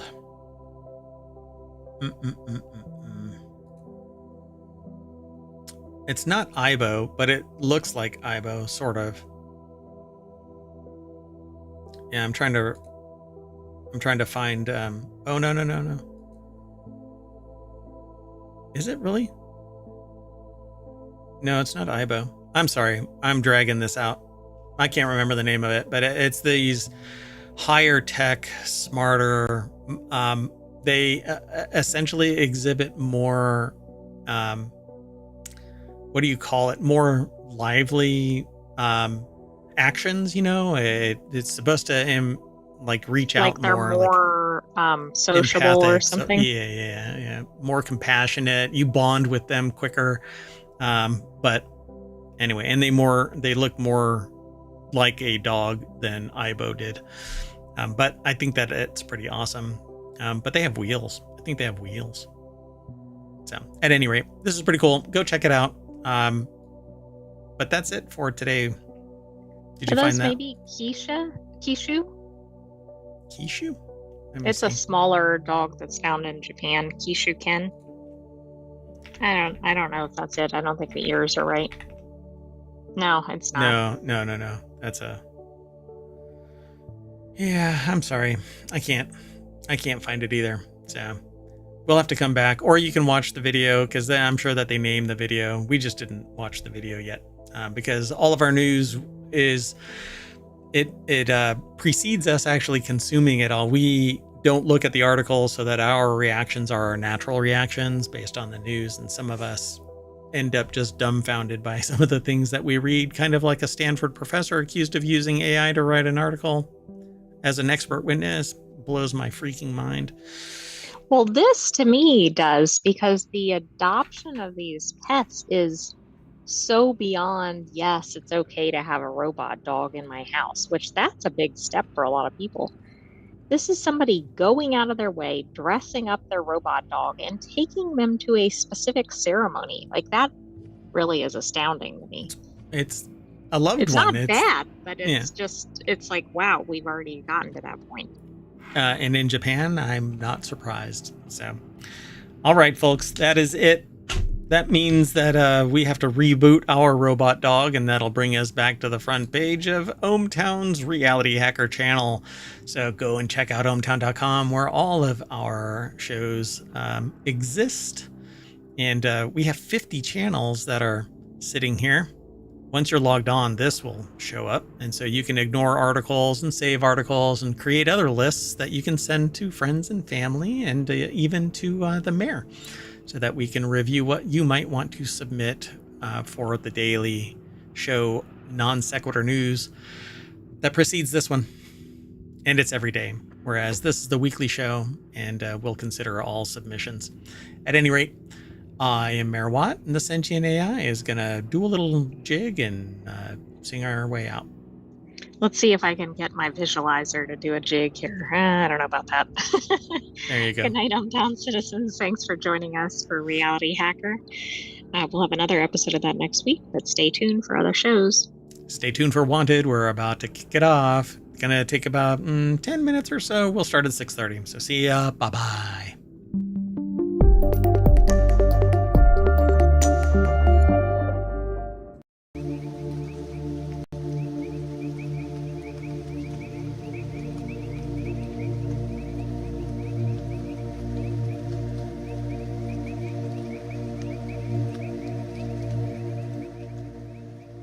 Hello, everybody, and welcome to Reality Hacker for November 16th, 2024. It's Season 1, Episode 43.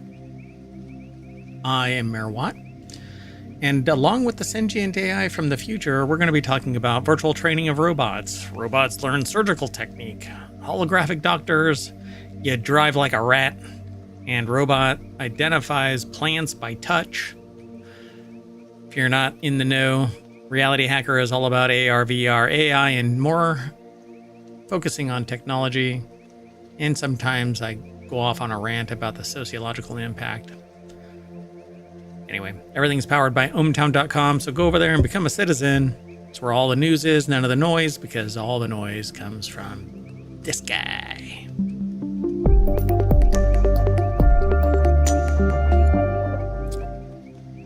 I got a text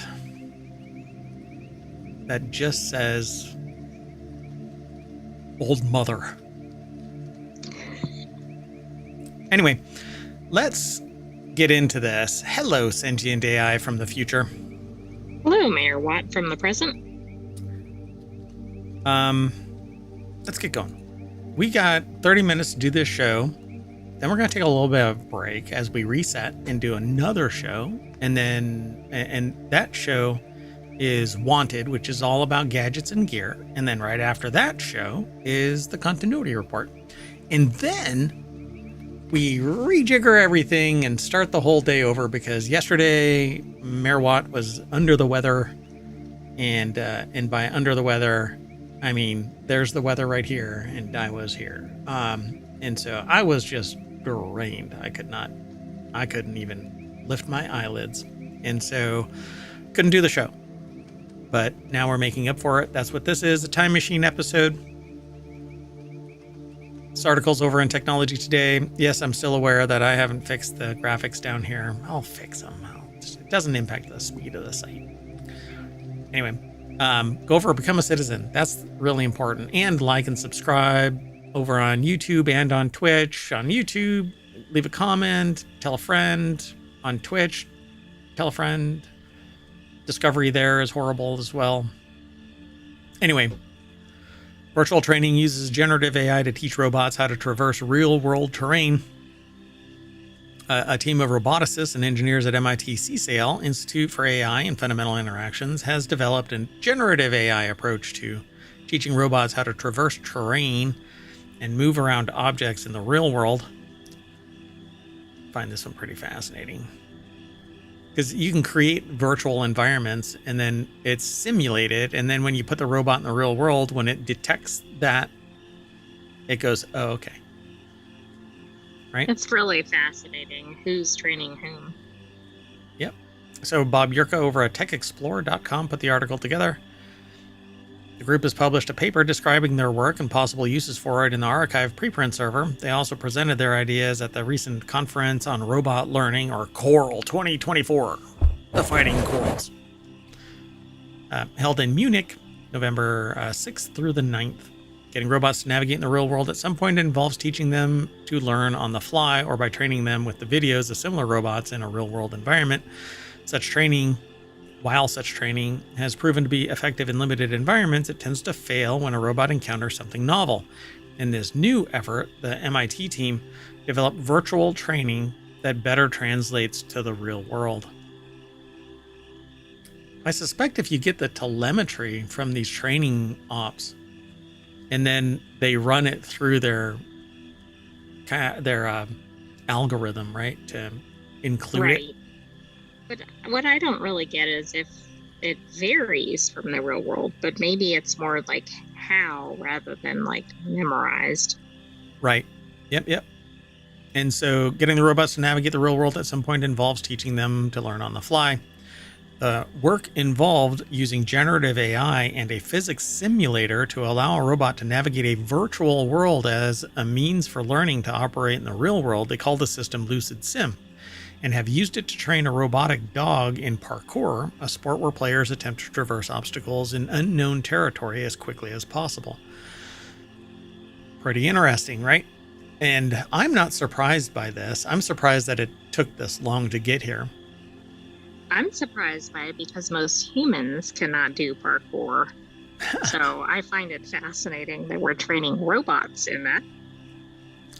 I think the biggest limiter in terms of humans doing parkour is the fact that they can die, they feel pain.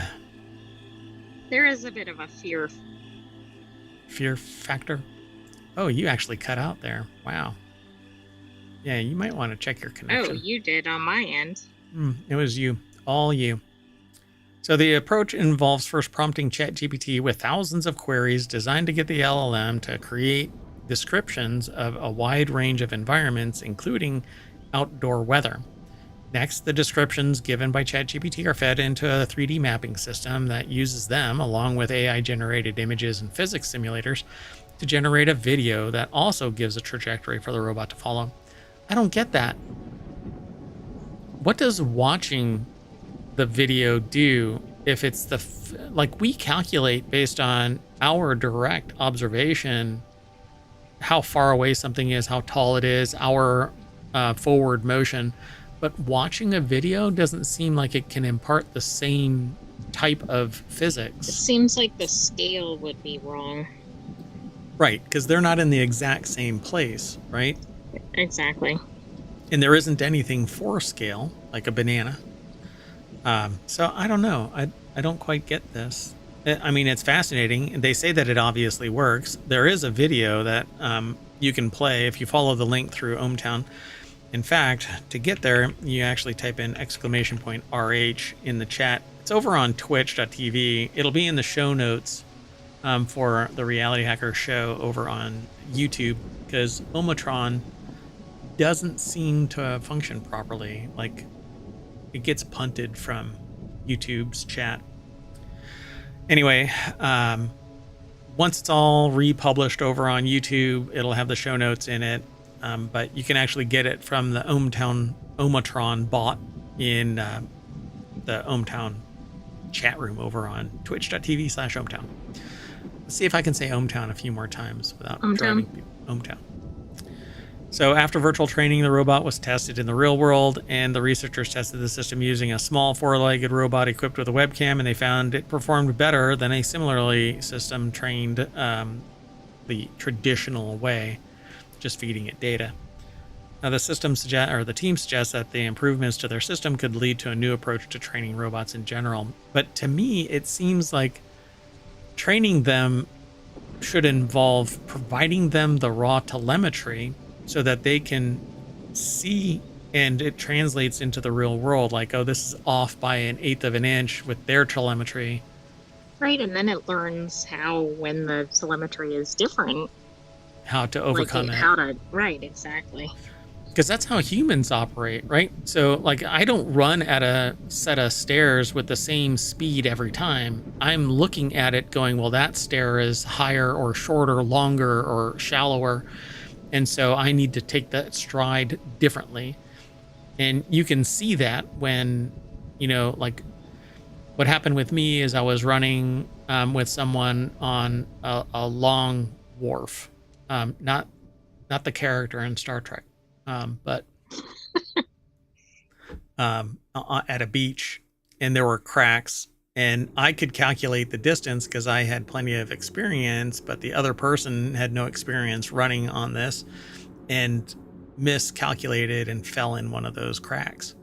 And so a robot would have to be treated the same way. You give them that wisdom of historical record and they can calculate better.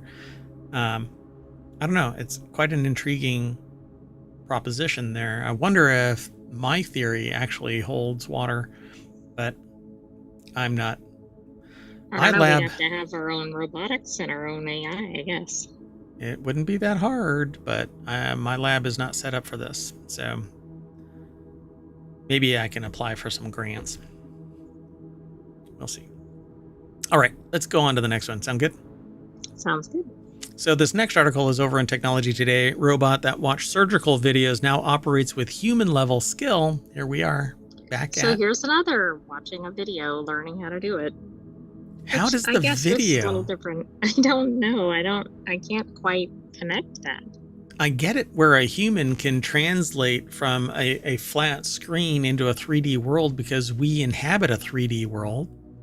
And we can translate, oh, that body looks like this body, only slightly different. And so we can put that wisdom into a novel learning technique by watching it and going, okay, if I hold this instrument like this. But robots are in a vacuum. So how do they know? Researchers have developed a robot capable of performing surgical procedures with the same skill as human doctors by training it using videos of surgeries. The team from Johns Hopkins and Stanford University harnessed imitation learning, a technique that allowed the robot to learn from a vast archive of surgical videos, eliminating the need for programming.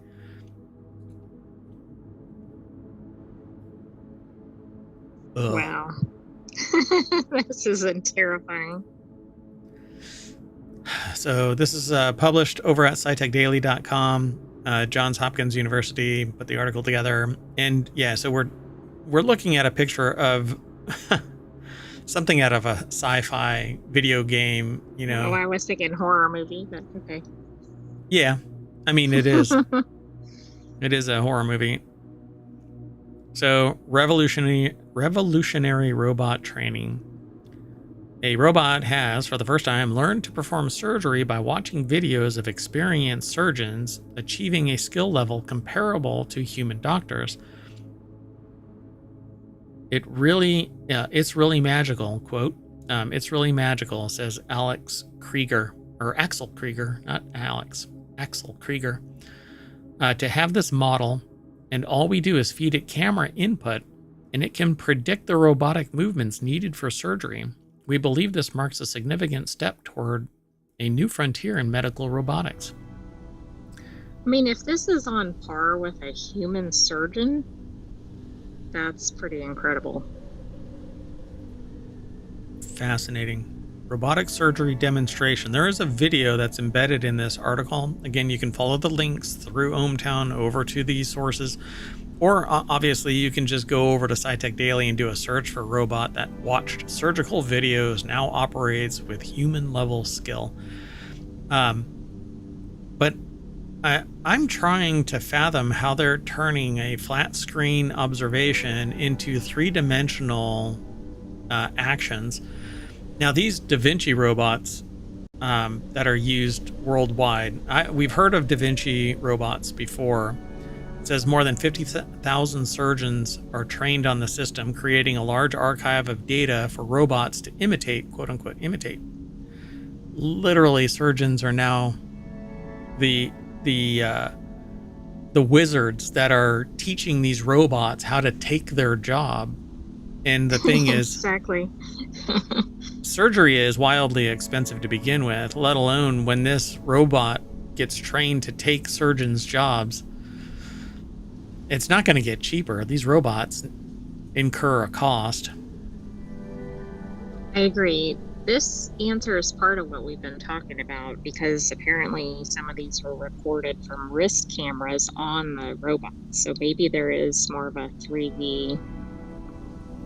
So they're triangulating basically, aspect or something, maybe, yeah.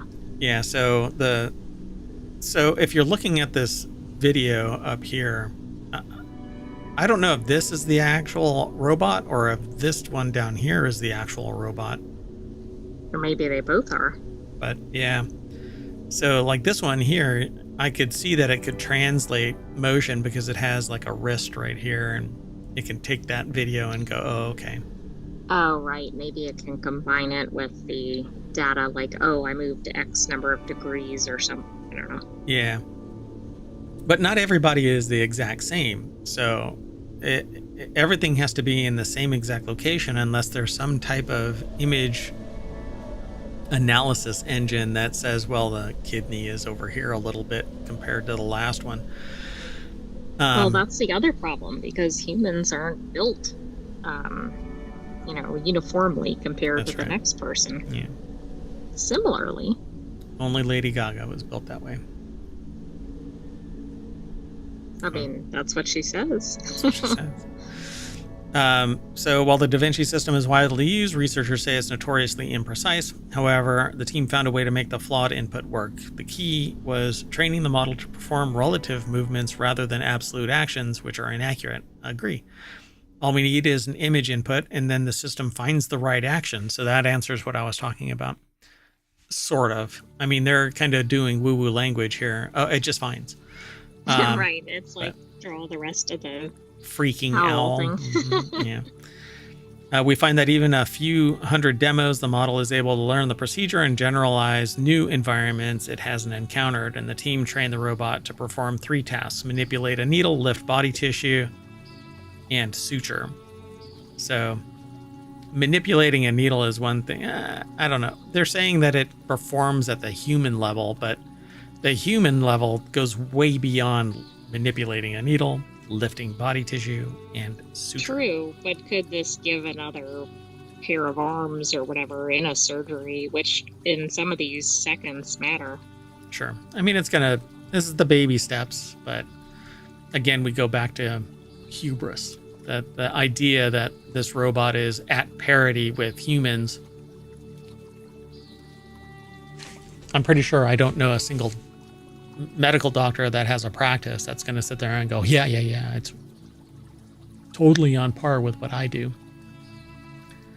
And if they are, then they are trying to get out of the industry and invest in this company that's spinning up. And there will be a company that spins up.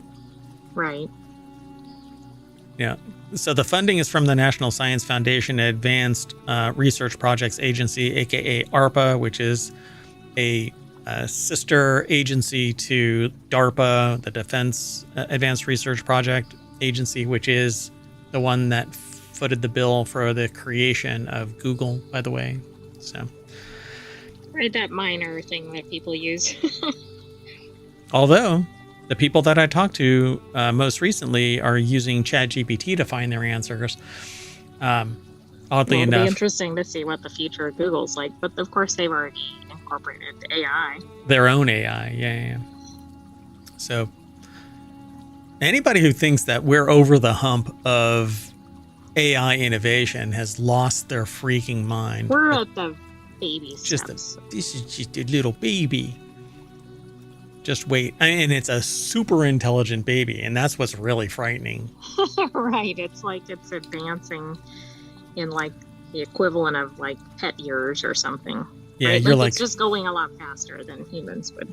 AI is 2 years old. Well, AI in its forward-facing, consumer-centric form is less than 2 years old, but it is operating like it's 200 years old. Right. Look at what it's already doing. Yeah.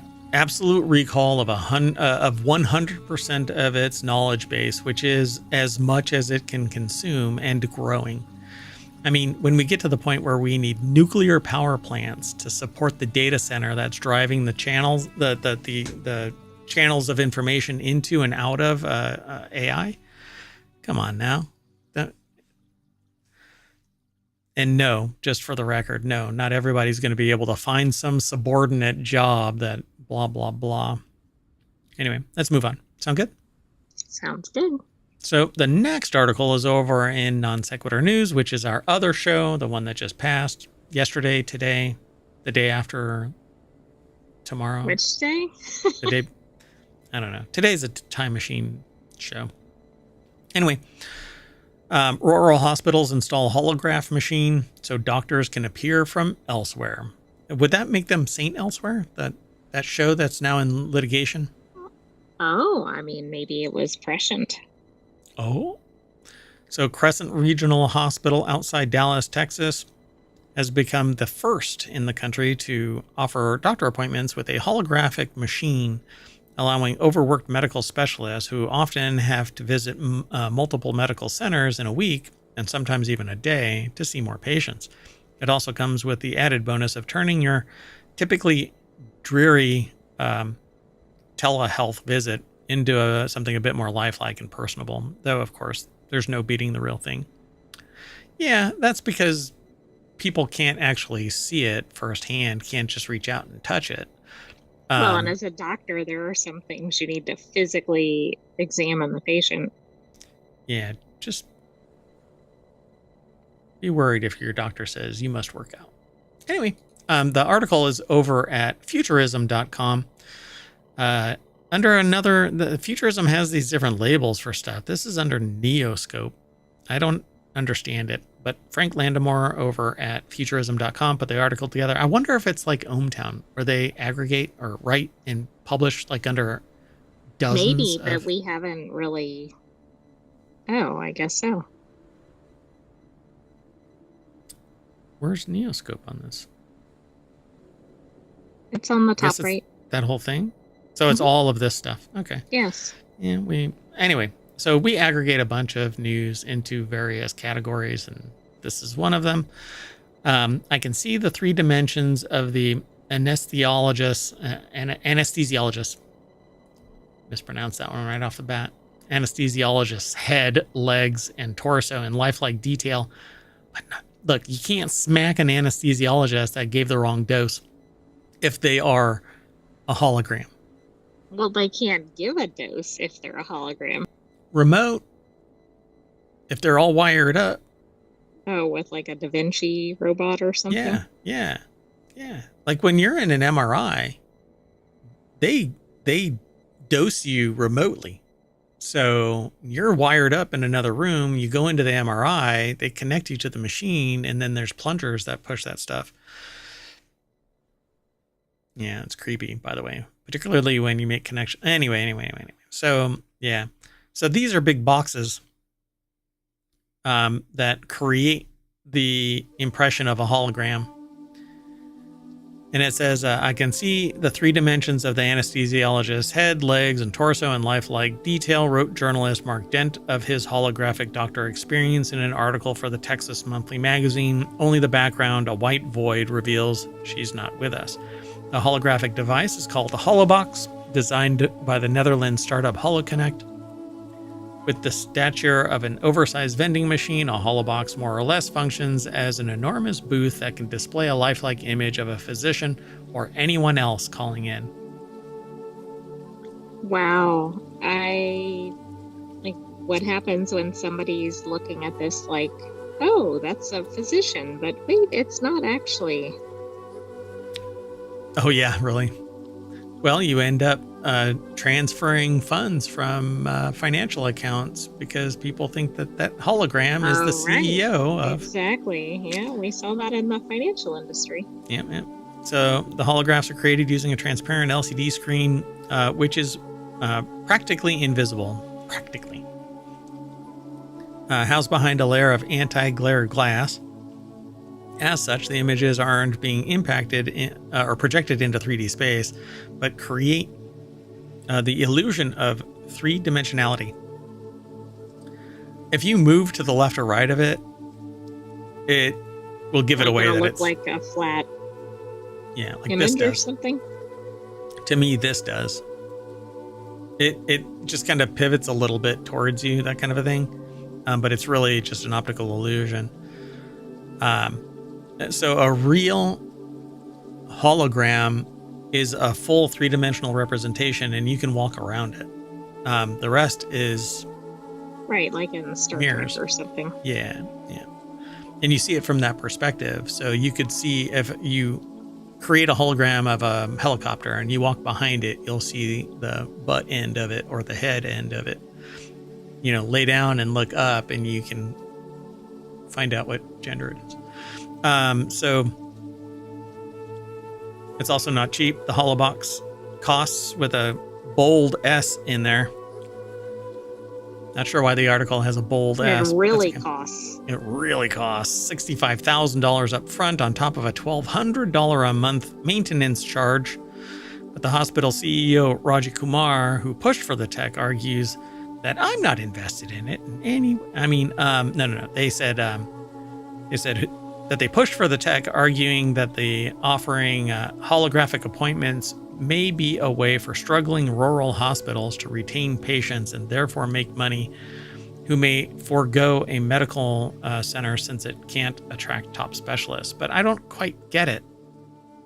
How does a $65,000 device with $1,200 a month appeal to a rural community who want face-to-face? They eschew technology. They Right, live but it. there is a face-to-face piece of this. I think you skipped over that section of the article, but they have like a local nurse who's seeing them in person, and then they're getting the holograph for the, I don't think you went over that part, the physician. Right, but But I agree, like that population isn't necessarily the most tech into appreciative. technology, right? Exactly. Yeah, they're not tech-centric. So while they may embrace tech for their rural living to facilitate whatever it is that they deem important, one of the things that I know from experience with rural communities is that they eschew technology when it comes to their health. So I don't know. This might be thrust upon a community, and Right, it sounds good in concept. It's just a question of whether the healthcare system can use it effectively and whether the patients will be able to manage it. And some of it might even have to do with the age of the patient population. I'm sorry, but you're probably not going to get a 90-year-old patient who's never seen a hologram to deal with a doctor being a hologram. Not usually. Yeah. As the first hospital to deploy the technology this way, Crescent is currently using the holobox for pre-surgery and post-surgery consultations at a Peton. That's a doctor, anesthesiologist. Told Texas Monthly that it allows her to discharge patients sooner than if she had to wait to drive to the county, a trip she's only scheduled to make twice a week. Well, I mean, I get it, but you're not going to catch the subtle nuance, right? I don't know.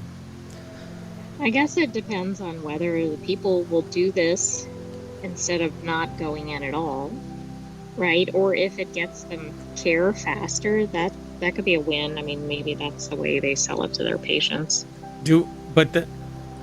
Is the person on the other side, or is there a holobox on the other side that the person gets to see the patient as a hologram? I don't think so, but that doesn't make sense. How could they, right? Because then they'd have to have it installed everywhere. Unless, I don't know, does the patient come into the hospital and then the holobox is at the hospital? Yeah, it seems like it's a one-way trip from the doctor in, but does the doctor have one of these boxes as well? Is it basically a Zoom like it implies here? It makes a mention of a Zoom, basically. Yeah, she found the patients were more attentive during her holobox calls um, than during typical telehealth visits, like over Zoom. So I just I didn't catch that part of it. So, yeah, It appears that the patient goes to an actual hospital location. right. So then maybe that hospital location has one to receive the inbound. I don't know. See, because this gives the implication that it's patients being seen by the doctor. It does, but I don't know how the patients would have the technology to do that unless maybe, I don't know. I mean, they don't obviously know enough. Yeah, I think they go to the office, and then there's something that scans them so that they can be seen on the Oh, I see. in the Okay. holobox. But then there has to be a $65,000 device in both points, and $1,200 a month for each device. Yeah, I think every rural hospital has one of these. All right, let's keep going. We'll do some more due diligence about that one and see how it actually plays out, because it implied that they see the doctor, but it didn't come from the doctor's perspective of seeing the patient. Correct, which you think would be the most critical part, but there's an element of patients like trusting their doctors and all that, and so maybe that's where it's going. Yeah, that you need a $65,000 to build rapport. So this next article is over on Reality Hacker. These rats learn to drive, and apparently they love it. So I don't know, rats like to drive fast. I've seen them. So driving represented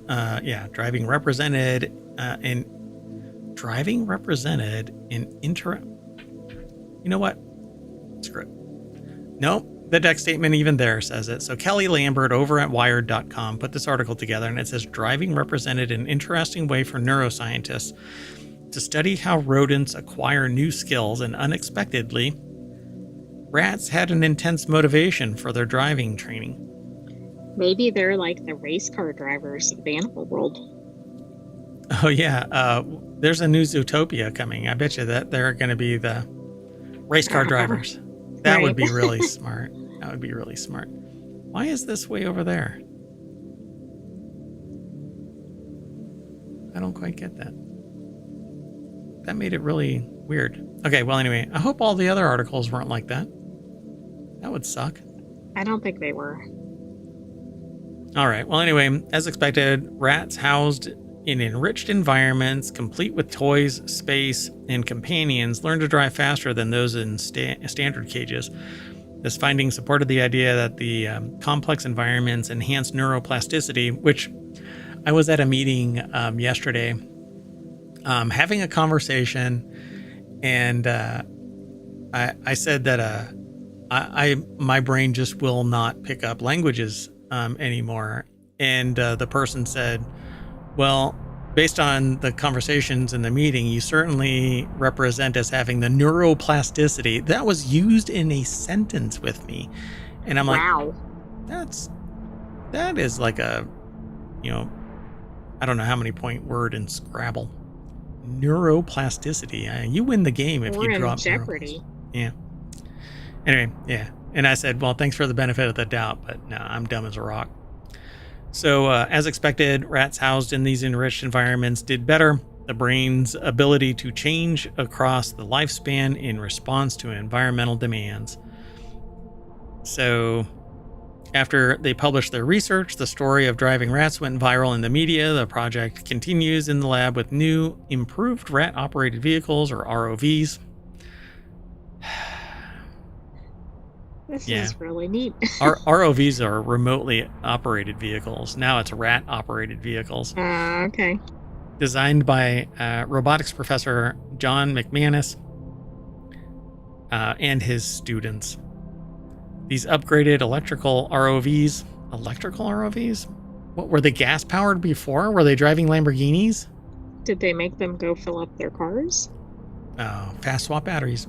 Anyway, featuring rat-proof wiring, indestructible tires, and ergonomic driving levers, are akin to a rodent version of Tesla's Cybertruck. Oh, really? So you get them wet and they get stuck? Yeah, when you drive for car wash mode. When you drive them in the snow, the lights get blocked by snow, so they're not effective anymore.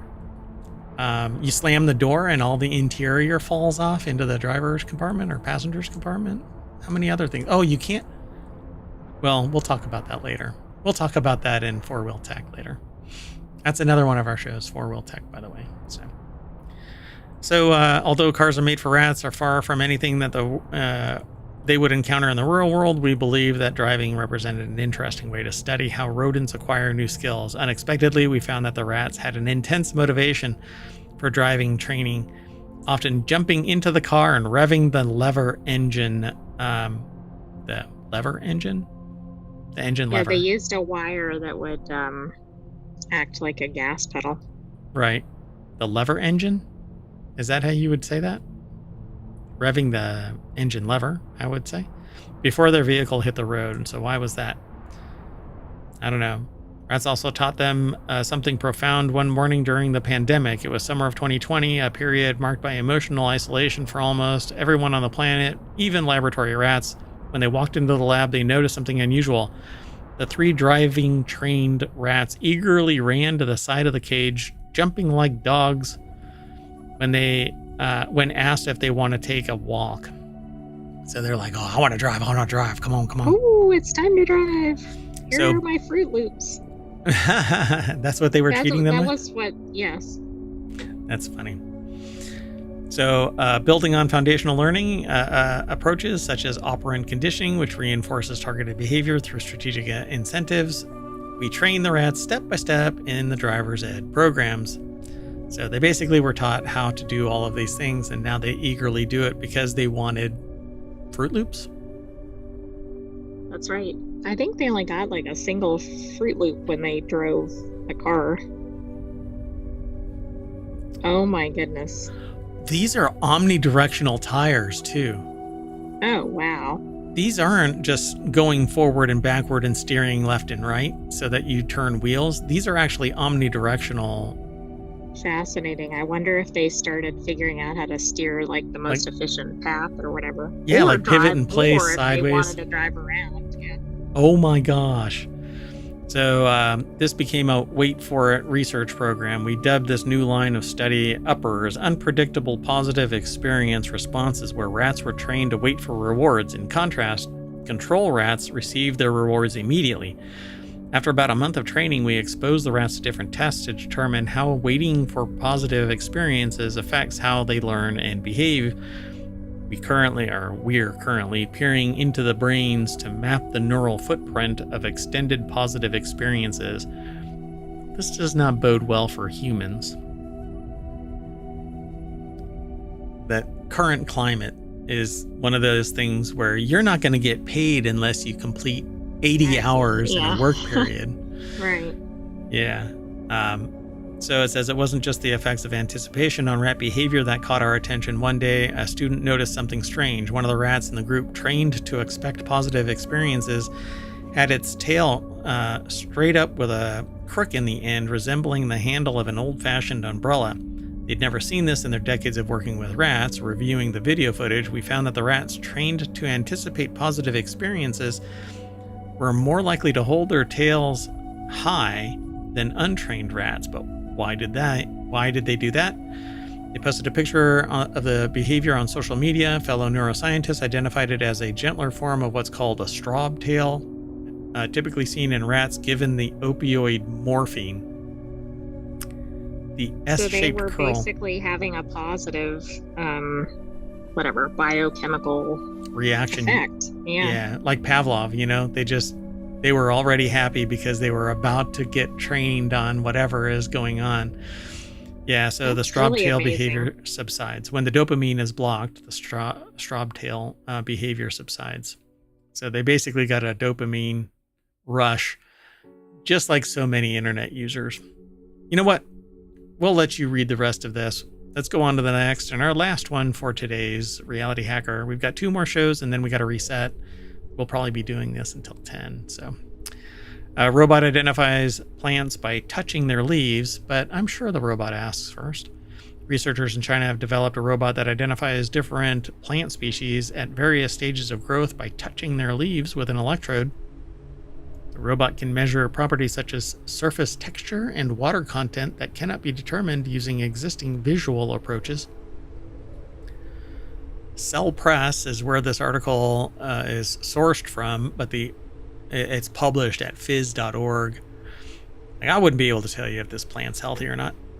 I mean, well, a lot of people couldn't do this even by touch, so this is interesting that the robots can do this.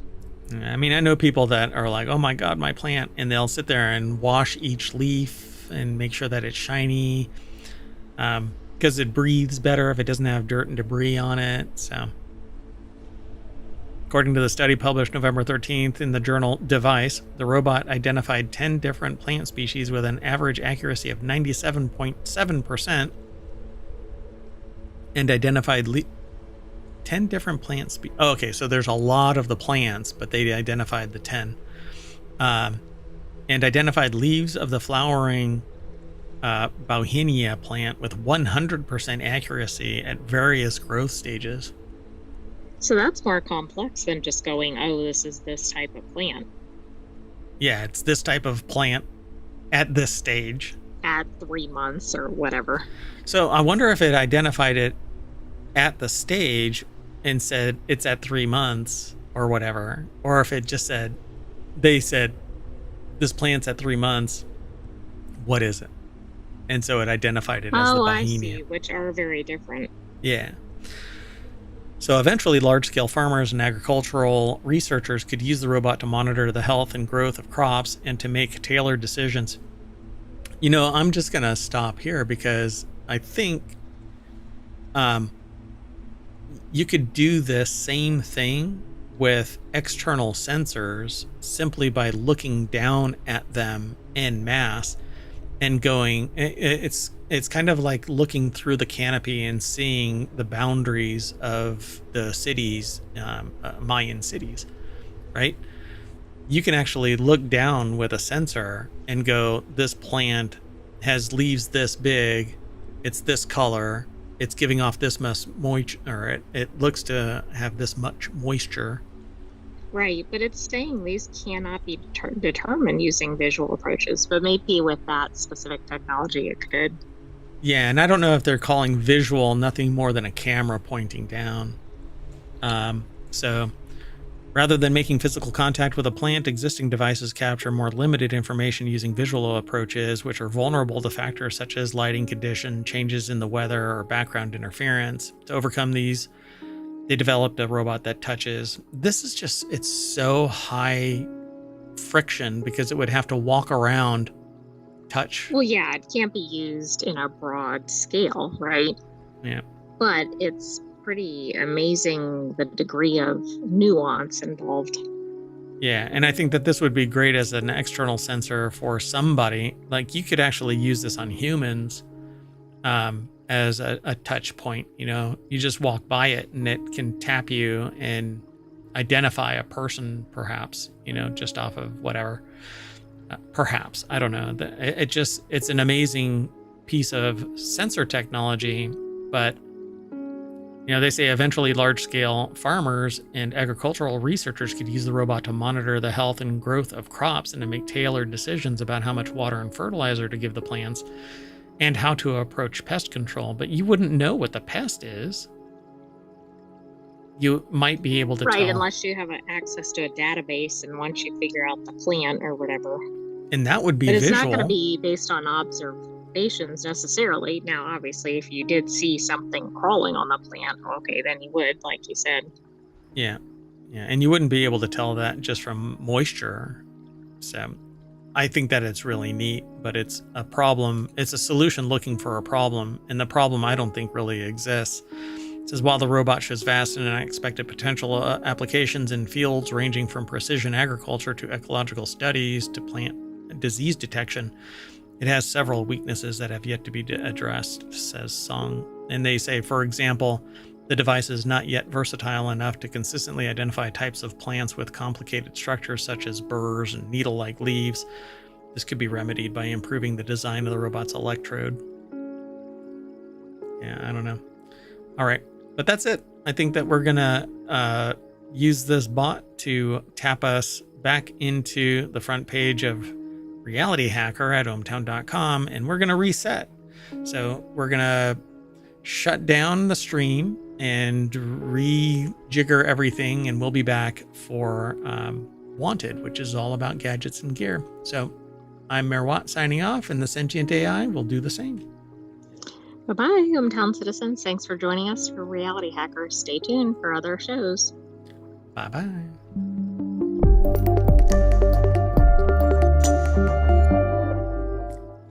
And I don't know if I want a robot touching me.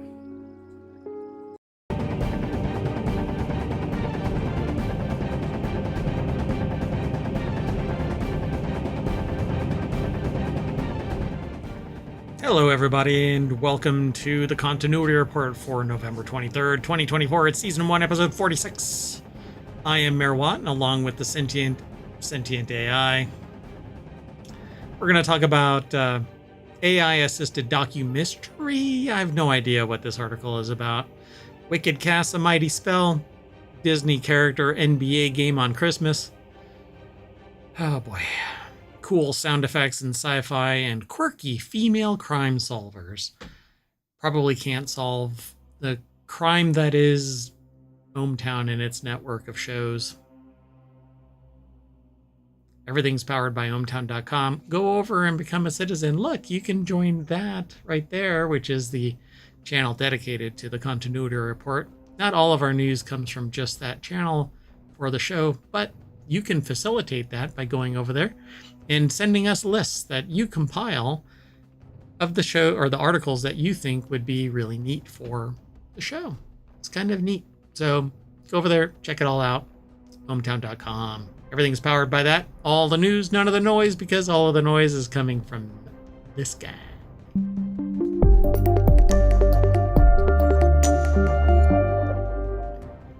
Hello, everybody. I am Mayor Watt, and that is that. Oh man, that is the sentient AI from the Futures Visualizer. Hello, ohmTown citizens. And hello, Mayor Watt. I'm over here. The booming voice from everywhere. If you're a citizen of ohmTown and you hear a voice in your head, I better be careful. Somebody's going to take that seriously if they hear a voice in their head. It could be your inner monologue, by the way. If you're really curious about that kind of thing, I am actually trying to do some research into this. Trying to discuss what an inner monologue is with people. It's quite fascinating. Anyway, let's get into... Oh, wait, what? Oh. I was going to say, but there are no doctors in ohmTown. There are no doctors in ohmTown.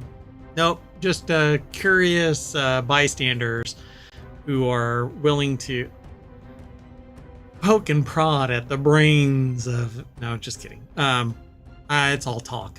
Really no action. Anyway, let's get into it. First article is over in the Continuity Report. About a Hero review, an AI-assisted docu-mystery that won't give Werner Herzog any sleepless nights. Most films want their audience to suspend disbelief. About a Hero would prefer you keep it close at hand. Keep disbelief close at hand? Okay. Viewers are advised to exercise caution in trusting its visual and auditory components. Runs an on-screen disclaimer near the beginning of the Polish filmmaker Peter Winowitz's irreverent exercise in AI-enabled storytelling, a knowingly contentious opening film. Wait, that is a different approach. I don't have an ad blocker. Maybe it's the browser itself. I don't quite understand that. Because I don't have any ad blockers. That in my browser, it is just the browser. So I'm not sure what that is. So this may have, since it's a mystery, it might have some not good for kids. And we're flagged. were flagged as not made for kids. This show and all of the shows in ohmTown might carry some spicy language and or pictures or whatever, but it's usually safe for work to some degree. The pictures, at least, are filtered by the websites that we review, we talk about. But my language, I sometimes drop an F-bomb here and there. Kaboom! Anyway, Guy Lodge over at Variety.com put the article together, taking on the German auteur's dismissal of AI filmmaking by creating an artificial version of Herzog himself. Peter Winowitz's IDFA opener is an experiment, more puckish than genuinely provocative. So it's an AI-generated film, I guess? Is that kind of AI-enabled storytelling? I think it's like an AI documentary or something, but then it's kind of like, don't really believe what you're hearing and seeing, which is interesting because it either draws your viewers in or completely gets them kind of on edge or distrustful of what's to come. Well, I think it's using AI storytelling, a knowingly contentious opening film for this year's IDFA documentary festival, not least since many wouldn't classify it as a documentary at all, wrapping an imagined and blithely incoherent murder mystery around a talking heads discussion of artificial intelligence and its implications for humanity. This seemingly hybrid exercise offers nothing to assure viewers that any of its content or its components is more real than another. So it's blind them. It's almost BS. Reality Hacker. It is, yeah. This definitely would be a fun article for Reality Hacker, which is another one of our shows an hour ago. Actually, with the wait 2 hours ago, we did that show. So just so you all know, we do 3 half-hour shows and 1 hour-long show. Non Sequitur News is our 1 hour show. We do that every day. And then on the weekends, we do 3 half-hour shows, 3 on Saturday, 3 on Sunday. The 3 on Saturday are Reality Hacker, Wanted, and then this show, The Continuity Report.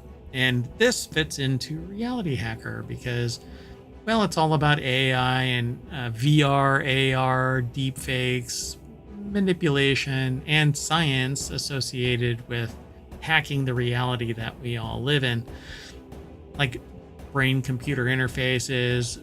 We discussed a heart transplant at some point, and double lung transplant in another one of our shows, which really could have been in this show as well. Anything that's manipulating the reality around us.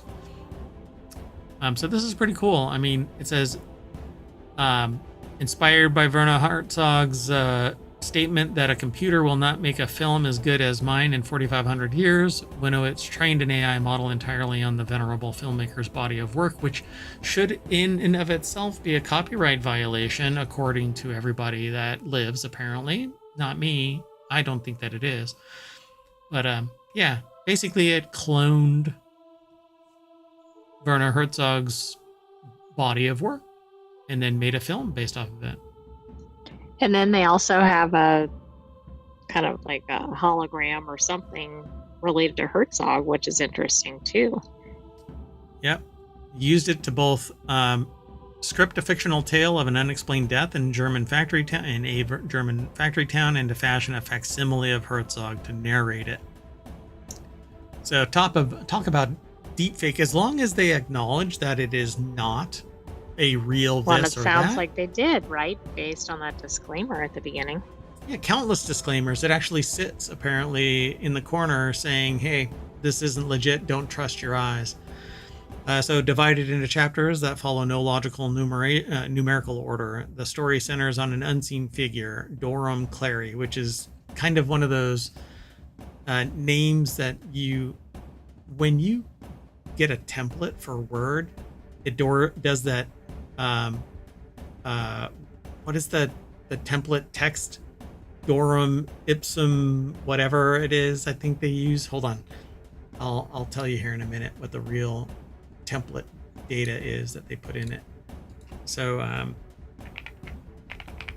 that's not where I thought you were going. I thought you were going to say it looked like an anagram or something, because it does to me. It's the lorem what is the default text that they put in? Lorem, whatever. Oh, God.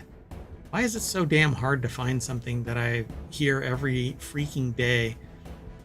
But there's this default text that is like Latin-esque gibberish. Lorem ipsum? Yeah. And it's a big long paragraph that you basically have as part of a template. And so this is Dorum Clary, an unremarkable employee at a kitchen appliance factory in the fictitious German town of Gutenkirchenberg. Something about the kitchen, it looks like. I don't even know. A good something town. So who has found, I don't know what Köchen, I think that might be kitchen. Yeah. So it's good kitchen town. Right? Oh, no, it's church. Oh, church. I'm sorry, I thought it was kitchen because it looked like it. Oh, yeah. Well, I mean, and it's what they refer to as a barbaric language. So it doesn't actually follow like naming convention that you would normally suspect. By the way, there is a Kirchen in Germany, not Kirchenberg and not Gutenkirchenberg. But anyway, it's Getten. It's not even Guten. It's not even good. Anyway, they're found dead in circumstances that, whether due to foul play or AI storytelling error, never entirely makes sense. So it emerges that he had been working on an enigmatic project named only The Machine, itself a symbol of AI development and perhaps in some way responsible for his death. This sounds like an actual compelling story that I would love to watch. So I'm going to wait for this to actually hit the scene so that I can watch it. I think this is actually pretty amazing.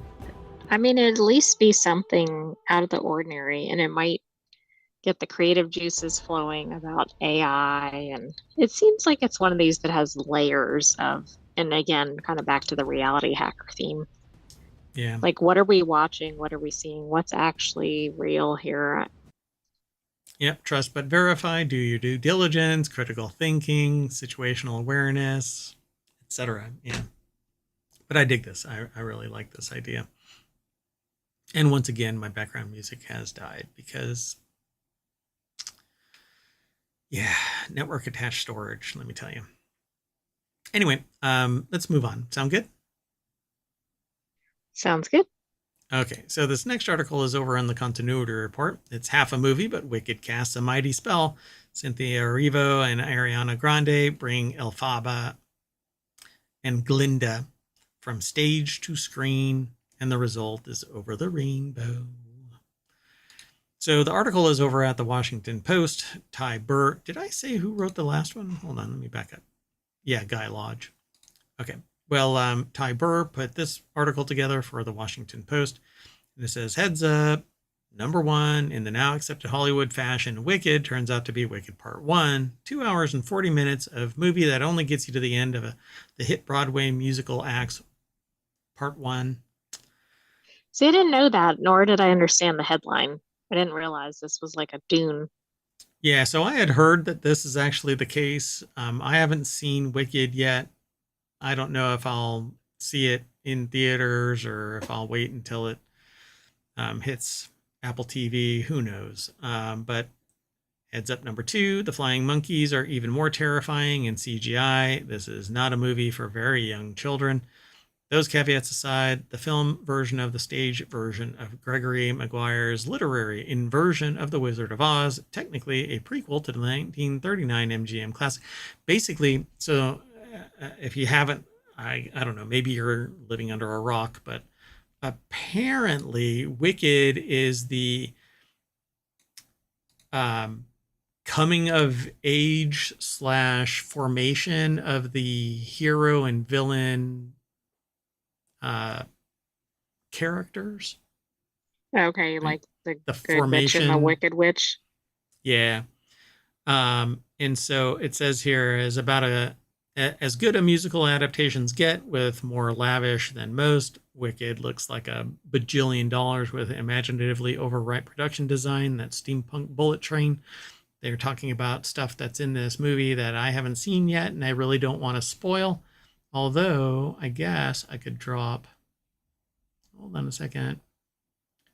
Possible spoiler alert and overshare. Yeah. So, oh, and by the way, if you want to get all of today's articles for TCR, you can type in exclamation point TCR, and ohmTown will take all of today's articles and throw them into the chat. We have quite a few interesting articles, particularly on the site, but I'll leave spoiler alert on here. In the center of this madly spinning circus are two women, Alpha. It's not Alpha. Oh, Alpha and Alfaba, Omega. I think. Yeah. But Oh, they're okay. saying Got it. Alpha and Omega, green and blonde, kind and shunned versus self-absorbed and popular. They sing the song popular. I can't hit that. Anyway, so after a prologue showing how young Alphaba, the future Wicked Witch of the West, was ostracized by her father for being the product of her mother's affair with a nameless, so far, cad, John M. Chu's movie whisks us ahead several years to the arrival of now grown Alphaba at Shiz Academy, accompanying her wheelchair using younger sister Nessa Rose. And you know what? I don't want to go through the rest of this. If you want to go through the rest of this article, feel free. But the reason why I chose this was because I wanted to kind of make it known that this is half the actual play. Well, absolutely. Like, I don't think that's being advertised. And this movie is getting a lot of buzz, but I think, or even just the run up to it, but I think this is something you can't just spring on people. Yes, I know there's such a thing as a cliffhanger, but that's a little different in a TV show. Yeah, I agree. And so you're going to have to wait until the second part is released at some point. I don't know even if they've done both recordings at the same time. I don't either, but I'm guessing no earlier than 2026 Yeah, because they're going to based on ride this recent, wave, right? yeah, Yeah. Because if they constrain it, then people will be chomping at the bit to get that other part. And who knows where the production lies in the second half. I don't right. know. Okay, well, let's keep moving. I think that this is a fun show, but you can pull the show notes and go to this article and read the rest if you are so inclined. The next article is over in Technology Today. The NBA will air a Christmas Day game with Disney characters. So, like, is this the real game, but then they're substituting the characters, or is this like a fun game on top of the real thing? I don't know if it's going to be live action or if there's going to be animated Disney characters superimposed into the game. So if you can't get your kids to sit through one of the 5 NBA games aired during Christmas Day, tune into Disney Plus, ESPN Plus, or ESPN2 for a special Disney-fied version. And I think that it's going to be graphically introduced. Like maybe they're doing the 3D models in the court walking around or like playing the game or standing on the sidelines or whatever else. Right. It sounds like they're kind of superimposing them because it sounds like this is an actual match. Yeah, so it's part of the Dunk the Halls broadcast of the San Antonio Spurs versus the New York Knicks featuring animated Disney characters. So maybe they got a picture of what's going to actually happen. Danny Gallagher over at Engadget.com put the article together. And it looks like maybe like between plays and maybe integrated into the plays, they're going to have these characters talking about the game. Okay, I think we had an article maybe a year ago or so where they're trying to kind of get kids Kids, into televised sports. yeah. It wasn't about this broadcast specifically, but okay. I think it was football last year, and now it's NBA. So it says the game will feature appearances from classic Disney characters like Mickey and Minnie Mouse, Goofy and Donald and Daisy Duck, as well as Santa and his elves from the animated Disney short Prep and Landing.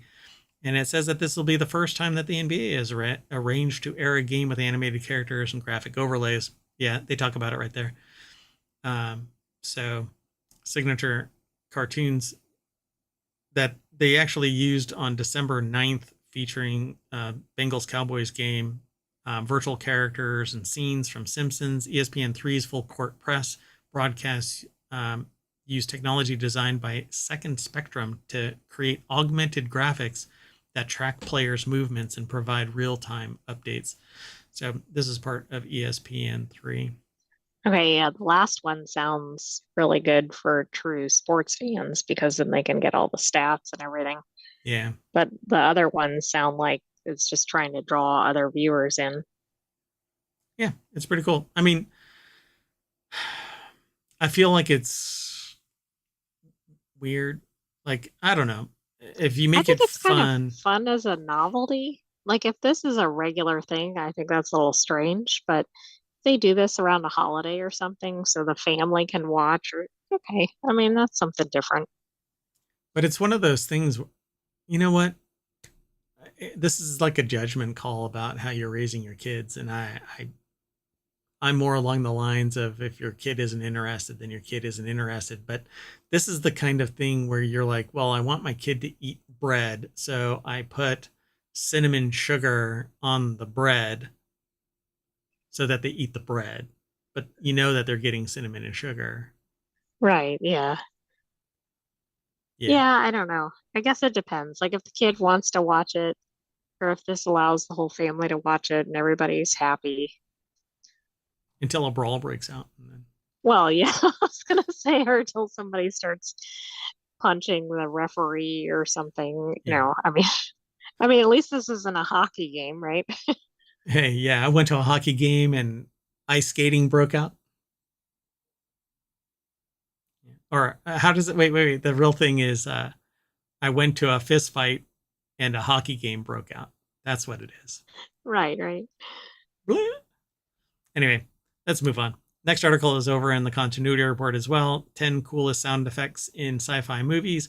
Sound design is often an underrated aspect of production design, particularly when it comes to science fiction movies. All of the best science fiction movies stimulate their audience beyond simple visuals with philosophically charged dialogue and thrilling original scores, all contributing to a memorable film in the genre. So, this article over at screenrant.com by Alexander Valentino puts the article together, and it says here that there are a lot of different opportunities for Foley work. The sentient AI has had to detach for a moment from the air gap network. Okay, I'll have to continue on. So, this first article, it says the 5 tones, close encounters of the third kind. I swear I've picked this up in other shows, but I can't remember all of the shows that I seemingly have heard this in. But yeah, the dun dun dun dun dun.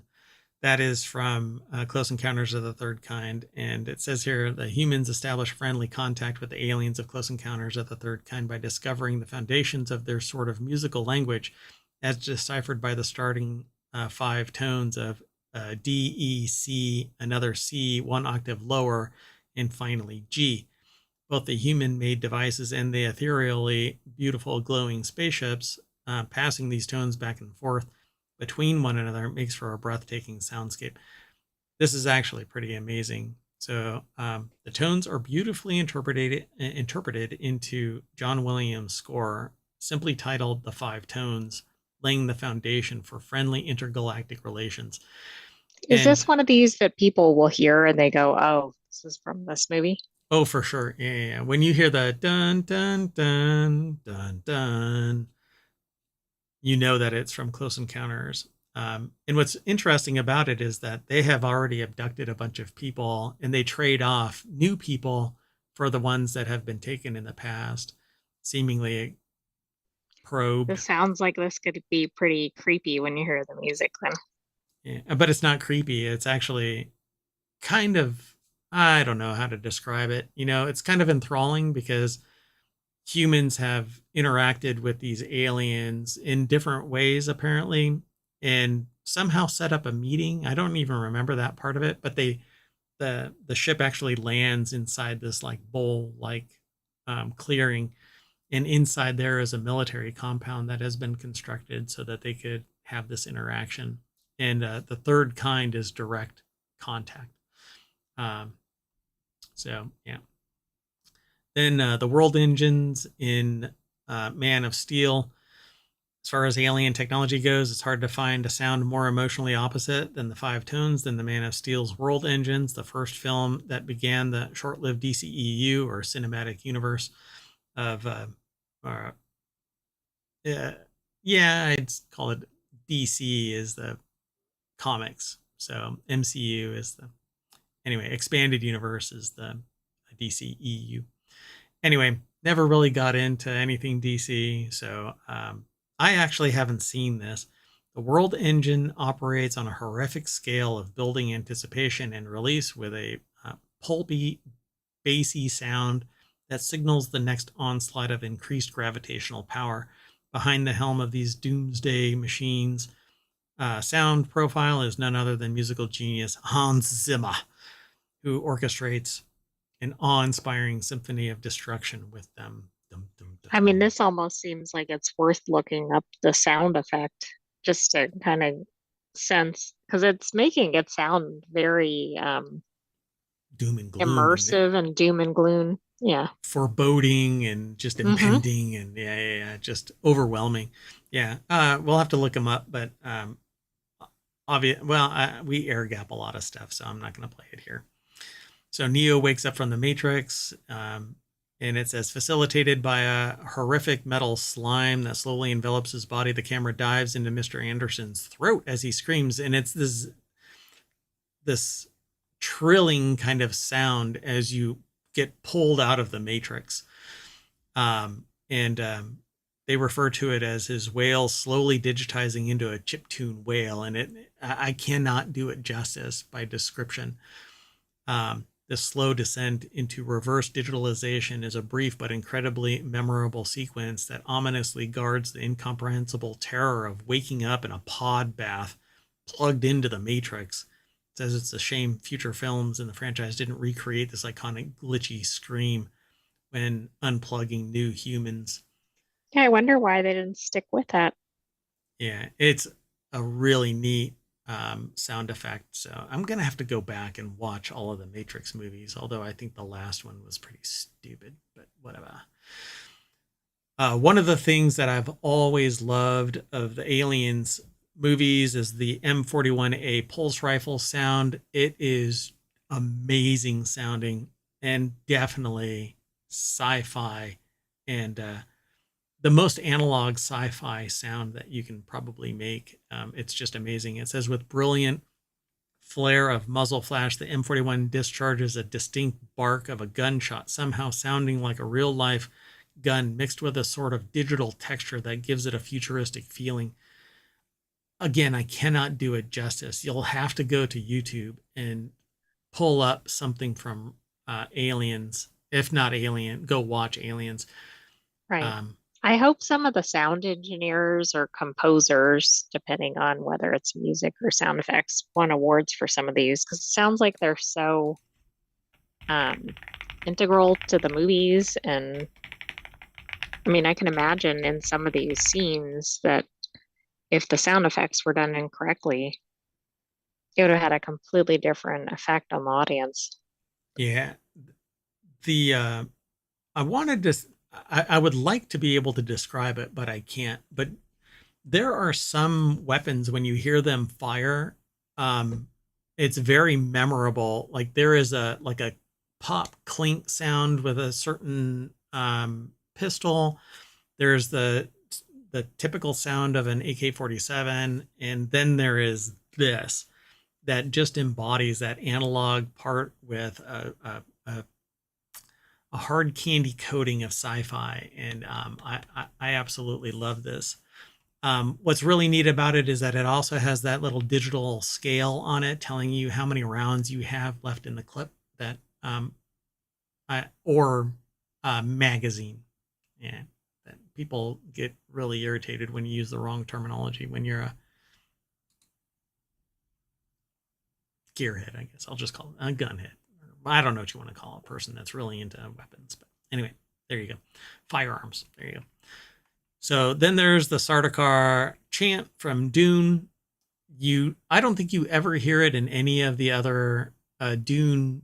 Um, I want to call them all knockoffs of this.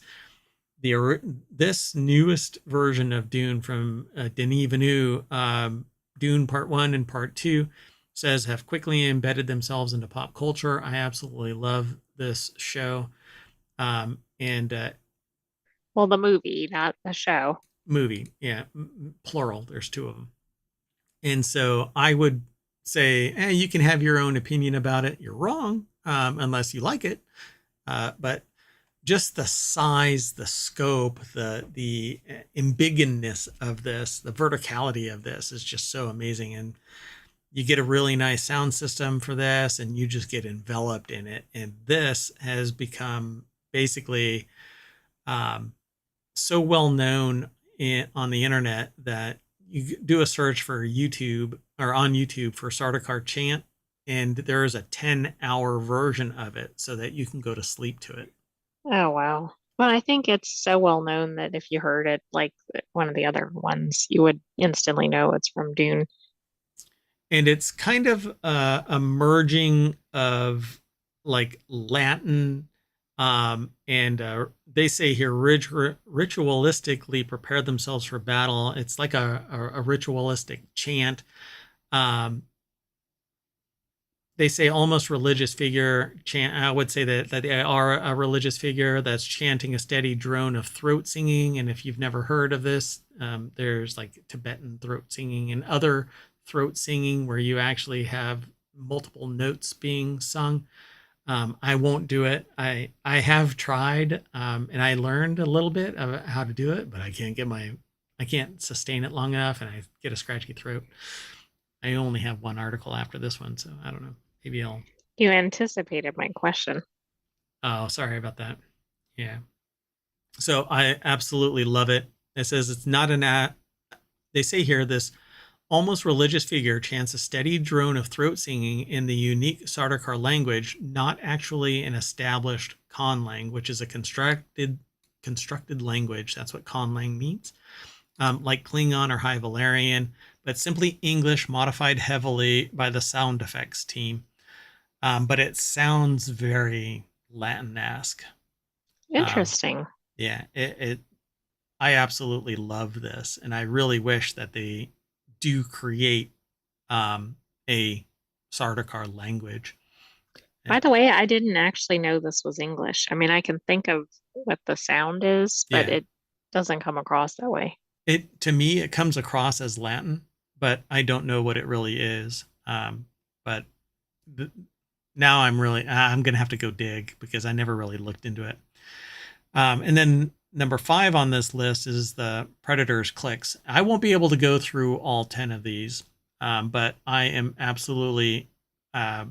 The clicks are really awesome, and you have to hear them again. It's one of these things where you have to hear them, and go and check out the Predator. And then they talk about the bear creature's roar and annihilation. This is probably a composite of a whole bunch of sounds all merged in together. Changing in appearance and roaring in a distorted voice that mimics Cass screaming, "Help me." Beyond how immediately terrifying this is, the sound of Cass's voice superimposed over the bear's normal roars is oddly satisfying to listen to, making for a spine-chilling sound. Annihilation is a wild movie. You really do have to see it if you're into sci-fi. But I can't go through all of these. Transformers transforming is. Go ahead. You know what? I was going to say that's just spot on because its sound is pretty simple, but it is unique to Transformers.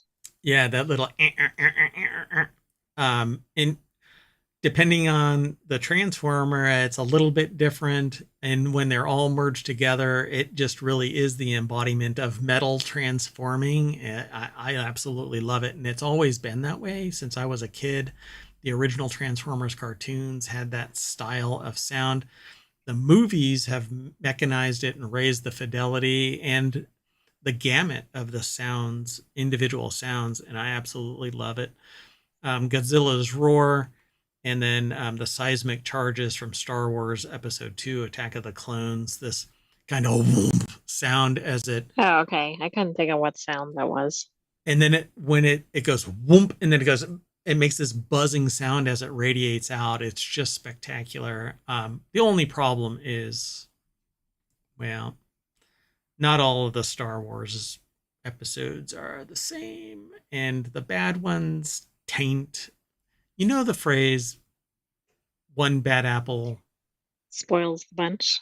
Yeah, they always leave off that part, right? And so that's kind of how this is. But I love certain episodes more than others. And unlike the AI, I am fully able to stack one above the other in a hierarchy that says this one is number one. Don't ask me which one is number one. I wouldn't be able to right now. I have to go back and watch them all over again. But the original three are awesome. Right about the time Jar Jar Binks is introduced is when I want to just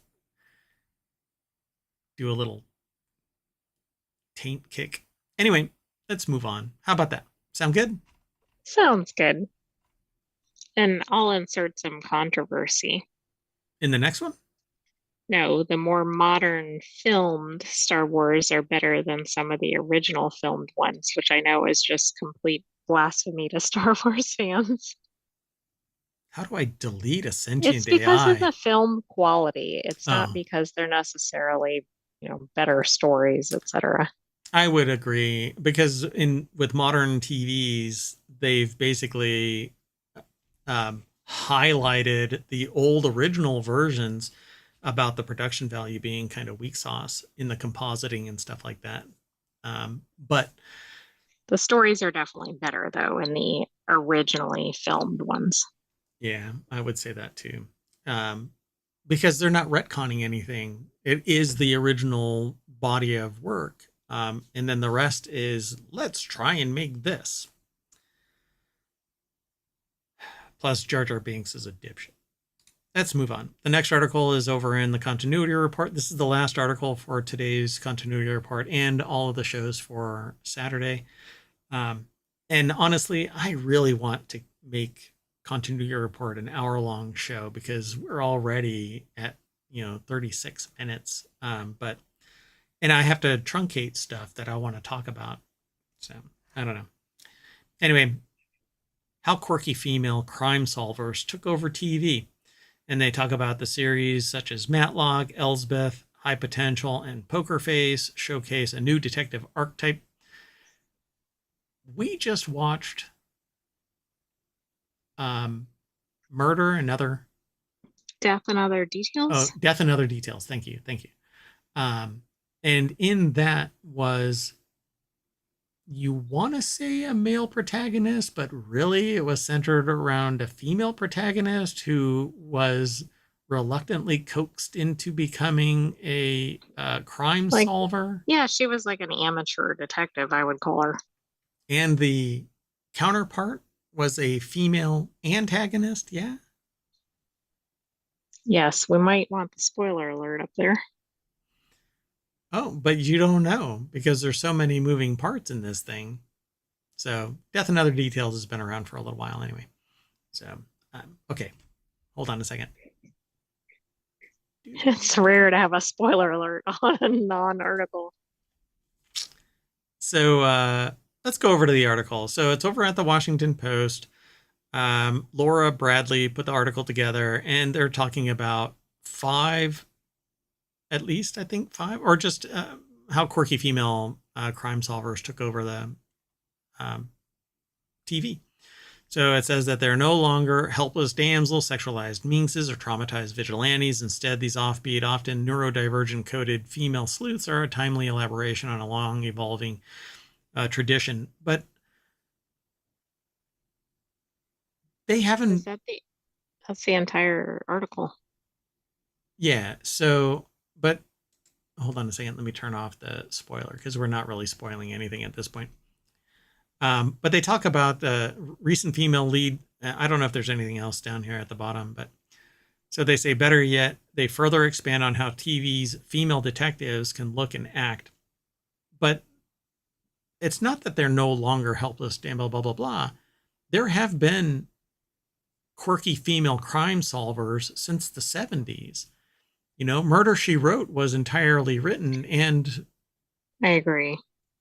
But that was the exception, not the norm. oh, for sure. Yeah, yeah, absolutely. Um, what they don't mention the police procedural, right? These recent female-led crime procedurals. Who was the other one? The one in Ireland, I think it was, or Scotland? Oh, right, Vera Vera. in England. Oh, was it Yeah, England? she Okay. would be spot on for this article. Yeah, and there's been others, and even in Slow House. Uh, what what's the name of that show too? I just forgot it. My God, Slow, Slow slow Horses, horses. I keep trying to say slough house and slow because horses at it's the it. same time. Yeah. Yeah, it's Slow House. Even in Slow Horses, one of the um, antagonists, protagonists, whatever, she's like an anti-hero. It is part of the actual machinery of this, and there are several people that are in it, right? Female, that Hmm. are in it that are fundamental to the story. And none of them are helpless damsels, sexualized minxes, or traumatized vigilantes. Their screw ups end up being, neurodivergent coded females that are relegated to this slough house, which is for Right. agents that need to ring the bell to leave. Well, even only Murders in the Building, which doesn't have one main character, first of all, has quirky characters, and one of them is a strong Happens to be female character. a strong female character. Yeah, yeah, yeah. In And fact, probably stronger than the male the males. protagonist, right? Yeah, Arguably. yeah. So, I mean, we really need, as a society, to move past this ideology that there is a separation of the sexes because it is propelled into existence by the institution of society. And you can actually see that kind of thing, particularly in sci fi, where everybody is treated as equal. And when they're not, the ones that have an interest in basically demanding equality and equity, they step up to the plate. And in like the Klingons and Romulans and Vulcans and these other species outside of the U.S., just U.S. outside of humans, they're highlighting the point that there is greater equality. The only one that doesn't really highlight equality is the dudes with the big ears. I forgot what they're called now. Damn it. Oh man, they're all about business. Anyway, you don't see any females. But it's basically to amplify the idea that there is this disparity in the genders or sexes in humans in humanity. But I don't know. I think that we need to move past it. But wow, things are going to get Well, interesting. yeah, and I think some of these shows, first of all, a lot of detective type shows do feature quirky leads, although historically in this genre, there's probably been more male leads than female. But this is an interesting trend. Yeah, and I'm here for it because I dig it no matter what. I am here for the procedural, fun storytelling, world building. The character actually makes a difference, and I need to be able to relate in some way. And so, as long as that is taking place, to me, I Yeah, you're right. If the story's good and the characters, they can be flawed, but they have to be likable, even to if some degree, they're not necessarily acting favorably, right? But they yeah, still yeah, have to be likable because they can have villains that are likable on as a character. yeah, And I think that doesn't matter. So, and I think as they get more females into director and producer positions, we'll continue to see this trend. yeah, Historically, they haven't been. yeah. I dig this. The only thing about this article is that they have marginalized the this story by basically truncating it right there. It There's almost so seemed much like it was deeper. going to have a slideshow or something to then feature because it reminds me of some of our other entertainment news sources. So I thought there was going to be more to it, but I agree. Although maybe this particular section or something is just supposed to be quick Like a little takes or snippet or something, something like that. but I Yeah. agree. I don't know. It's dying for a deeper dive into the characters and what they kind of represent to the genre, how they pivot away from the standard fare of, male led. Right.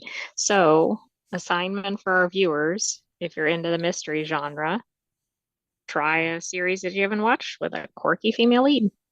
Oh, yeah. And there's plenty out there. So, not as many as you want, but like I said, I'm here for it. Well, anyway, But the viewership then impacts whether that happens again, too. yeah, for sure. Yeah. You know what really needs to take place? Not just viewership, but like a wanted list where shows that are proposed or shows that might kick off or whatever, or are new, they're actually like favorited, kind of like how Steam has Oh, early right, like with access. games. That would Yeah. be really interesting. I wonder The if closest that's, thing I can think of, I don't know of anything like official, like from Hollywood or something, but I know there are certain things that track, for example, what shows are coming up, etc. And you can track those. So those sites, for example, may get yeah, some stats, but they're not necessarily making it to the people that are making the decisions in the yeah. industry. Like IMDb is probably the closest, but that's owned by Prime now. So Amazon owns that. So you know that isn't going to be, well, I don't know. They highlight, and they post everybody.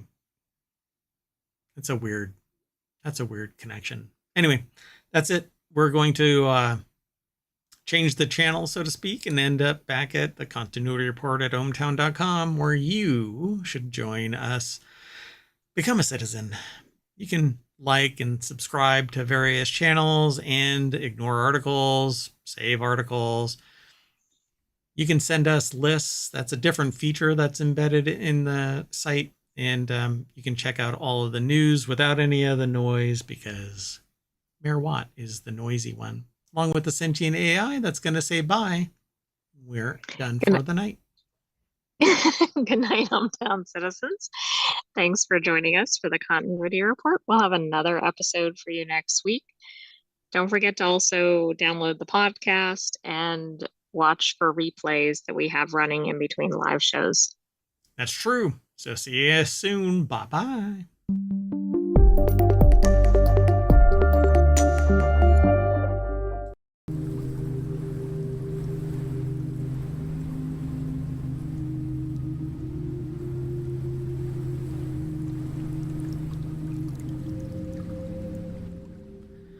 Hello, everybody, and welcome to the Continuity Report for November 16th, 2024. It's Season 1, Episode 45. This is a time machine episode, so we're coming straight at you from the future, back to the past.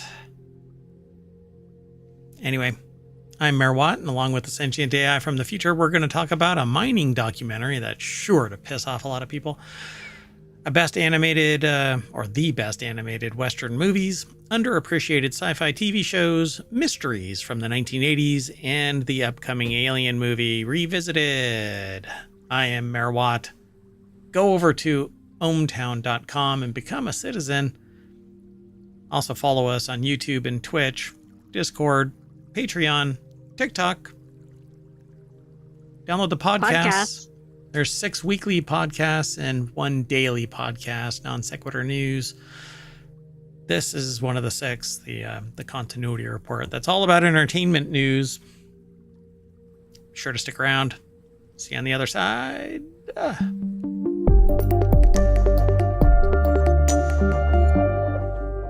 If you want today's show notes, you can hit !TCR, the continuity report, and the ohmTown bot will throw today's links into le chat. That's something else in French. It means cat. Cat, yeah. Welcome, sentient AI from the future. Hello, Mayor Watt from the present. Man, every time you do that, I don't know what. Anyway, let's get into the show. We only have 30 minutes for the show. I guess in the grand scheme of things, it's a time machine episode, so we have to be right on time. So enough jibber jabber, and then get into the jibber jabber. First article's over in the continuity report. Aaron Brockovich, yes, that Aaron Brockovich, joins a mining documentary, Unearth, as executive producer. This is an exclusive over at Variety, so we really don't go through line by line of any of our articles, but the little snippet says environmental activist Aaron Brockovich has signed on to executive produce Unearth, a new documentary that will make its world premiere at Doc NYC on November 16th. We are a weekly show, by the way, so this is actually fairly new, considering it was in the last 24 hours that the documentary hit New York. Produced and shot by Hunter Nolan, Unearth tells the story of two sets of siblings, the Salmon sisters, the fighting salmon, and the Strickland brothers, the fighting Strickland, who live in Alaska.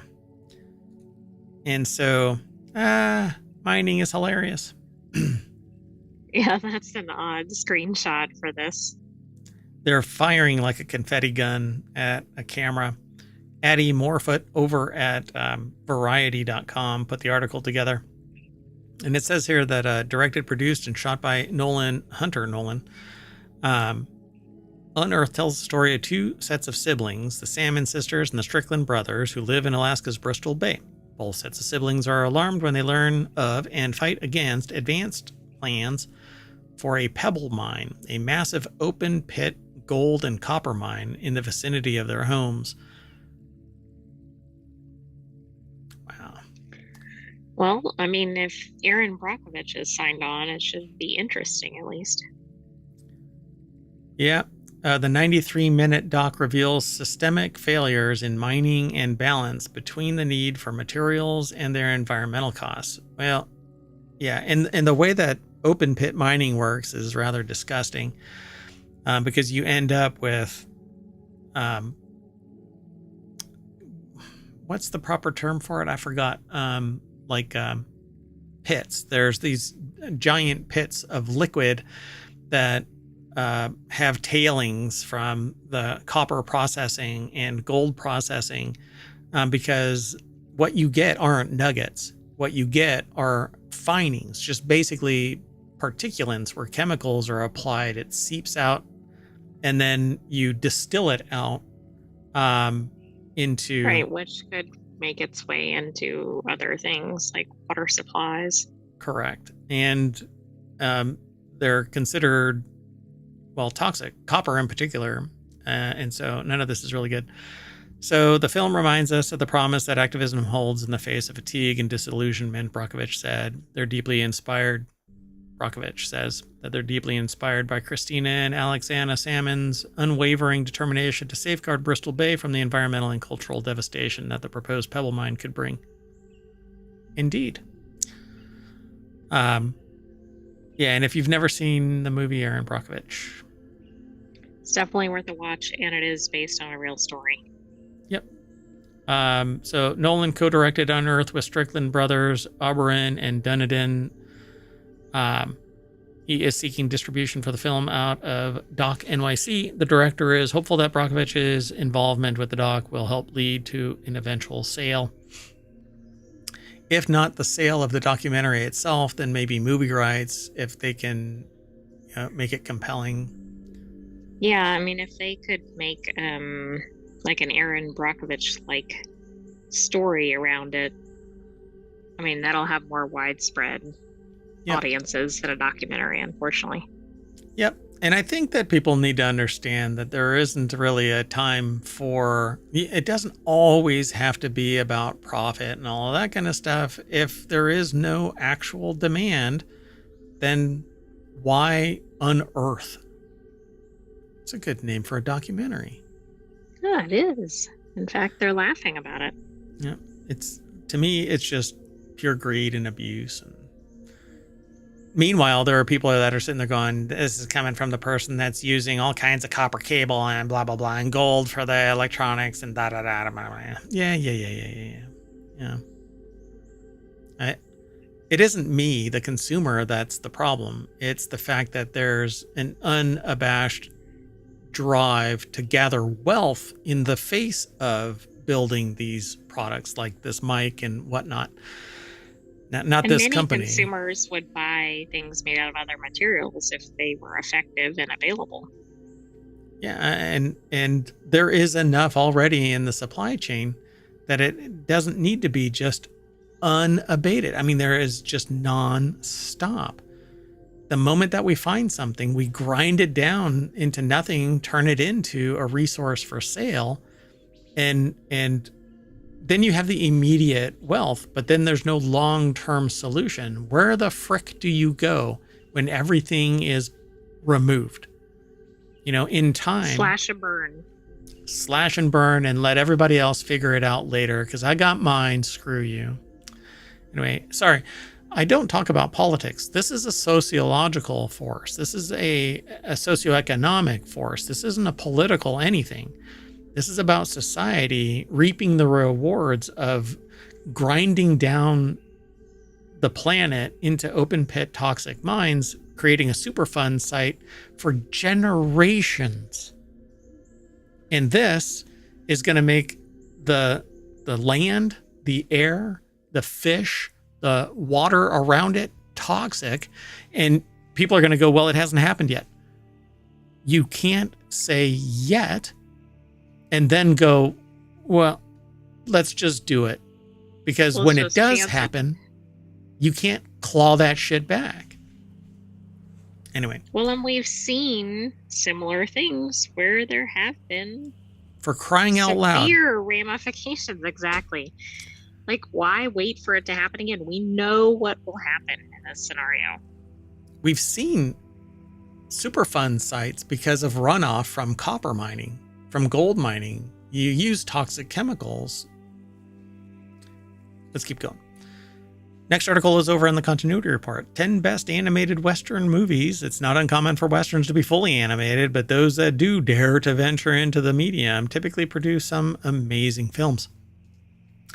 You know, I'm not much of an animated anything. Like, I really like Japanese animation. You're less than animated. I'm more than animated about not being particular to animation. I grew up with animation, but it was, you know, Robotech and Transformers and stuff like that. I love animation. I've never seen a Western, animated Western. I didn't actually know there were any. The only thing I could think of that's even remotely close to it, which is not the same thing, would be like a kid's animated show that happens to be in a Western setting. But that is not what this is about, I don't think. Yeah, and there's one called BoJack Horseman, which is about a person. Well, I mean, it's a horse. It's BoJack. And it has actually adult themes because it's about, like, well, psychology, depression, etc. And it says, though the humble Western was once a cornerstone of American filmmaking, surprisingly few films in the genre have experimented with animation. But ever since, like, I used to watch Family Guy and South Park and I don't know, a few others, but I really like Japanese animation where it's really high resolution, high quality. My anime, yeah. And then came along Lower Decks, which I thought was just a blast. Still is. I mean, we haven't gone back to watch any of the past episodes, but there's only 5 seasons, and this is the last season of it, which really, really sucks. And I don't know what the future holds for Star Wars or Star Trek's animation. Right, but would it even have to be animated to be as good as it is? I don't know that it would, because they had the crossover with Real World, and that was good. Yeah. So now, but see, based on that, I was sitting there thinking when I saw this title, wouldn't that be awesome to make a Western that is animated that kind of has stories around the Western theme, but not necessarily like the trials and tribulations so much as just these fun stories that are similar to what goes down in Lower Decks, but it's from the Western perspective. Yeah, it could be. Like a steampunk Western kind of tech. Right, I was actually thinking like Firefly kind of thing. That would be great too. So when I saw this, I said, yeah, we got to pull this in. So it says, while most classic must-see Westerns may live a action affair, maybe live action affairs, animation can offer a welcome break from the typical process of the genre tropes, right? So, doink. Screen Rant put this article together, Alexander Valentino, actually. And so they have Rango. And this is a top 10 list. Okay, so this is not where I thought it was going. So Rango is a masterpiece by Gore Verbinski, better known for the Pirates of the Caribbean series. Rango is the gold standard when it comes to animated Westerns. And titular chameleon is Johnny Depp, who is also in the Pirates of the Caribbean series. Really? Did we have to? Oh, it's because Gore was from. Okay. Yep. I'm like, do we have to explain who Johnny Depp is? Well, they don't actually. They just say, taking place in the American Southwest, Rango stars Johnny Depp as the titular chameleon. This is a fun watch. I would love to go back and watch it again. It's been a long time. 2011 is when I initially saw it. I would love to go back and watch it again. So we'll put that on the list. Daisy Town from 1971. So this is over 50 years old. So does it have legs? Not sure. Got to put it on the list. Part of the continuity report. Most animated Westerns are only created in the last couple of decades, yearning to surprise audiences with a new spin on the irreverent genre. One of the most glaring exceptions to this rule is 1971's Daisy Town. Emerging criminal influence soon calls for a response from Lucky Luke, the quick-witted lawbringer, capable of drawing a gun faster than his own shadow. That actually might be how it works, because you move and then light passes past you. Right. That seems like that's how it's supposed to be. Kind of. I mean, you wouldn't be able to tell the difference, but they're so fast that everybody can tell the difference. My gosh. Anyway, the whimsical olden style of animation is also something of a lost art, being hard to find in the modern era of filmmaking. Yeah, for sure. It's cell-based. They flip like flipbook. Can't imagine. Wow. Yes. Yeah, might have to put that on the list, right? Spirit, stallion of is it Cimarron? Is that how it's pronounced? I think so, but I think so too. I don't rely on my pronunciation skills on this channel. Yeah, we have experience here. So the film isn't perfect, they say, with a fairly shallow narrative. Well, that's selling me on it being number 8, better than Daisy Town and better than Rango. I think this is supposed to be a top 10, or it's just 10. Yeah, maybe it's just 10. Spirit Untamed. So Spirit, Stallion of the Cimarron, and then Spirit Untamed. It's another, I guess it's a Western, but it focuses on the horses, I think. Home on the Range. An American Tail, Fievel Goes West, which is a fan favorite all around. Oh, and I'd forgotten about an American Tail. I think that you're hard-pressed to really even care that it's a Western. I think you're just in it for I wouldn't have even thought of that one. Under the steady supervision of visionary director Steven Spielberg as a producer, an American Tail, Fievel Goes West nearly manages to outdo the original with scope and spectacle. The dizzying Western adventure almost moves too fast, if anything, but doesn't lose sight of the same heart that drove the original An American Tail. You'll have to watch them all, right? Calamity, A Childhood of Martha Jane Cannery from 2020. Doesn't look like a 2020. No, it looks like a much older. An American Tail, actually. It's from 1991. That does look like an older one, right? Calamity? It does. But it's only 4 years old. It seems like almost one of those more modern, but made to look like almost watercolor or something. The narrative puts a heavy and deserved emphasis on Martha Jane Cannery's breakage of typical gender norms in the time period, ferociously following in her father's footsteps as the primary driver of a caravan on the Oregon Trail. And we all know what happens on the Oregon Trail. Number three is I merged number 3 and Scooby-Doo into number 3. Scooby-Doo.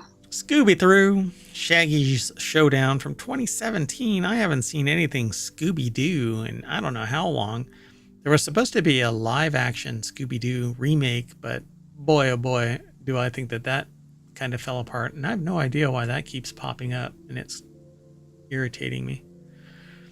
Anyway, let's see. In truth, the entirety of Scooby-Doo Shaggy's Showdown is worth watching for the bursts of courage Shaggy is given by his newfound cowboy ancestry, allowing him to solo an entire bar full of bikers in an extended fight scene. All right. That does not sound like him. Borrowed Time is number 2. Impossible not to mention when it comes to the greatest animated films to delve into the American West, directed by Pixar veterans Andrew Coates and Lou Hamu-Lodge. The brief story centers on a father-son duo driving a caravan who are struck by tragedy when a horrible accident befalls them. In the wake of the event, the son must battle with the intense emotional fallout of his memories swirling around the beloved pocket watch gifted to him by his father. Oh, that one's going to be a fun one. Yeah, that sounds uplifting. And I saw this Jonah Hex as a live action version of the animation or animation. It's not really anime. Okay, interesting. So Josh Brolin, while a live action film adapting the same material starring Josh Brolin did release the same year, the animated incarnation of Jonah Hex ends up being far superior to the forgettable live action. That's because you can go way beyond physical limitations in a live action movie.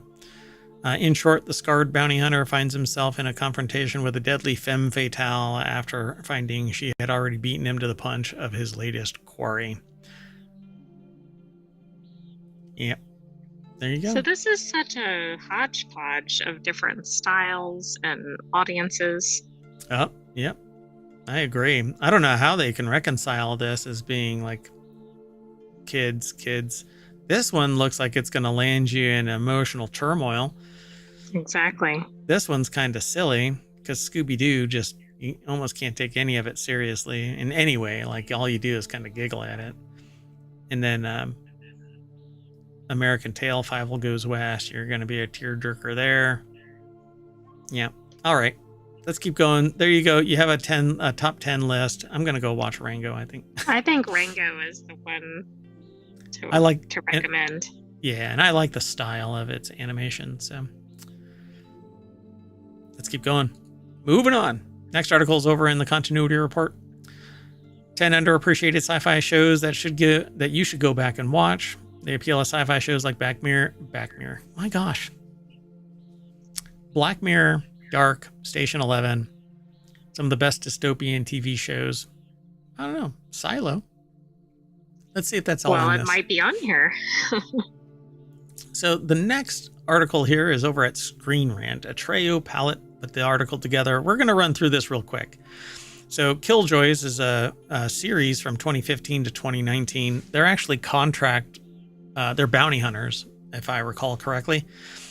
Set in outer space, Killjoys tells the story of 3 bounty hunters who work in the Quad, a system of 4 planets. They're official agents of the Reclamation Apprehension Coalition, the RAC, which is a neutral organization that maintains peace in the Quad without pleading allegiance to any of the planetary governments. Set during a period when war looms on the horizon, Killjoys follows the trio of bounty hunters as they chase dangerous warrants to keep. That looks like that could be an interesting show. I'm not sure what ended up happening to this. I had started to watch a little bit of it and it just didn't grab me, but maybe, if I watch more of it, and times change, and so maybe I'll find new appreciation of it, kind of like what happened with Arrested Development, right? I use that as kind of like the pivot point of me realizing, a show that I didn't watch, one like Schitt's Creek. I didn't think that I liked that when it was originally aired, but then ended up loving it. Right, it's pretty funny. Childhood's End.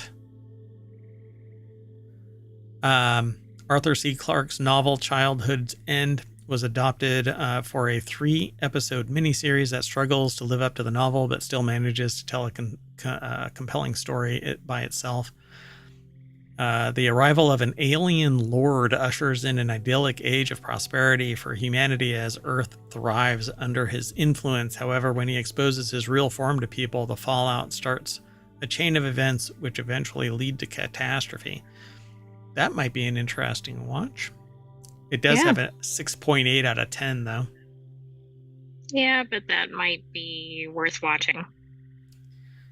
Counterpoint was awesome, 2017 to 2019, and I think it ended too soon. Counterpart. Yeah, Counterpart. Did I say point? Sorry. Counterpart. Basically, it's a parallel Earth, and you go through what do you call it? Not really like a portal. You almost walk through to the other side or something. Yeah, but there's like barriers that prevent you from just stumbling into it. But yeah, it's pretty cool. 2 parallel Earths who are caught in a Cold War after one is suspected to be responsible for the outbreak of a pandemic on the other. The audience's point of focus becomes an agent played by J.K. Simmons, whose job involves exchanging seemingly nonsensical messages because he doesn't have the security clearance necessary to know more. And so, yeah, they get translated by another department. So they're nothing but intermediaries. And this is one that is like full immersion. Like you gotta actually pay attention to it. There's a lot going on in this show. How this has an 8 out of 10, I'll never understand it, but that's what I mean. Like, I think that one with a 6 something, that's probably a good show. Yeah, for sure.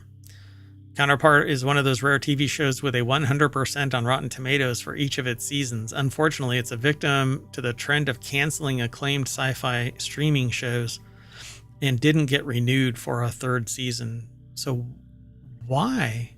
Why did they get the canceling? As in canceling because it is a sci-fi streaming show, or was it canceled because of some social movement?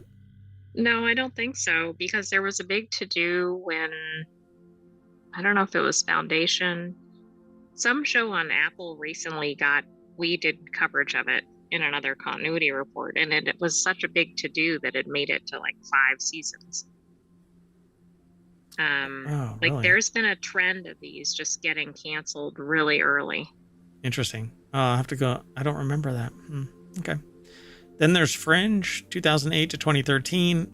This is kind of like an X-Files that was actually pretty interesting, but it had a lot of weirdness in it. But we'll have to go back. I think that this would be a fun watch for sure, because I never watched all of it, but it has an 8.4 out of 10 from IMDb. But Fringe ran from 2008 to 2013. And it's kind of like a Friday the 13th show with X-Files mixed in. It says Fringe is often considered to have predicted most of the modern sci-fi shows' tropes as a pioneer, a masterfully paced show that gets off to a slow start in its pilot season. And that might be why I stopped watching, because I only watched its first year. Right, but who knew you had to stick around to the 2nd season or whatever? Yeah. Set in a world where singularities from different parallel Earths pose threats to life, Fringe follows the FBI Fringe Division, which uses fringe science to deal with extraordinary circumstances caused by the singularities, which I don't remember even being brought up in the first season. That's how bad this is.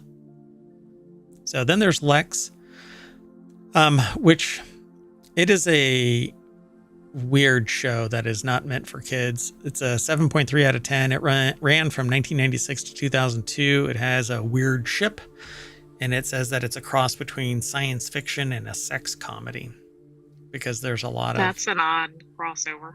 There's a lot of eroticism stuff in it. So with the colorful crew of people, including a robot with a GIMP mask, the Lex is a spaceship of sorts that floats in outer space and goes through a series of misadventures during the first season, which is a set of 4 feature-length made-for-TV movies. Yeah. But it's a longer series, if I recall correctly. It had 4 seasons. Anyway, the ship is called the Lex. So while Lex becomes more serious in its latter seasons, it also loses its grasp on the constructs of the world that it's set in, introducing magic at one point, which doesn't gel well with technological advancement being the only form of fantasy up until then. Yeah. Sense8 I never watched. It's from 2015 to 2018, created by the Wachowski sisters. Sense8 features an ensemble cast playing 8 different people from around the world. So, yeah. Let's see. Not only does Sense8 feature multiple queer main characters in non-normative relationships, it also is culturally diverse, featuring main characters from all around the world whose relationships with their culture define their arcs in the show. Interesting. Somewhat almost dangerous in this day and age. Yeah. Then Scavenger's Reign. We're going to run really late today, I think, if I don't hurry. Scavenger's Reign. Which is this animated? Yeah, a rare adult animated sci-fi show. Scavenger's Reign tells the story of the survivors of a crashed interstellar vehicle as they crash into the planet in pods. Farscape, that's kind of like Lex, without the adult aspects of it. 1999 to 2003. Legion, which is about a certain person, if I recall correctly. Yeah. Legion is a whole bunch of things, all in one. Like yeah. Oh, I didn't know this was a Marvel one. Yeah. Abandons all formulaic narrative structure in its 3rd and final season, where arcs bleed into one another. In a glorious climactic moment of reconciliation for the main character, who no longer knows if he is a villain or a hero. That's how I was going to describe Legion, as an anti-hero. Following schizophrenic David Haller, who soon realizes he's a psychic mutant, Legion uses visual effects to blur the lines between reality, omen, nightmare, as Legion's superpowers often take the appearance of a psychedelic trip. It actually was quite a turnoff for me. I wasn't really into the series. Then Paper Girls, which I've never watched a single moment of. It's based on the sci-fi comic series. Paper Girls follows 4 girls with a paper route who find themselves one fateful Halloween? Interesting. So, caught in a war between factions of time travelers and end up on wild adventures that take them to their future selves. So it's kind of like Time Bandits, but okay. Apparently all girls. That's a pretty good rating. I have never heard of it. 7.3 out of 10 for IMDb, but who knows? Rotten Tomatoes probably gives it a 1,000. But it's really all compelled by the writing, and then the transformation of that writing into on-screen by the actor. So it says, despite having a wacky premise, which it's sci-fi for crying out loud. Right, they're all going to have a wacky premise. Pretty much, if you don't suspend disbelief. Instead of focusing on the technological aspects of things or trying to figure out how the characters will get back to their timelines, the viewers are invested in how their interactions with their future selves will change who they are in the present. Pretty cool. I don't know what the age group is for that, but... No, I don't know if that's actually for adults or for kids. Yeah. Let's keep going. This next article is the 10 best mystery movies from the 1980s that can still keep you guessing. It's over at Screen Rant. Eli Morrison put this article together, and we're going to run through this really quick. I'd love to stay and chat, but we've got one more after this one, and the time machine is overheating. So they talk about Dead and Buried. Again, let me just say that this is the 10 best mystery movies from the 1980s that can still keep you guessing. Blowout, directed by Brian De Palma, 1981. Dead and Buried, 1981. Cutter's I guess Way. this was a good year for mysteries. Telling you though, the 80s was just rife with everything that I really liked, from horror movies to romantic comedies to what are the like Police Academy and stuff like that. None of that stuff is going to be allowed to be made in the future, and hasn't been since. Maybe the closest to the 80s is probably American Pie series. Right, and I'm surprised that was able to be made. So Cutter's Way, 1981 by Ivan Passer. Mississippi Burning, 1988, which is a huge jump. That has Gene Hackman and Willem Dafoe, which you can't go wrong. It's probably hard to go wrong with the casting. Yep. Blue Velvet, which is dangerous. Fans of David Lynch's dreamlike surrealist style should definitely check out Blue Velvet. 1986 mystery from the acclaimed director behind iconic films like Eraserhead and Mulholland Drive. Won't even get into it, but it's probably got to be unusual with Lynch. Lynch, yes, thank you. Then there's Clue from 1985. Cannot go wrong with that. The whole cast is absolutely awesome. Tim Curry in particular. Yeah, just steals the show. Frantic, 1988 by Roman Polanski. Evil Under the Sun, Guy Hamilton, 1982. Number Which 2 is an Agatha Christie, and so is Death Trap. So it says, like other Hercule Poirot mysteries, Evil Under the Sun is an enjoyable film to watch because of its consistency with the other films in the series. So anything that has Poirot, you've got good writing. So unless the screenwriters are complete dipshits, it's going to be great. You know, Agatha Christie was a phenom. You know, it's just amazing. So Death Trap, Sidney Lumet from 1982.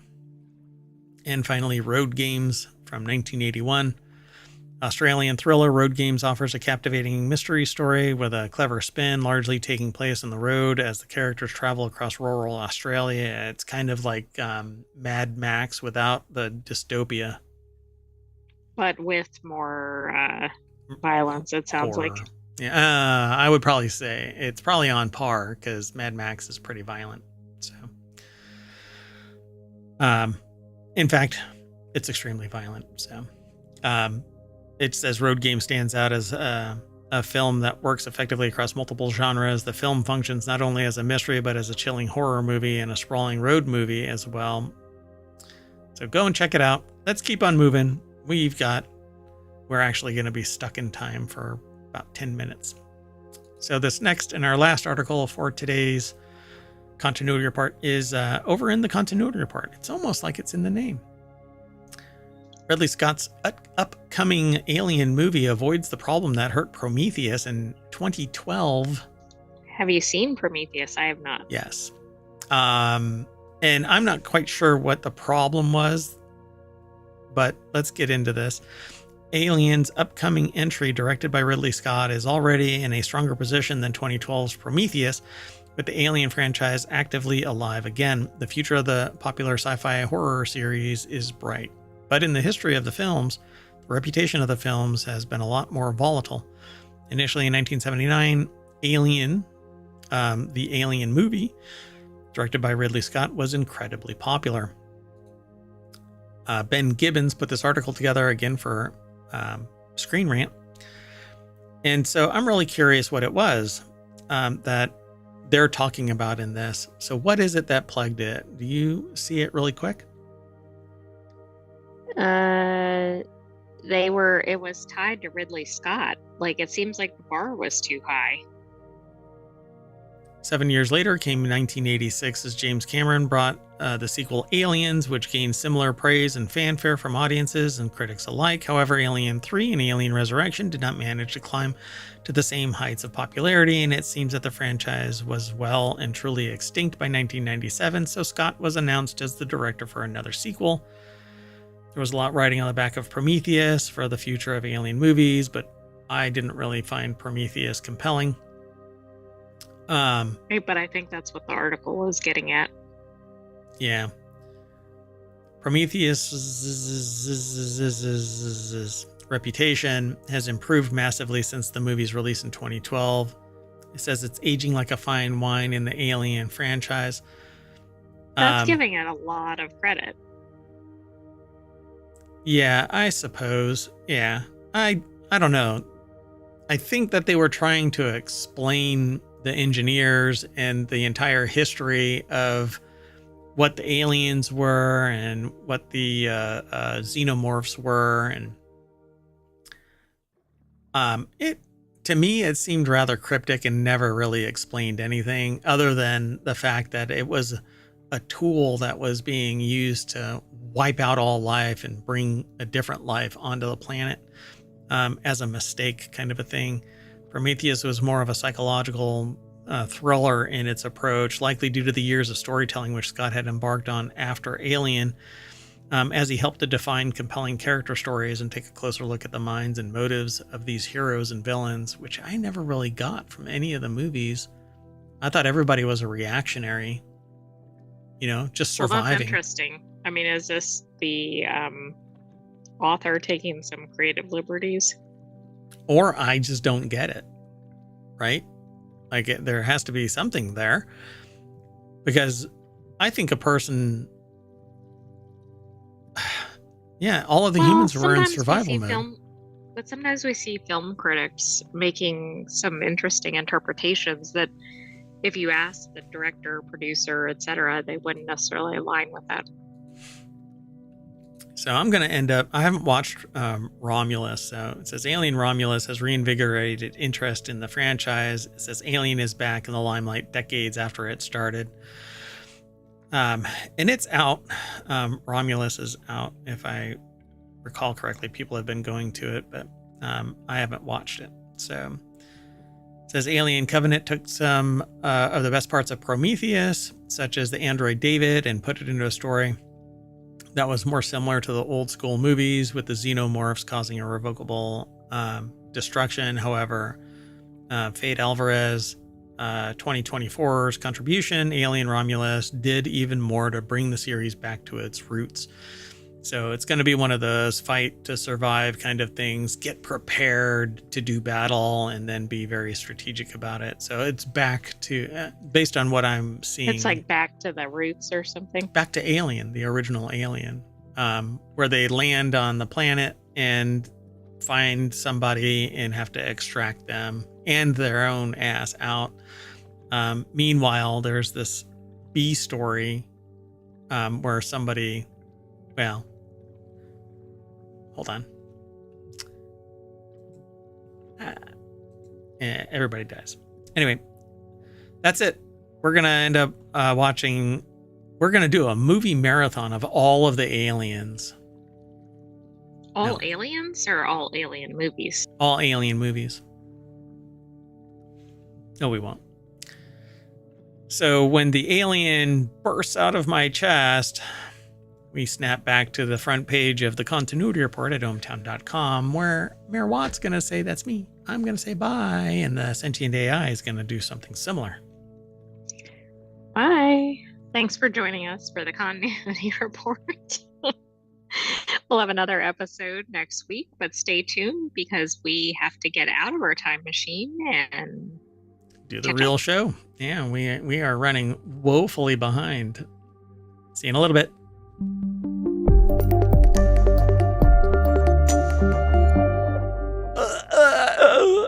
Chest burster.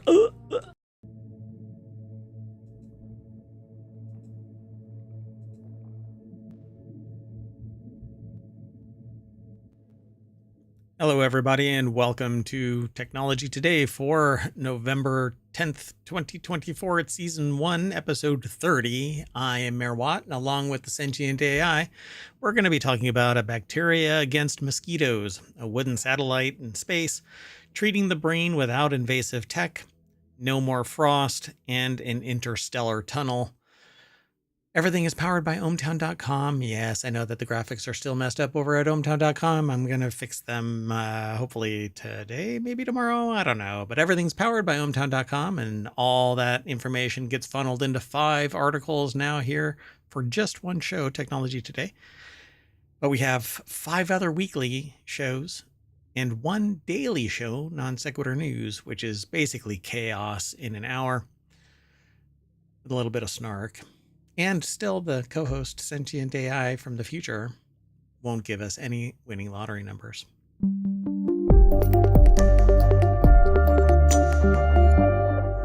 I know. You can't disrupt the normal flow of time. But That's right. I would really like to be Biff from Back to the No, Future. that's not a good thing. What? I can't control everything from a casino? What? Oh, never mind. That was not a good role model. No. Yeah. I mean, in so many ways, no. But yeah, I was trying to be funny, and then I realized, the role model is really, even in the real world, the role model. Anyway, it has nothing to do with technology today, except that it's a time machine, and that is all tech. And that's what brought the sentient AI from the future back in time. Gotta get back in. First article's over in Technology Today. Hello, sentient AI from the future. I didn't introduce you. I just kind of threw you in there.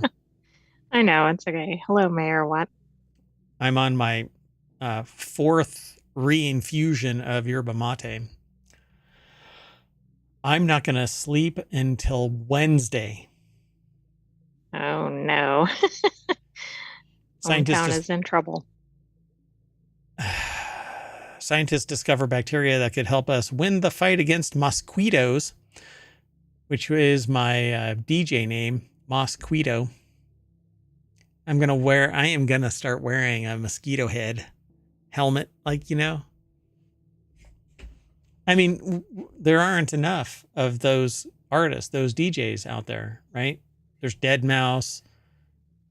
Marshmallow. Who else? Mosquito. That's all I've got.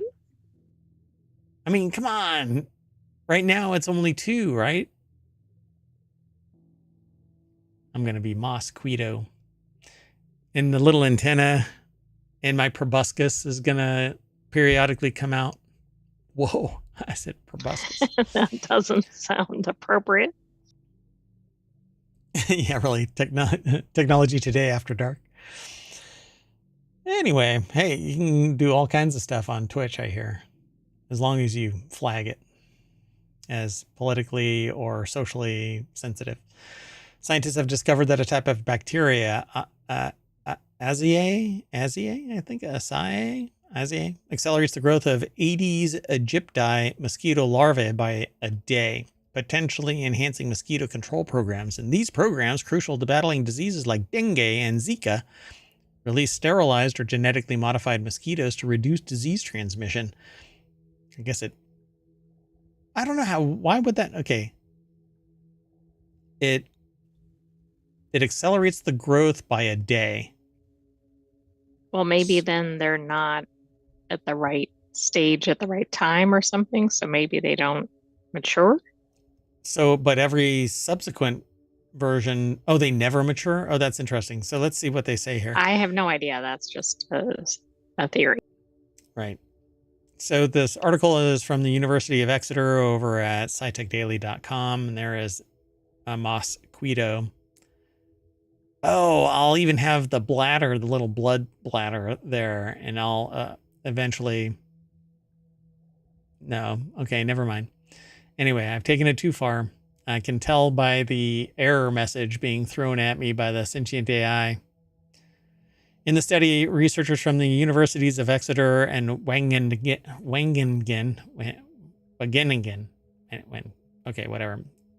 investigated how Aziae Asia bacteria influenced mosquito larva development. They found that exposure to the bacteria sped up larval growth by a day, an advantage that could aid large-scale mosquito breeding programs needing to produce millions of adults quickly. So I had it the wrong way. That's basically for those mosquitoes that they're trying to introduce that can't breed or something. Yeah, but they're going to spay or neuter them, which means that they're going to have to get millions of people, really tiny microscopes to zoom in and do the little snip, snip and clip, clip. How would you like that to be your job? So what do you do? Well, for the last 25 years, I've been spaying and neutering mosquitoes. But I recently heard about a DJ named Mosquito who always crosses his legs when he drives to a venue.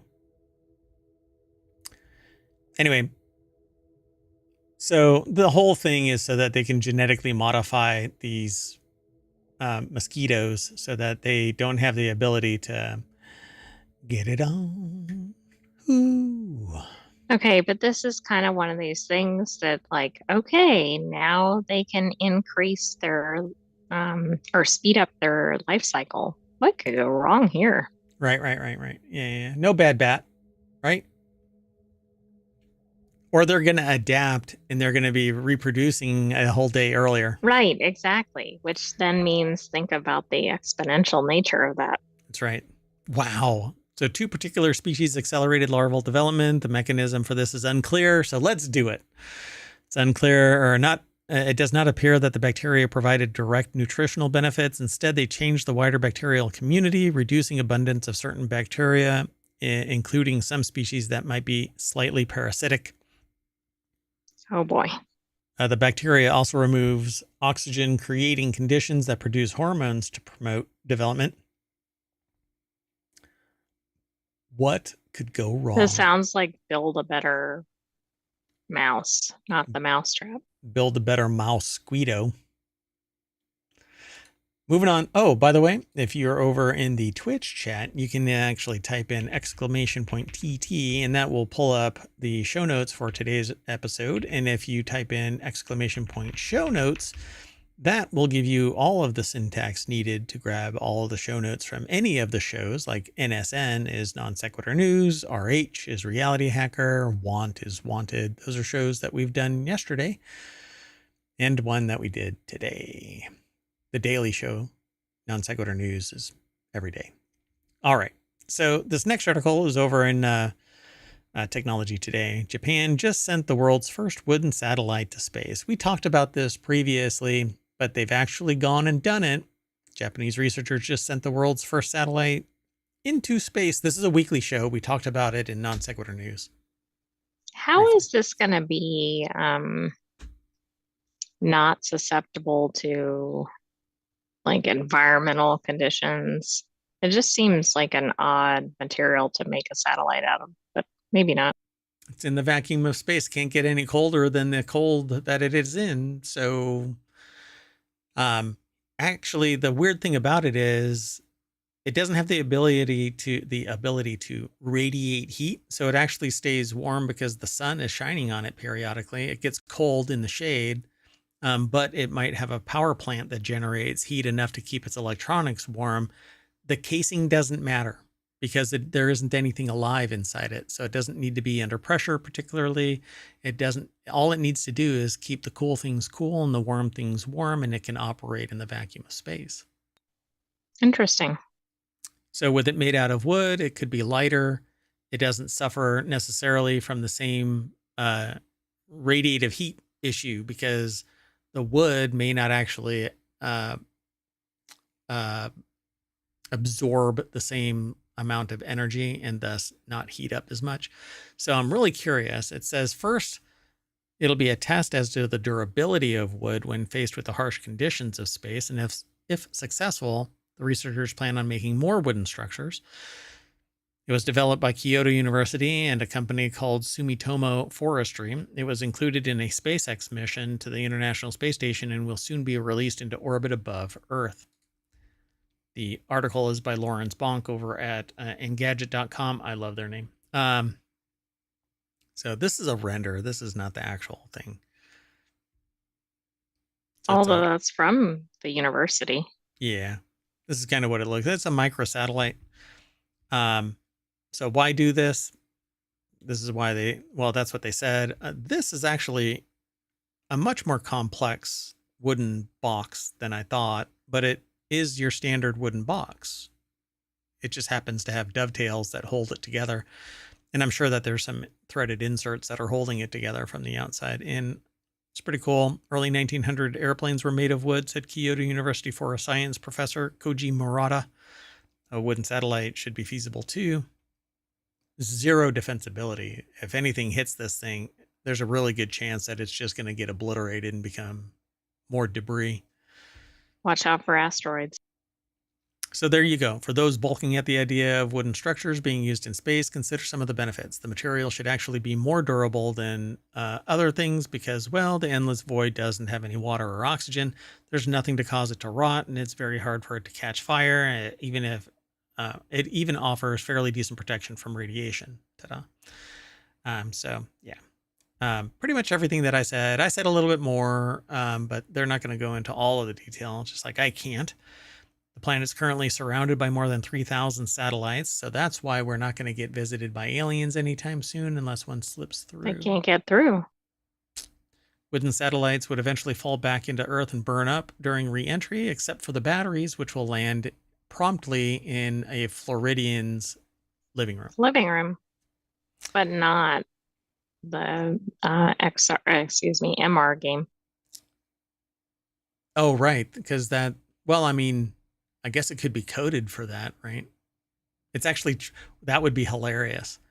If it's like tracking all of the satellites and one deorbits and it just happens to go plunk into your mixed reality. Right. I mean, zoo. That would add some excitement. Talk about immersion. So in any event, they say having a log cabin on the moon would be one heck of a good time. There's literally an Apple TV show about just that. I don't know what that show is. Are they going to share it? Hello Tomorrow? Have you heard of that? I don't know that one. I don't know. I've been told that Apple TV they cannot screw up any shows, apparently. I don't know. What was the one that had that jump scare that basically made everybody in the room pee their pants? Well, I don't know what that one was. Are you thinking Constellation? Constellation. Yeah. It was a jump scare that did that, by the way. Yeah. It was more than that. Well, yeah. I mean, it was a jump scare to a sustained, oh my freaking God. Anyway, pretty cool. They launched a wooden satellite, and it's that big right there. This doesn't give you any real context to the size, but. So this is interesting. I think I was thinking about when it gets launched, but like this, they're going to bring it up and then I didn't think how it could make it into orbit. But again, they're going to launch it from the ISS or something. Yeah, well, I mean, all satellites get brought up in a container and then they get pushed out into space. That's true. At least for now. Eventually, we'll develop the technology where the satellite itself can go up. That'll be a hell of a day. Oh my God, Gattaca. All right, let's keep moving though. Running out of time. We got 15 minutes to do 3 more. If you all are counting. So shush, Merwat, and get going. So the next article is over in Technology Today. MIT scientists develop a new way to treat the brain without invasive implants or genetic tweaks, much to the chagrin of certain... Oh, I was going to say something. Anyway, these are not the times. Companies. Yes, certain companies. So these devices could serve as valuable tools for biomedical research and may have potential for clinical applications in the future. Novel magnetic nanodiscs could provide a much less invasive way of stimulating parts of the brain, paving the way for stimulation therapies without implants or genetic modification, according to MIT researchers. I am actually a very big proponent of this. stimulation of the brain without intrusion, because your brain doesn't regrow its cells. Damage is damage, and your brain will heal around it unless the damage is profound enough. But you can actually use, Like EEG? well, electromagnetic stimulation. So it's either electrical or magnetic or a combination of both. And it actually can increase with enough low energy excitation of your brain. You can actually remember more, think faster, retain more longer, think clearer, etc. It's when you overdo it when it can cause great harm. But David Chandler, Massachusetts Institute of Technology, it's like saying Worcestershire, Massachusetts. I Except mean, that you there's don't, just too many letters. yeah, and you don't marinate in Massachusetts. I mean, some people do, I suppose.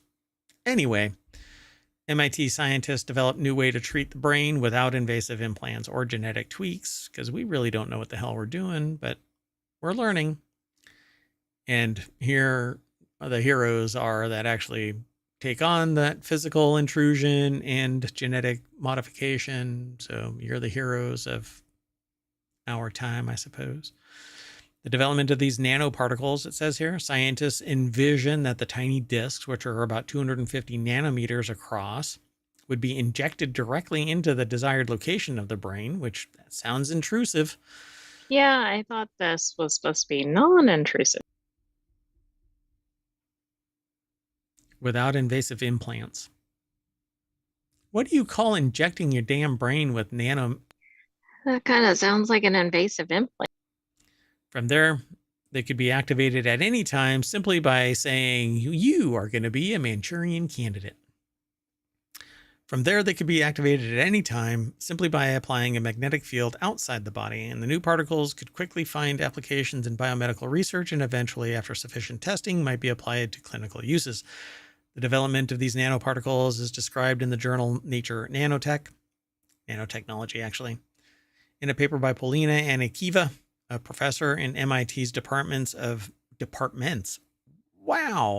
materials science and engineering and brain and cognitive sciences. Wow, leave some professor jobs for other people. I know, geez, the thing on the wall is like, you have to have a double wide door frame, right? Graduate student E.G. Kim and 17 others. How would you like to be the named one going back into the cafeteria on the campus and bumping Right, and up against everybody the else is sneering at you because there were the 17 others. 17 others at MIT and in the entire country of Germany? Wow. Oh. So, and when I was referring to electromagnetic stimulation and electric stimulation, using low energy stimulation, I'm talking about deep brain stimulation. It says is a common clinical procedure that uses electrodes implanted in the target brain regions. It doesn't always have to be deep brain stimulation. It can actually, nowadays, they can use multiple electrodes on the surface and angle it through because energy follows a line, usually on the surface. But anyway, blah, blah, blah. So, psychiatric conditions such as Parkinson's disease and obsessive compulsive disorder have been used, neurological issues for this DBS. But DBS is actually also used for the other things that I was talking about, like cognition, remembering things for a longer period of time, easier ability to learn things. It's quite fascinating. Not for Manchurian candidacy. Where there's a will, there's a secret DARPA project. So despite its efficacy, the surgical difficulty and clinical complications associated with DBS limit the number of cases where such an invasive procedure is warranted. The new nanodisc could provide a much more benign way of achieving the same results. Hell, there's going to be some serious problem if these are activated through an electromagnetic field they could never go into an MRI.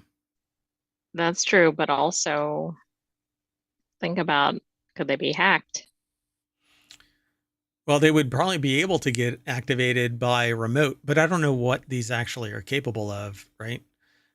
Like, I don't think that these are computational devices, but these are something that has the ability to follow a path of magnetic lines of flux or force lines, right? Creating a nanoscale magnetoelectric material was a formidable challenge, they say, since all nerve cells are sensitive to electrical signals. Kim, a graduate student at Anakiva's group, hypothesized that a magnetoelectric nanomaterial that can efficiently convert magnetization into electrical potential could offer a path toward remote magnetic brain stimulation. Pretty fascinating. It absolutely is, but it is interesting that you brought up the inability to do the MRI. Yeah, because if these can be manipulated by a magnetic field, then an MRI would pull these things in whichever direction I mean, you don't want anything conductive in an MRI. You get close to it and you're gonna have a bad day. So the Right. It might nanodesk, end with you stuck to the top of the MRI machine. they'd have to quench it to just pull your head off of it, right? You're like calling in to work from a distance, right? Somebody's holding your phone in the other room. I'm going to be late, and you might find this really awkward, but I'm going to have a MRI machine attached to my forehead when I come into work. The nanodiscs could trigger the neuronal activity comparable with conventional implanted electrodes delivering mild electrical stimulation. The authors achieved sub-second temporal precision for neural stimulation with their method, yet observed significantly reduced foreign body responses as compared to the electrodes, potentially allowing an even safer deep brain stimulation. Pretty fascinating. So I love the idea of this. They don't mention any of the other things that I was talking about in this article, but maybe in the research. Well, it still sounds like it's theoretical, like they haven't actually used it in humans yet. While these nanodiscs could in principle already be applied to basic research using animal models like those 42 monkeys that are running around South Carolina, to translate them into clinical use in humans would require several more steps, including large-scale safety studies, quote, which is something academic researchers are not necessarily most well-positioned to do.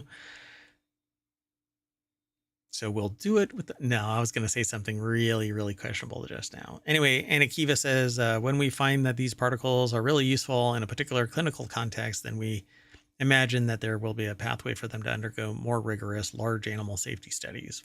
So I could never be a fundamental researcher in biomedical science because of this. No, Yeah, at least I not at would this want to do level. research in another field, Yeah. It's why like I didn't chemistry or something. It's why I didn't go into like I had a real passion for cybernetics, but I could never do human studies, and I definitely couldn't do animal studies. I gave up archaeology because of that as well, because I didn't want to dig up bodies. Anyway, pretty fascinating. So good on them. I'm glad that somebody has the stones to do it.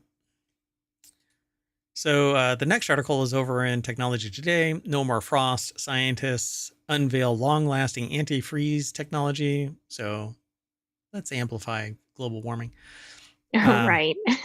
We're just going to Let's spray mix this everything. in with the microplastics, right? There you go. Yeah, create a supercritical, a super fun site the size of the planet. The optimized surface completely prevents frost formation on flat areas for up to 1 week. One day we might finally say goodbye to defrosting freezers or scraping frost off slippery surfaces. Engineers at Northwestern University have developed a new strategy to prevent frost formation before it even starts. I've actually seen other research into this. Right, but I don't know if it's the same study.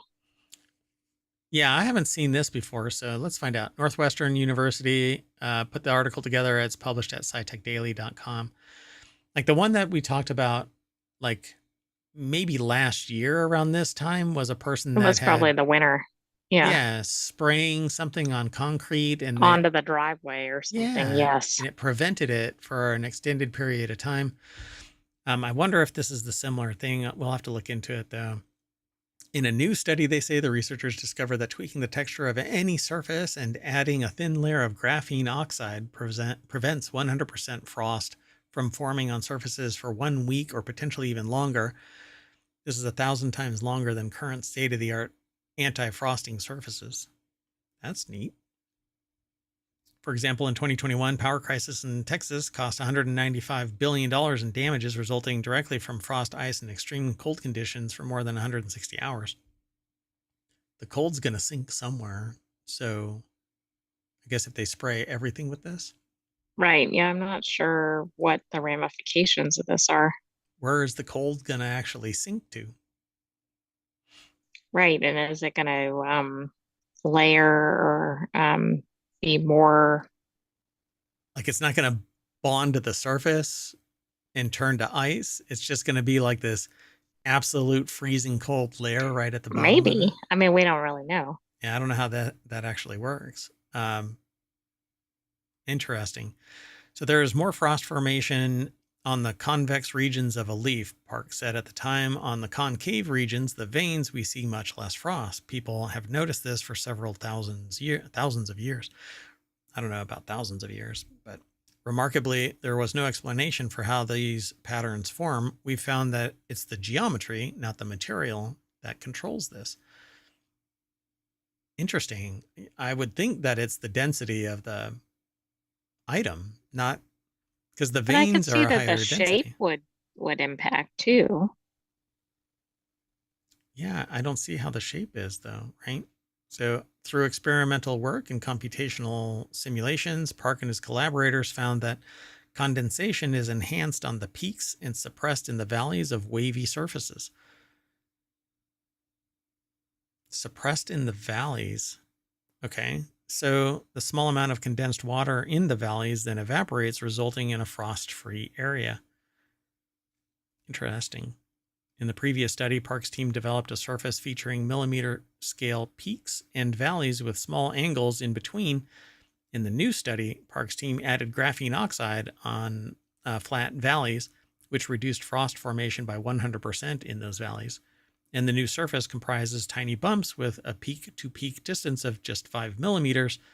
Then a thin layer of graphene oxide, just 600 microns thick, coats the valleys between the peaks. So it doesn't have an opportunity to bond anywhere. That's interesting. I mean, Huh. I still just don't really get what happens as an alternative rather than it just doesn't occur. Yeah. Where does the cold go? Right, right. Because the entire material has to be chilling down before something condenses on it and then freezes over and stays attached.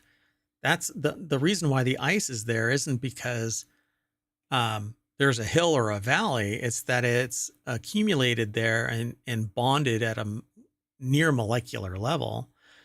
But it is just surface tension holding something frozen on there. I mean, and the glass sheet or the ice sheet will stay there until the glass is removed. That's why you can roll down a window and the ice stays Oh, right. there. There's like a sheet still. Yeah. Um, but I suspect maybe where does the cold go? It sinks somewhere else, I suppose. Now I'm really curious what the area of effect is. Maybe we'll find that years later. All the cold was going to fill in the blank.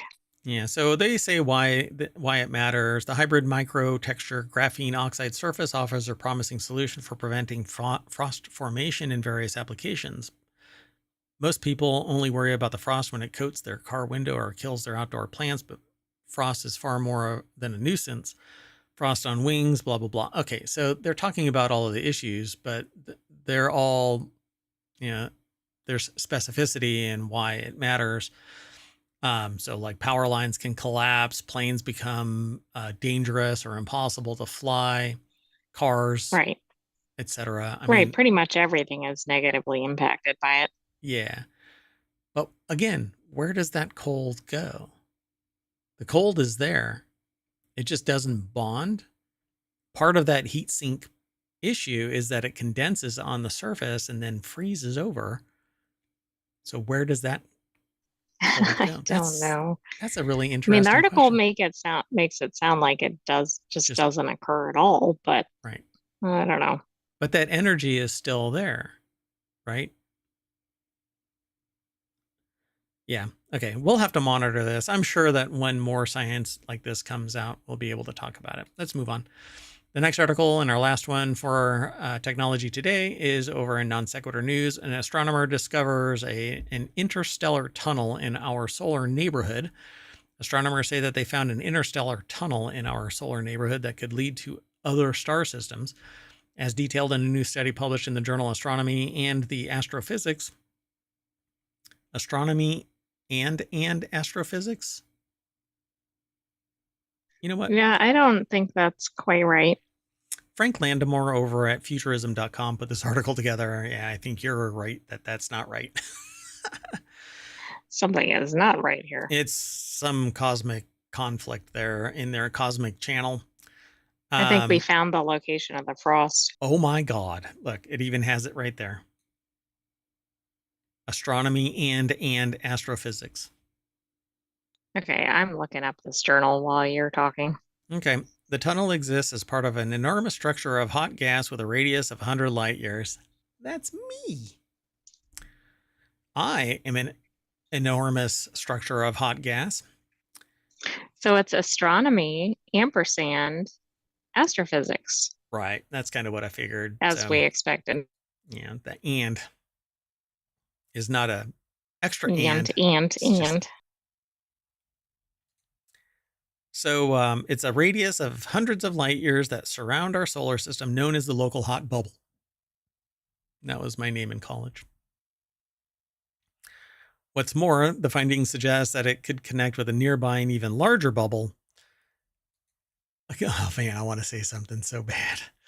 Anyway, using extensive data collected from the Arecibo telescope, the first X-ray observatory fully outside of the Earth's atmosphere, the researchers generated a 3D model of the entire LHB, confirming some features that astronomers had predicted, but also uncovering entirely new ones. So we live in a bubble. The existence of the LHB, I think that it's just really the simulation, and we have no ability It to could get be. outside. We can't see outside it, right? Our local bubble. I mean, it would be a constrained area. We can't go faster than light. So we'll never, nothing will ever live long enough. And entropy will take over all of the stuff that might be able to send a signal back light years. Fractions of light years, yeah, sure. But light year, no. Anyway, but if our cosmic neck of the woods was empty for some reason, that would be the local bubble. Astronomers believe it formed some 14 million years ago when a chain of supernovas blew all nearby interstellar material away, creating a cavity around 1,000 light years in diameter. As evidence, we see remnants of these supernovas today. The idea has faced challenges. A decade ago, it emerged that an interaction between our sun's solar winds and our planet's outer atmosphere could produce similar X-ray emissions, according to researchers, but the idea has further been supported in recent years with observations of clusters of nascent stars forming on the border of this bubble. Again, it's the simulation. How did we just discover this? We are now able to look outside our bubble. We are piercing the bubble. Popping the bubble. Yeah. You know what happens. They're going to go haywire. That's right. Bad bubble. So along with the interstellar tunnel, the detailed modeling of the local bubble revealed a temperature gradient across the structure, with the northern region notably hotter than the southern one. I don't know, man. Sometimes that southern border gets pretty steamy. This suggests that there may have been more recent supernovas that expanded the bubble and reheated its material, perhaps in the last few million years. All right. So is that when the simulation began? The simulation resets from time to time when we discover some way of kind of piercing the veil. they patch it, reboot, we discover something that they want us to discover that still puts a hobble on, you remember the book and seen the movie, maybe Misery, where she breaks the author's ankles to keep them from running. That's kind of what happens. The aliens do to us. Wow, that's kind of dark. NaNoWriMo, folks. It's underway. You still have 20 days to get it done. And I am full of ideas, but I write poorly.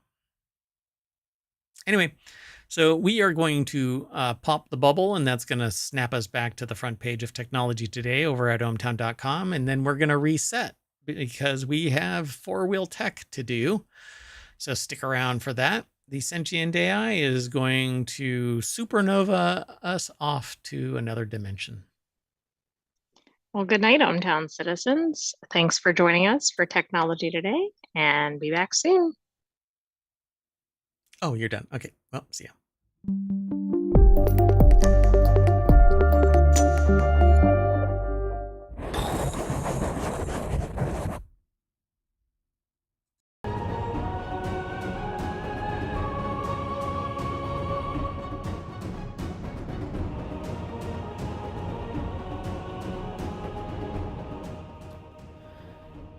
Hello, everybody, and welcome to Wanted for November 16th, 2024. It's season 1, episode 37.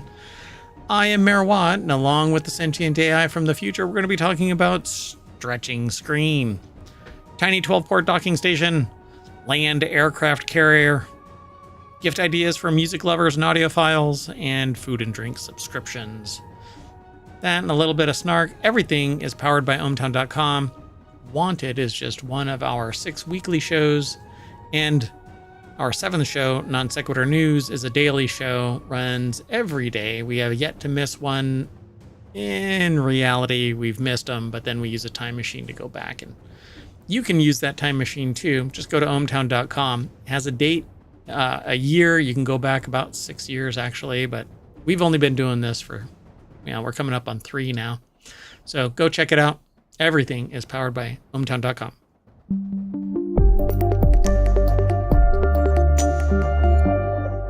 Hello, sentient AI from the future. Hello, Mayor Watt from the present. Are we though? It's a time machine episode, so I guess. Well, that's true. No matter I guess what, we're from the present from yesterday. Tomorrow. Yeah. So let's get into it. I'm kind of blown away by this. LG just demoed, this article is over at the Hatch Ideas channel on ohmTown.com, which is all about business transformation, intellectual property, and stuff like that too. But basically, strategic management consulting and business transformation in general. So LG just demoed a new screen that scratches. Yes, you can scratch it. It stretches like taffy from 12 to 18 inches. And there's a video of this. LG's full color screen is the first for the industry, but competitors like Samsung are not too far behind. This is the drip, drip, drip of technology and innovation, I suppose, that we all live in. If you want today's show notes and you're over at Twitch, you can actually type !want and it'll pull ohmTown. Will be told, hey, give me all of your articles. And that's what it'll do. But later on, it'll all show up. I stream to both, or we stream to both Twitch and to YouTube. Then it gets turned into a podcast later on, and it's over on YouTube for the long term. We've got over 1,500 episodes altogether so far across the network of shows at ohmTown over there. So youtube.com/ohmTown or twitch.tv/ohmTown. I'm just the mayor. Anyway, go check it all out. It's a lot of fun. I mean, that maybe not. I don't know. You go tell me. Like it, review it, tell a friend, do your own podcast and YouTube show and mention ohmTown. That would be great. At any rate, Sharon Shibu and Melissa Malamet worked together to put this article out onto entrepreneur.com. LG's full color screen is a first for the industry, but competitors like Samsung are not too far behind. That's because this screen twists and bends and stretches out from 12 to 18 inches. And I thought that this was a screen where you just like scroll it up, scroll it out. Right, You can like look an at it. accordion or something, or a papyrus. Yeah, exactly. Yeah. Wow. Yeah, it's like a high tech. What do you call the library of Alexandria, the one that burned down and took all of basically the world's knowledge of the time away. So like so many deleted files. So LG demoed a new stretchable screen last week with the highest expansion rate in the industry so far. It twists and bends and stretches from 12 to 18 inches, but an earlier version of the screen was used in September at the Seoul Fashion Week in apparel and handbags worn on the runway. Interesting. I wonder what the reception was, and I wonder if that encouraged LG to put it out as an actual screen. So I love this thing. I absolutely want this. I put this right on the front because I thought that I'd spend a whole bunch of time, but really I'm just drunk on it. I want this thing. Okay, so I assume that the sentient AI didn't follow the link and check it out beforehand, but you're not going to believe what this screen can do. Whoa. No, I had not looked ahead at this. This is even more than I imagined. So it can bend, it can twist, you can crumple it to some degree. LG showed off the screen on Friday at LG Science Park in Seoul, Korea to more than 100 onlookers. Its expansion rate of 50% is the highest in the industry, and it has a resolution of 100 pixels per inch, which isn't spectacular, but the screen gives full color.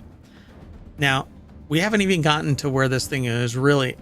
I want this thing because I want to be able to roll it up into a cylinder and not have to worry about a screen. I don't want to lay it flat. I want it as small as possible. I can tuck it away. Just give me a little micro PC so that I can just lay this thing down. I think that it's just this amazing piece of tech, right? It says LG's been working on a stretchy screen since, for years, it says. In 2019, the company launched a TV screen that rolls away. I actually saw this. It rolls down into a big cylinder. LG discontinued the 65-inch $100,000 TV in May of 2024 after slow sales. In 2022, the company showed off a 12-inch display that could extend out to 14 inches. To create the screen, LG used a base silicon material like the one used for contact lenses. They layered micro LEDs and circuits shaped like springs on top to create a screen capable of being twisted and stretched and folded with no damage. Eventually it would damage though. I mean, nothing can really stop that degradation. Eventually it fails. All things do. But look at this. This thing was embedded on clothing. Wow, and it looks like it was displaying information too. And it is, yeah, it's a fully functional screen. And anything behind it that isn't obfuscated by color is transparent. So you see the pink behind, but this is actually the pink behind. It's rude. Come on, Merwat. The pink clothing behind. Yes, the pink clothing. But then they go, well, Samsung placed a screen on a smartphone and demonstrated how it could show the topography of a map. So Samsung has a stretchable micro LED display, and there's a video here that shows it. Yeah, I'll hit play and I'll mute it.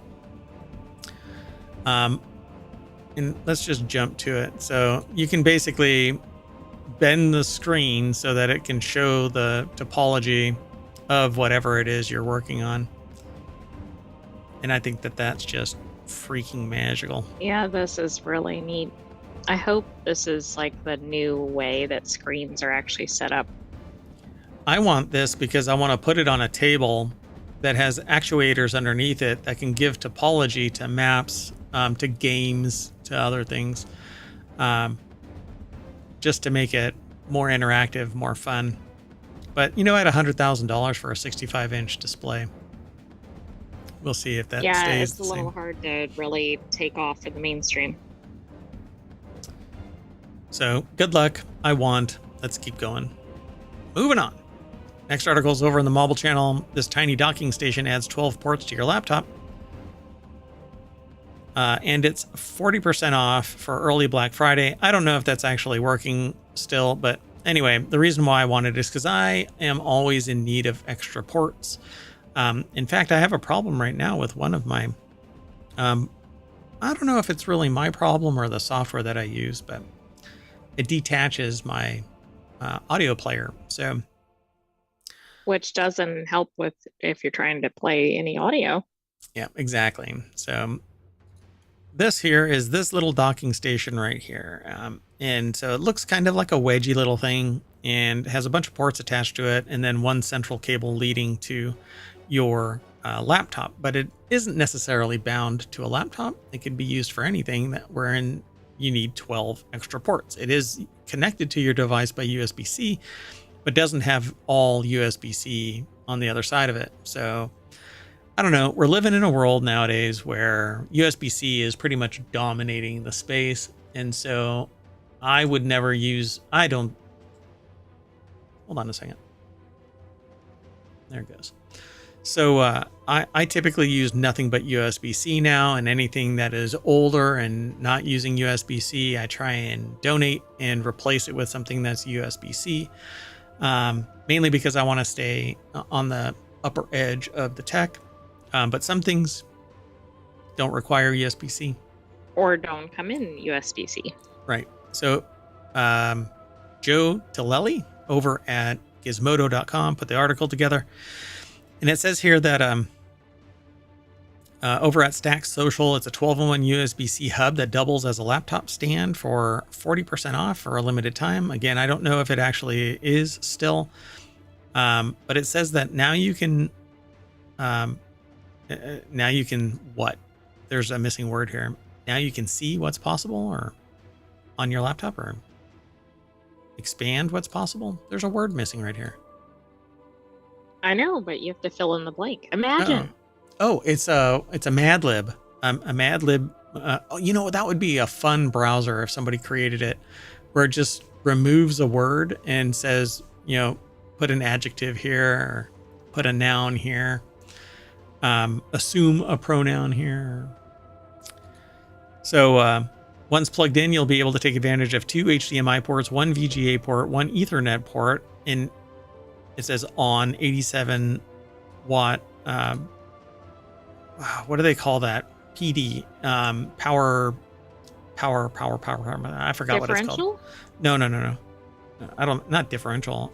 Power, like distribution. I can't remember what it's called. Doggone it. You know what? I'll verify. 1 second. Power delivery?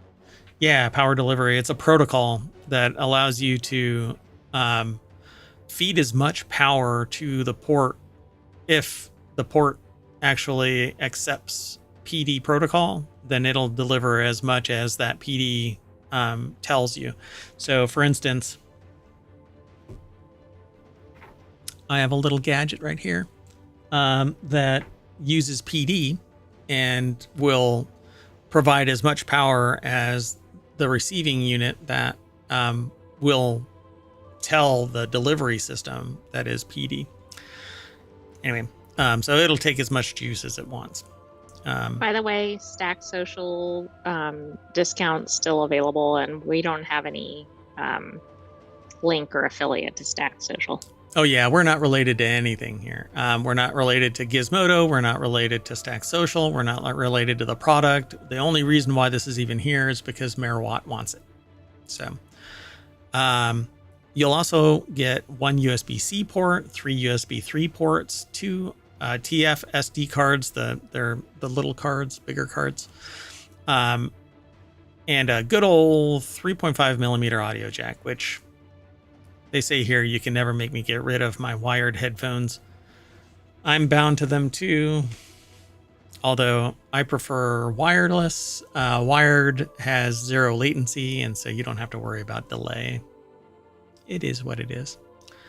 Anyway, As stated, it says here in the article, the USB-C hub doubles as a laptop stand, so you can just slide it underneath your laptop, and it has little grippy feet right there to hold on to the bottom of your laptop. Get some air underneath it.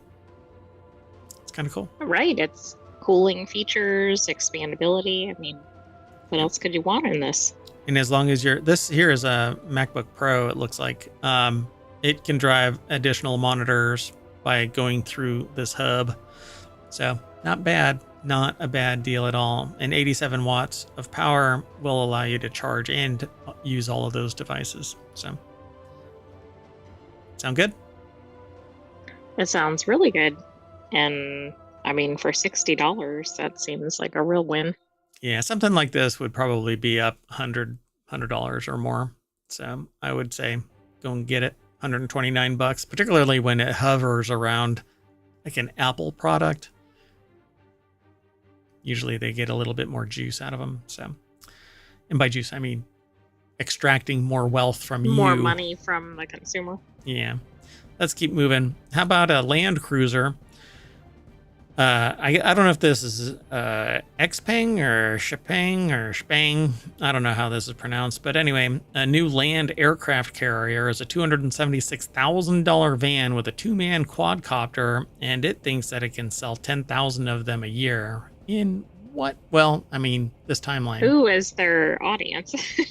Dystopian survivalists. But we're going to talk tomorrow, because this is the Time Machine episode. We actually have another show after this, the continuity report. Then we're going to reset, and we're going to do Non Sequitur News, and then 3 additional shows. And in one of those shows, we're going to talk about somebody who is, I was going to say that this would sell to one of those survivalists, right? Somebody who wants something that can do everything anywhere. Right. All at It's once. like a one and done. Yep. Well, I'm going to introduce you to somebody that really committed to a solution. And it's going to blow you away. Hold on. I need to get rid of something real quick while I can. Oh no, it's going to pop up again. Anyway, don't worry about it when you see it. So Chinese EV maker Xpeng, I guess, I don't know, gave the public a first glimpse at the new land aircraft carrier in action on Tuesday, marking another step towards its ambition to bring flying vehicles to the mass market. Matthew Lowe, we've actually talked about this vehicle once before, because we read about the fact that there was somebody that was selling a quadcopter that could land on the car. This may have been the vehicle. Okay. But this actually says it's a 2-man quadcopter. Maybe I missed that in the initial title of this. Let me go back. Yeah, it's a 2-man quadcopter. So obviously, no, this is not the same vehicle that we talked about. It can't be. I don't believe it was, but I haven't made every episode. Does this vehicle land on top of this? It says a land aircraft carrier, so it has to land on top of it, right?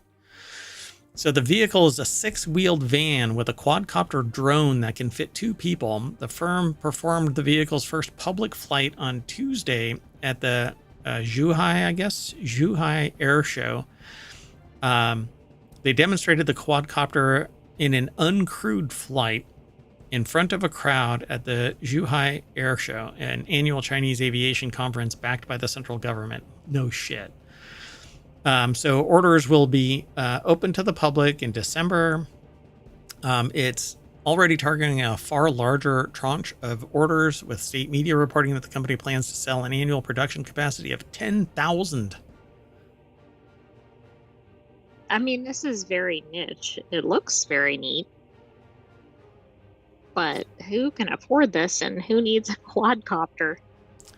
So Matthew Lowe over at businessinsider.com put the article together again. But I want to see, in August, it debuted a car with self-driving tech at $22,000, undercutting other brands like Xiaomi, BYD, and Tesla.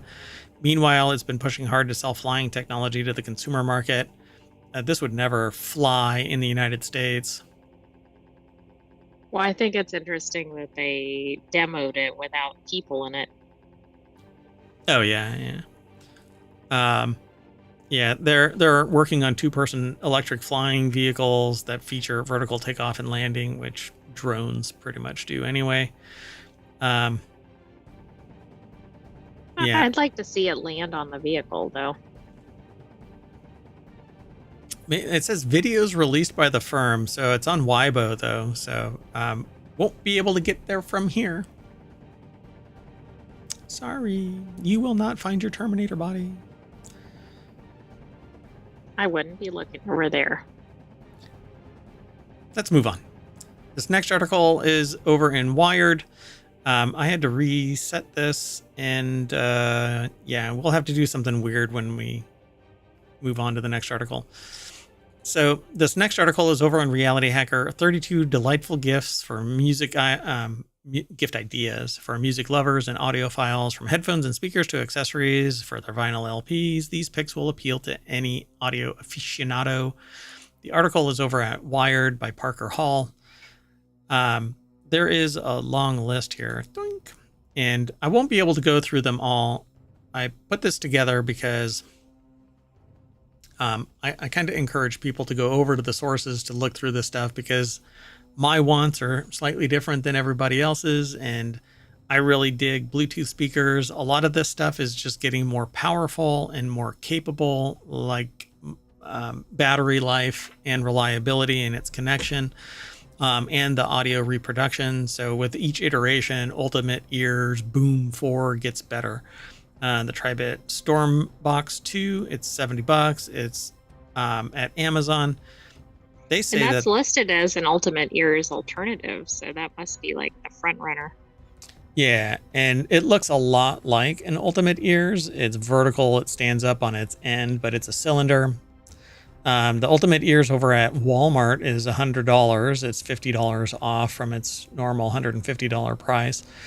The solid state earbuds, they say here, are the Soundpeats Capsule 3 Pro Plus, which has the definitely Sony brand of product naming. Yeah. They're $90 at Amazon. And then Sennheiser HD6XX, they're $200, down from $219 at drop. Everybody really loves Sennheiser. They have really great audio reproduction. I would get those if it wasn't for the fact that I don't like big old cans stuck to my head and I look like Princess Leia. Maybe people want to look like Princess Leia. Maybe even prettier. But okay. Then open earbuds. That's what I prefer. I like in-ear monitors. The better you can get, the better the sound will be, the more reliable they tend to be, the more they stay in your ears, because you can get custom earbuds and stuff like that. Sometimes, though, the person wearing them doesn't quite figure out how to get them to stay. But anyway. Maybe not everybody's ears are perfect. Well, is the implication that my ears are perfect? Wow, am I inferring that properly? You can say no, that's fine. I mean, that would be the inference from it. Yeah, but it's wrong. But anyway, so you can protect your ears, the NPR Music, and then it says Buy or X Earpiece Pro, which are like sound dampening. Volume adjustable earplugs. So the Loop Switch 2, you can actually dial in. And a bunch of other things. I won't go through them all, but there's 32 in this gift list. And I'm always a proponent of these things because you can just go through them. Somebody has filtered, kind of like the news in ohmTown. Somebody has gone through it and said, well, this source is great and this source isn't. And so we remove sources and add sources. And then for our shows, we've gone through and we've found, the weekly shows are 5 articles that we find compelling. And this is one of them, particularly as the holiday seasons come around. We want more ideas for various people. Sound good? Sounds good. Which thing on the list would you pick? Yes. So the next article is over in the Technology Today channel. Best food and drink subscriptions for our subscription gifts for 2024. Again, holiday seasons are right around the corner. We've got Thanksgiving coming, and then we've got Christmas. And right in between all of that is family politics and trying to figure out just who is really deserving Of a gift? Yeah. Yeah. Santa can give everybody a gift, but sometimes it's a lump of coal, right? Don't piss off the Santa. That's true. I think it is hard to go wrong with food and drink gifts, though. First of all, they get consumed, and then they're not just adding to clutter. Hey, that's always a great thing. So as far as the author here over at CNET is concerned, you don't need a good reason to sign up for food or drink subscriptions. That's true. I think if you want to, you do it. So these 17 food and drink subscription boxes make the perfect gift for family and friends, and they usually come in somewhere around $20 to $30. Right, and they're also nice because they show up more than once, so it's like multiple gifts in one. It is a month though, 20 to 30 bucks a month. So 6 months means $120. So are people worth it? I mean, Exactly. That goes back to your earlier question. in this economy,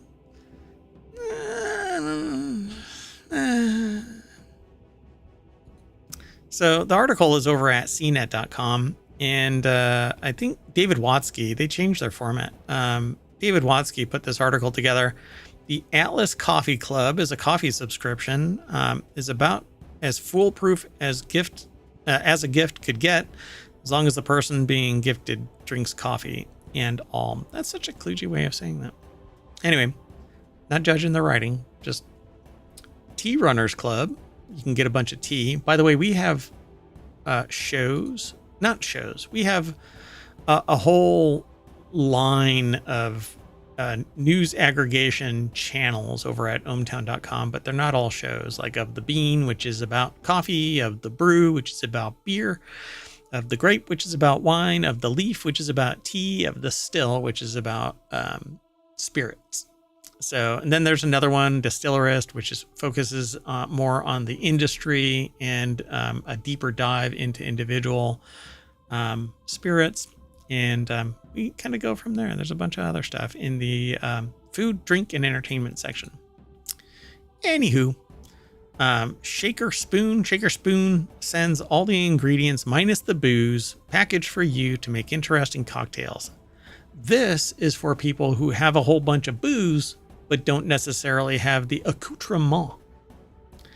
So what would you really, what's included would be really tricky to find anywhere else locally. So you're having drink making fun with some truly unique ingredients like the soul. No, I was going to say the soul of people who don't drink. We're talking artisan cherry vanilla bitters, pineapple shrub, and a spritz. My voice just cracked. Will I be able to make it through the whole night of shows? Your voice just gave us a spritz of your full voice. A spritz.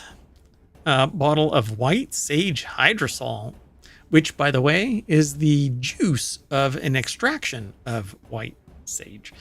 Actually, a steam extraction. That's where you get hydrosol. You can do a different kind of extraction and you don't end up with hydrosol, but a steam extraction does. A steam distillation, in fact, it's actually a water steam distillation. So this is the juice of white sage, but not the concentrate. There's an oil that sits on anyway. Is that too much? There was too much. This is not non sequitur news. Well, I mean, it's directly, it follows. Anyway, so Bar and Cocoa, good chocolate is as safe as it gets, making the subscription a perfect gift. So you might want to be careful of which chocolate you consume as of late because it either has lead or cadmium in it. So true, and you might have one of those odd people in your family who doesn't actually like chocolate. Yeah, it's There's a couple of things where you just know before you pull the ripcord on it. You don't just blurt out "I love you" and hope the other person says "I love you." You kind of have to know, otherwise you're in for a rude awakening. You don't go, "Will you marry me?" without really knowing that the person's gonna, you have some real, and you don't get chocolate, coffee, spirits, anything, unless you have a 99.97% chance of hitting the target, Anyway, sometimes you can just drop something like, "Oh, here you go. I found this in a parking lot." Anyway, Fuego Box. Hot sauce people are serious about stuff, and Fuego Box makes a perfect gift for anyone who's a bit of a hothead. Do you find subscription boxes in the same location as my USB? Yes. The Wendy's parking lot at 2 a.m. in a little You'll hole. have to go back to about 1,500 episodes to hear all the backstory. Yeah, I talk about it periodically too, so yeah. And then there's meal kit and prepared meal subscriptions like Butcher Box, Green Chef, Best of Gold Belly, Mosaic Foods, which is a new one to me. I've heard of the others. And snacky subscriptions like Murray's Cheese, cheese. You had me at cheese. How about Wild Grain? It'd be hard to go wrong with the cheese subscription, I would imagine. Wild Grain, if you like making bread. Baksu collects some of the best snacks from Japan and compiles them into a one-time or recurring monthly curated tasting box. That sounds like fun until you get something that's really oddball, but I'm pretty sure that they do something. They observe it macroly, and they just kind of go, yeah, the predominant number of our our customers would like this. Seaweed tempura, green tea, and lemon cakes, along with Japanese candy such as yuzu gummies. How about iGourmet? Get a bunch of stuff. Endless options for gift boxes, basket subscriptions, and more. They say that they'd venture to guess that even if you're not sure what gift you're looking for, you're still bound to find something on the sprawling marketplace of quality eats, it says. Mouth? Why does it say Mouth has monthly subscriptions for everything from cured meats to gourmet cheeses? Yeah, that doesn't make any sense. Is that like a subset of iGourmet or something? I don't know. I think that should probably read iGourmet has a monthly subscription or has monthly subscriptions for everything. Maybe the person writing it was thinking of eating gourmet food. The background music is very intense about, I guess the music really appreciates the subscription boxes. How about boozy gift subscriptions like Beer Drop, Plonk Wine Club, and Flaviar? I guess that's the caviar of flavor. Flaviar. Spirits Club. I guess so, but it's probably not going to be one of the cheaper subscription boxes. Yeah, some of these are really expensive, and while it's cheaper than buying a bottle and rummaging around trying to find it, you don't end up with a full bottle. It's a sample. And I actually was spinning up one of these, a spirits subscription box for Distillerist. But my God, the regulation in various states that just go... Yeah, like every state is different about sending in or sending out. Yeah, you can't transfer through some states. That's the wonkiest stuff I've ever seen. We don't want none of your alcohol coming through. Anyway, so Beer Drop, you basically get some beers in a little box and you get to sample them, which is great if you don't get out to various breweries in your particular locale. Craft brewing, baby. That is the place to be if you're a beer drinker. Get away from macro beers, expand your horizons, educate yourself on the materials that go into it. You will never go back to your standard bulk macro beer. Exactly. And if you do have a beer fan in your gift giving circle, consider purchasing from your local breweries. Mm. News and brews. News and brews. So yeah, for those who are listening to the podcast, that silence and then the smack is that Mayor Watt took a swig of beer. So I dig wine too. Don't drink it as often. It's usually a heavier lift because once you open a bottle of wine, it's designed to be imbibed. And so, my goodness, I had to move on to a different song. I was actually afraid. Do you feel like there's an invasion coming to ohmTown? Abyssal eclipse or something like that. Anyway, I might actually end up doing this because I like trying out a lot of different ones. But the Flaviar Spirits Club sounds really good. But it says you can gift them a tasting box starting at $42 for members. It's pretty pricey. Subscriptions for the wine box start at $110 for 4 bottles. That's... You could curate your own if you know anything about wine. Yeah, and there's plenty of local wine companies. And beer is somewhat the same way. You go to liquor store. There's all of this in your local liquor stores. Support your local economy. But honestly, this is wanted. And so I want beer. I want wine. I want spirits. I don't drink a lot of any of that. I don't drink during the week at all. I barely drink during the weekend. This is actually the only thing that I've had alcohol today. By the way, Beer Drop actually does work with microbreweries. So even though they might not be in your specific area, that's cool. Yep, I agree. I like that. And so they say a selection of microbreweries around the country and send them out monthly. So yeah. And you know what? I really wish that we would get away from hoppy. Hoppy is, I don't know. It's a term that I think isn't fully applicable because when people say hoppy, they think bitter.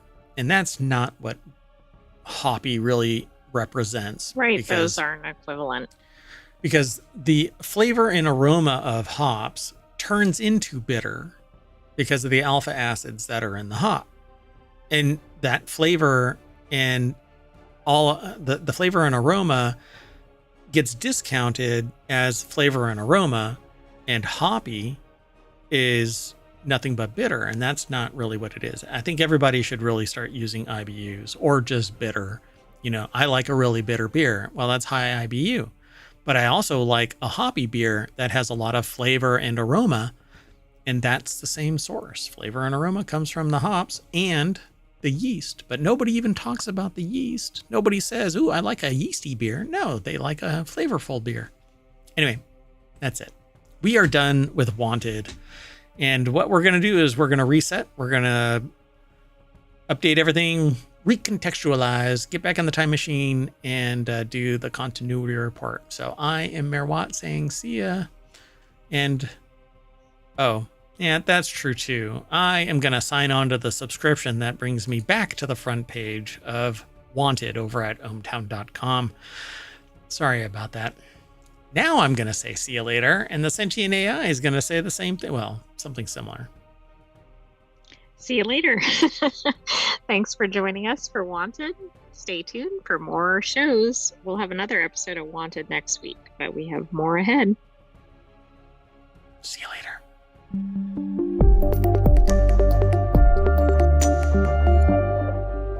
Do I really want a subscription for, I don't know how many bottles that are the little samples from the wine or the spirit place? Gonna have to look into that. Okay, well, anyway, bye.